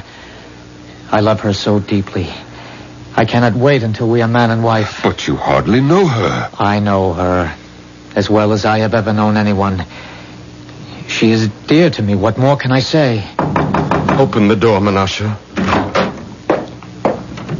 A good day to you, Reb Nissen. And a good day to you, Reb Meyer. Thank God you've come. We've waited so eagerly. That's not an easy journey from Bratislav, you know. You know. Can I offer you something? No. I wish to examine your daughter first. Oh, poor child. She hardly seems more than that. How long has she had that mark on her cheek? I have never noticed it. It seems more like a shadow. Yes, a dark shadow. I've seen it before. I will try to rouse her. God's world is great and holy. The holiest land is the land of Israel. In the land of Israel, the holiest city is Jerusalem. In Jerusalem, the holiest place was the temple. Unholy, and sacrilegious. Evil is the whole. Where have you come from, Spirit? I have risen from repose to bring an end to all this. Who are you? I am Leah, daughter of Sender, beloved of Simon. Beloved of Menashe. Be quiet, Menashe. Do not interfere. Rest easy, Spirit. Hear me out.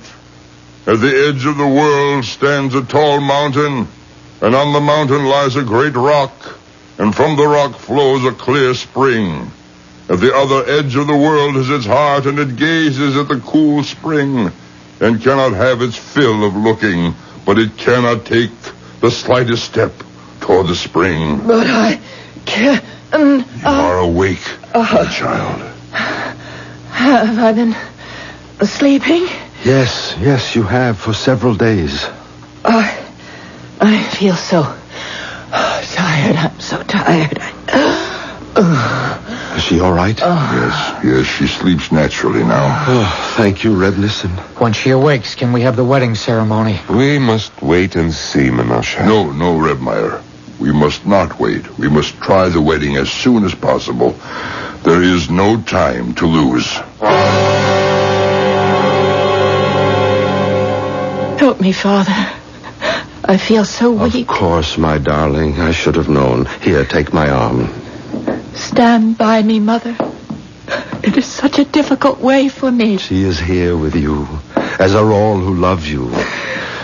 Friends, it's time for the ceremony. There's your Menashe. Look at him. So tall, so handsome. Quicker, Father. We must hurry. As we stand under this canopy... I will not stand under it.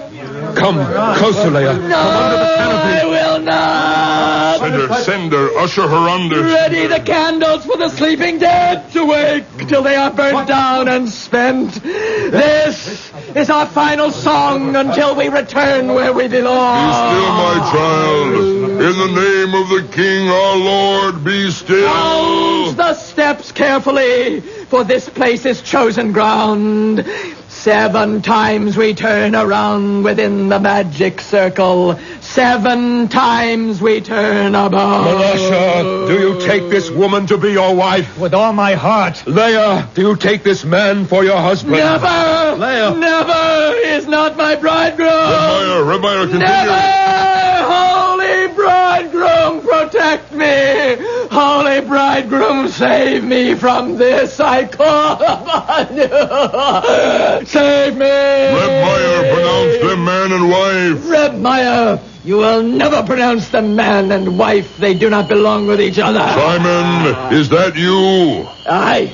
It is Simon Redmeyer, come back for my destined bride, and I will never leave her again. You must not do this, Simon. Simon, what is happening here? Yes, Simon, my greedy friend. Simon, you murderer. You killed me, but you could not kill our love. Goodness, my daughter. She's gone mad. No, Cinder, not mad. She has been possessed by a Dibuk. An evil spirit has control over her.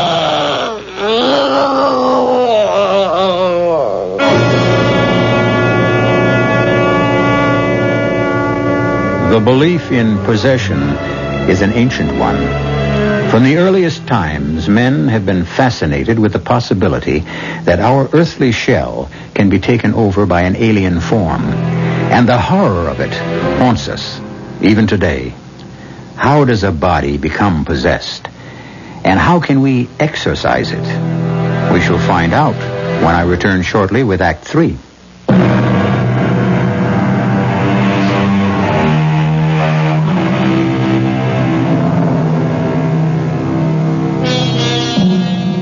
How did this act of possession begin? Certainly the setting of the Dybbuk was its basis. A closed world which, despite its proximity to the 20th century, had not as yet purged itself of faith in magic-making. A world heavily tarnished with superstition. And yet, it was a world pervaded by a mystic sense of the immediacy of God, of the miraculous, and the power of man. In such a world, the natural and the supernatural, the living and the dead, seem to flow across one another in a continual contact. A world where the daily routine of life absorbs and becomes a symbol of eternity. Please, Reb Nissen. I know you're tired, but my daughter lies in grave danger. Her soul is at stake. I know. The misery and anguish of the world reach out to me. Every plea pierces me as a needle, and I have no more strength. I can go no further. Rabbi, you cannot desert me in my hour of need. Help me. Save my child. If I can. Now, the Dibuk. You knew him well. He ate at my house regularly until he left one day.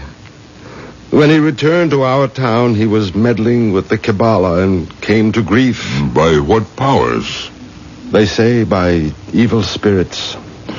Did you cause him pain or shame? Now try to remember. I don't know. I don't remember. All right. Bring in the girl. Come in, Leah. Come in, my child. Don't you hear me? Come in. I won't. Leah, dearest, have pity. Don't shame me. Come in. I want to obey, Father, but I cannot. Maiden, I command you, come in and sit down. Let me go. I refuse. Dibuk, I command you to say, why did you enter the body of this maiden? I am her destined bride. Our holy Torah forbids the dead to abide among the living. I am not dead. You are departed from our world. You are forbidden to return until the great ram's horn is heard. Therefore, I command you to leave the body of this girl. Reb Nissen, I know how powerful you are, how invincible. I know that you can command the angels, but you cannot sway me. Wandering soul, I feel great pity for you.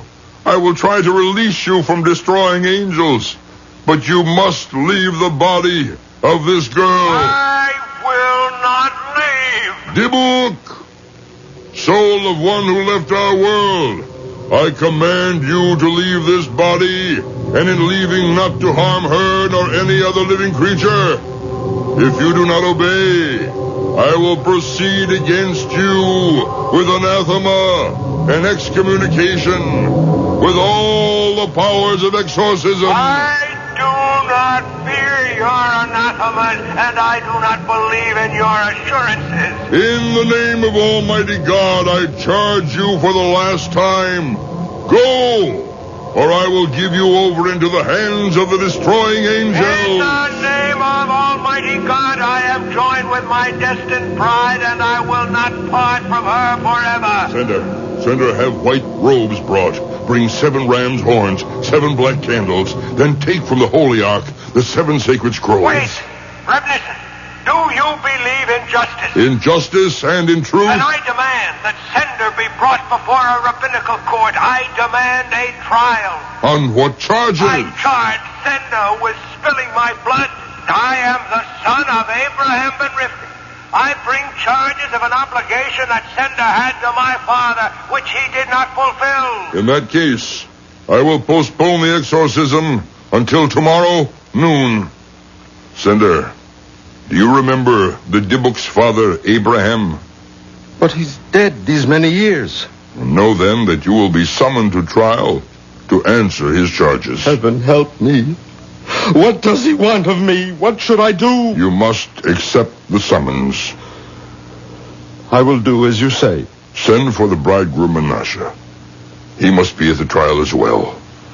When the Dybbuk leaves, the marriage will take place. Almighty God, help me to find peace.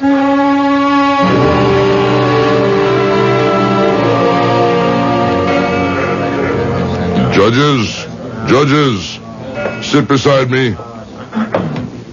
We can begin the trial. I call upon Sender. I am here, Rebnison. Will you accept the verdict of this court? Yes. Will you carry out our decision? I will. Sender, Abraham claims that in your youth, you were students, that your souls were bound together in loyal friendship. You were both married in the same week, and each of you pledged that if his wife should conceive and bear a child, the one a boy, the other a girl, the children should wed. Yes, it was so. He died soon after, but you grew rich, and Abraham's son was poor. You turned your gaze from him and sought other matches for your daughter among families of wealth and station. Abraham saw how his son was plunged into despair and went wandering, seeking new ways. And the powers of blackness spread their nets for him and captured him. Sender, did you hear the charges? What do you have to say in your defense? I have no words for my defense. None. But I beg my old comrade to spare my child. For I did nothing out of ill will, I swear to you, Abraham. After you departed, I did not know what happened to your wife. She left our village for the home of her people. I never knew she had a son. Abraham asks why, when his son was received into your home, sat at your table, you never inquired who he was. I do not know. But I can swear I was always drawn to him. Abraham declares that deep in your heart you recognize Simon. That is why you never asked who he was. You sought riches for your daughter, and in doing so, you thrust his son into the abyss. I cannot say. I have no answer. This tribunal has heard the arguments and now delivers its verdict. Sender, you are held guilty on the charges brought by Abraham. You will give half your wealth to the poor, and as long as you live, you will light a memorial candle on the anniversary of the death of Abraham and Simon, and recite the prayers for the dead as though they were your own children. Now, let us proceed with the marriage ceremony.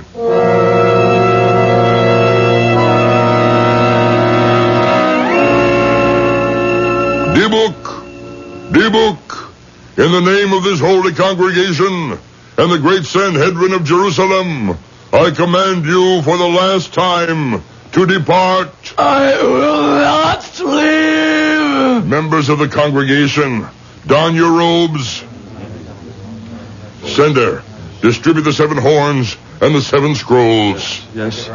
Stubborn spirit, since you are not humble unto our command, I give you over into the power of the higher spirits to expel you by force. Blow the ram's horns.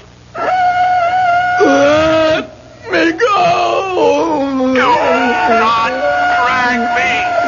I will not. I cannot leave.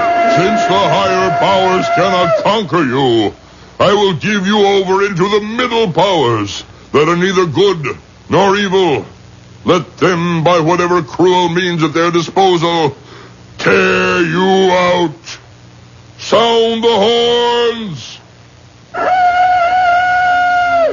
Angels and hosts, help me. And I declare you excommunicated from all of Israel by the sentence of the angels, by the decree of the saints. We anathemize, cut off, and curse you. The Lord blot out his name under heaven and set him apart for destruction. Sound the horns. I can struggle no more. Do you submit? I submit. Do you promise of your own free will to depart and never return? I promise. Recite the prayer of the dead for me.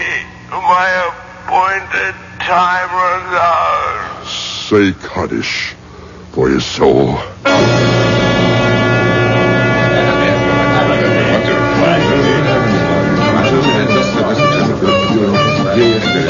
Oh, Father, I'm so sad. Help me. Do not be sad. Let your heart be light, and may holy cherubim cradle you in their wings. Do you hear? They're going to dance around the holy grave so that my dead mother may rejoice. Do not tremble, child. Do not be afraid. You are guarded by 60 giants with drawn swords. Our holy patriarchs protect you from evil. Leia. Simon. I hear your voice, but I cannot see you. A forbidden circle rings you round. Your voice sounds as sweet as the weeping of a violin on a silent night. Oh, who are you? I have forgotten. Only in your thoughts can I remember myself. I remember now. My heart was drawn to you as a bright star. On silent nights, I have shed sweet tears. And always in my dreams, I saw... Was it you? It was. Yes, I remember. Your hair was soft and it glistened as though with tears. Day and night I thought of you. Return to me, my bridegroom, my husband. I will carry you in death in my heart. And in my dreams we will rock our unborn babes. We will sew them clothes and sing them lullabies. The wedding procession has started, Leia. We must go. They come to lead me to the canopy with a stranger. Come to me, my bridegroom. Oh, I see you. A light upon the wall. The barrier is broken. Come to me. I am coming. A great light flows about me. I am joined with you, my destined bridegroom.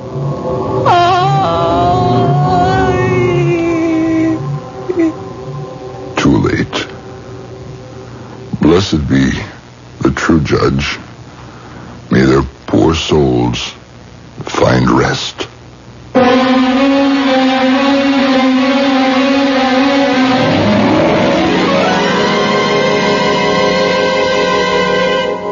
so the demon bridegroom and his bride are joined until the Great Awakening. A small gravestone marks the place where Leah, daughter of Sender, is interred. But none of the villagers in the closed world believe it is her final resting place. Steeped in superstition, they cast an eye over the shoulder when they pass the grave. I'll be back shortly.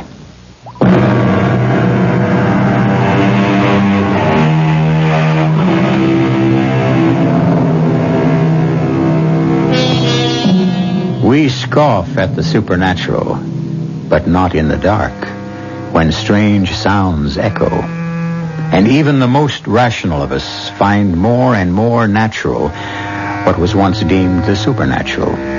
Minds have been linked across great separations of space without visible means of contact. If mental telepathy and magic shapes exist, why not other forces still branded as the supernatural? Our cast included Norman Rose, Mason Adams, Marion Seldes, Nat Poland, Joe Silver, and Jack Grimes. The entire production was under the direction of Hyman Brown. This is E.G. Marshall inviting you to return to our Mystery Theater for another adventure in the macabre. Until next time, pleasant dreams.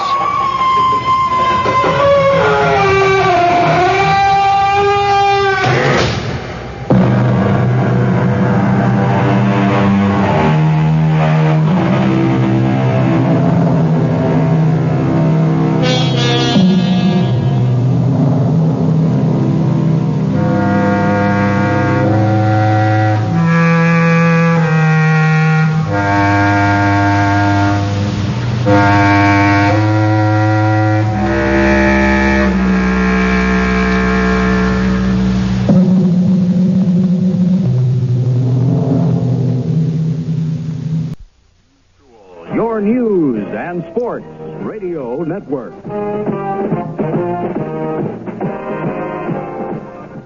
And now WBEN Buffalo, broadcasting at 930 kilohertz, begins another day of service to the Niagara frontier. Our studio-to-transmitter link, WEF 90, operates at 949 megahertz. Tonight's Mystery Theater is brought to you by AM&A's, downtown, and 6 suburban stores, including the new Lockport store. The CBS Radio Mystery Theater presents...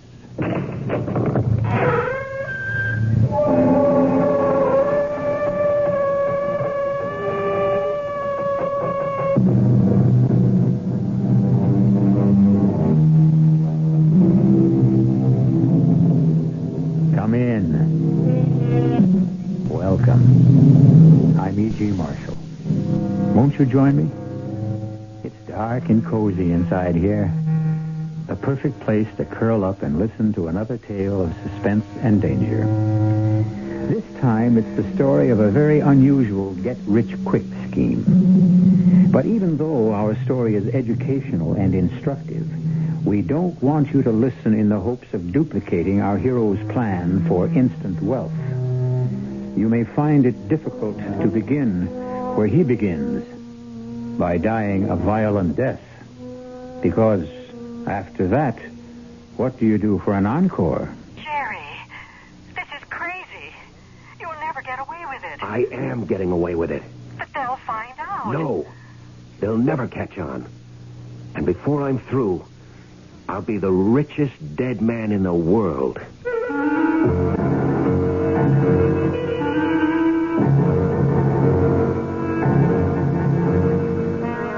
Our mystery drama, Bury Me Again, was written especially for the Mystery Theater by Henry Slesser and stars Michael Tolan.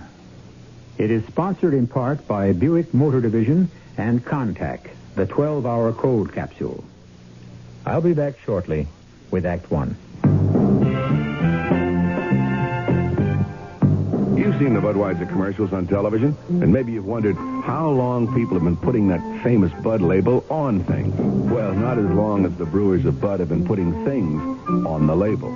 Things like a list of Bud's most important ingredients. Quote, brewed by our original process from the choicest hops, rice, and best barley malt. And things like the following statement. This is the famous Budweiser beer. We know of no brand produced by any other brewer which costs so much to brew and age.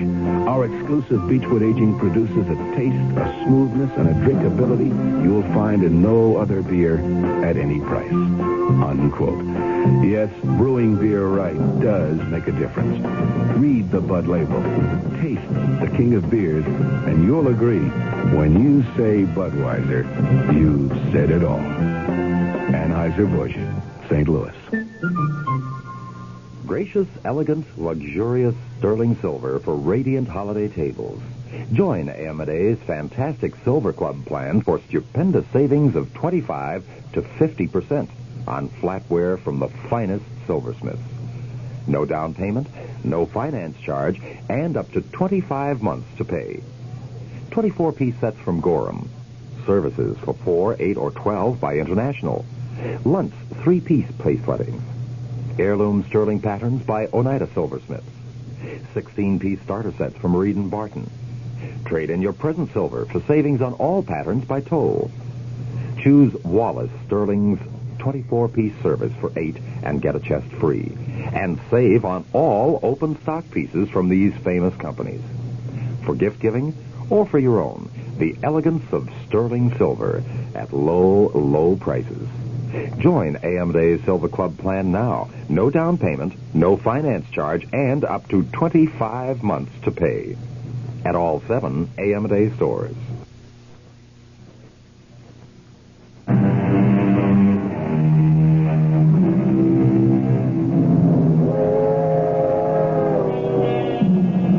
Some people think that the sound of a train whistle fading into the distance is probably the most melancholy sound in the world. But the people aboard those trains, which crisscross the country, can be melancholy too. As the cracked Chicago Express streaks into the dark stretch of track between Union Station and the town of Fairmont, one of those passengers is staring gloomily into his own reflection in the soot-darkened window. It may be interesting to follow his thoughts. Minus $10,000. Minus $10,000. That's where I'm at after 36 years of living. 36 years of working and sweating and dreaming dreams that never had a prayer of coming through. I owed McGinnis the same $6,000 I'd owed him for 2 years, even after making him payments amounting to twice that much. And then there were the bills. The dentist, the credit card company, the automobile dealer. No, I could scratch that one. The car had been repossessed just the other day. That's why I was taking the train instead of driving to Fairmont. Not that I expected it to do much good. The chances of hitting my maiden Aunt Hilda for money were pretty slim. But when you're down, you'll try anything. And with the thought of McGinnis and his goons coming around for payday again, I was ready for anything at all. But maybe not quite ready for what happened. Pardon me, is this seat taken? Huh? No. It's all right. Sit down. Oh, thanks. You know, I haven't been in a dining car in years. I didn't know they still have them. Heck, some people don't know there are still trains running. I guess that's so. Everybody thinks in terms of flying these days. I don't like to fly myself. Heck, for most trips, you don't save any time anyway. By the time you get to and from the airport. Yeah, I suppose so. Yeah, you do a lot of traveling? Not if I can avoid it. Well, I can't, unfortunately. I'm one of those traveling salesmen you hear about. But you know something? I never met a farmer's daughter in my life. How do you get a drink here? I've been wondering that for the last 15 minutes. Well, it looks like you've got a drink. Oh, sure. That's my own private stock. I always carry a pint bottle with me on these long train trips just to break the monotony. Yeah. Come on, give me a water glass. Hey, that's very kind of you. My pleasure. Well, here's looking at you. Right. And here's to the farmer's daughter. Maybe you'll meet her this trip. Just hope my wife doesn't find out.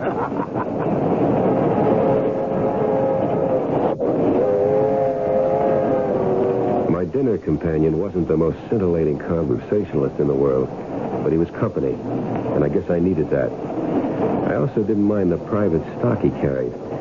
Every drink aboard that train cost $1.50. So when he told me that he had still another bottle, I suggested we continue our talk in the club car.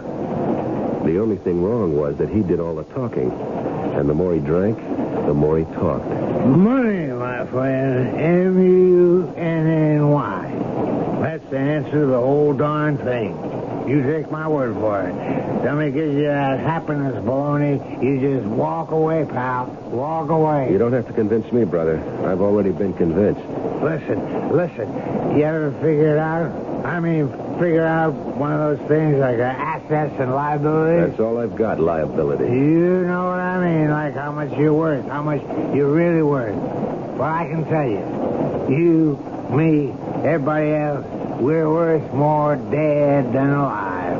Am I right? Am I right? Yeah, you're right. You betcha. That's what insurance is all about. You betcha. That's what I mean. That's what insurance is all about. You're not an insurance salesman, are you? No, not me. No, I'm not a liquor salesman either. Too bad about that, isn't it? Hey, bottle's almost empty. Don't worry, friend. Don't you worry. There's more where I came from, fella. There was plenty more. Plenty more whiskey, plenty more talk. Until something happened that sobered up the evening fast.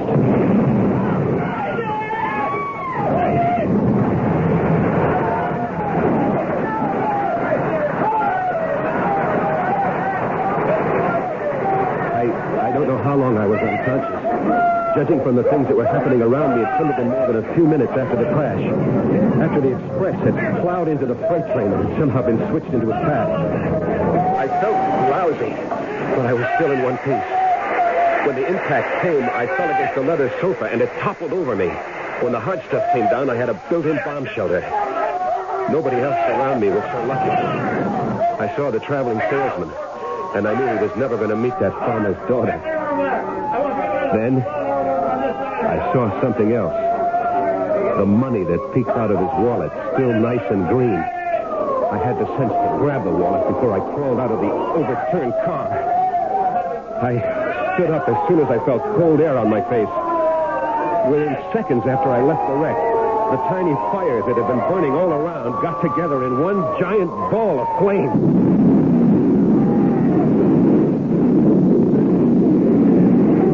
I never saw such a hungry fire in my life.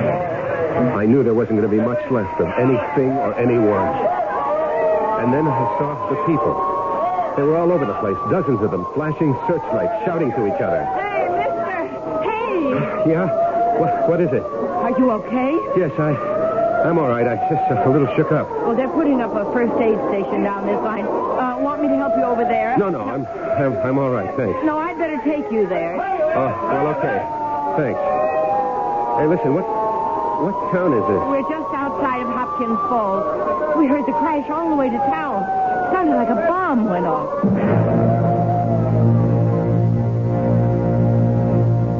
She took me to the first aid station, and a guy in a dirty white uniform helped me inside. What's your name? I can't think. I'm all mixed up. Yes, well, maybe you'd better lie down for a while, mister. No. I'm okay. We're setting up a hospital station. We'll have a car take you there if you like. It'll be a while before the ambulance gets here. No, I'm not hurt. I'm just mixed up. Is it far to town? You're really in no condition to walk. Just tell me how far it is. Well, about a quarter of a mile in that direction. Thanks. That's all I want to know.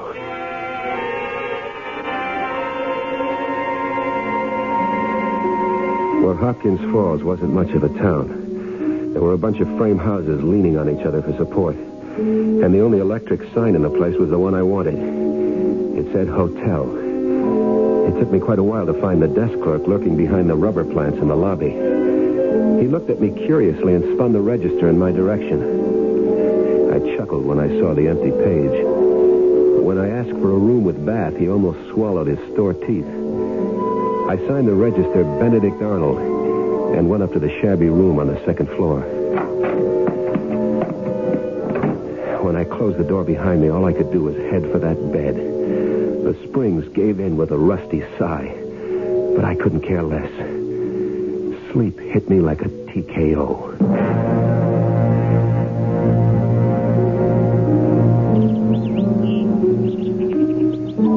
I woke up the next morning with a pain in my hip. At first I thought I'd broken a bone, but then I realized it was only the bulge of the wallet in my trouser pocket. I counted the money. $110. It would be enough for a little while. Then I picked up the phone. Hello, this is Mr. Arnold, room 202. You got any room service in this place? Yeah, breakfast. Yeah, that's exactly what I want. Fried eggs, bacon, toast, coffee. Oh, how about the morning paper? The paper in yet? Any news about the wreck? Fine, good. Be sure to send that up, too.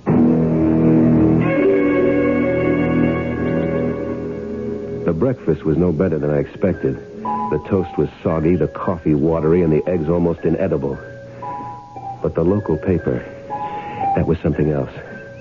The train wreck had taken over the whole rag, all 4 sheets of it. It was probably the biggest news that ever hit this whistle stop. I turned to the casualty list. It wasn't complete, but it had what I wanted. So I grabbed the phone. I want to make a call, long distance. Hello, operator? I'd like to place a call to Chicago, person to person, Mrs. Gerald Horton, 1240 Lafayette Street. I'm in room 202. The name is Arnold. First initial B.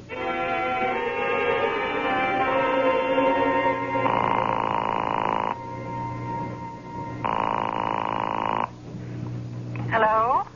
Myrna? What? Is that you, Myrna? Who is this? Is anybody with you? It's Jerry. Jerry? Where are you calling from? A town called Hopkins Corner or something like that. Listen, are you alone? Well, yes, of course I'm alone.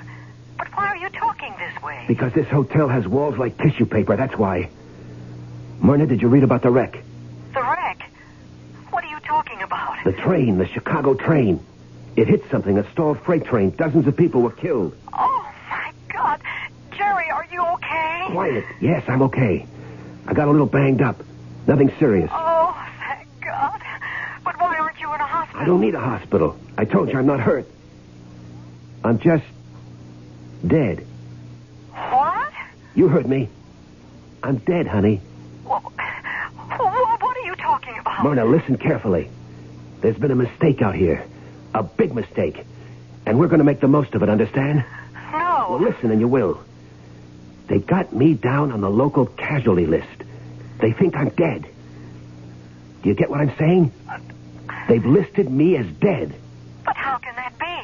Well, I must have helped it along a little. I switched wallets with a guy. His was fatter than mine, but he had no use for it anyway. But then the whole train caught fire. He must have been burned beyond recognition. But the wallet was okay. Why, that's awful. You'll have to tell them. No, I don't have to tell them a thing. Why should I? But what for? Well, now listen. What's the only valuable thing we own? What? You know about the insurance policy? Yes. $75,000. $75,000. More money than we could save in a lifetime. But we can't collect it. Not if you're alive. I'm going to stay dead, Myrna. Understand? Jerry. You're going into mourning for me. Then you're going to get a check for $75,000 from the insurance company. You're going to slap that money into the bank. Then we're going to wait a while and leave town. You and me and the money makes 3. Now do you get it? Jerry, that's illegal. What do you mean illegal? We're only ripping off an insurance company, honey. That's what I call fair game. Well, we've just heard an old adage disproved, that dead men tell no tales. Obviously, here is one dead man who is doing exactly that. A tale of deceit and deception, and very possibly danger. We'll find out how good a job our friend does of staying dead when I return shortly with Act 2. If you take a look at the new 1975 cars, it doesn't take long to notice the European influence is strong. And to be sure, there are some new American cars that rival the Europeans, one being Buick's new Skylark SR. But don't consider a Skylark SR because of its touring car interior or its rather rakish profile. Consider it because it's a Buick, possessing many of Buick's nicer innovations, like the new Buick V6, a peppery little engine that spits out a plentiful amount of torque while sipping a surprisingly small amount of gasoline.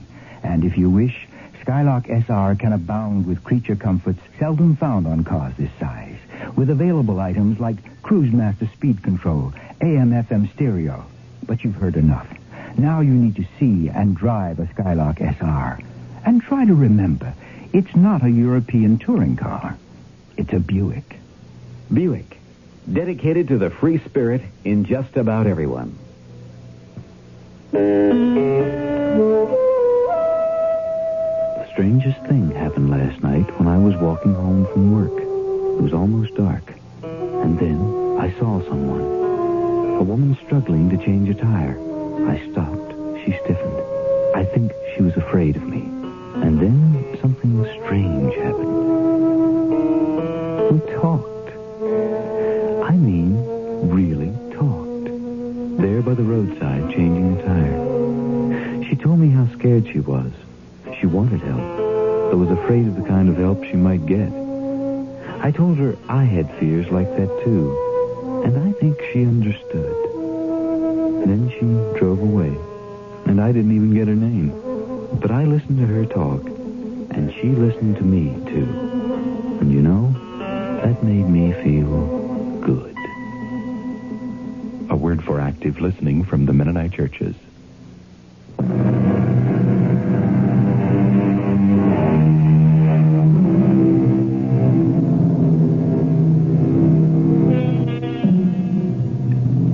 Horton didn't get to see much of the town of Hopkins Falls. He spent the next few days in his room, thinking, drinking, and making plans.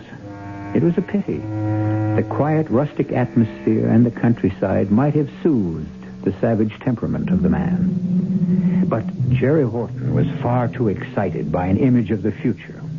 However, since this is Jerry's story, we'll let him tell you the rest. The $110 lasted me 5 days.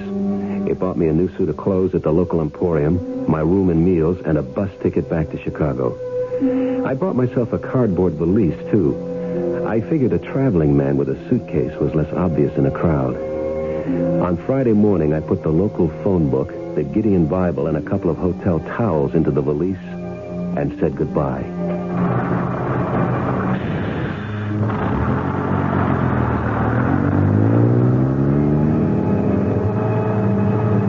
Long bus ride, but it seemed short to me. I had all kinds of things to think about. Plans for spending that money. Thinking about McGinnis's face when I finally handed him the $6,000 I owed him, all in one neat bundle. Hey, that was an idea. I put it all in $1 bills and make him stay up half the night counting it. And if I know McGinnis, that's exactly what he would do. And then I was back in Chicago, ready to call good old Myrna. Hello? Myrna? Jerry. For God's sake, don't say my name. Oh, I'm sorry. Are you alone? Yes, I'm alone. Where are you? At the bus terminal. Oh, I've been so scared. You have no idea how scared I've been. What for? Well, I'm just so nervous about the whole thing. What's been happening? Well, they sent your body back. The funeral was Tuesday. Good. Great. Was it a nice crowd? Well, not too big. Sandy and Jane couldn't make it, but Dorothy and Tom were there, and Mother was going to fly in from L.A., but I told her not to bother. I mean, well, it seemed silly. You didn't tell her anything? Well, no, of course not. Do you think I'm crazy? Do you think I could tell her that it was some perfect stranger I was putting in the ground? Oh, Jerry, it was awful. I mean, we picked out that plot together and everything.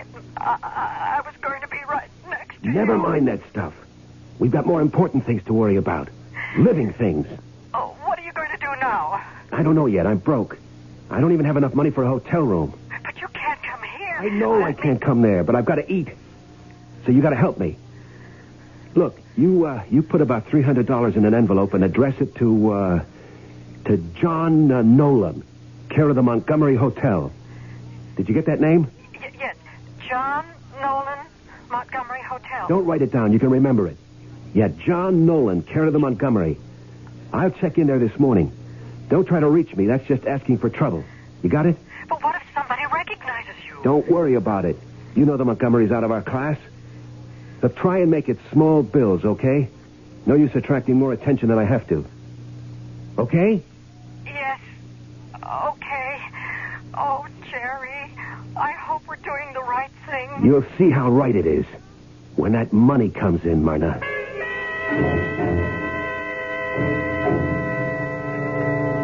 I spent that night in the bus terminal.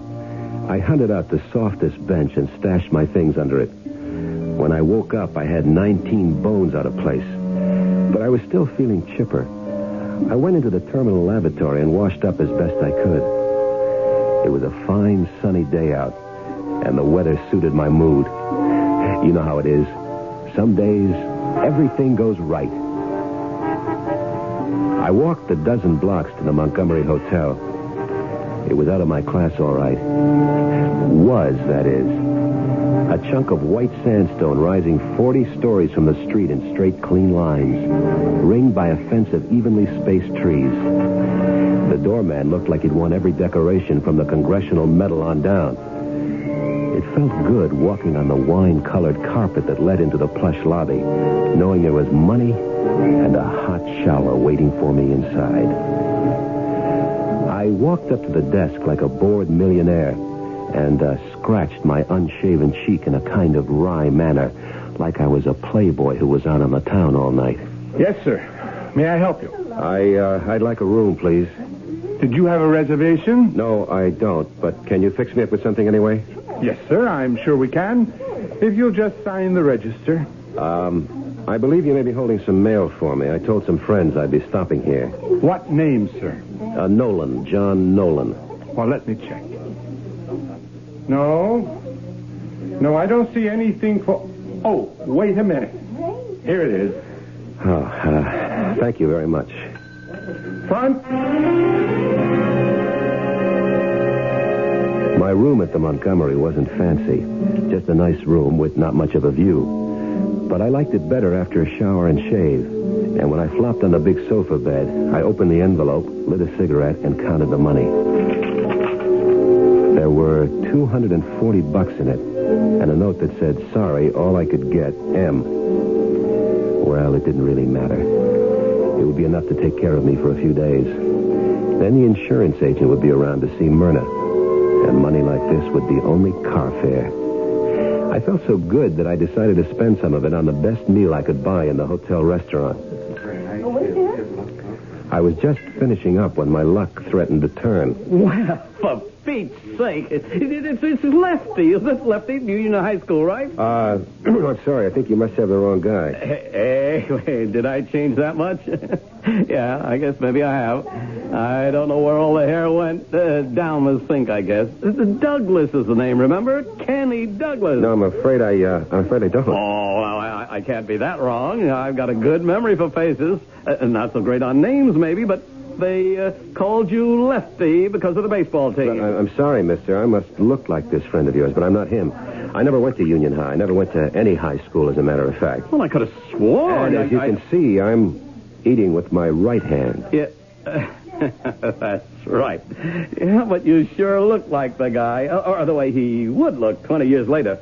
I'm sorry to bother you. By the time the guy had left my table, I was covered in sweat from head to foot.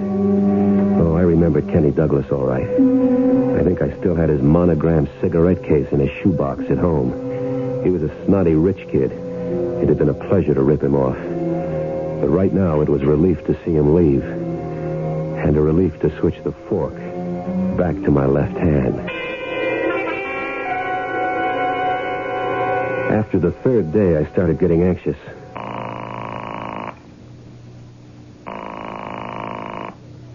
Hello? Myrna, it's Jerry. Can you talk? No, not right now. Some of the girls are over, you know. All right. Just be careful what you say. Just answer yes or no, understand? I can hardly hear you. Now just be quiet and listen. Has the insurance company contacted you at all? Yes. There's a man here only this morning. A man? Yes, from the claim department. Well, why are they sending somebody from the claim department? There's nothing to claim. I'm dead. Well, he was here just the same. He said it might take a while before the payment was made. He was very nice. I don't care if he was tall, dark, and handsome. What's this baloney about it taking a while? Well, it's a lot of money. $150,000 is an awful lot of money. What are you talking about? Our policy was for $75,000. Yes, but there's a double indemnity clause, you see? I mean, the face value doubles because of you being... I mean, because of the accident. 150? My God, that's a fortune. We're rich. We're really rich. The only thing is, they have to make sure. Sure of what? The identification, don't you see? Everybody was so burned up in that terrible For wreck. Pete's sake, I was identified. I read my name in the paper on the casualty list. Well, he said it'd be all right. He said it was just a matter of a couple of days. It better be all right. I'm running out of cash. I won't be able to afford the hotel bill. Well, I just can't send you any more money. I don't have a cent. All right. All right, then. But when you get that check in your hands, you better get on that phone right away. Understand? Yes, I understand. John Nolan, Montgomery Hotel. Don't do anything with the money. Just wait for my instructions. All right. I'll wait. But I'm still so scared.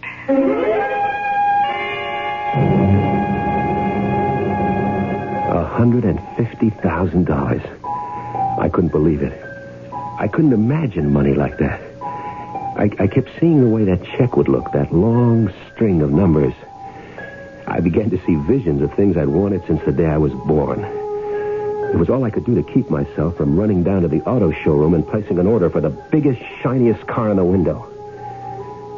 But I had to wait. The money wasn't there yet. There was still one more step to go. I was a little worried about Myrna's visitor from the insurance company, but I knew that things would work out all right. This was my lucky time of life, and nothing was going to spoil it. Then, just one day later... Oh, Mr. Nolan. Yes? There was a call for you while you were out this afternoon. It was a lady, Mrs. Nolan, I think. Uh-huh. Thanks very much.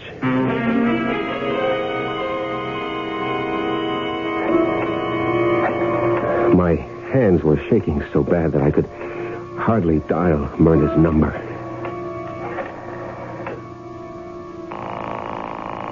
When she didn't answer right away, I started to panic. She wouldn't be calling me unless it was all set. She must have the money in her hand, and I had to make sure that it went to the right place.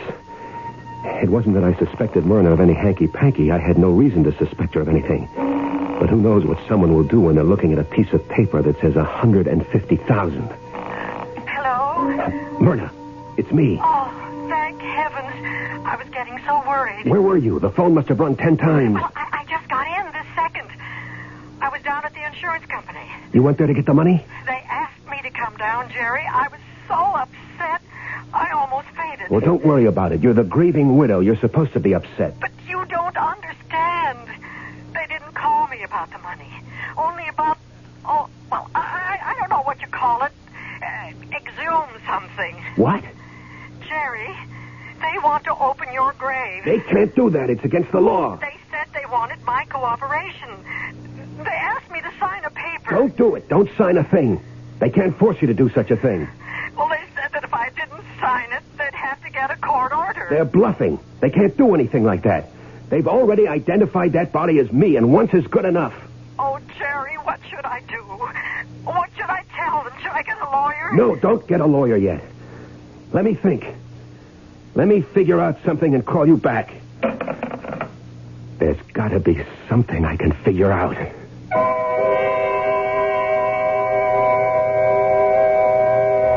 As Robert Burns once told us, the best laid plans of mice and men oft go astray. Even the plans of dead men, it seems. But I think we have a resourceful gentleman here who won't let a mere detail stand between him and his dream. Will the insurance investigators create a rude awakening? Or will our hero find some way to put the number 150,000 into his little green book? Just wait right there, and I'll return with the answers shortly in Act 3. Give your hand to a friend. Give your heart to your love. But give your cold to contact. The sooner the better. The common cold is a rotten thing. You miss so much.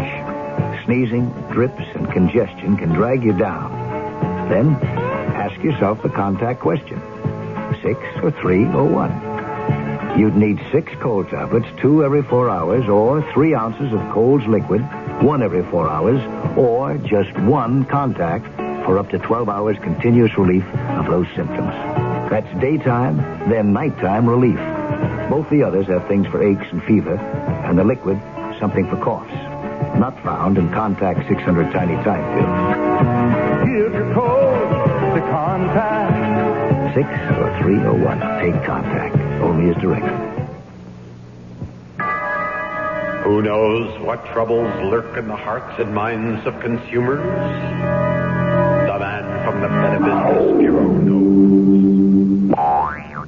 Oh, Irene, this new sofa is gone already, and... Why, what's that inside the cushion, John? Oh my heavens, it's crumpled newspaper. How did we ever buy a sofa like this? What can we do? I'll tell you what to do. Who are you, sir? I'm the man from your Better Business Bureau. When you shop for furniture, it's what's inside that counts. Fancy coverings can hide a variety of shoddy workmanship. Read the law label that must be stitched to the furniture.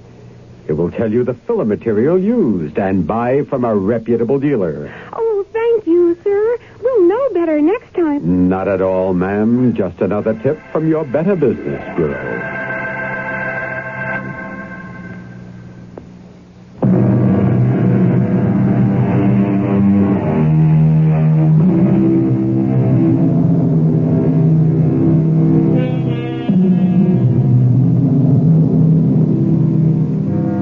It's a time of tension for the man in the Montgomery Hotel.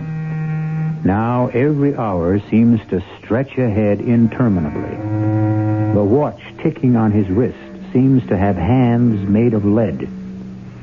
But as he paces his hotel room, smoking endless cigarettes, downing pots of lukewarm hotel coffee, he seems to have arrived at no solution to his dilemma. And then...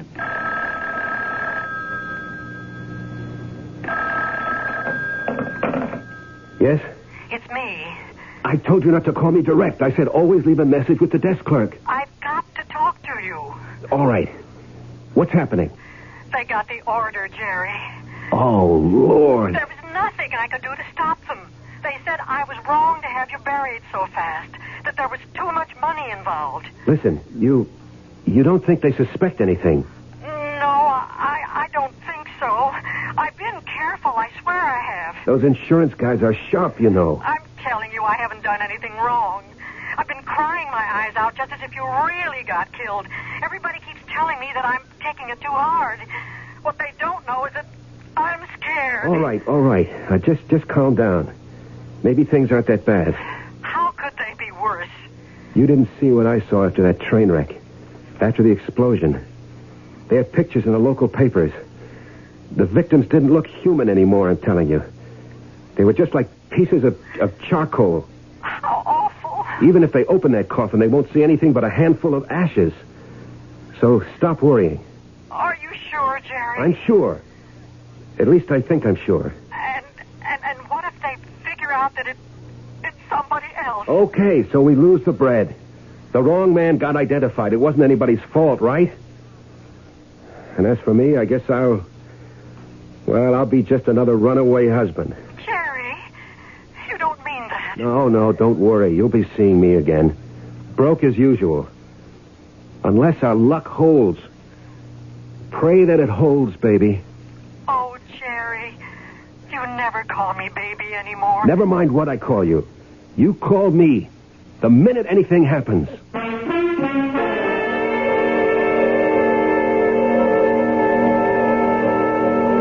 The next couple of days were the worst of my life. There was nothing I could do but concentrate on that phone. Stare at it, waiting for it to ring. After a while, I started yelling at it, ordering it to ring, like some kind of nut. But it stayed silent. It just stared back at me until I got so jumpy that I had to get out of the room. But I wasn't on the street for 5 minutes before I found myself heading back for the lobby and demanding to know if there'd been any calls for me. The answer was always no. And then, on the morning of the third day after Myrna's call, when I wasn't even thinking about the phone, it rang. Hello? Jerry, it's me. I've been going nuts here. Why didn't you call me before? There was nothing to say. You told me to call you when something happened. Well, something must have happened by now. Did they exhume the body? Yes, they did. Well, go on. Jerry, it was just like you said. I didn't see the body, but the insurance man told me about it. He said he felt awful describing it to me, but he thought I should be told. Jerry, there were only ashes in that coffin. Thank the Lord. I was so scared, but it's all right now. Everything is all right. No, it won't be all right until you've got that money. But I do have it. What? That's what I'm calling about. I've got the check. It's right here in front of me. $150,000. I never knew there was that much money in the world. Okay, now listen close. Here's the way we're going to handle it. The first thing you do is deposit the check to the regular account. Yeah, I was going to do that this morning. I was so afraid to have such a big check in the house. All right, so deposit it. And then go to the Chemical National Bank, the one on Clover Street, near the Arch. You know the one I mean? Yes, but what for? Just listen and do what I say. You go to that bank and say you want to open a joint savings account for you and your husband. Only now, you're Mrs. John Nolan. Understand?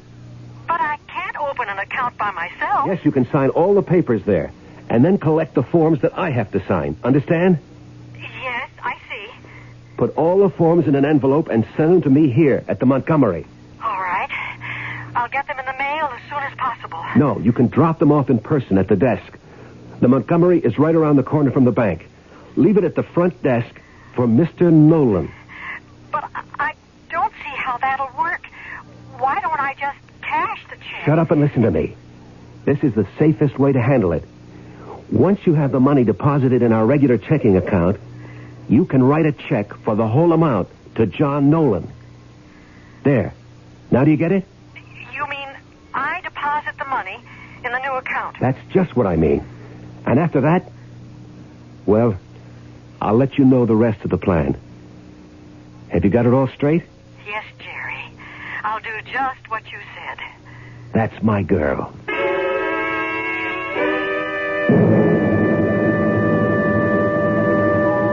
It was cloud nine time. I felt like I was floating. Like I was drunk on expensive champagne. And it wouldn't be too long before I was.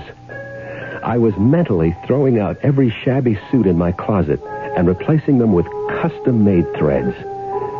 I was so stuffed with dreams that the next few hours passed by in a pink haze. Hello? Mr. Nolan, I have an envelope here for you. Shall I send it up? Yeah, thanks. Send it right up.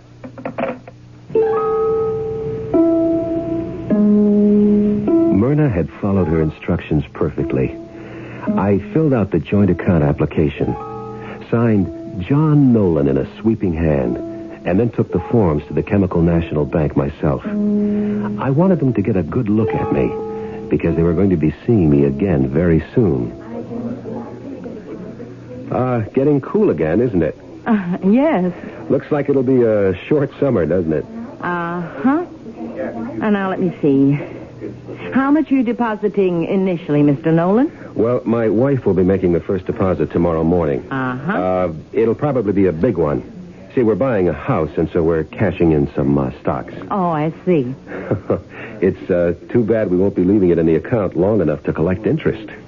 I might have to withdraw most of it pretty quick. Well, easy come, easy go. That's right. Easy come, easy go. She didn't know how funny that was. And 2 days later, when I strolled back into the Chemical National Bank, the joke was all ready for the punchline. I had the passbook in my hand and happiness in my heart when I walked across the marble floor to the teller's cage marked MNO. I caught a glimpse of the bank guard's dark blue uniform. He looked fat and lazy. I stepped up to the window and started to say hello to my girlfriend of the day before. But then I remembered I had a withdrawal slip to make out first. So I smiled apologetically and went to the glass top counter in the center of the room. I copied the number from the passbook and filled out the amount. $20,000. No, I wasn't going to withdraw at all. I was smarter than that. All that bread going in and out so fast, that would attract too much notice. I was going to chip away at it, a piece at a time. Oh, hello. I see you didn't waste any time. Nope. Got to get that deposit down today. Uh-huh. $20,000. Well, I'm sure you want a bank check for that, won't you? Yeah, I'd better. I wouldn't want to walk around with that much cash. Oh, one moment. I have to see an officer. Take your time.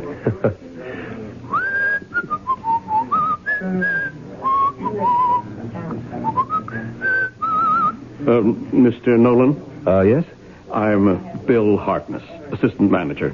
Would you mind stepping into my office a moment? What for? Oh, it's just a technical matter regarding your account. Why, what's the matter with my account? The money's on deposit, isn't it? It says so in my passport. Oh, yes. Everything's in order.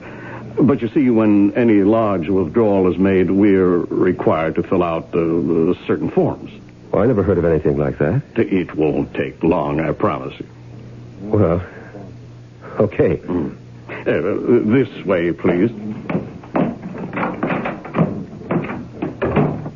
Now, if you'll sit right here, I'll have the form in just a moment.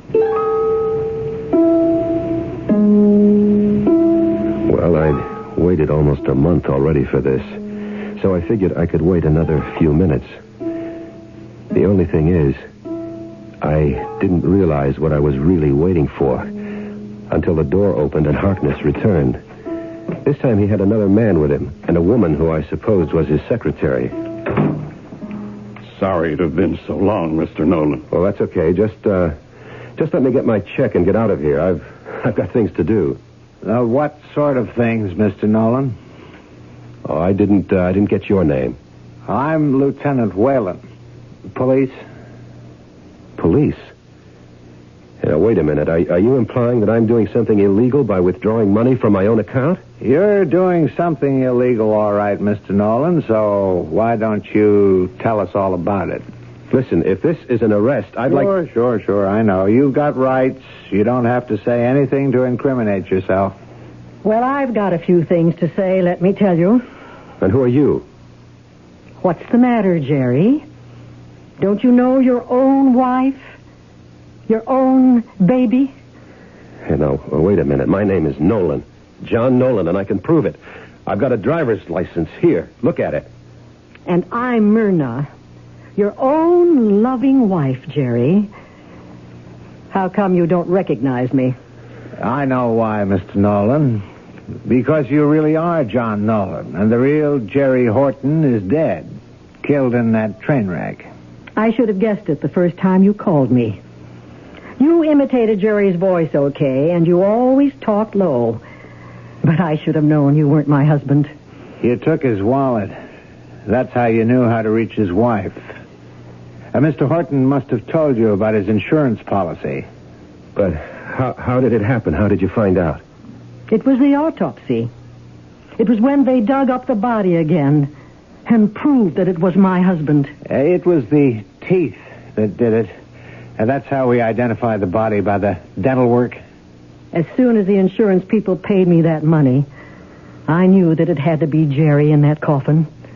And that it was going to be somebody else in this bank. We told Mrs. Horton to go along with you until you actually wrote that withdrawal slip.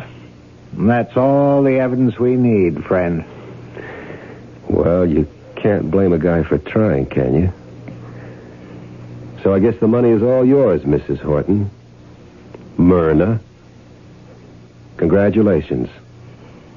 Listen, you may not believe this, but I'd give half this money to have Jerry back.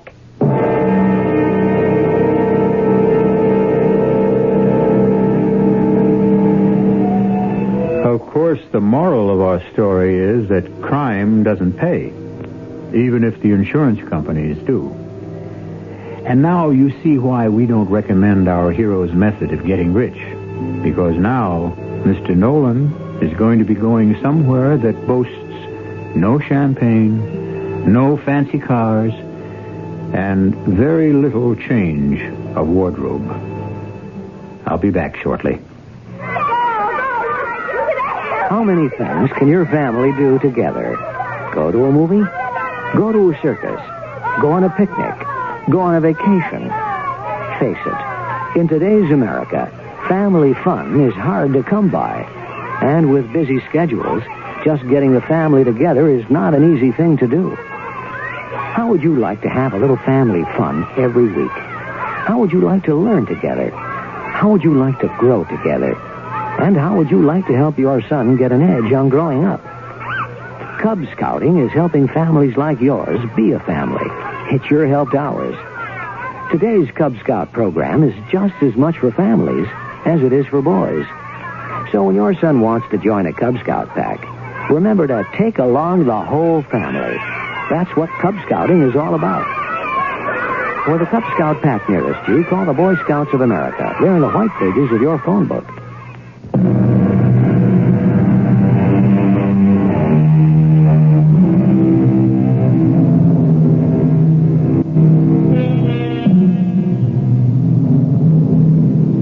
We have to admit that there's something fascinating about confidence games.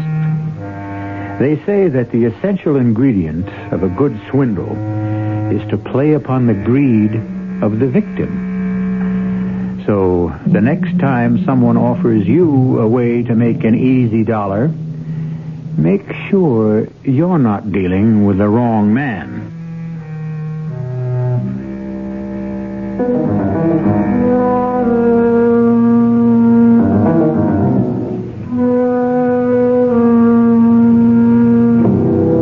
Our cast included Michael Tolan, Vicky Vola, Gilbert Mack, Mary Jane Higby, and Robert Dryden. The entire production was under the direction of Hyman Brown. And now, a preview of our next tale. What do you have in the pet carrier box? I hate to tell you, but... Oh, dear, not again. I'm afraid so. Oh, you are so careless with pets, Hugo. There's 4 cats dead already this year. You'll want to bury this one out by the roses, too. If I may. Well, it's getting a wee bit crowded, but I'm sure you'll find a nice little spot. What happened to that pussycat of yours, Hugo? She had an accident. Oh, what sort of accident? To tell you the truth, she sort of lost her head. Oh, you leave your door open and your poor little cat rushes out into traffic, particularly on that busy street you live on. What do you expect? Well, dear, you'd better hurry. It's getting dark. Yes, that's what I was waiting for. Radio Mystery Theater was sponsored in part by Anheuser-Busch Incorporated, brewers of Budweiser.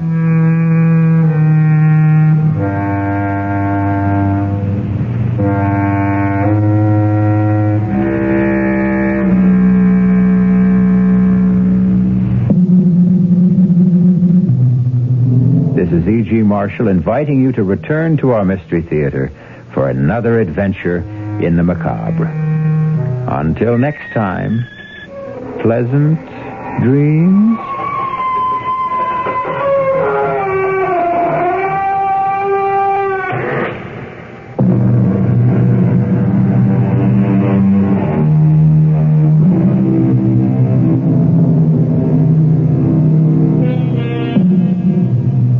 CBS Mystery Theater has been brought to you by AM&A's, downtown, and 6 suburban stores, including the new Lockport store.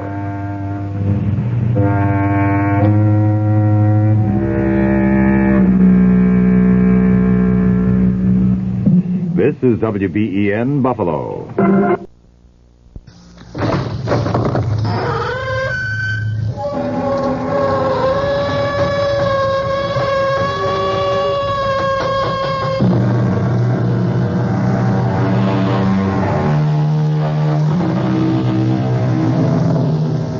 Come in. Welcome. I'm E.G. Marshall. I'm sure you will agree that almost every religion holds that the soul is immortal and recognizes a life after death. However, we're going to be telling you about people who believe in reincarnation, and they have a somewhat different approach to immortality. Those who believe in reincarnation are convinced that your soul lives on in another person's body in a later life. Some men and women even claim they remember bits and pieces of their former lives.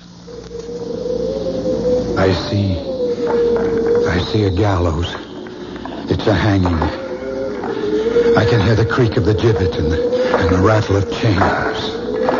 I hear them plainly. There are people watching. People dressed strangely. Dressed in clothing of a different century. Some of them are eating and drinking. They're enjoying watching a man hang.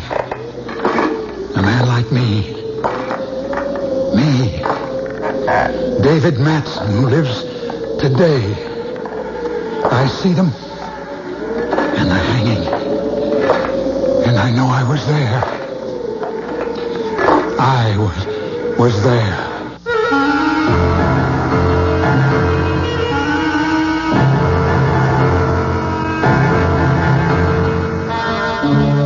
Our mystery drama, Terror on the Heath, was written especially for the Mystery Theater by Murray Burnett and stars Shepard Strudwick. The KCBS Mystery Theater, the theater of the mind. There's always news and more on 74 KCBS.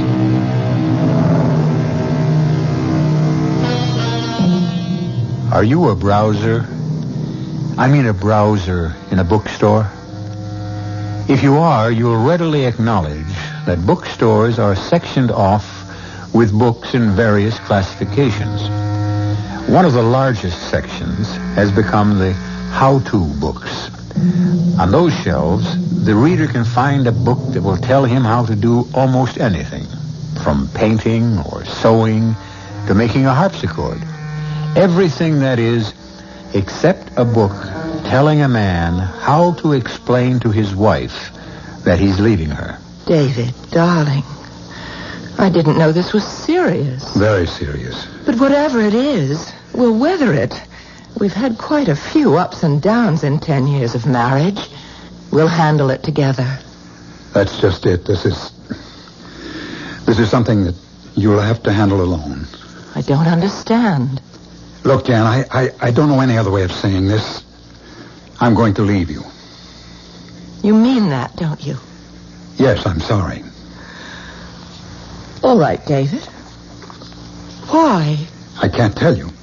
You can't tell me. David, look at me. I'm the woman you loved. At least I think you loved me for 10 years. You're not going to... I still love you, Jan, I swear. Then why are you leaving? Because I have to. Have to? You won't have a thing to worry about. I'll take care of you and the children just as if I were living here. I just don't believe this whole scene. It's like something out of Alice in Wonderland. Or Edgar Allan Poe. What? I think $2,500 a month should cover everything. But if you need more... What did you mean about Edgar Allan Poe? Nothing. Is $2,500 going to be... You're using words as a smokescreen to hide the truth. We've never done that. I guess there's no way a man can ever tell a woman he's leaving. All I want is the reason why you're leaving. That's just what I can't tell you.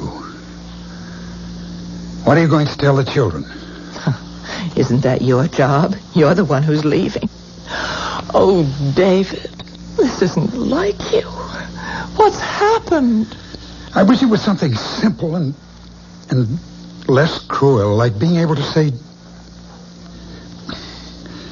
Jan, I've fallen in love and I want a divorce, but it isn't like that at all. Then what is it like? A horror story.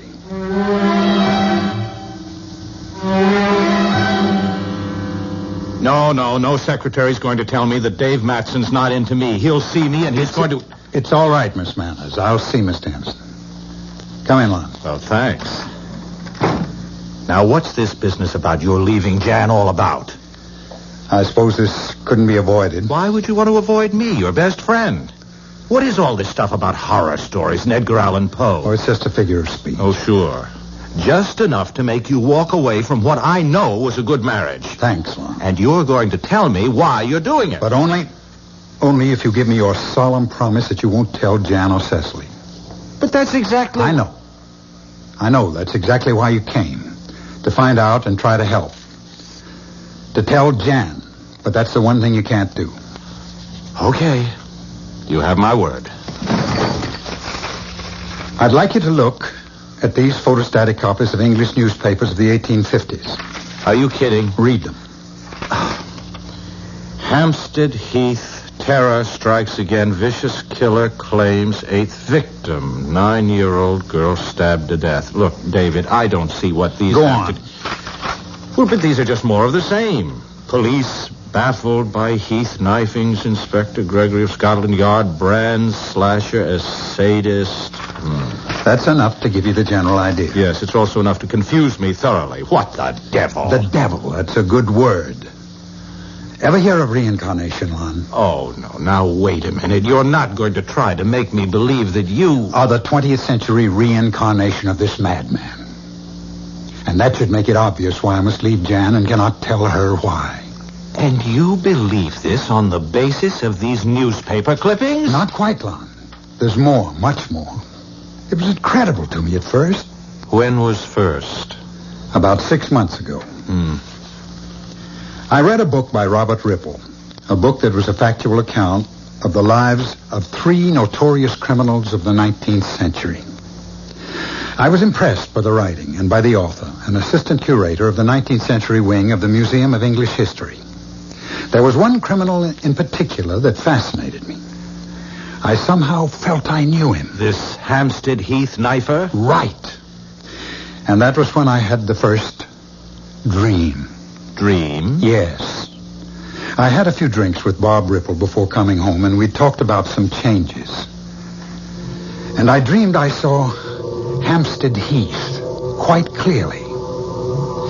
It's really a forest, you know. And then along a walk outside the forest, I saw a woman's figure. I ran after her, and she turned to face me with her hands outstretched. Not to welcome me, Lon, to ward me off. And when I saw her face, it was streaming blood. Blood from knife slashes. And then I woke up. All right. So you had a nightmare. That doesn't prove... That was only the first. They began to come more and more frequently, and in greater and more monstrous detail, with women and young girls, and blood, and... I don't want to open it up. Well, all right. I'll grant you it's pretty rough, David, but still... Okay, come on around behind my desk. What do you see in the drawer? A knife. Not just any knife, Lon. That's a switchblade with a spring, lethal and illegal. Okay, when did you get it, and why? I don't remember buying it, and I have no idea of how it got there. But I distinctly remember the first time I saw it there.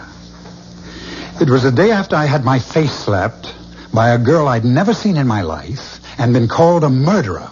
What? I was coming back from a lunch with Bob Ripple, the author of the book that opened the floodgates. A rather attractive girl in her early 20s approached us. I don't know exactly how it happened. But suddenly we found ourselves face to face and started to indulge in that ridiculous waltz of both stepping the same way to get out of each other's way. Oh, I know.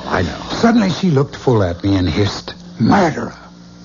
and fainted right there on the sidewalk. Well, she was sick. That was what Bob Ripple kept telling me as he hustled me away. But why Why would she call me a murderer? Well, I don't know. She's the one with problems. There's nothing wrong with you. Lon, do you think it's possible that maybe this girl was the reincarnation of one of this killer's victims, and she recognized me as this killer? Oh, no, I don't think it's possible, but obviously you do. It was the next day that I saw the knife in my desk. Look, Dave, you're in a state. How would you like to see a face, Lon? My face. My face on the picture of a 19th century killer. What? Come with me and I'll show it to you.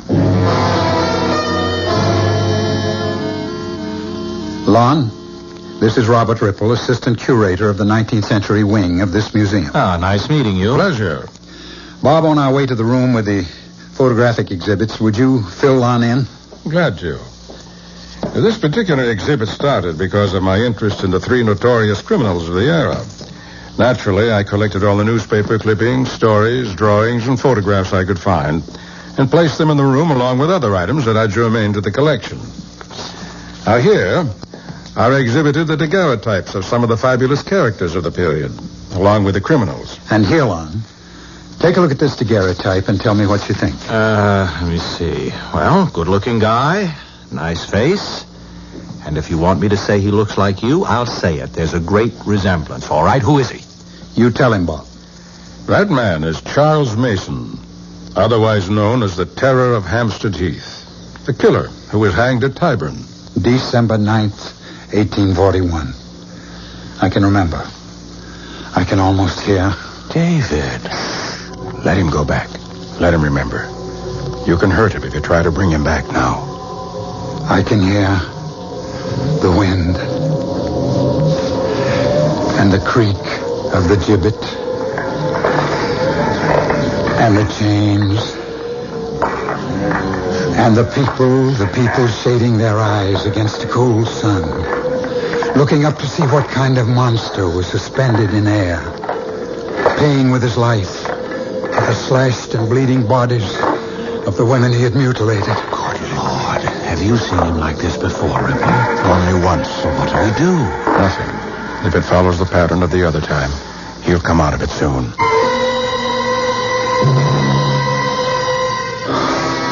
He's coming around. I'm sorry. I guess I made a fool of myself. You couldn't help it, Dave. Well, Lon, what do you think? Well, self-hypnosis. What? Self-hypnosis. You read Ripple's book. It impressed you. You became involved in the several hours you were here. You saw that daguerreotype that resembles you. And now you've hypnotized yourself into believing that you're a reincarnation of a murderous madman. I don't blame you for not wanting to believe I'm the reincarnation of a killer like Charles Mason. Look, what just happened was frightening, but not necessarily any proof that you're right. Mr. Ripple, did you write about the hanging of Charles Mason? Oh, certainly. And there was nothing Dave said that he couldn't have gotten from reading your book, huh? Yes, that's right. Or some of the other books I showed him. There have been many graphic descriptions of the hangings at Tyburn. Well, there you are, Dave. I wish you were right. Dave. Yes? I've thought of something that might just solve your friend's problem. All right, let's hear it. One of the most horrible of Mason's crimes was the murder of a young lady named Letty LeGros in 1837.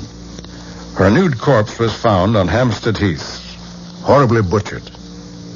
Her clothes were never recovered.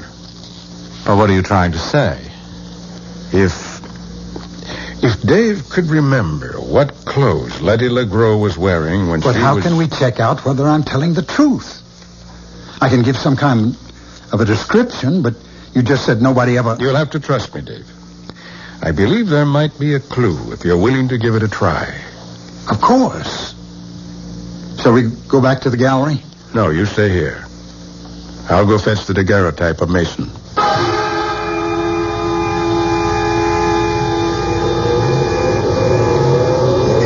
It's hard to see because there's a storm brewing. I see the leaves blowing and the trees bending. There's something else. A figure. A woman. Oh, please. I mustn't slip or fall. He's following me. I know he's following. Oh, dear God. Help me. Help I see something glowing. A dress, yes. It's a dress, a long dress. The girl is holding it up as she's running. I have to catch it. He's gaining. He's closer.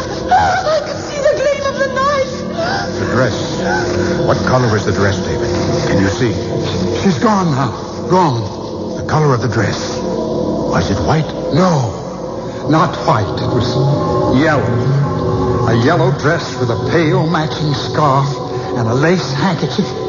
The handkerchief is white, but the dress is yellow.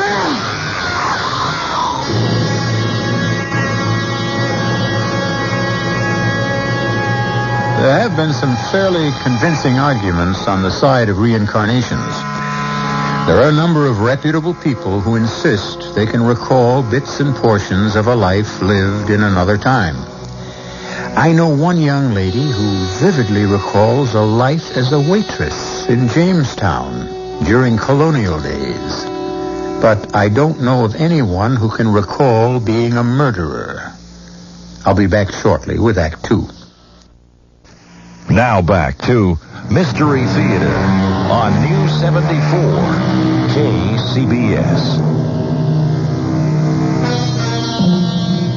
Most people go to museums to view the works of art.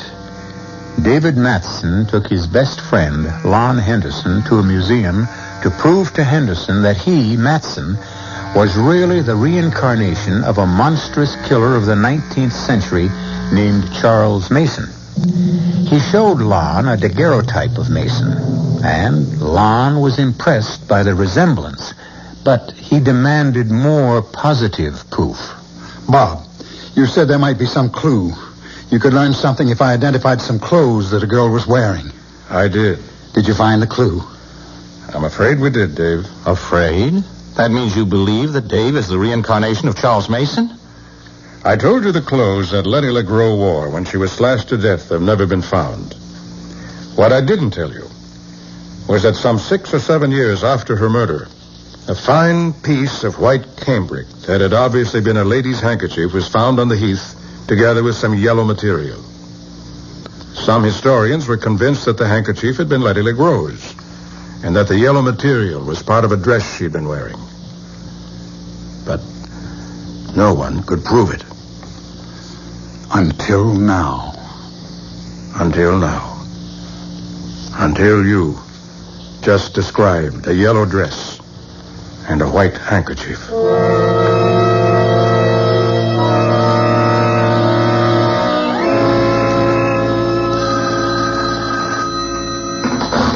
Hello? Mr. Robert Ripple? Speaking. Oh, this is Mrs. David Matheson. You don't know me, but... The wife of the publisher? Yes, that's right. I'd like to come and see you. What about? My husband. And the reason he left me. My dear Mrs. Matheson, I find this conversation most strange. You, a perfect stranger, calling me to discuss your marital problems? Why in the world would you believe that I would be... I was told to call you. By whom? Lon Henderson.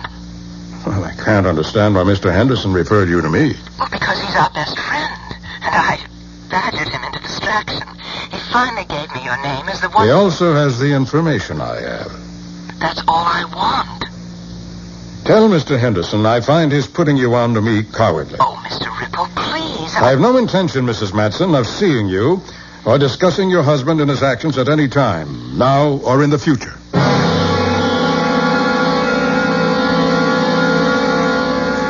I must thank you, Mr. Ripple, for your courtesy and showing me so much of your part of the museum. Oh, not at all, Mrs. Larson.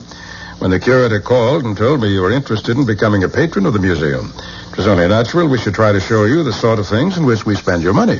Well, and you've impressed me, very much so. If you don't think me impertinent, Mrs. Larson, how much so? Did you have any specific sum for a contribution in mind? Not precisely. I really need more information. Now, I must return to Boston later today, so... Well, I just want to thank you for making time for me in your busy schedule. Pleasure. Oh, wait. This picture... daguerreotype, Mrs. Larson. Well, whatever. Now, this man, he looks so familiar. Who is he? A notorious killer. A man named Charles Mason who was hanged in 1841. Now, if we could move on. Just a moment. Now, this may seem a somewhat strange request, but I would like this daguerreotype. I beg your pardon. I'd like to purchase, or let me say, I would make a substantial bequest to the museum if I could have this picture. And why would you want that particular picture, Mrs. Larson? I take it no other will do? Well, surely I don't have to explain. No, if but I you just do. Want... Guard. What? Guard. What are you doing? What? Calling a guard to escort you out of the building, Mrs. Matson. Why are you... And I'd advise you not to make a fuss. Because if you so much as utter another syllable, I'll call the police and have you arrested for impersonating a donor when you had no such intention. Now get out of here.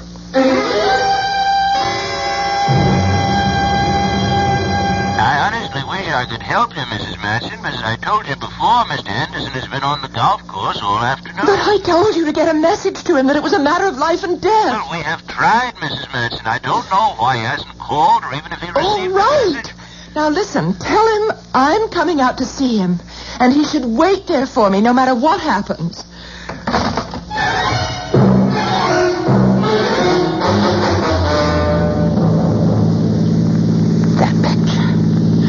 That picture. It was exactly the face of David. I've got to find Lon. He's trying to avoid me. It's too dark now for him to be out on the golf course. Oh, ouch. Well, there's gravel. I should have remembered to change my shoes. I think I'll walk on the grass. Who's that? Is there anyone there? I know you're behind that bush, and I'm not in the mood to play any stupid games. Let go of me! I forgot the knife!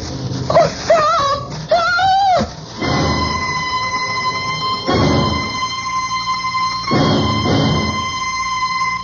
Oh, Jan, do you realize that guy could have killed you? I don't know. I don't know why he came at me. But I'm very glad you got there when you did. Well, I didn't. I missed catching him. Didn't you see his face? No. He came up from behind me. He circled around the bushes. Oh, I see. Do you think you should stay in this house alone? Well, why not? It's my own home. But, Jan, you're not completely recovered. I appreciate your concern. They'd never have let me out of the emergency room at the hospital if they didn't think I was okay. The arm is bandaged. It doesn't bother me at all, but you do. Me? Why did you send me to Ripple? Oh. Jan, how much do you know about reincarnation? You mean the belief that your soul lives on in someone else's body after you die? Yes. Well, what's all that got to do? Now, wait. David's involvement with Ripple's book has somehow convinced him that the soul of this 19th century killer, Charles Mason, was in his body. Oh, that's ridiculous. Yes. That's what I thought, too. Thought? Then you believe Jan, now that... please. After reading Ripple's book, Dave told me he felt strangely familiar with all the events that related to Charles Mason. He said he felt as if he'd almost lived them. He went to the museum to talk with Ripple about this strange phenomenon, and then he saw the picture. And? Well, you saw it. Can you deny that... You allowed a resemblance to convince you that David was the reincarnation of a 19th century criminal? I refuse to believe it. There's more, Jan. Nothing that you can say will convince me. Reincarnation of... Listen, people have been arguing about whether there really is such a thing as a soul for centuries. Now listen to me. David looked at that picture and went into some sort of a trance. He recalled actual scenes and incidents from more than 100 years ago. David is a bright man with a vast store of knowledge. His subconscious must retain his readings from hundreds of books and manuscripts. And then because of some quirk and his vivid imagination, he's able to recall it. I know. I felt the way you did, and I brought up the subject of self-hypnosis. It was then that David described the clothing of one of Mason's victims. And that's one thing he couldn't have read or heard anywhere. Then you must believe that David was right to leave me. Well, he loves you. What else could he have done? Trusted that love, trusted our years together.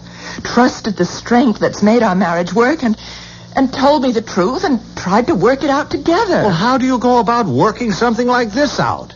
If David really is I'm not going to consider that possibility. You have to. Why? Because of that bandage you're wearing on your arm.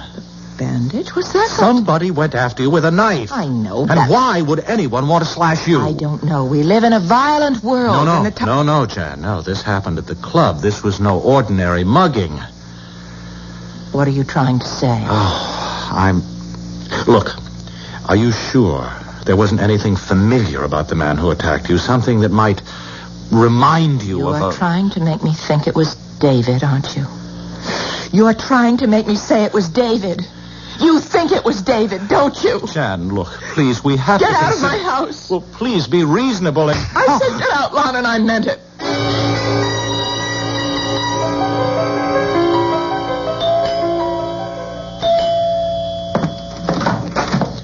Oh, Lon. Oh, I'm so glad you came. Now, I apologize for my behavior the other night. There was no excuse. No. I forgive you, Jan. I understand. But what do you want from me now? To go with me to see Jason Beckwith and tell him everything you know about this strange delusion of David's. Jason Beckwith? He's a professor of Romance languages at the university. And he's also a highly regarded student of the occult.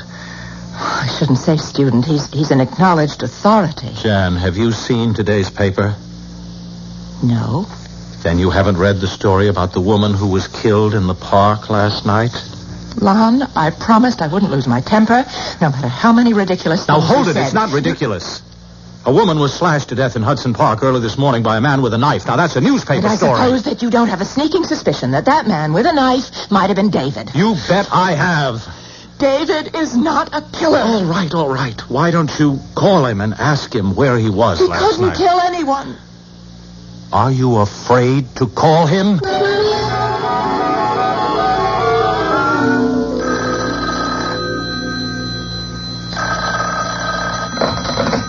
Hello? Oh, David, darling, how are you? Jan. Look, Jan, if you didn't get the check, I'm sorry, but I really been bombed out for the past few days. I don't remember whether... What kind of talk is that? Look, Jan, I'm not the guy you knew. Don't you try to tell me who you are, David. You're talking to the girl who married you. You just don't know what you're up against. But I do. I do know. You know? I know exactly what you believe, and I also know it's a lot of nonsense. Oh, darling, I want you to come home. Lon should never have told you. He betrayed me and did you no good. I can't face you now, ever. David, listen. Well? He hung up on me. Mm-hmm. And what about last night? He couldn't remember. I guess he must have been drinking. Bombed out was the phrase he used. Which amounts to admitting that he doesn't have an alibi for last night. He doesn't need an alibi. David is not a criminal. He thinks he is? Well, he's getting a lot of support from some of his best friends. Jan, please believe I fought it. You weren't at the museum. You didn't see and hear what I said. And you haven't lived with David for 10 years. Do you think you can ever know David as I do? Oh, well, how can I answer that? Oh, don't try. Just come along with me and keep the appointment with Professor Beckwith.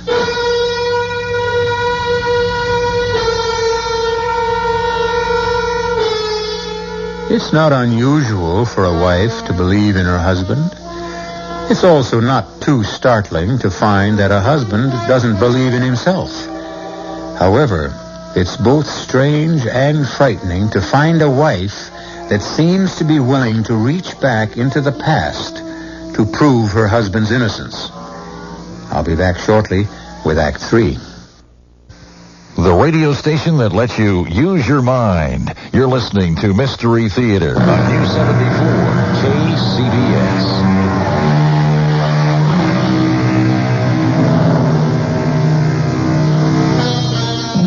The power of love against the power of death.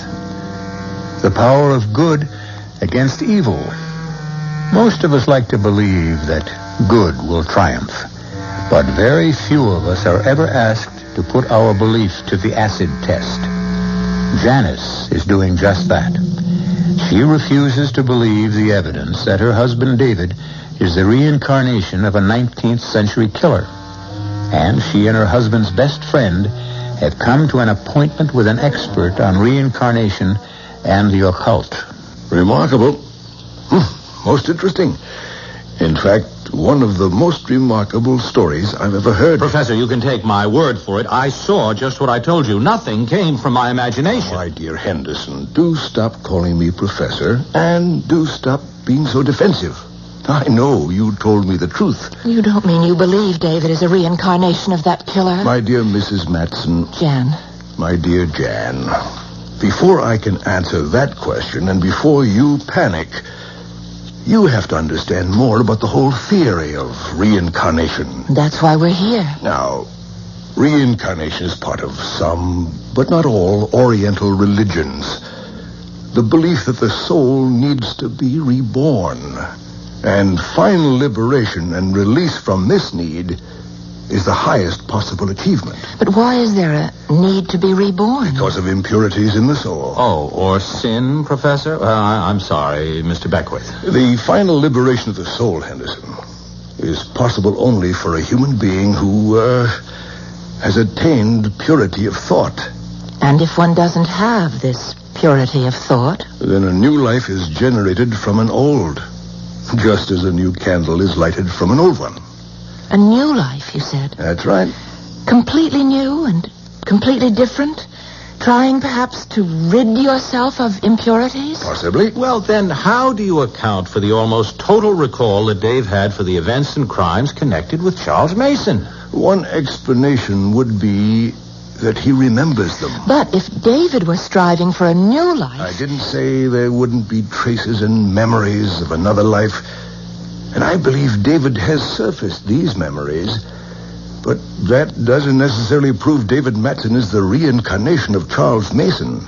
Well, how else could Dave have known He could have experienced the things he recalled as a spectator. Oh, no way, Beckwith. I was in the museum and you weren't.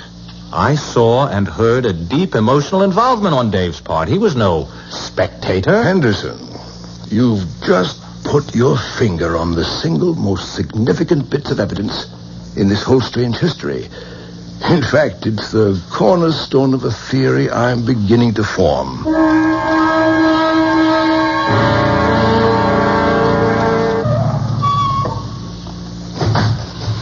Come on, Lon. Now, look, I feel like a criminal. Now, don't be silly. But I'm setting David up. He thinks he's going to see me, and wait till you see the look he gives me when you walk into his office. Come on. Where are you going? We're going in the back way. Oh. If I pass the desk, the receptionist will phone David. Oh. You know, Jan, you're really something else. I just hope that just David... let me worry about David, Lon. All right, Dave, I'm sorry we used the back door, but... It was Jan... my idea. Jan. Why didn't you call to tell? David, you look awful. You look so tired. You know, you could use a vacation up at the lodge. We could... Jan, how I wish I could... That it was as simple as that. I'd love to go away with you for a while, just the two of us. Well, we can't. What? I thought... I mean, we've got some work to do first. Work? Yes, on your head. Now, listen. Lon, what is this? She's your wife, and she's great. And she has met with Professor Jason Beckwith, and he's agreed to work out an experiment. What kind of an experiment? Well, I think Jan had better explain it, since she's also going to be part of it.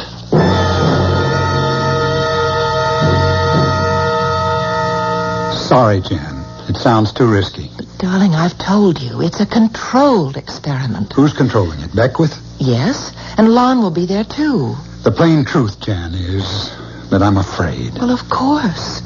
And you're afraid to come home, and you're afraid to see me alone, and you're afraid to face the night. Is that the way you want to live for the rest of your life? I may have to. But don't you see? The experiment offers us a way out. I know you're not Charles Mason in any way. The way you say it, you almost make me believe it. Well, it's true. So trust me. Oh, I trust you. It's me I'm worried about. How's your arm? Oh, it's much better. You can see it's out of the sling. The police haven't found who attacked you yet. They're working on it. Now, when do you want me to arrange for this? You're badly hurt. No, it's just a surface cut. Now, listen, David, darling. Excuse me. I'll be back in a moment. I'm not feeling... David? I'll be with you in a minute, Jan. Lon, go after him. What? Go on, hurry. David. Oh, darling, don't. Put that gun down, Dave.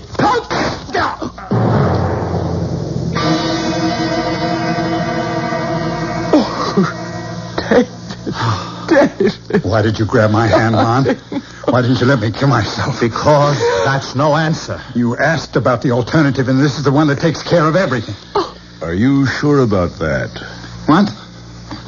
Who are you? This is Jason Beckwith, darling. We sent for him after your stupidity. I knew exactly what I was doing, and I knew why. Then explain it to us. I don't have to explain anything. You don't find it difficult to believe that the soul of a man dead more than 100 years has been reborn in your body? It's been pretty well proven to me.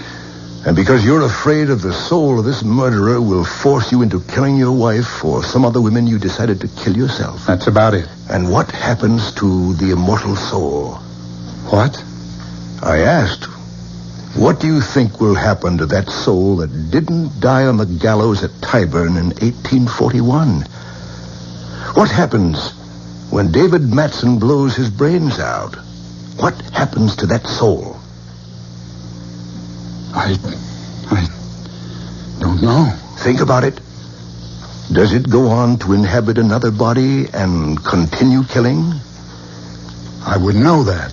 Do you? No, but I'd like to try and find out if you'll help me and go along with the experiment I have in mind.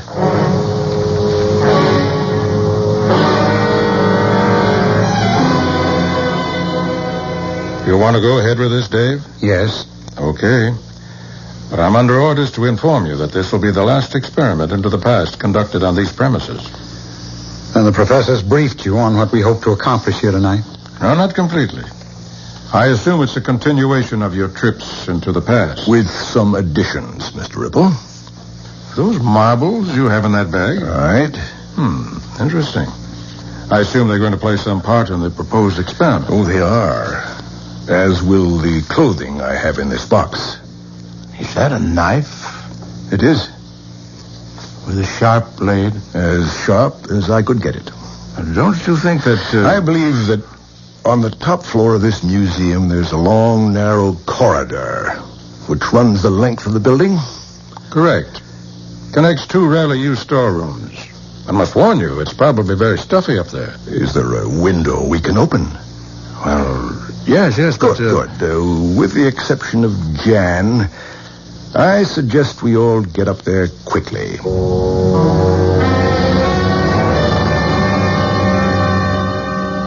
Excellent, Mr. Ripple. A corridor just as you described it. And now the window's been opened, and we're all gathered here ready to start. I thought Jan was... She told me she had to be part of the experiment. Oh, she'll be along later, David. There were some things we had to keep from you. Ripple, is there any way you could light this corridor better? It's fine the way it is. I'll move down the corridor. Can you see this? Something shining. The knife is quite visible to anyone with normal eyesight, Professor. Good. Now, Henderson, if you'll station yourself about halfway down the corridor and wait there. And don't touch the marbles. Oh, don't worry. Never was any good at shooting marbles, Beckwith. Where do you want me, Professor? As we agreed, wherever you think you'd serve the museum's interest best. Well, I think I'll stay near you. Fine. Now, what we have is the corridor, perfect view, and along the corridor, gleaming knife. David, you stand on my right. Mr. Ripple, that puts you on my left. Mm-hmm. And we all agree the corridor is quite empty. Now, Mr. Ripple, may I have the daguerreotype? Here you are. Thanks. Now, David, look closely at this face. The face of a man named Charles Mason. And David. As I drop the marbles one by one on the stone floor, they'll start to bounce. And bounce, bounce, bounce back through the years. Listen to them bouncing. Bouncing down the long corridor of time. And the years slide by, alive with the echoes of the past. Do you see them, David? I see them and hear them. Ripple. I'm walking along near the top of the hill on the heath, and I see a single horseman. He's silhouetted for a moment against the moon. He comes riding, and he stops. He dismounts, and he hides so carefully in the bushes. Beckwith, for heaven's sake, what's happening? That's Ripple. He's under two. He thinks he's there. They stand stone still, the man and the horse. The bushes hide them. A lady, she's walking. She has a cape with a hood. I can't see her face. Jan, be careful. Pretty lace and pretty face are no help against sharp steel. No, it's Ripple. He's got the knife. He's down the corridor. Jan, look out! I got him. You're not going to touch him. The window, Dave. Watch the window. Dave, there's the knife! Help! Hold me!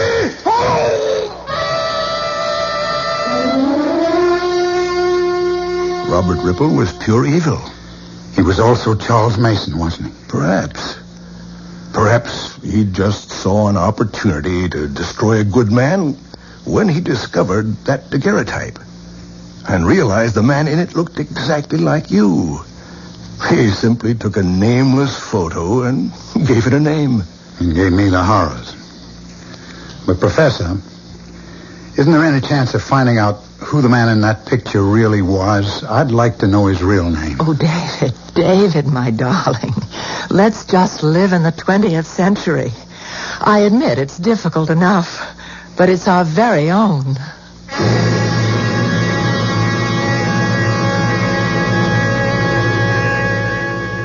Here we are in the 20th century. And I have a little parlor game for you to play. Imagine yourself as some famous character in history whom you know and admire. Okay? Now, close your eyes and think hard and imagine yourself alive back in those days.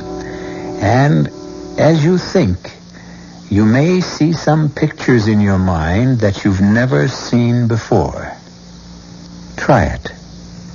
I'll be back shortly.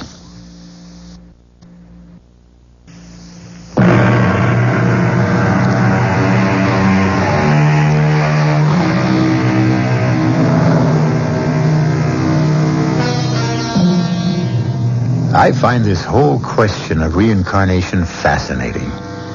But there's an area that's not very well covered in the books and essays that have been written.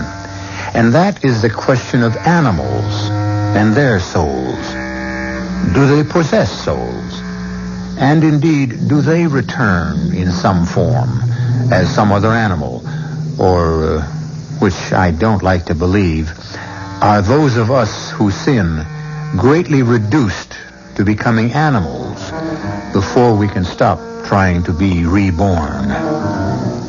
Our cast included Shepard Strudwick, Marion Seldes, William Redfield, Lon Clark, and Chris Gampel. The entire production was under the direction of Hyman Brown. This is E.G. Marshall inviting you to return to our Mystery Theater for another adventure in the macabre. Until next time, pleasant dreams.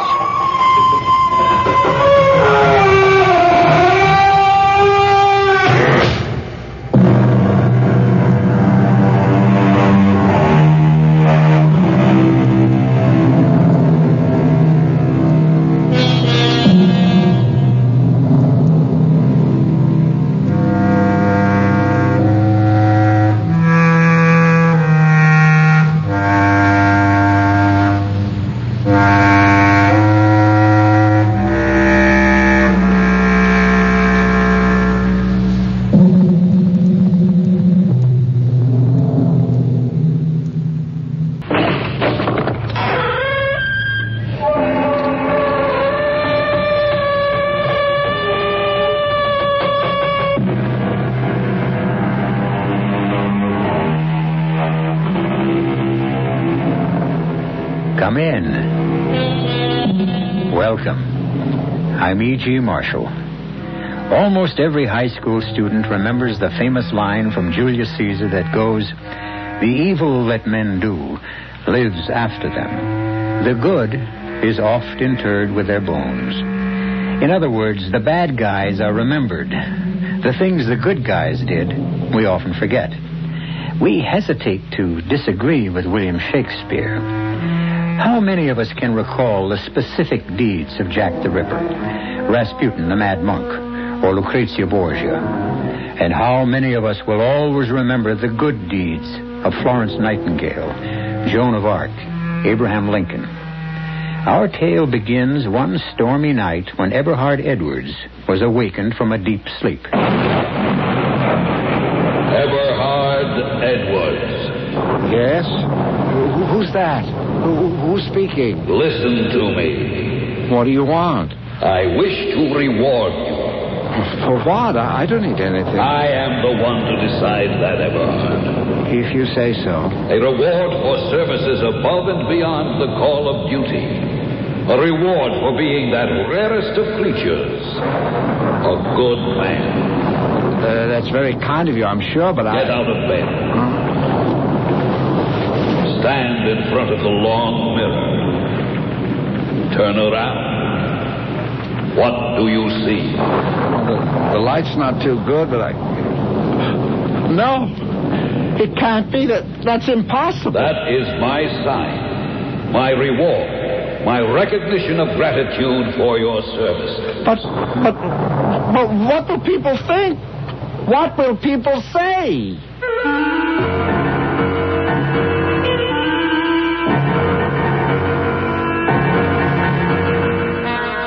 Our mystery drama, How Eberhard Won His Wings, was written especially for the Radio Mystery Theater by Arnold Moss and stars Hans Conried.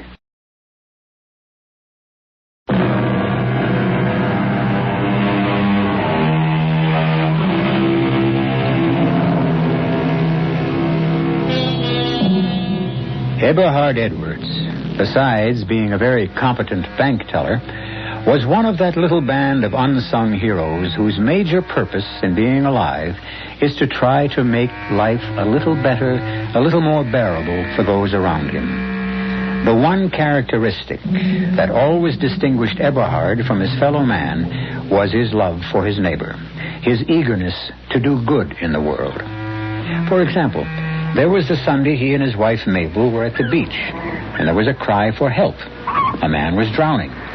Before the lifeguard could get down off his platform, Eberhard had dashed into the sea and made a daring rescue of the drowning man.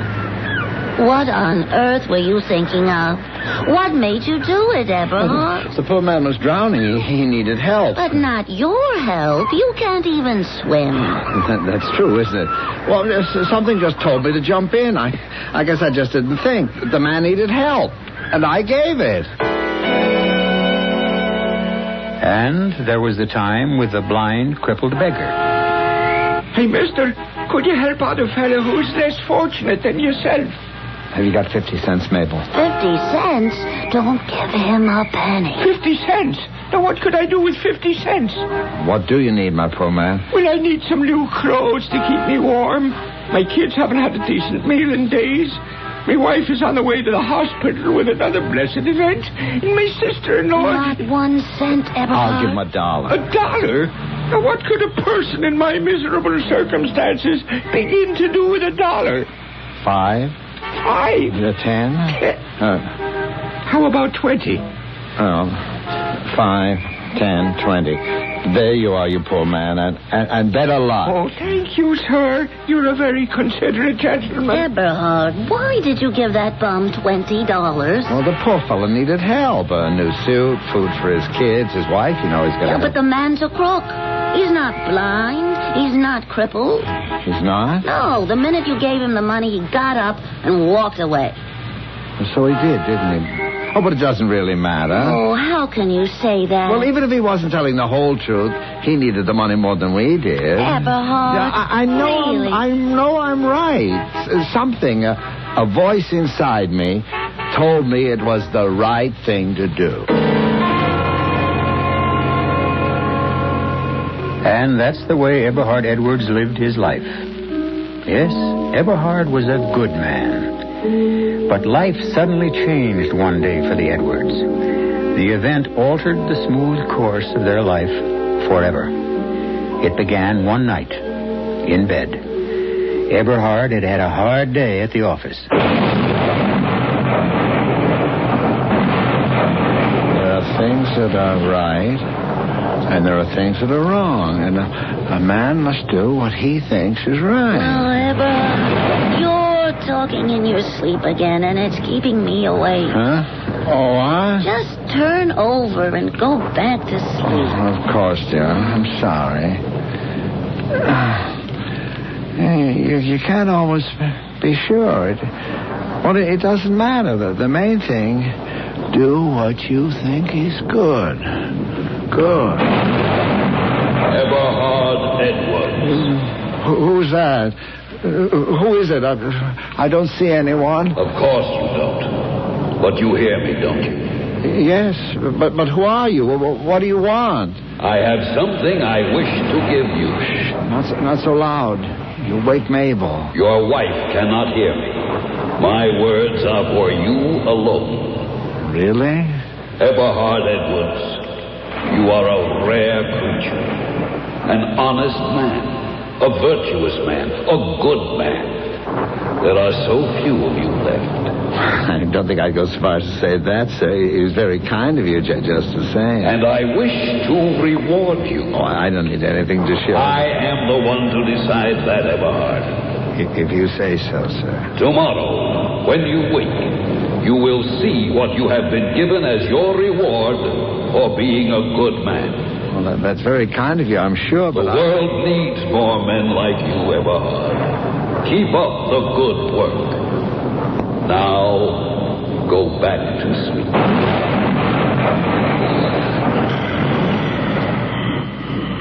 Oh, Eberhard, you're snoring again, and you're keeping me awake. What, dear? Just turn over and stop snoring. Have a little consideration. Oh, of course, dear. I'm sorry. Dear. Mabel, dear. Oh, why can't you let me sleep? Oh, there's something strange. Something very funny. Oh, what are you talking about? I'm not sure. I can't turn onto my back. Why not? I don't know. Well, then turn over onto your side, and for heaven's sake, let me sleep.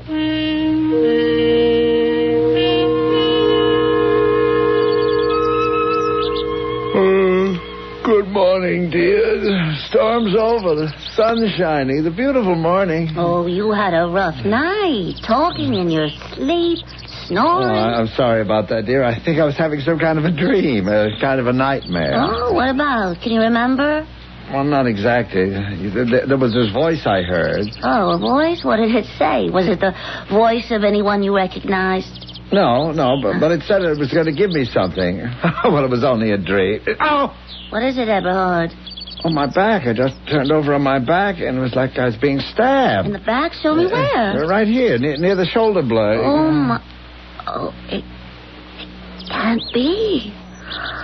I won't believe it. What is it? What's wrong? Oh, Eberhard, you must be calm. Now, just control yourself. You mustn't get upset. Well, why should I be upset? Well, now, you're not going to work today, not until you've seen Dr. Reinheimer. What are you talking about? Get out of bed and look in the mirror. All right. I don't see anything out of it. Turn around and look at your back. Look at my... Oh, my...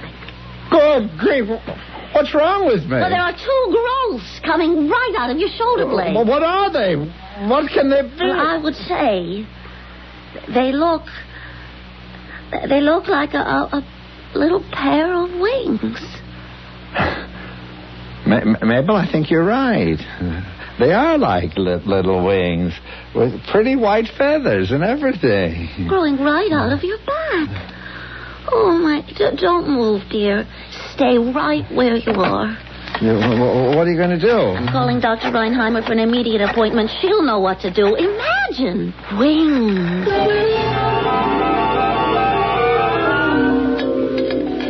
Mr. Edwards, I'm ready to give up.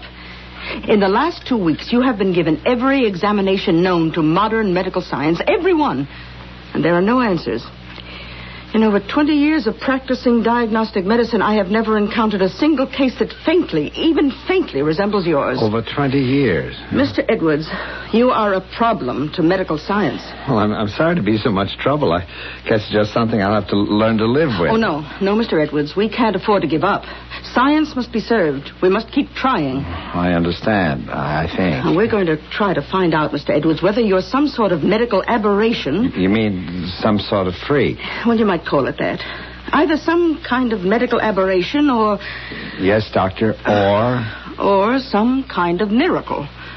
You mean they're not some malformation? Those little things are really wings? Well, we're not 100% sure yet, but if they are, and my colleagues and I are almost ready to admit that they are, in fact, wings... Then that would make me...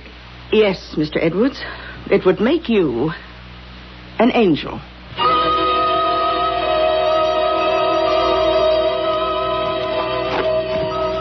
Eberhard, you must stand still. Stop turning around to see how they look. Well, I'm sorry, dear. I still haven't got used to them, you know. Oh, ruining all these perfectly good shirts, to say nothing of every suit you have on your back, in a manner of speaking. But, Mabel, dear, we had to cut those slits in the backs of my shirts. Oh, but the suits, too.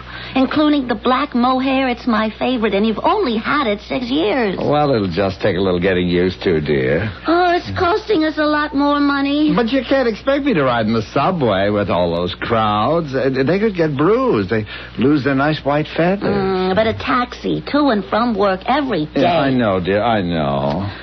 Well, I find it pretty humiliating. Humiliating? Yes.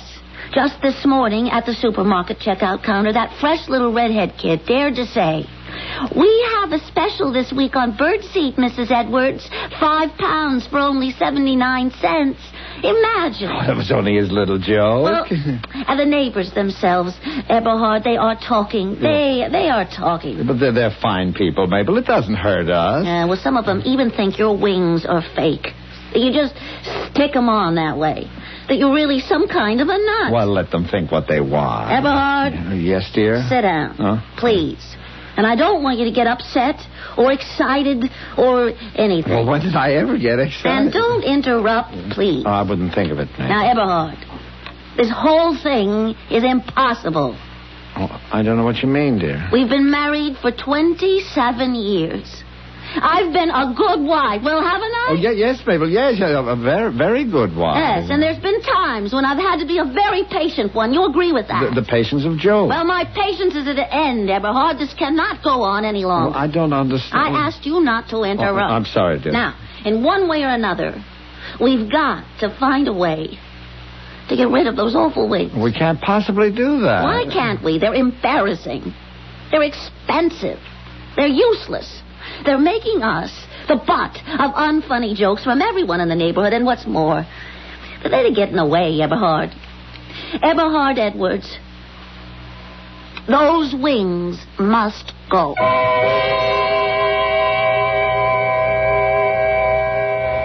The Chinese sage Confucius once said, "True goodness springs from a man's heart. All men are born good." From his heart, Confucius said. In Eberhard Edwards' case, virtue has received a little bonus. A pair of exquisite wings measuring almost 18 inches from base to tip, with the whitest, softest feathers, which Mrs. Edwards has doomed to extinction. Can she? I'll return shortly with Act 2.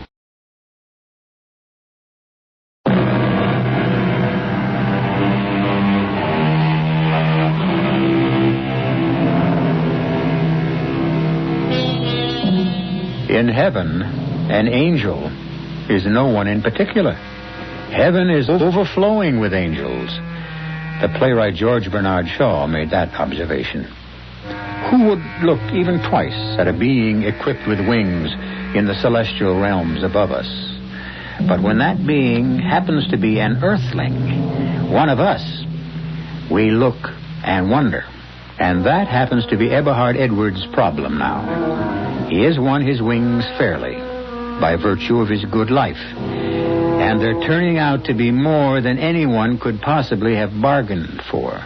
Eberhard, those wings of yours just must go. Oh, be reasonable, Mabel. You know as well as I do that they were given to me by you-know-who as a kind of sign, a kind of reward for being the sort of person that he thinks I am.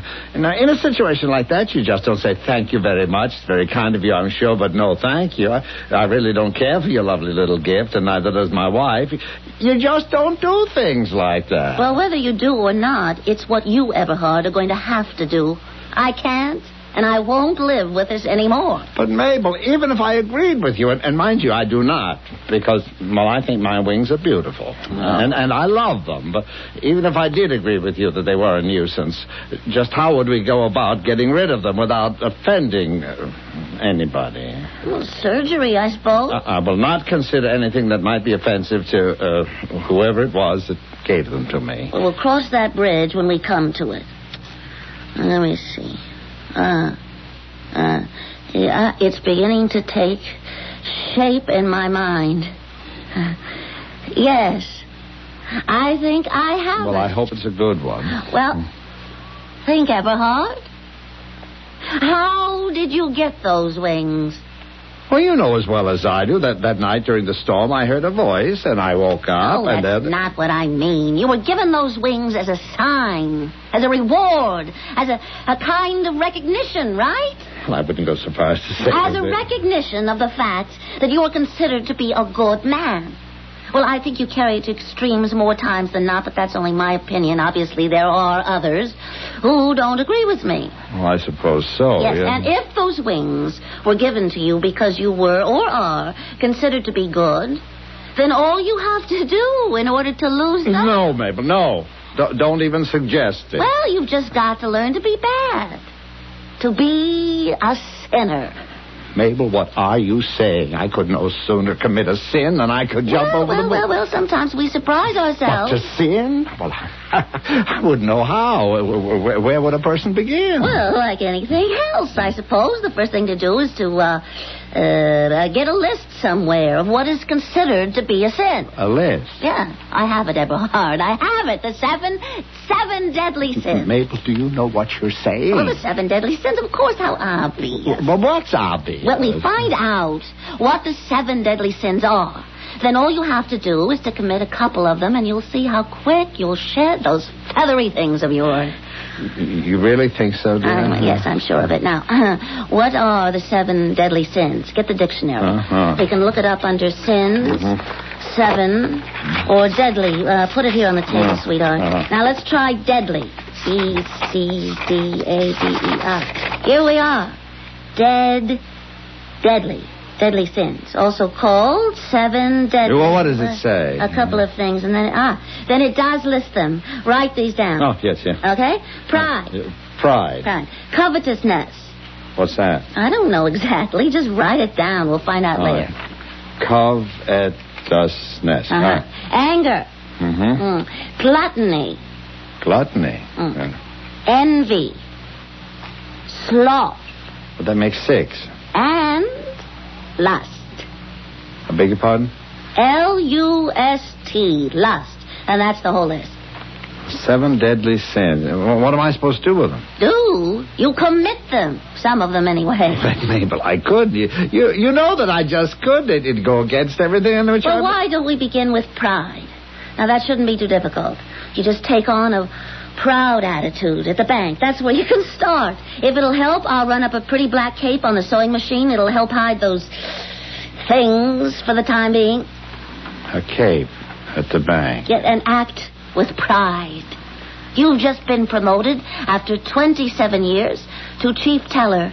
Isn't that something to be proud of? Well, I know, dear, but... Well, you'll walk differently. Eberhard, you'll strut, not walk, like a peacock.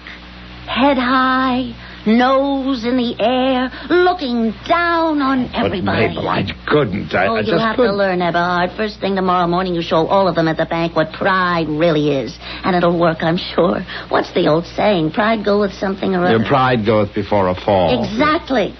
But in your case, your pride will go before the fall of those dreadful rings. Right off your back.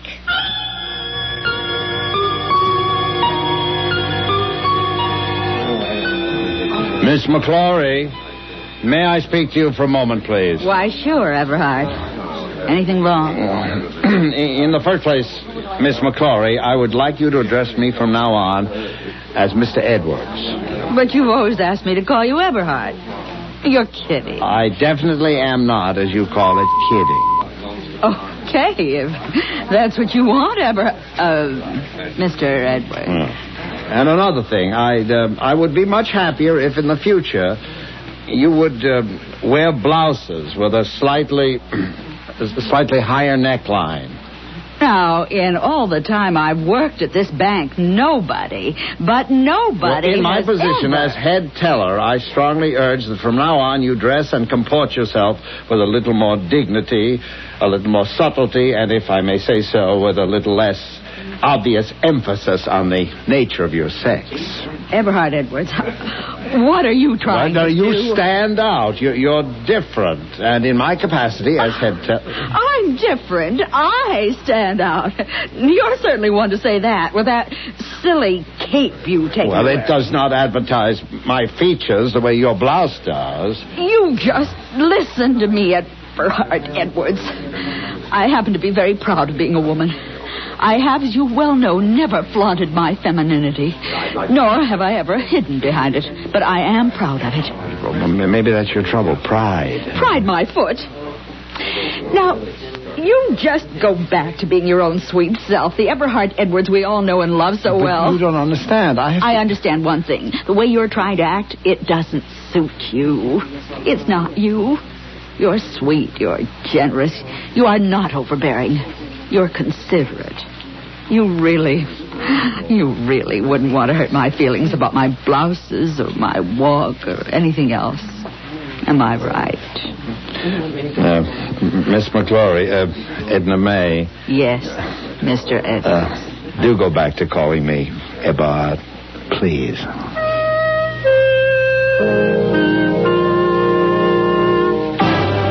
Pride, I'm afraid, is not my cup of tea. And you still have those horrible wings. Well, that's the long and the short of it, I'm afraid. Well, just because pride didn't work, it doesn't mean that one of the other six won't. We'll just keep trying. Oh, do we have to? Well, starting tomorrow, we'll try number 2 on our list. Which is? Gluttony.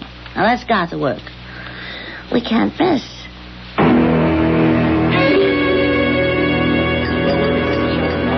Monsieur is certain you would not like to remove his cape before dining? It's one of my, what do you call it, idiosyncrasies. Of course, monsieur.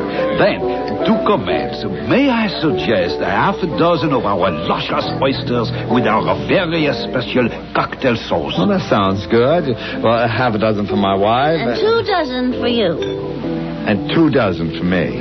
But, of course, monsieur. For the fish course. No soup? How stupid of me, madame. But of course, I would recommend our soup à croissant. Watercress soup. Very light on the stomach, of unsurpassable flavor. Well, I'll skip the soup, but you have it, dear. Well, I think I prefer a good hearty soup. You know, something that'll stick to my ribs, like a rich, heavy bean soup. Oh, but certainly, monsieur. Shall we then omit the fish since we are having a heavy soup? Oh, my husband adores fish, don't you, dear? I understand. Our chef is especially proud of the magic he creates with the filet of salmon. Well, 1 order for my wife, 2 for me. But, of course, monsieur. Now, for the main course. How's your roast beef tonight? Roast beef?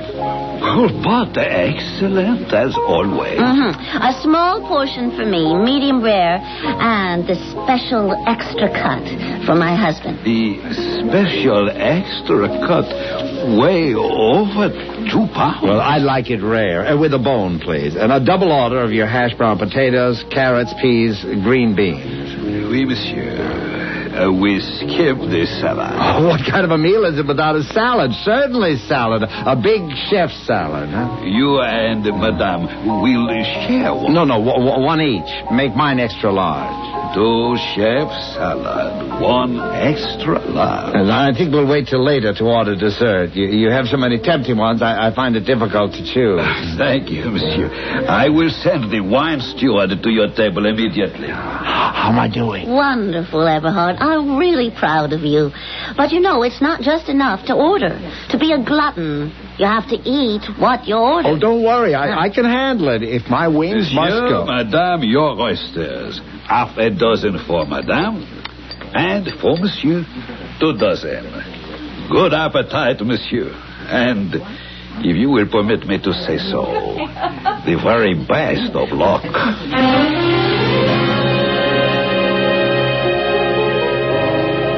You're doing just fine, dear. Keep it up.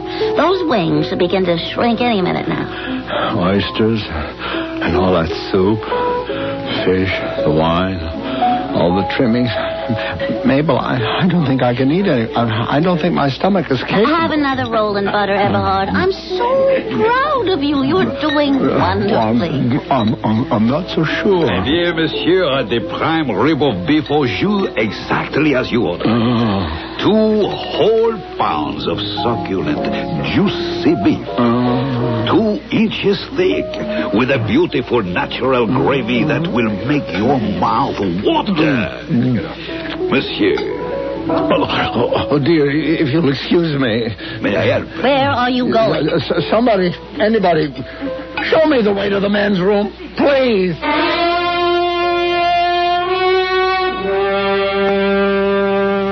Just keep the thermometer in your mouth a few more seconds. Everything's gonna be fine. I'm sorry I let you down, dear. I meant well. Yeah, I know, dear.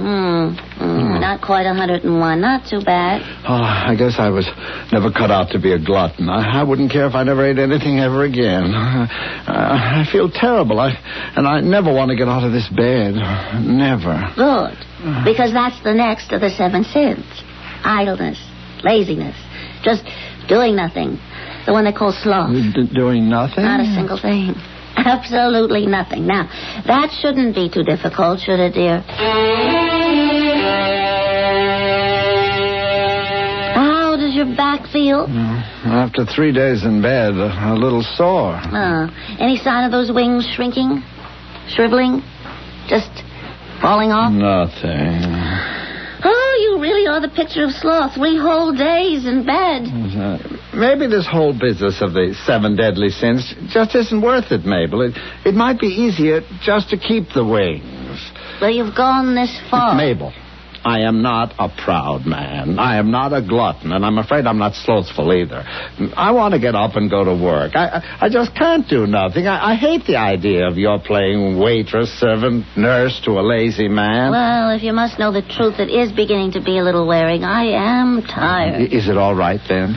Only if you promise to try one of the other sins. Great. Except for shaving, I'm ready. You're all dressed. Well, I didn't want to lose any time. Oh, but remember your promise. Now, which one is next? What have we got left? Let's see. Envy, covetousness, anger, and lust. Well, could we try for anger? Sometimes I feel that I could... It's just what I was about to suggest. And this time we won't fail. I have a plan. Who you calling? You'll see. Well, who? What's the difference? Well, I'd just like to know.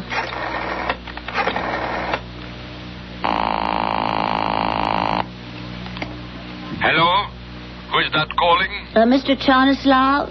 Vladimir Charnislav? Himself, in person. Oh, well, this is Mabel Edwards. You may not remember me. Absolutely correct. I don't. Well, I worked with you a few years back, Hartford. Connecticut. Of course. I remember the voice. The young lady who was so young-looking, so pretty, and already so untalented. Oh, you always had your little jokes, Mr. Charnislav. What can I do for you? Well, if I could come to see you, I have a little problem, and I'm sure you'd be able to help. Could I have one small hint? Well, it would take too long to explain. Would you be free any time this afternoon, say 3 o'clock? You have my address? I do. And thank you so much. We'll be there promptly at 3. We? Yes, Eberhard and I, my husband. Till 3 then. Bye-bye. Well, what was that all about? What does Vladimir, whatever his name is, have to do with what you call my little problem? Trust me, Eberhard. This time I know we're on the right path. Vladimir Chanislav is a genius. If anyone can help, it'll be Vladimir and the Chanislav method.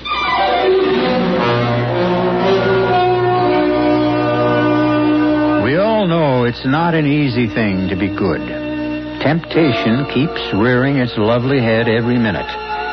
It's only the very strong who can wholly resist. But Eberhard Edwards is finding out that for him, it's just as difficult to be bad. I'll be back shortly with Act 3.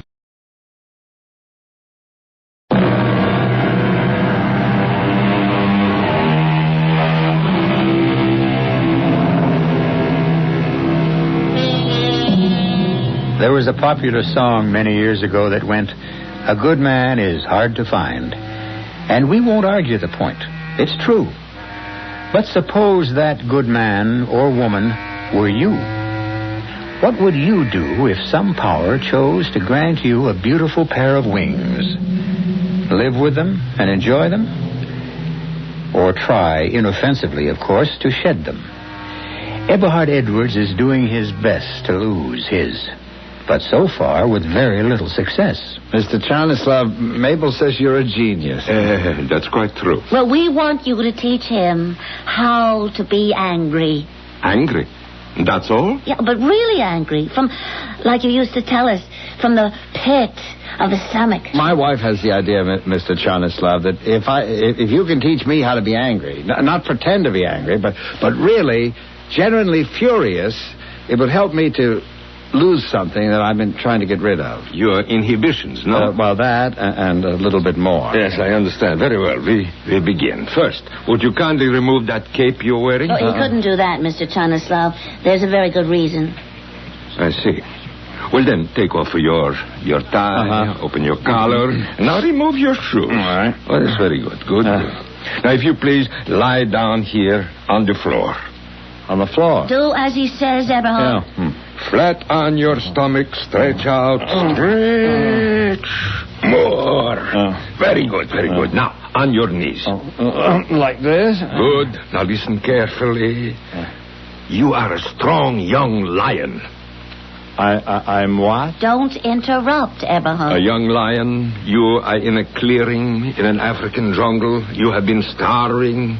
You have hunted for days for food. You have just succeeded in catching your supper, a small gazelle. You're about to eat your supper when you see a strange young lion approaching. He comes quite close. You look into his yellow eyes. You see there the look of hunger, of desperation. He reaches out one huge paw to take away from you your dinner.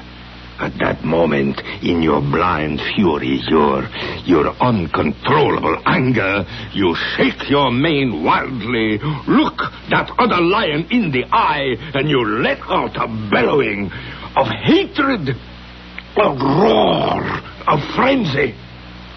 Roar, Mr. Edwards! Roar! Do as he says, Eberhard. Let yourself go.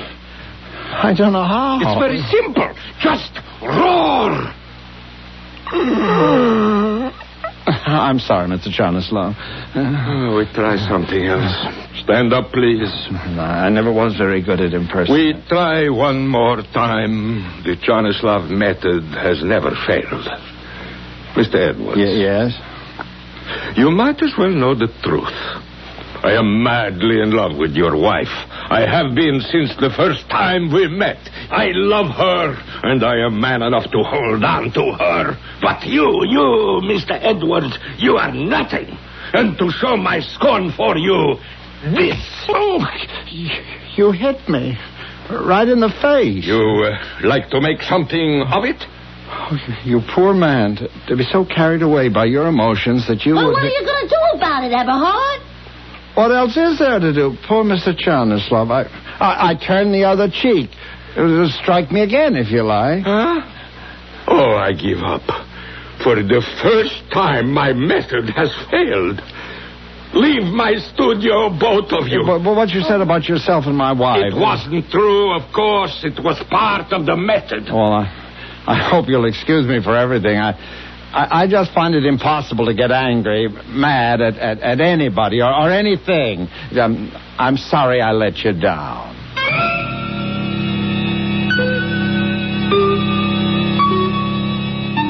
Well, envy, covetousness.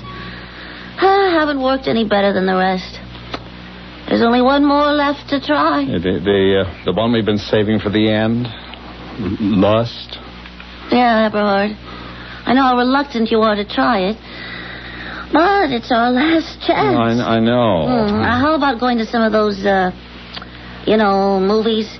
There's a whole page of ads in the paper, or buying some of those magazines. Well, there's got to be something better, surer than that. Like what? Something where I'd be more directly involved. Eberhard.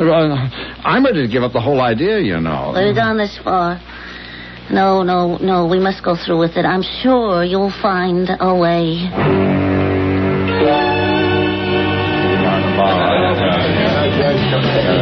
Bartender, I'll have another. Fill her up. Ginger ale. Hi, honey. Are you enjoying yourself? Yes, indeed. Well, what's your line, honey? My line? What do you do for a living? Well, I'm a banker. Oh, you don't say. Hey, that's very interesting. Oh, look, why are you so unfriendly? Well, I beg your pardon, ma'am. I didn't mean to be. It's just that. I'm waiting for a friend. Oh, why didn't you say so in the first place? Have fun, honey. Another ginger ale, bartender. I beg your pardon, sir. Is this stool taken? Oh, no, ma'am, it's not. Do you mind? Not at all, young lady. Thank you, sir. You come here often? Oh, first time. It's begun to rain. I thought I'd come in here and wait till it stops. Oh, I see. Would you allow me to buy you a drink? Oh, I don't drink. What's your line? What do you do for a living? A social worker. Now, is that interesting? Well, there are so many people in the world who need help, who need a little cheering up now and then. You know what I mean? Boy, I certainly do. Then that's a lovely idea. Who do you work for? Strictly for myself. Well, I thought that most social workers have... Oh, not me. You see, when I need it, I do my best to fill that need with nobody else's help. And I provide as much happiness as I know how. You are a lovely young woman and a good one. I like to think so. Well, there are so few people anymore who care about anybody but themselves. Isn't that the truth? Yeah. Why don't you pay the bartender and we can get out of this dump? Get out? But it's raining. We won't be going very far. You mean... But you said that you were a social... Look, honey, we're both grown up. I'm a big girl. You're a big boy. What do you say, honey? If I understand you correctly, and I think I do, it's past my bedtime, and Mabel, my wife, won't know what's happened to me. What I'm trying to say is that I know what you're trying to say. Good night, baby. Pleasant dreams. Go home to Mama and feather your nest. How did you know?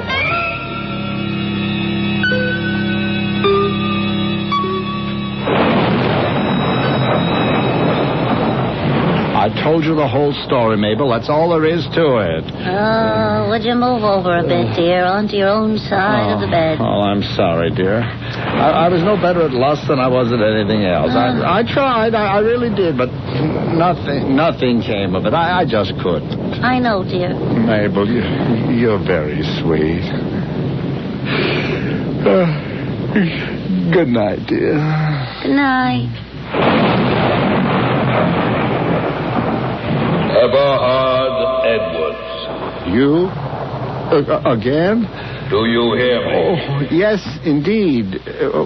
What, if I may ask, have you come to see me about this time? The little matter of your wings. Well, I meant no offense. Believe me, in trying to lose them, I was just... Well, you see, they were beginning to be... I understand very well, Eberhard. You are a very good man.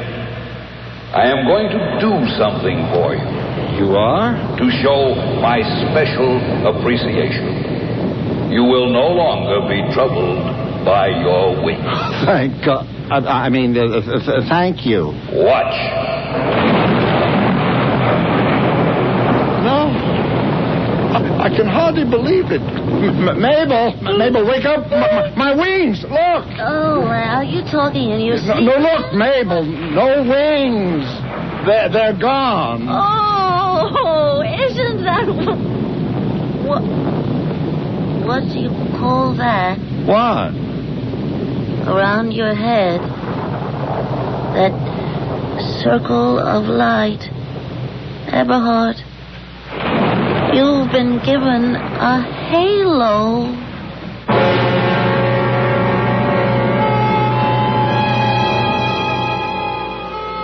You recall that popular classic of the 20s that went, "If I had the wings of an angel, over these prison walls I would fly." It almost became the theme song of the Edwards family. But that all changed. Now, when Mabel wants to go to sleep, she asks Eberhard to turn off his halo. The light keeps her awake. But, alas, Eberhard can't do that. And in the hope that something will happen, his bedside reading each night has become Rudyard Kipling's The Light That Failed. I'll be back shortly.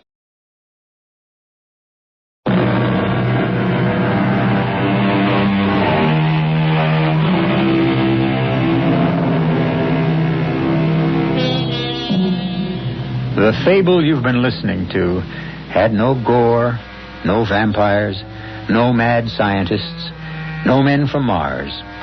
Just a simple little tale that says, in this slightly imperfect planet we inhabit, there might be a chance that some latter-day Diogenes, who spent his life looking for an honest man, might just find him in the home of Eberhard Edwards. Our cast included Hans Conried, Marion Haley, Jackson Beck, Bryna Rayburn, Martha Greenhouse, and Arnold Moss. The entire production was under the direction of Hyman Brown. This is E.G. Marshall inviting you to return to our Mystery Theater for another adventure in the macabre. Until next time, pleasant dreams.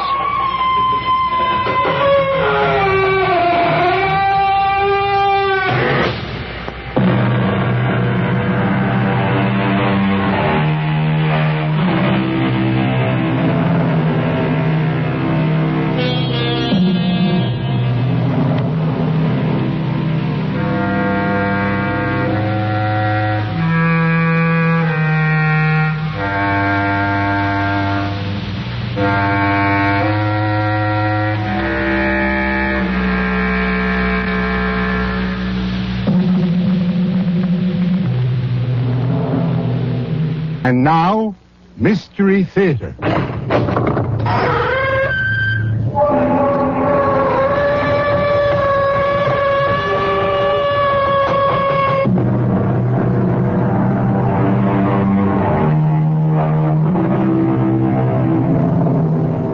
Come in. Welcome. I'm E.G. Marshall. She is an incredibly imposing figure. Queen Liliolani, last of a pure line of Polynesian royalty, save for the handsome son she faces, nearly eye level to eye level, although Dani Makihini is well over 6 feet. Always a woman of Amazonian proportions, middle age has blown her to gargantuan size and girth, and her anger and emotion is as monumental as the rest of her. Marry a haole? I'd as soon see you dead. Oh, come on, Mother. It's the 20th century, and Hawaii is a state, not a monarchy. The Polynesian and the American Indian are two of a kind. Two civilizations pirated. their lands raped and stolen, their countries plundered, and their people sold into virtual slavery. You should be running for the Senate. I should be making powder and cleaning my gun. For of all the Haolis on this island, the most repressive, imperialist, surrogate king is Carter Bradley. And my son will marry his daughter only over my dead body. Mother, I've never seen you like this. You're always so reasonable. You are betrothed to Taormina. We haven't really seen each other for over 7 years. She's more like a little sister to me. I know more than you do, my son. For all your doctor's knowledge, I beg you, not to tempt fate. The gods have been angry enough for years, and my inner senses tell me what you plan will bring a great Auai down upon us. I see a raging disaster already set in being that no human being can stop.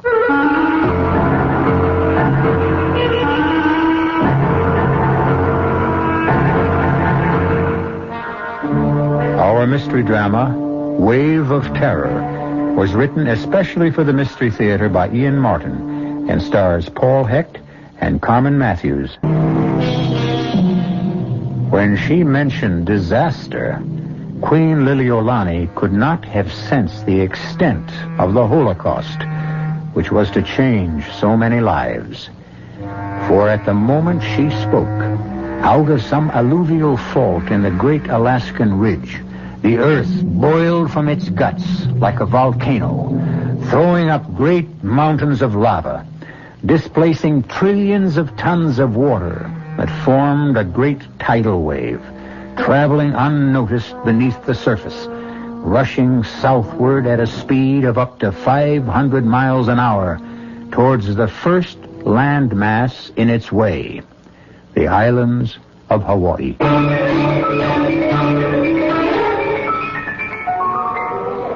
2 days earlier, Danny Makahini and Liz Bradley had gotten off the plane from the States at Hilo Airport. Danny, tall, nut brown. Liz, a blue-eyed, sun-bronzed, typical California girl. God and goddess with a special shine. The shine of love. But despite the message of their eyes and their faith and assurance, their homeland has brought them a cloud of uncertainty. I'll manage somehow, Danny.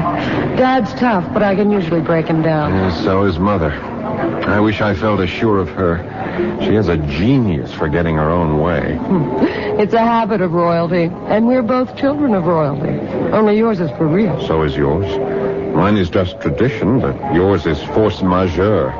Mother is a queen by birth. Your father wears his crown by owning half of Hawaii. What makes me unhappy is that I can't bring you the kind of world you're used to, which is only one of the strikes against me as far as your father is concerned. Now, don't start that bit again. So you're a Kanaka. I'm a Haole. So what? In this day and age. There's nothing stateside. Here in Hawaii... What's the difference? We're the ones getting married. Supposing they don't give us their blessing. It's up to you and me, isn't it? Oh, honey, of course, except... maybe I'm still part heathen after all. Without my mother and your father's blessing, I have a...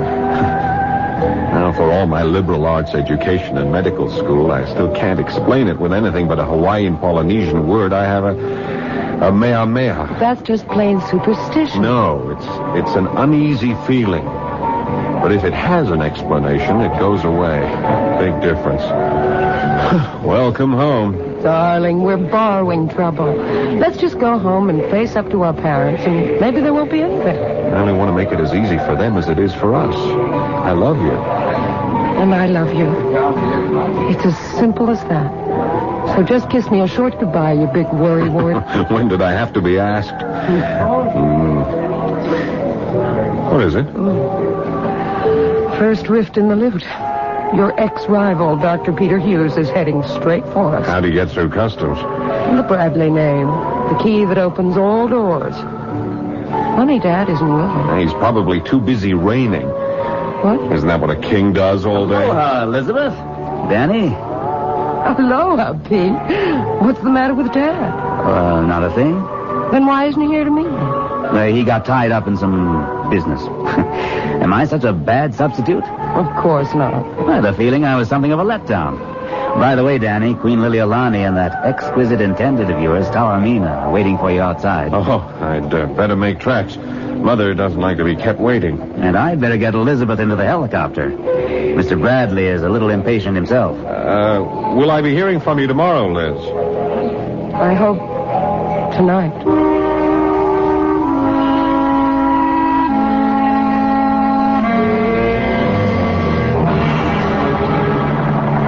I didn't particularly know you knew Danny McAheeney. Only since I went to college on the mainland. You seem to have made up for lost time.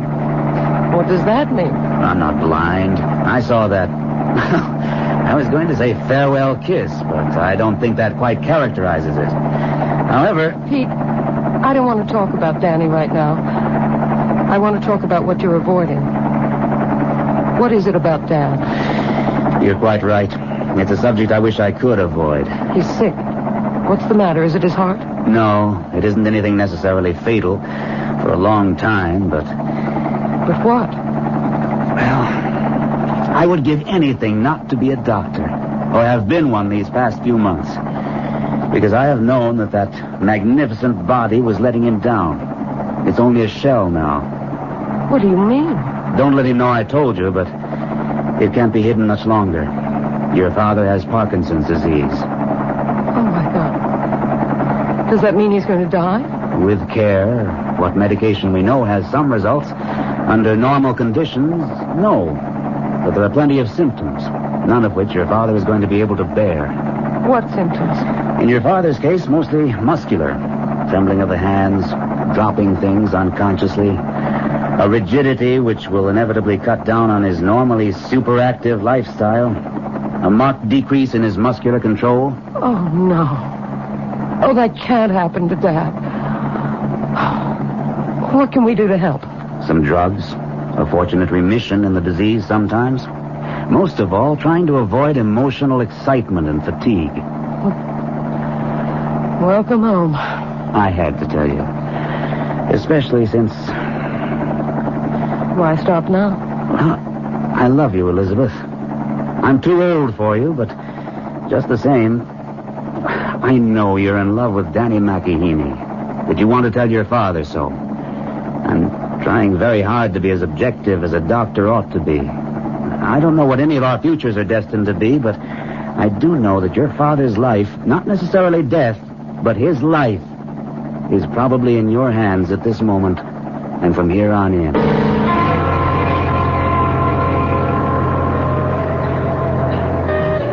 What's the matter? Don't like me anymore? I love you, Tal. As a little sister.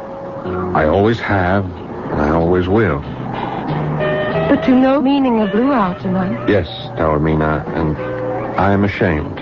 Please. I know you want to marry our only girl. I can't help myself, little sister. I love her. The Queen will never allow you. I need Carter Bradley's consent more than I do my own mother's.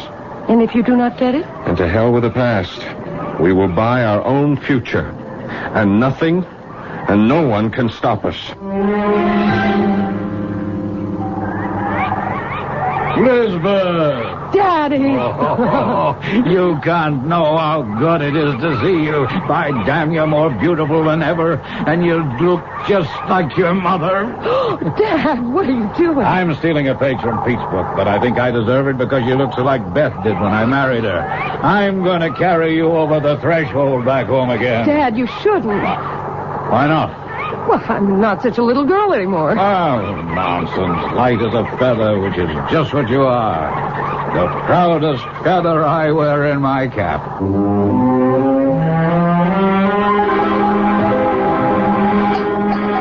Damn, I'm sorry, Elizabeth. Did I spill? No, Dad.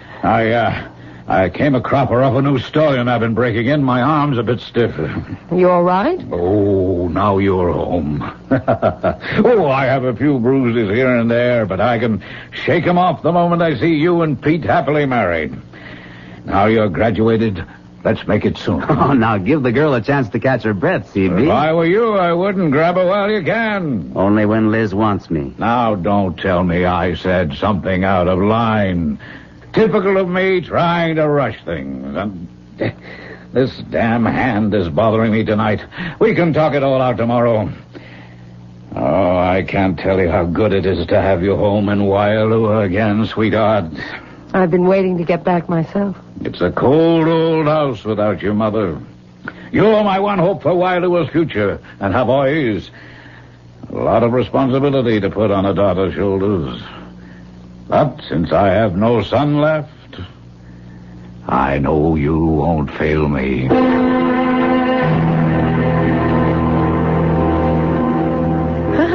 So this is where you've been hiding out, young lovers. Danny, you should not have stolen Taormina away from the feast. I was the one to need to speak to Danny alone. Thanks, Tal, but I can't speak for myself. There are too many words in the world. Let us just thank the gods for what little we have. We are a dying race, my son, but still a proud one. You and Tao can keep us alive. And I thank Oro and Tane and Taora that the moment is almost here. Almost here? You are a doctor now. Now, the wedding ceremony need wait no longer. I have set it for the full moon, the night after tomorrow. Mother, Mother, Taormina and I will not be wed. Tao? Is this your wish? No, but Don't stammer, girl. Answer me. I will answer you, Mother. I love Tao as a little sister, but I will marry Elizabeth Bradley. The daughter of Carter Bradley, the Howley? Yes, Mother. Never. I'm sorry, I must. We are in love. He won't let you. How can he stop us? Then I will. If I have to call on all the ancient gods... Oh, please, Mother, I no longer believe in magic, alui, or any superstitious curse that could harm me or Liz. No curse or any magic to harm the girl. I have no power for that or second sight. But I tell you this. If you marry this Howley girl, if you tie your life to Carter Bradley's daughter, you end my life. My death will be on your head and hers. I can smell it in the wind. If you insist, in the words of the missionary, you will reap the whirlwind.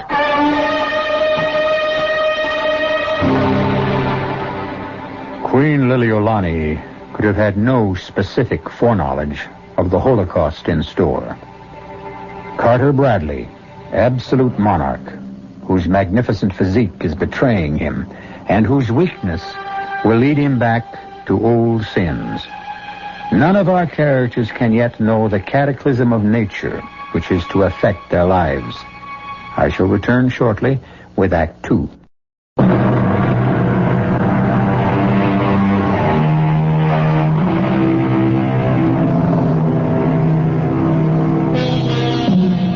The great shelf of sub-ocean land that lies off the Aleutian chain of islands is still intact. It is some 48 hours still before the titanic undersea explosion will rend it asunder and create a wave that will rise towering to 90 feet, 20 to 30 feet above the great mansion at Wailua, which spreads along the coral cliffs looking northward to the vast Pacific and the coming terror. On the lanai, facing away from the ocean, Carter is just finishing breakfast as Liz joins him. Well, now it seems more like home again. Morning, Elizabeth, dear. Morning, Dad. You know, I've been sitting here snorting as impatient as the old warhorse I am. But I couldn't wait. I've finished breakfast. I'll ring for yours. No, Dad, please. What's the matter, Princess? You don't feel well? I wish you wouldn't call me that. What? Princess. Well, it's my old name for you, and I always called you. You don't feel well. I'm tired, Dad. Long trip, change in time. Well, you should have slept longer. How about some coffee? No, thanks. Juice? Nothing for the moment. We have things to talk about. Well, of course we have, but I sort of thought we'd keep that for lunch, huh? I mean, Pete will be here, and don't you think he ought to be part of it? No, Dad, I don't. Oh, I don't think that's so fair, Princess. All right, if you prefer it, Lisbeth. Though why I can't use the old name... It doesn't fit me, Dad. It's not what I am. On these islands, and particularly this one, it's what you are, at the very least. If we were to ride to Mauna Kea, way up to the top, you could turn and look north, east, west, and south, and every bit of land you saw would be yours. Or will be someday. Are you so sure, Dad? I own it. It's mine, along with a few other things. And when I'm gone, whose else would it be except yours? And Pete's? I don't really know. I'm not sure it's that important to me. What would happen if I didn't marry Pete? Didn't? What are you talking about? Would the Bradley Ranch still be mine? And all that goes with it if I didn't? Who else would you marry?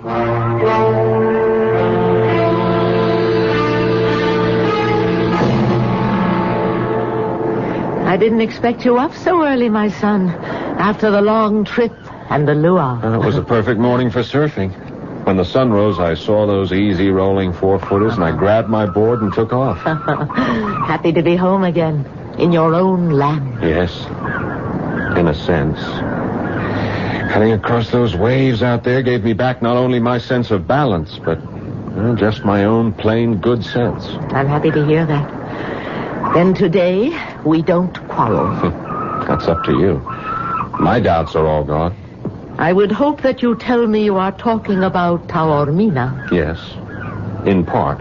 Yes, you will marry her. Mother, listen to me. I know your pride in race, in bloodline, your struggle to make sure that it won't die. But when I left Hawaii to go to UCLA, I was 18. Tao was 10, 11 years old. We made the promises, we took the vows, but Tao was too young to know what was involved.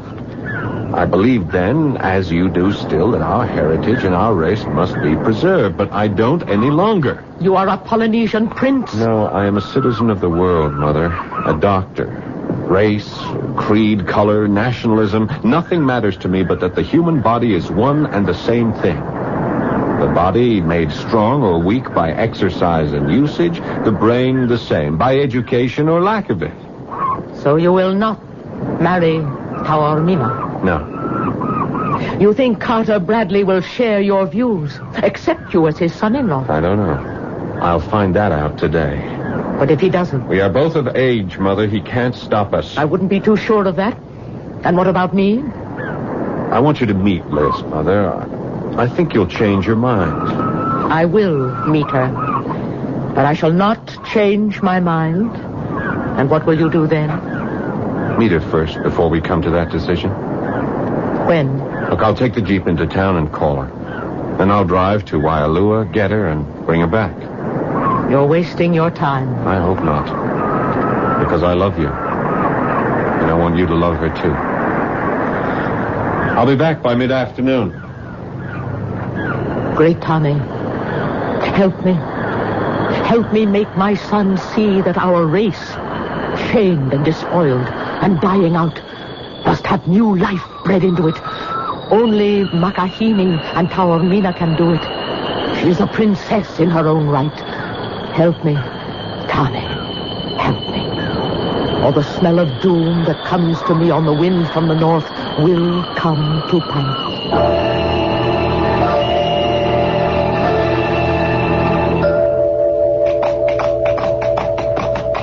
Hail, boy. Stable King here and rub him down good. I rode him hard this morning. Hey, Pete.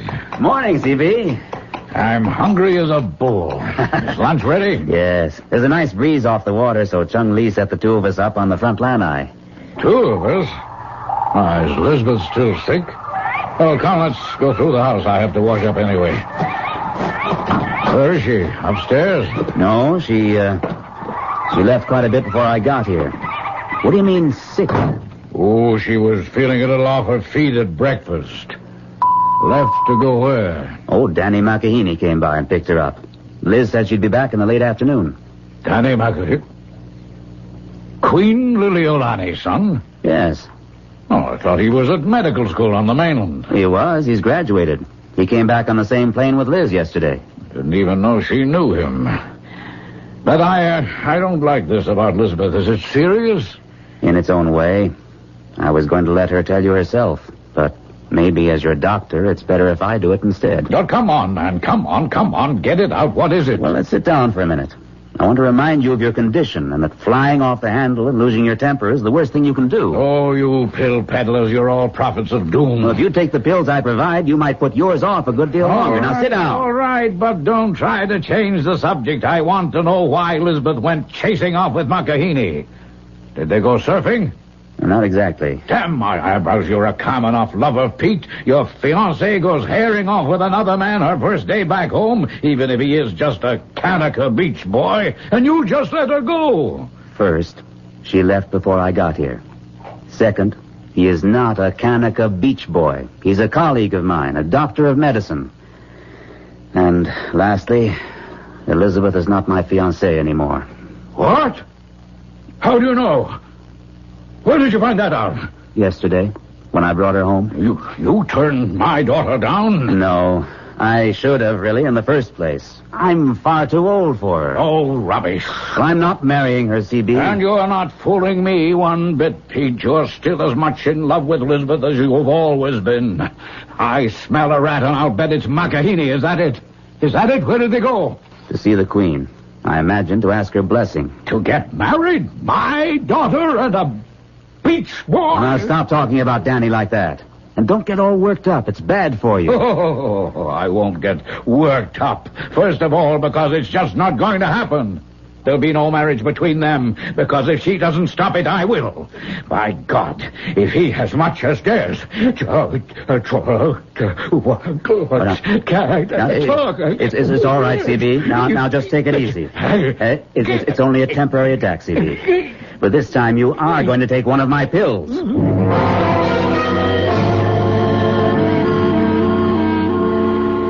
I'm sorry, my dear. You're a lovely girl. And I can hardly blame Danny. But marriage between you is quite impossible. Mother, I haven't finished. There are reasons beyond reasons why it can never be. Your blood is not our blood. Danny is already betrothed to Princess Taormina. The gods are already angered and cannot be angered anymore. For God's sakes, Mother, it's the 20th century. And you are as intelligent and well-read and educated as any woman I know. Stop acting like some old ignorant witch. I am acting as I must, because within me are ancient chords which sing of death and certain doom for two people. Queen Liliolani, I respect your point of view. Do you respect your father's? Yes. But I will give you the same answer as I would give him. I love Danny. I'm over 20. Danny is 25. There is no way either of you can stop us. I'd rather it wouldn't be like that. But Danny and I have agreed. She's quite right, Mother. We'd give anything to have both you and Mr. Bradley with us, but if you're not... I cannot give my consent. I can only warn you, if you persist, it will end in death and disaster. I have nothing more to say. I am going to pray for all of us.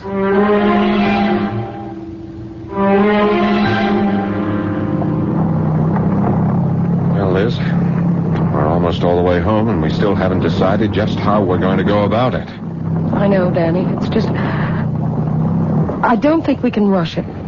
Not right now, because of Dad. If you want to back out, I'm not holding you to anything. Oh, darling. Darling, don't do that. Honey, I hate to get long-winded or go chucking my medical knowledge around, but Parkinson's... I mean, it can and almost always is a long, long process. He's going to need me. I mean, really need me for the first time in his life. It's a life that could last another 20 years. Are you asking me to wait that long? No. No. Because there are other... Oh, Danny, I'm so tired. And I just can't think. And we're home. Give me till tomorrow, at least. Sure. Of course, darling. It's only, well...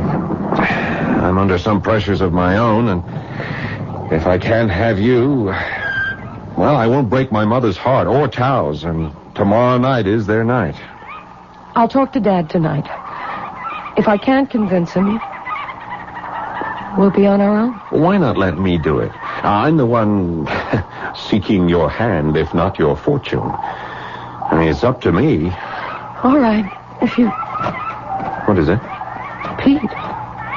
He looks as if... Hello, Danny. Elizabeth. Where's Dad? Inside.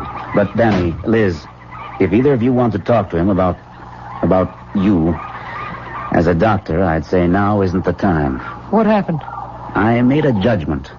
I thought maybe I'd better tell him about you, too. Did Liz tell you about his... Yeah. Did anything serious happen? No, Danny. MD to MD, you know how it can go. Yeah. He got a bit emotional and suffered some speech impairment. He's all right now, but I wouldn't advise any further. Yeah, quite right. I'd better duck out fast before he sees me. I'll be in touch tomorrow morning, Liz. Keep your chin up, eh? No real worries about your dad. Right, Doctor? Right. Just us. This, too, shall pass. I love you. Till tomorrow. Me too. And forever. That, too. Aloha.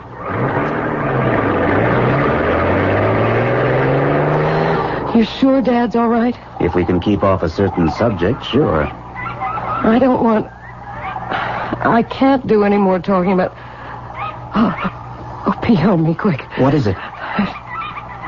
Just something that nobody but me knows about. Yet. I wonder if anyone else will. Ever.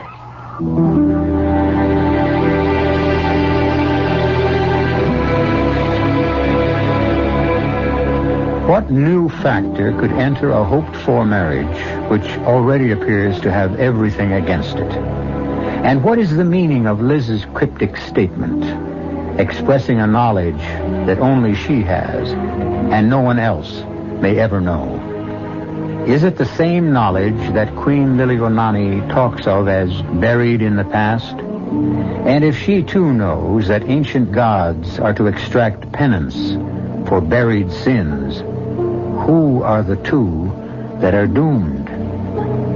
Or are more to die in the dreadful natural phenomenon that is at last about to be unleashed 3,000 miles away? I'll return shortly with Act 3.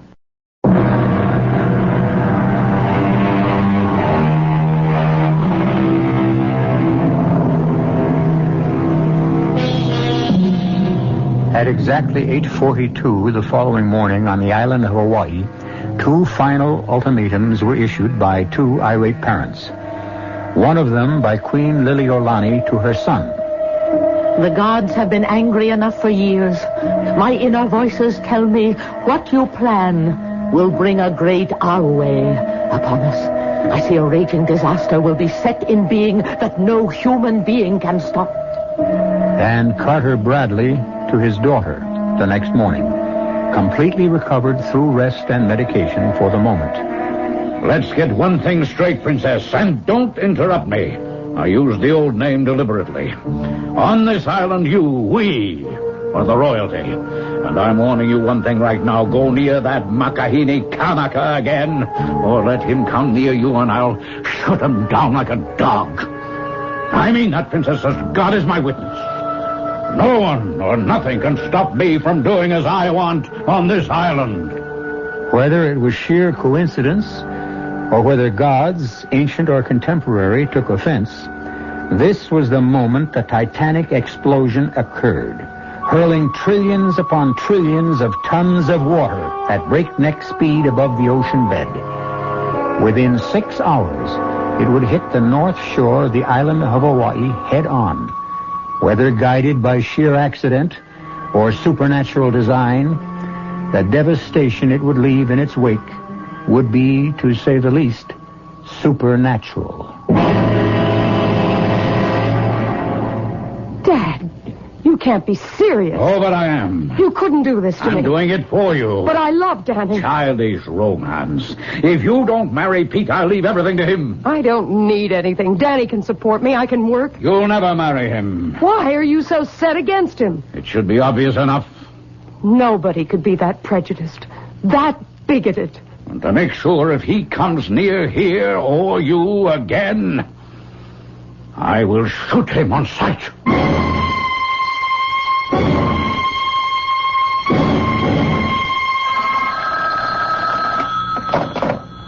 Dr. Hughes? Pete, it's Dad. He's had some sort of attack or something. All right, Liz, just slow down. Now tell me what happened. And don't worry, there's no danger. I'm sorry. I don't mean to be incoherent, but it was just awful to see him and listen to him just spluttering and talking all sorts of nonsense. I gave him some medication. Did he take it? Yes.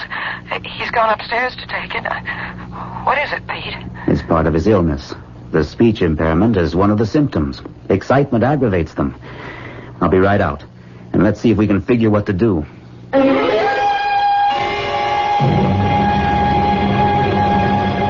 I've given him a sedative that'll keep him quiet for a couple of hours. Problem 1 out of the way, temporarily. Now for problem 2. You. There isn't any problem about me. I've got to tell Danny we're through. I can't marry Danny. And what about the child? The child? You know? Yes. But how? Well, I'm not even sure myself. When I gave you the sedative yesterday, I took some blood. There's no doubt about it, Liz. You're pregnant. Oh, Lord. Now what am I going to do? You're going to get in the car with me and drive to Tupapahu. If anything can change Queen Liliolani's mind, it's the child. So you are already carrying Danny's child? And you think that will alter things? I'm the one who hoped it would. I won't give up Danny's baby. That's one part of it no one can take from me. You have courage, little Augie. More courage than I had. I wouldn't say that. You know what a difference there is. Danny would want his child. Call him. Get him here and ask him. I can't. Why not? He left an hour ago for Waialua. I'm surprised you didn't pass him. He must have taken the Jeep over the back road. That's too rough for a car. For Waialua? Pete, we've got to stop him somehow, catch up with him. It's too late for that. But if he's gone to Waialua and if Father sees him, he'll kill him. What is all this? My father, Queen Liliolani. He's promised to shoot Danny on sight. Oh, please, please, can't you help us somehow? Why should I? It could be your son's life. And now, I am made responsible again for another life, another son. How history repeats itself. But it won't again. It's past time for retribution, and the gods are coming to claim it. What do you mean? The Meha is upon us. I can feel the ripples of it in my soul, the lift of it like a wave. I will call Brad. Brad? Your father. Once, he meant everything to me that Danny means to you.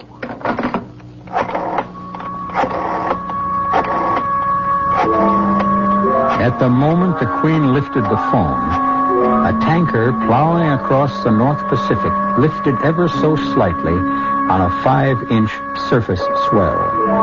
That was the only sign of the gargantuan tsunami, the dreadful tidal wave which swept by at the speed of sound, hurtling toward the north shore of Hawaii.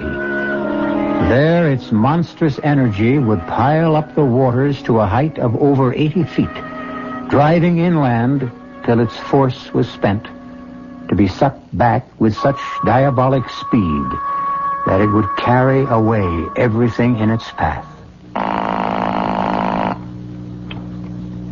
Yes? Brad.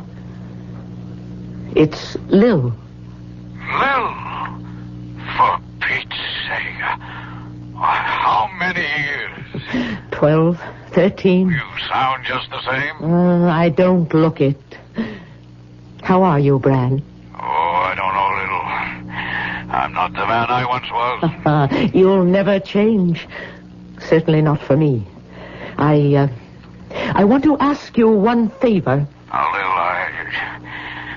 if it's about our children, Brad, have I ever asked one from you before? Oh, Lord knows you haven't. It's a matter of life or death. Will you meet me at the grotto? If you ask me, how can I refuse? If we both leave this minute, we should arrive in about an hour and a half. All right, there. It'll be good to see you again. If you shut your eyes to what I have become, At least it's dark. I'll see you at the grotto. After your mother died, Elizabeth, we were lovers. Your father and I. I carried a child of his in my womb. But we were ridden with pride of race, each for his own, and it drove us apart. We could never be married. And the child? Well, I thought it was not meant for me to bear a child of mixed race. I said goodbye to your father, and there, in that grotto, in our temple of love, I aborted and destroyed our child. I offended the gods. Listen to me, little Augie princess. You will have your father's blessing, as you have mine. Remember that. Love my boy. Take care of him. Bear his child. Then Ta Aurora will be with us again. Say goodbye to Danny for me.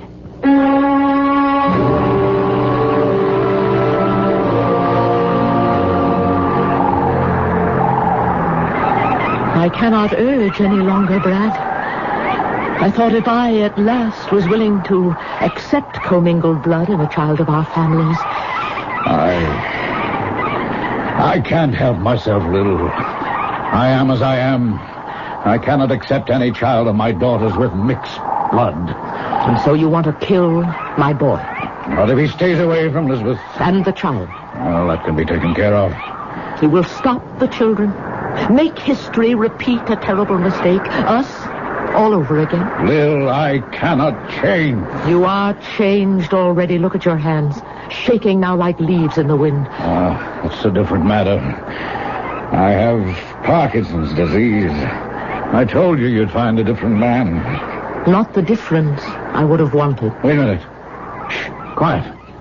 Come outside, Lil, quick. What is it, Brad? Find. My God, look at it. It's a half a mile below normal. The fish left gasping on the rocks. A tidal bore is on the way, and a big one. I know. Ta Aurora has been telling me all morning. I could smell the anger of the gods. It's why I called you here. To die? Dead, we cannot stay in the children's way. Well, there's still King. On the horse, we both might... Yes, gross old woman. Even at your best, you couldn't hoist me on his back. Even with you alone on his back, it's too late. But I have no right. No, try, Brad. Try, if you can. Home, King, home. Run on the wind, boy. You're staying. We've both been legends in our time, Lil. We wouldn't want to outlive our glory. I shouldn't have done this to you. No. I'm burned out, Lil.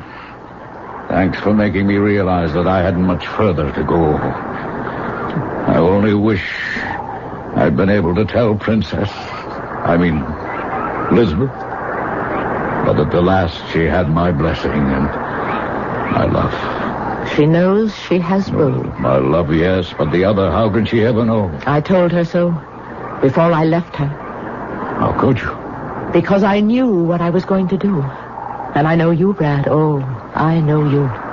If ever any woman knew a man. Oh, Liz, what a fool I was. We both were. But how good to have you back at last.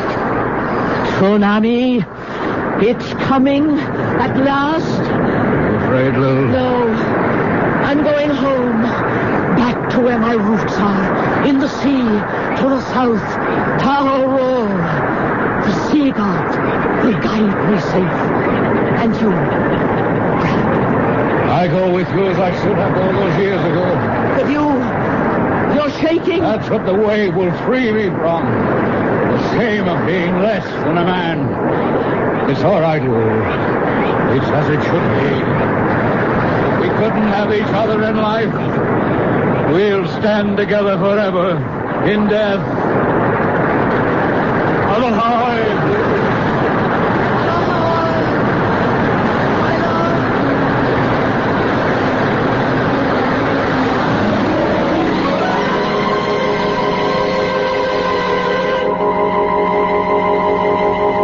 The inexorable incoming march of the water did little damage, compared to the outgoing surge, which sucked everything into and away with it, like some colossal, unimaginable vacuum cleaner. It left the beach and the inlet stripped clean, and swept Wailua away like so many matchsticks. As far as the eye could see across that northern shore of Hawaii where the wave struck, and as far as the wave penetrated, not a living thing was left. I'll be back shortly.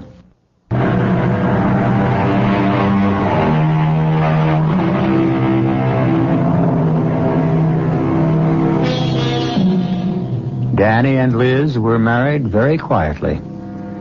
There was no formal funeral either for Queen Liliolani or Carter Bradley. Only a memorial service. 2 dynasties were finished, ended, and melded in the 2 young people who never took their loving eyes from each other during the simple wedding service. The close was an exchange between bride and groom in Hawaiian. Aloha. Aloha means hello. Aloha means goodbye. But most of all, it means I love you. For this, after all the terror and Holocaust, turns out to be just that, a love story. Our cast included Paul Hecht, Carmen Matthews, Suzanne Grossman, Gordon Gould, Ian Martin. The entire production was under the direction of Hyman Brown. This is E.G. Marshall inviting you to return to our Mystery Theater for another adventure in the macabre. Until next time, pleasant dreams.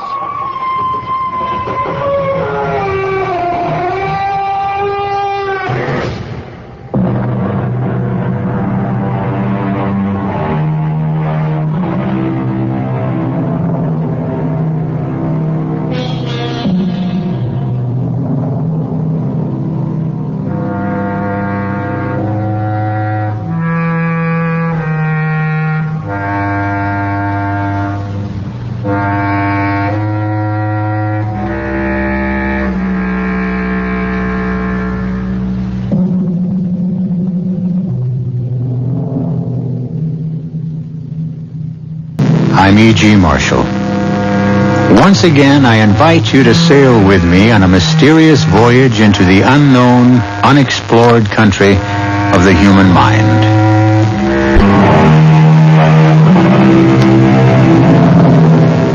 Come in. Welcome. I'm E.G. Marshall. Once again, I invite you to sail with me on a mysterious voyage into the unknown, unexplored country of the human mind. To be fair, it must be said that the mass murder of millions of human beings was not invented during our century. But to be accurate, it should be noted that in our generation, massacres, holocausts, and wholesale slaughter in general has been developed into what might be considered a fine art. Certainly, the atrocities that ancient, uncivilized barbarians committed in paroxysms of superstitious passion have been performed in our day with an almost impersonal and scientific objectivity. Is this better or worse? Or does it matter? Trust him. Trust him. He'll save us. Save us? How? Your grandfather is old and sick. We have no weapons. My grandfather will save us. Look, there are 100 soldiers coming up this hill. Can you see them? I see them. See us too. Have no fear. Have no fear. In a minute we'll all be dead. My grandfather will save us. Believe me. Why? Why are you so sure he can save us? Because he promised. He promised? Oh, dear Lord. Maybe we'd better surrender. No. Trust my grandfather.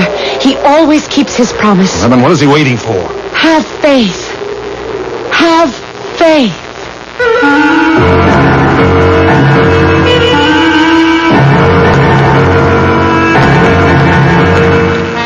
Our mystery drama, The Golem, was written especially for the Mystery Theater by Sam Dan and stars Robert Lansing.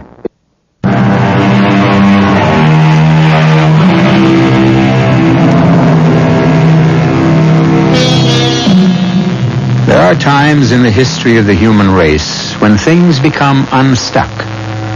The glue of morality melts under the intense heat of hideous pressures, and men are no longer tied to a rational society. Suddenly, the world is ruled by madmen, and human beings are arbitrarily divided into two groups, the hunters and the hunted. The year is 1943. We're in a cottage in the thick woods that surround a country town in a vast wilderness somewhere in Central Europe. The man is a forester. He is sitting quietly before a pleasant fire. His wife is telling a bedtime story to a sleepy child in a crib. And so the king said to each of the suitors who came to ask for his daughter's hand, "All of you are handsome and all of you are strong, but the one who is chosen must also have a good heart. He must be kind to the poor, and he must protect the weak." Shh, I think she's asleep. Now I can heat up your supper. Just imagine, Tomczyk, I was able to get beef today. Think of it, beef. I'm not hungry. You're not hungry? Tomczyk, what is the matter? Oh, no, something's wrong. I don't want to talk about it. Eat your supper. You'll feel better. I'll never feel better. I was in town today. Yes? And in the square there were soldiers, Germans, the Nazis. They'd rounded up about 100 people. Jews? Yes. And they were shoving them into trucks. Why should we care? They're taking them away to kill them. Well, it's war and... Do you know what I did? No. I did nothing. I don't understand. What were you supposed to do? Once I saw a man who was whipping a horse, an old, sick horse. Do you know what I did to that man? Tomczyk, please, you're only and going... all he was doing was whipping a horse. Oh. And today in the square, I did nothing. All of us, we just stood around. We all did nothing. Most people pretended that nothing was happening. Tomczyk, please. Let me tell you who was there. I'm not interested. A very old man with a long white beard. He was standing next to a young girl. I just don't want to hear anymore. Standing quietly, very quietly, looking straight ahead. And it so happened that his eyes looked straight into mine. Please, Tomczyk. His eyes, they asked me for help, but I turned my head away. I denied him. Oh, if you'd done anything at all, you'd be dead. Who could that be? I don't know. Now, are you sure you didn't do anything? I told you I did nothing. I'll open it. Who are you? It's the old man and the young girl. Please, may we come in? Just to get warm at your fire. My grandfather, he's so old. And he's very sick, and he needs... Please. A little water, just a little water, and a piece of bread. Young girl, please, I want to help you. God bless you. But I can't. Please don't ask me to. They'll burn the house down. They'll kill us. Just let my grandfather get warm for a minute. No, please don't come in. They'll find out you were here. Please don't destroy us. Have mercy on us. I'm sorry I disturbed you. Come, grandfather. There is no one at home here. Tomczyk, what are you staring at? Did you see the old man's eyes? Now, Tomczyk. How those eyes looked into mine. I tell you, I won't listen. And for the second time today, I denied him. Tomczyk, you haven't touched a bite. You worked hard all day. You must eat. I think I'll go for a walk. Now? Yes. In this weather? But it's crazy. Now, look, you listen I think to you've me. said enough for one day. Open! In the name of the Führer! Nazis! Tomczyk, let me do the talking. Please let me do the talking. Open! Yes, I'm coming. Oh, Good evening, Lieutenant. That is the lieutenant's insignia, isn't it? As if you don't know. We're looking for 2 escaped criminals. Criminals? An old man with a white beard. A girl about 20. What crime did they commit? Tomczyk. What crime? You're a funny one. Tomczyk, this is no time for your jokes. The soldiers are here on serious business. You say you haven't seen them? No, Lieutenant. Then you should have no objection if we search the house. Well, why should we object? Inside, boys. That staircase leads up to the attic, and this trapdoor is for the cellar. You are Tomczyk Mosterik, the forester? Yes, he is, and I'm his wife, Marina. You've seen no one all day? No, sir. Well, those vermin can't go far. What will you do with them if you catch them? You mean when we catch them? They've given us too much trouble already. We'll just shoot them. Oh, excuse me. I had noticed you have a little one. Yes. Asleep there in the crib. Boys, move about more quietly. Oh. She is a little princess, isn't she? Yes. She'll be 5 in November. You know I have one. She'll be 4. Her name is Olga. Really? Mine is called Helga. It's the same name, you know. Boys, there's no one hiding around here. Form them up outside, Sergeant.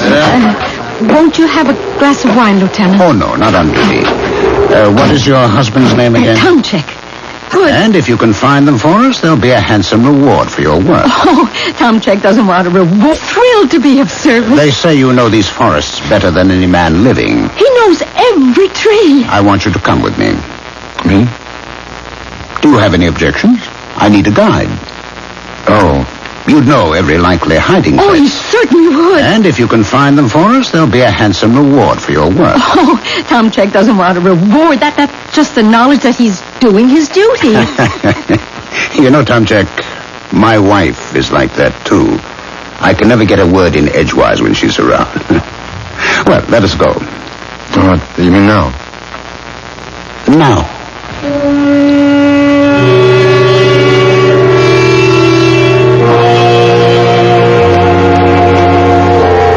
Lieutenant?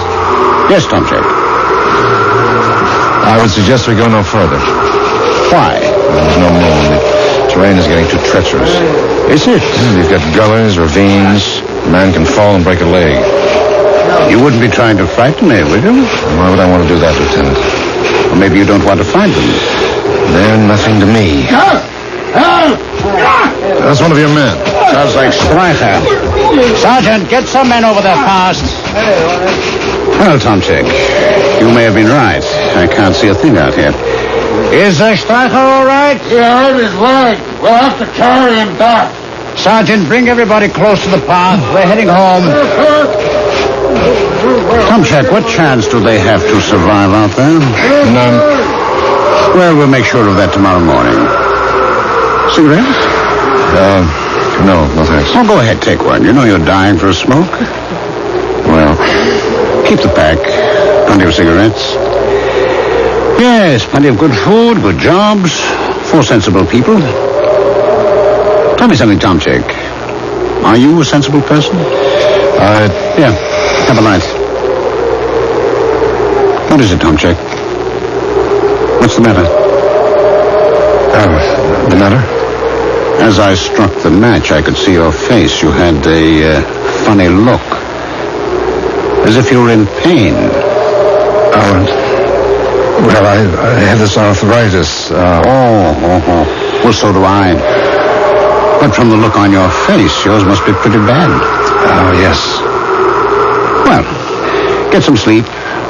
Tomorrow could be another long day. Lieutenant, do we have to keep looking for them? Do we have to? All you do when you find them is shoot them. Perhaps. In a day or two, they'll be dead of cold and hunger anyhow.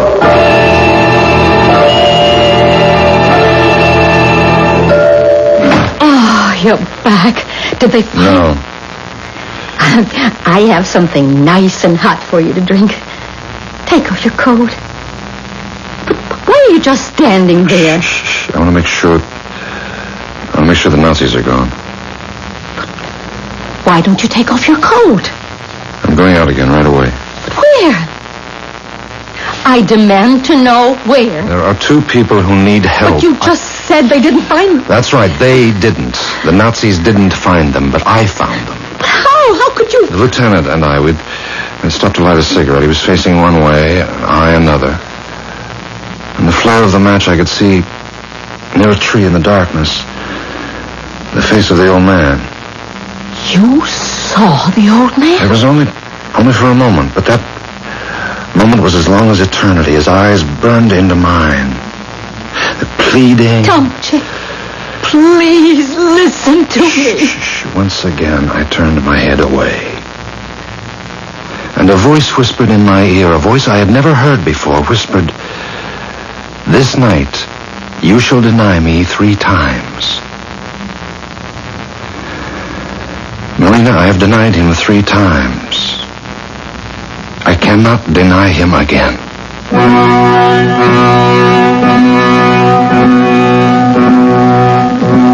Oh, how easy it is to believe in brotherly love when your brother is lovable and respectable and acceptable.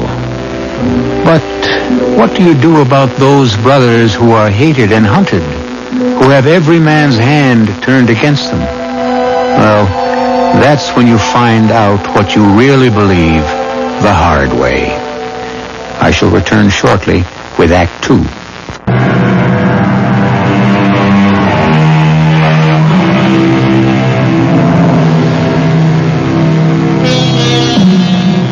His name is Tomczyk. Her name is Marina. They live in a great mountainous forest that covers much of Central Europe. Around them swirl distant echoes of the greatest war in history.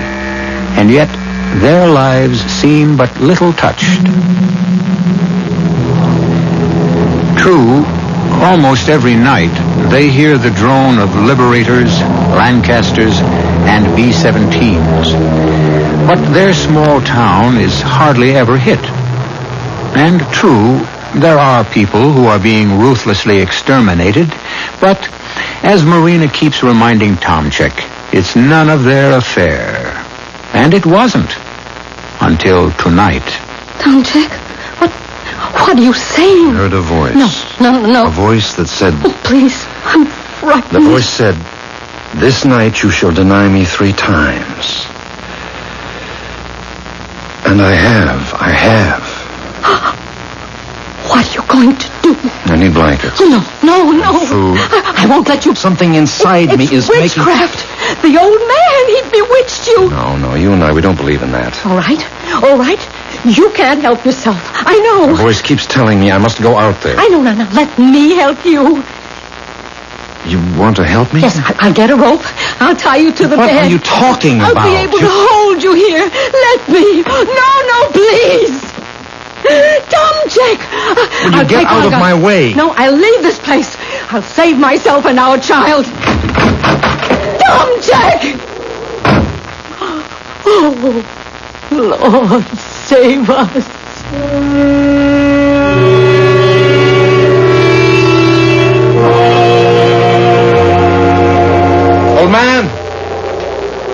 Old man, you're here. I know it. Will you trust me? I want to help you.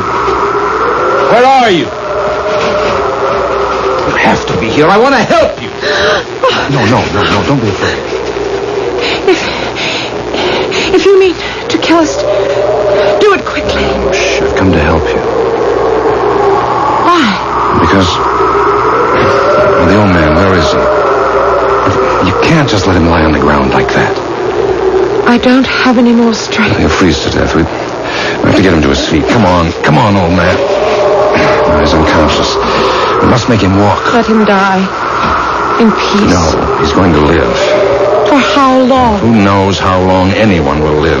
Here, put this blanket around his shoulders. And take this one for yourself. Come on, old man. We must walk. Where? It's to a hidden place. It's a place I know. It's a cave. Oh, bless you. Do you realize how much you're doing for us? No, it's not very much. I remember once I did more for a horse.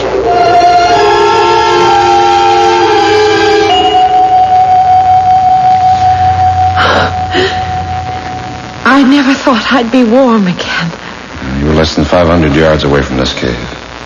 The smoke from the fire. Will somebody see it? No. There's nothing to worry about. This cave is my secret. Here. Drink this hot. Grandfather? Shh, let him sleep. You'll get better now. I saw you earlier today in the square. How did you escape? Well, you see... Oh, I can tell you. I know it. I can trust you. My grandfather was a chemist in Prague. Yes. When the Nazis took over, he was afraid that they would force him to work for them, and so he went in. Well, we went into hiding, and it's been that way, running from place to place. That's almost 5 years. How did you manage? There were all sorts of people. Some were kind enough to help us. Others betrayed us. But you got away. Well, the officer in charge of the convoy, the lieutenant, he kept looking at my grandfather. Why? He must have recognized him. Grandfather was a very famous research chemist. Yes. He'd been working on a formula that would release explosive forces much, much more powerful than dynamite. No, I'm afraid I don't understand. I'm not very educated. I'm only a peasant. I don't really understand it either. And I've been to the university. But he is afraid that they could torture him to working for them. So he said to me... He said... Yes? He said, let us try to run away, and then they'll shoot us, and that way it'll be over quickly. But how did you run away? After we left the square, they drove us to the edge of the forest, and the truck had a blowout, and they ordered everyone off of it. Well? Grandfather took my hand, and we walked toward the woods. What do you mean, just like that? At any moment, we expected to hear shots and be killed. But nothing happened. How do you account for it? Well, I suppose they didn't think anyone would dare to escape, and they were so busy yelling at the driver for his carelessness, and so we just kept walking. Rebecca. Oh, here, he's coming around. Rebecca. Is that your name, Rebecca? No. My name is Rachel. Rebecca. Where are you? I don't understand. He doesn't know anyone named Rebecca. Rebecca. Grandpa. There you are, child. Grandpa, don't you know who I am? Of course, my child. You're Rebecca, daughter of my oldest son, Ezra. Grandpa, don't you know who you are? Child, what are these questions? I know who I am. I am Solomon ben Isaac, Rabbi of Prague. Where is the book? The book? The book that was sent to me by my old friend, the Spanish rabbi. The Spanish rabbi? You know him. Moses ben Maimonides. Maimonides? Grandfather, Maimonides has been dead for more than 700 years. And in this book, he speaks of a golem. A golem? How it is possible to create a champion, to make out of clay a man of irresistible force who will come to the rescue of oppressed people. Golem. Oh, Grandfather. I will create such a champion, and he will rescue our people. Now, child, you must not disturb me. I must close my eyes and think. Yes, grandfather. Oh, his mind is gone. It's gone. What was he talking about? Oh, a legend. A medieval Hebrew legend about a golem. It must have been the Golem of Prague who saved our people once during some troubled times. A legend? A creature made by one of our wise men, but I don't understand. You don't have to understand the legend. He thinks he's a 13th century rabbi. He was never interested in history. Rebecca? Yes, grandfather. I will save us. You see, I'll save all of us. I promise. Child, I have never broken my promise.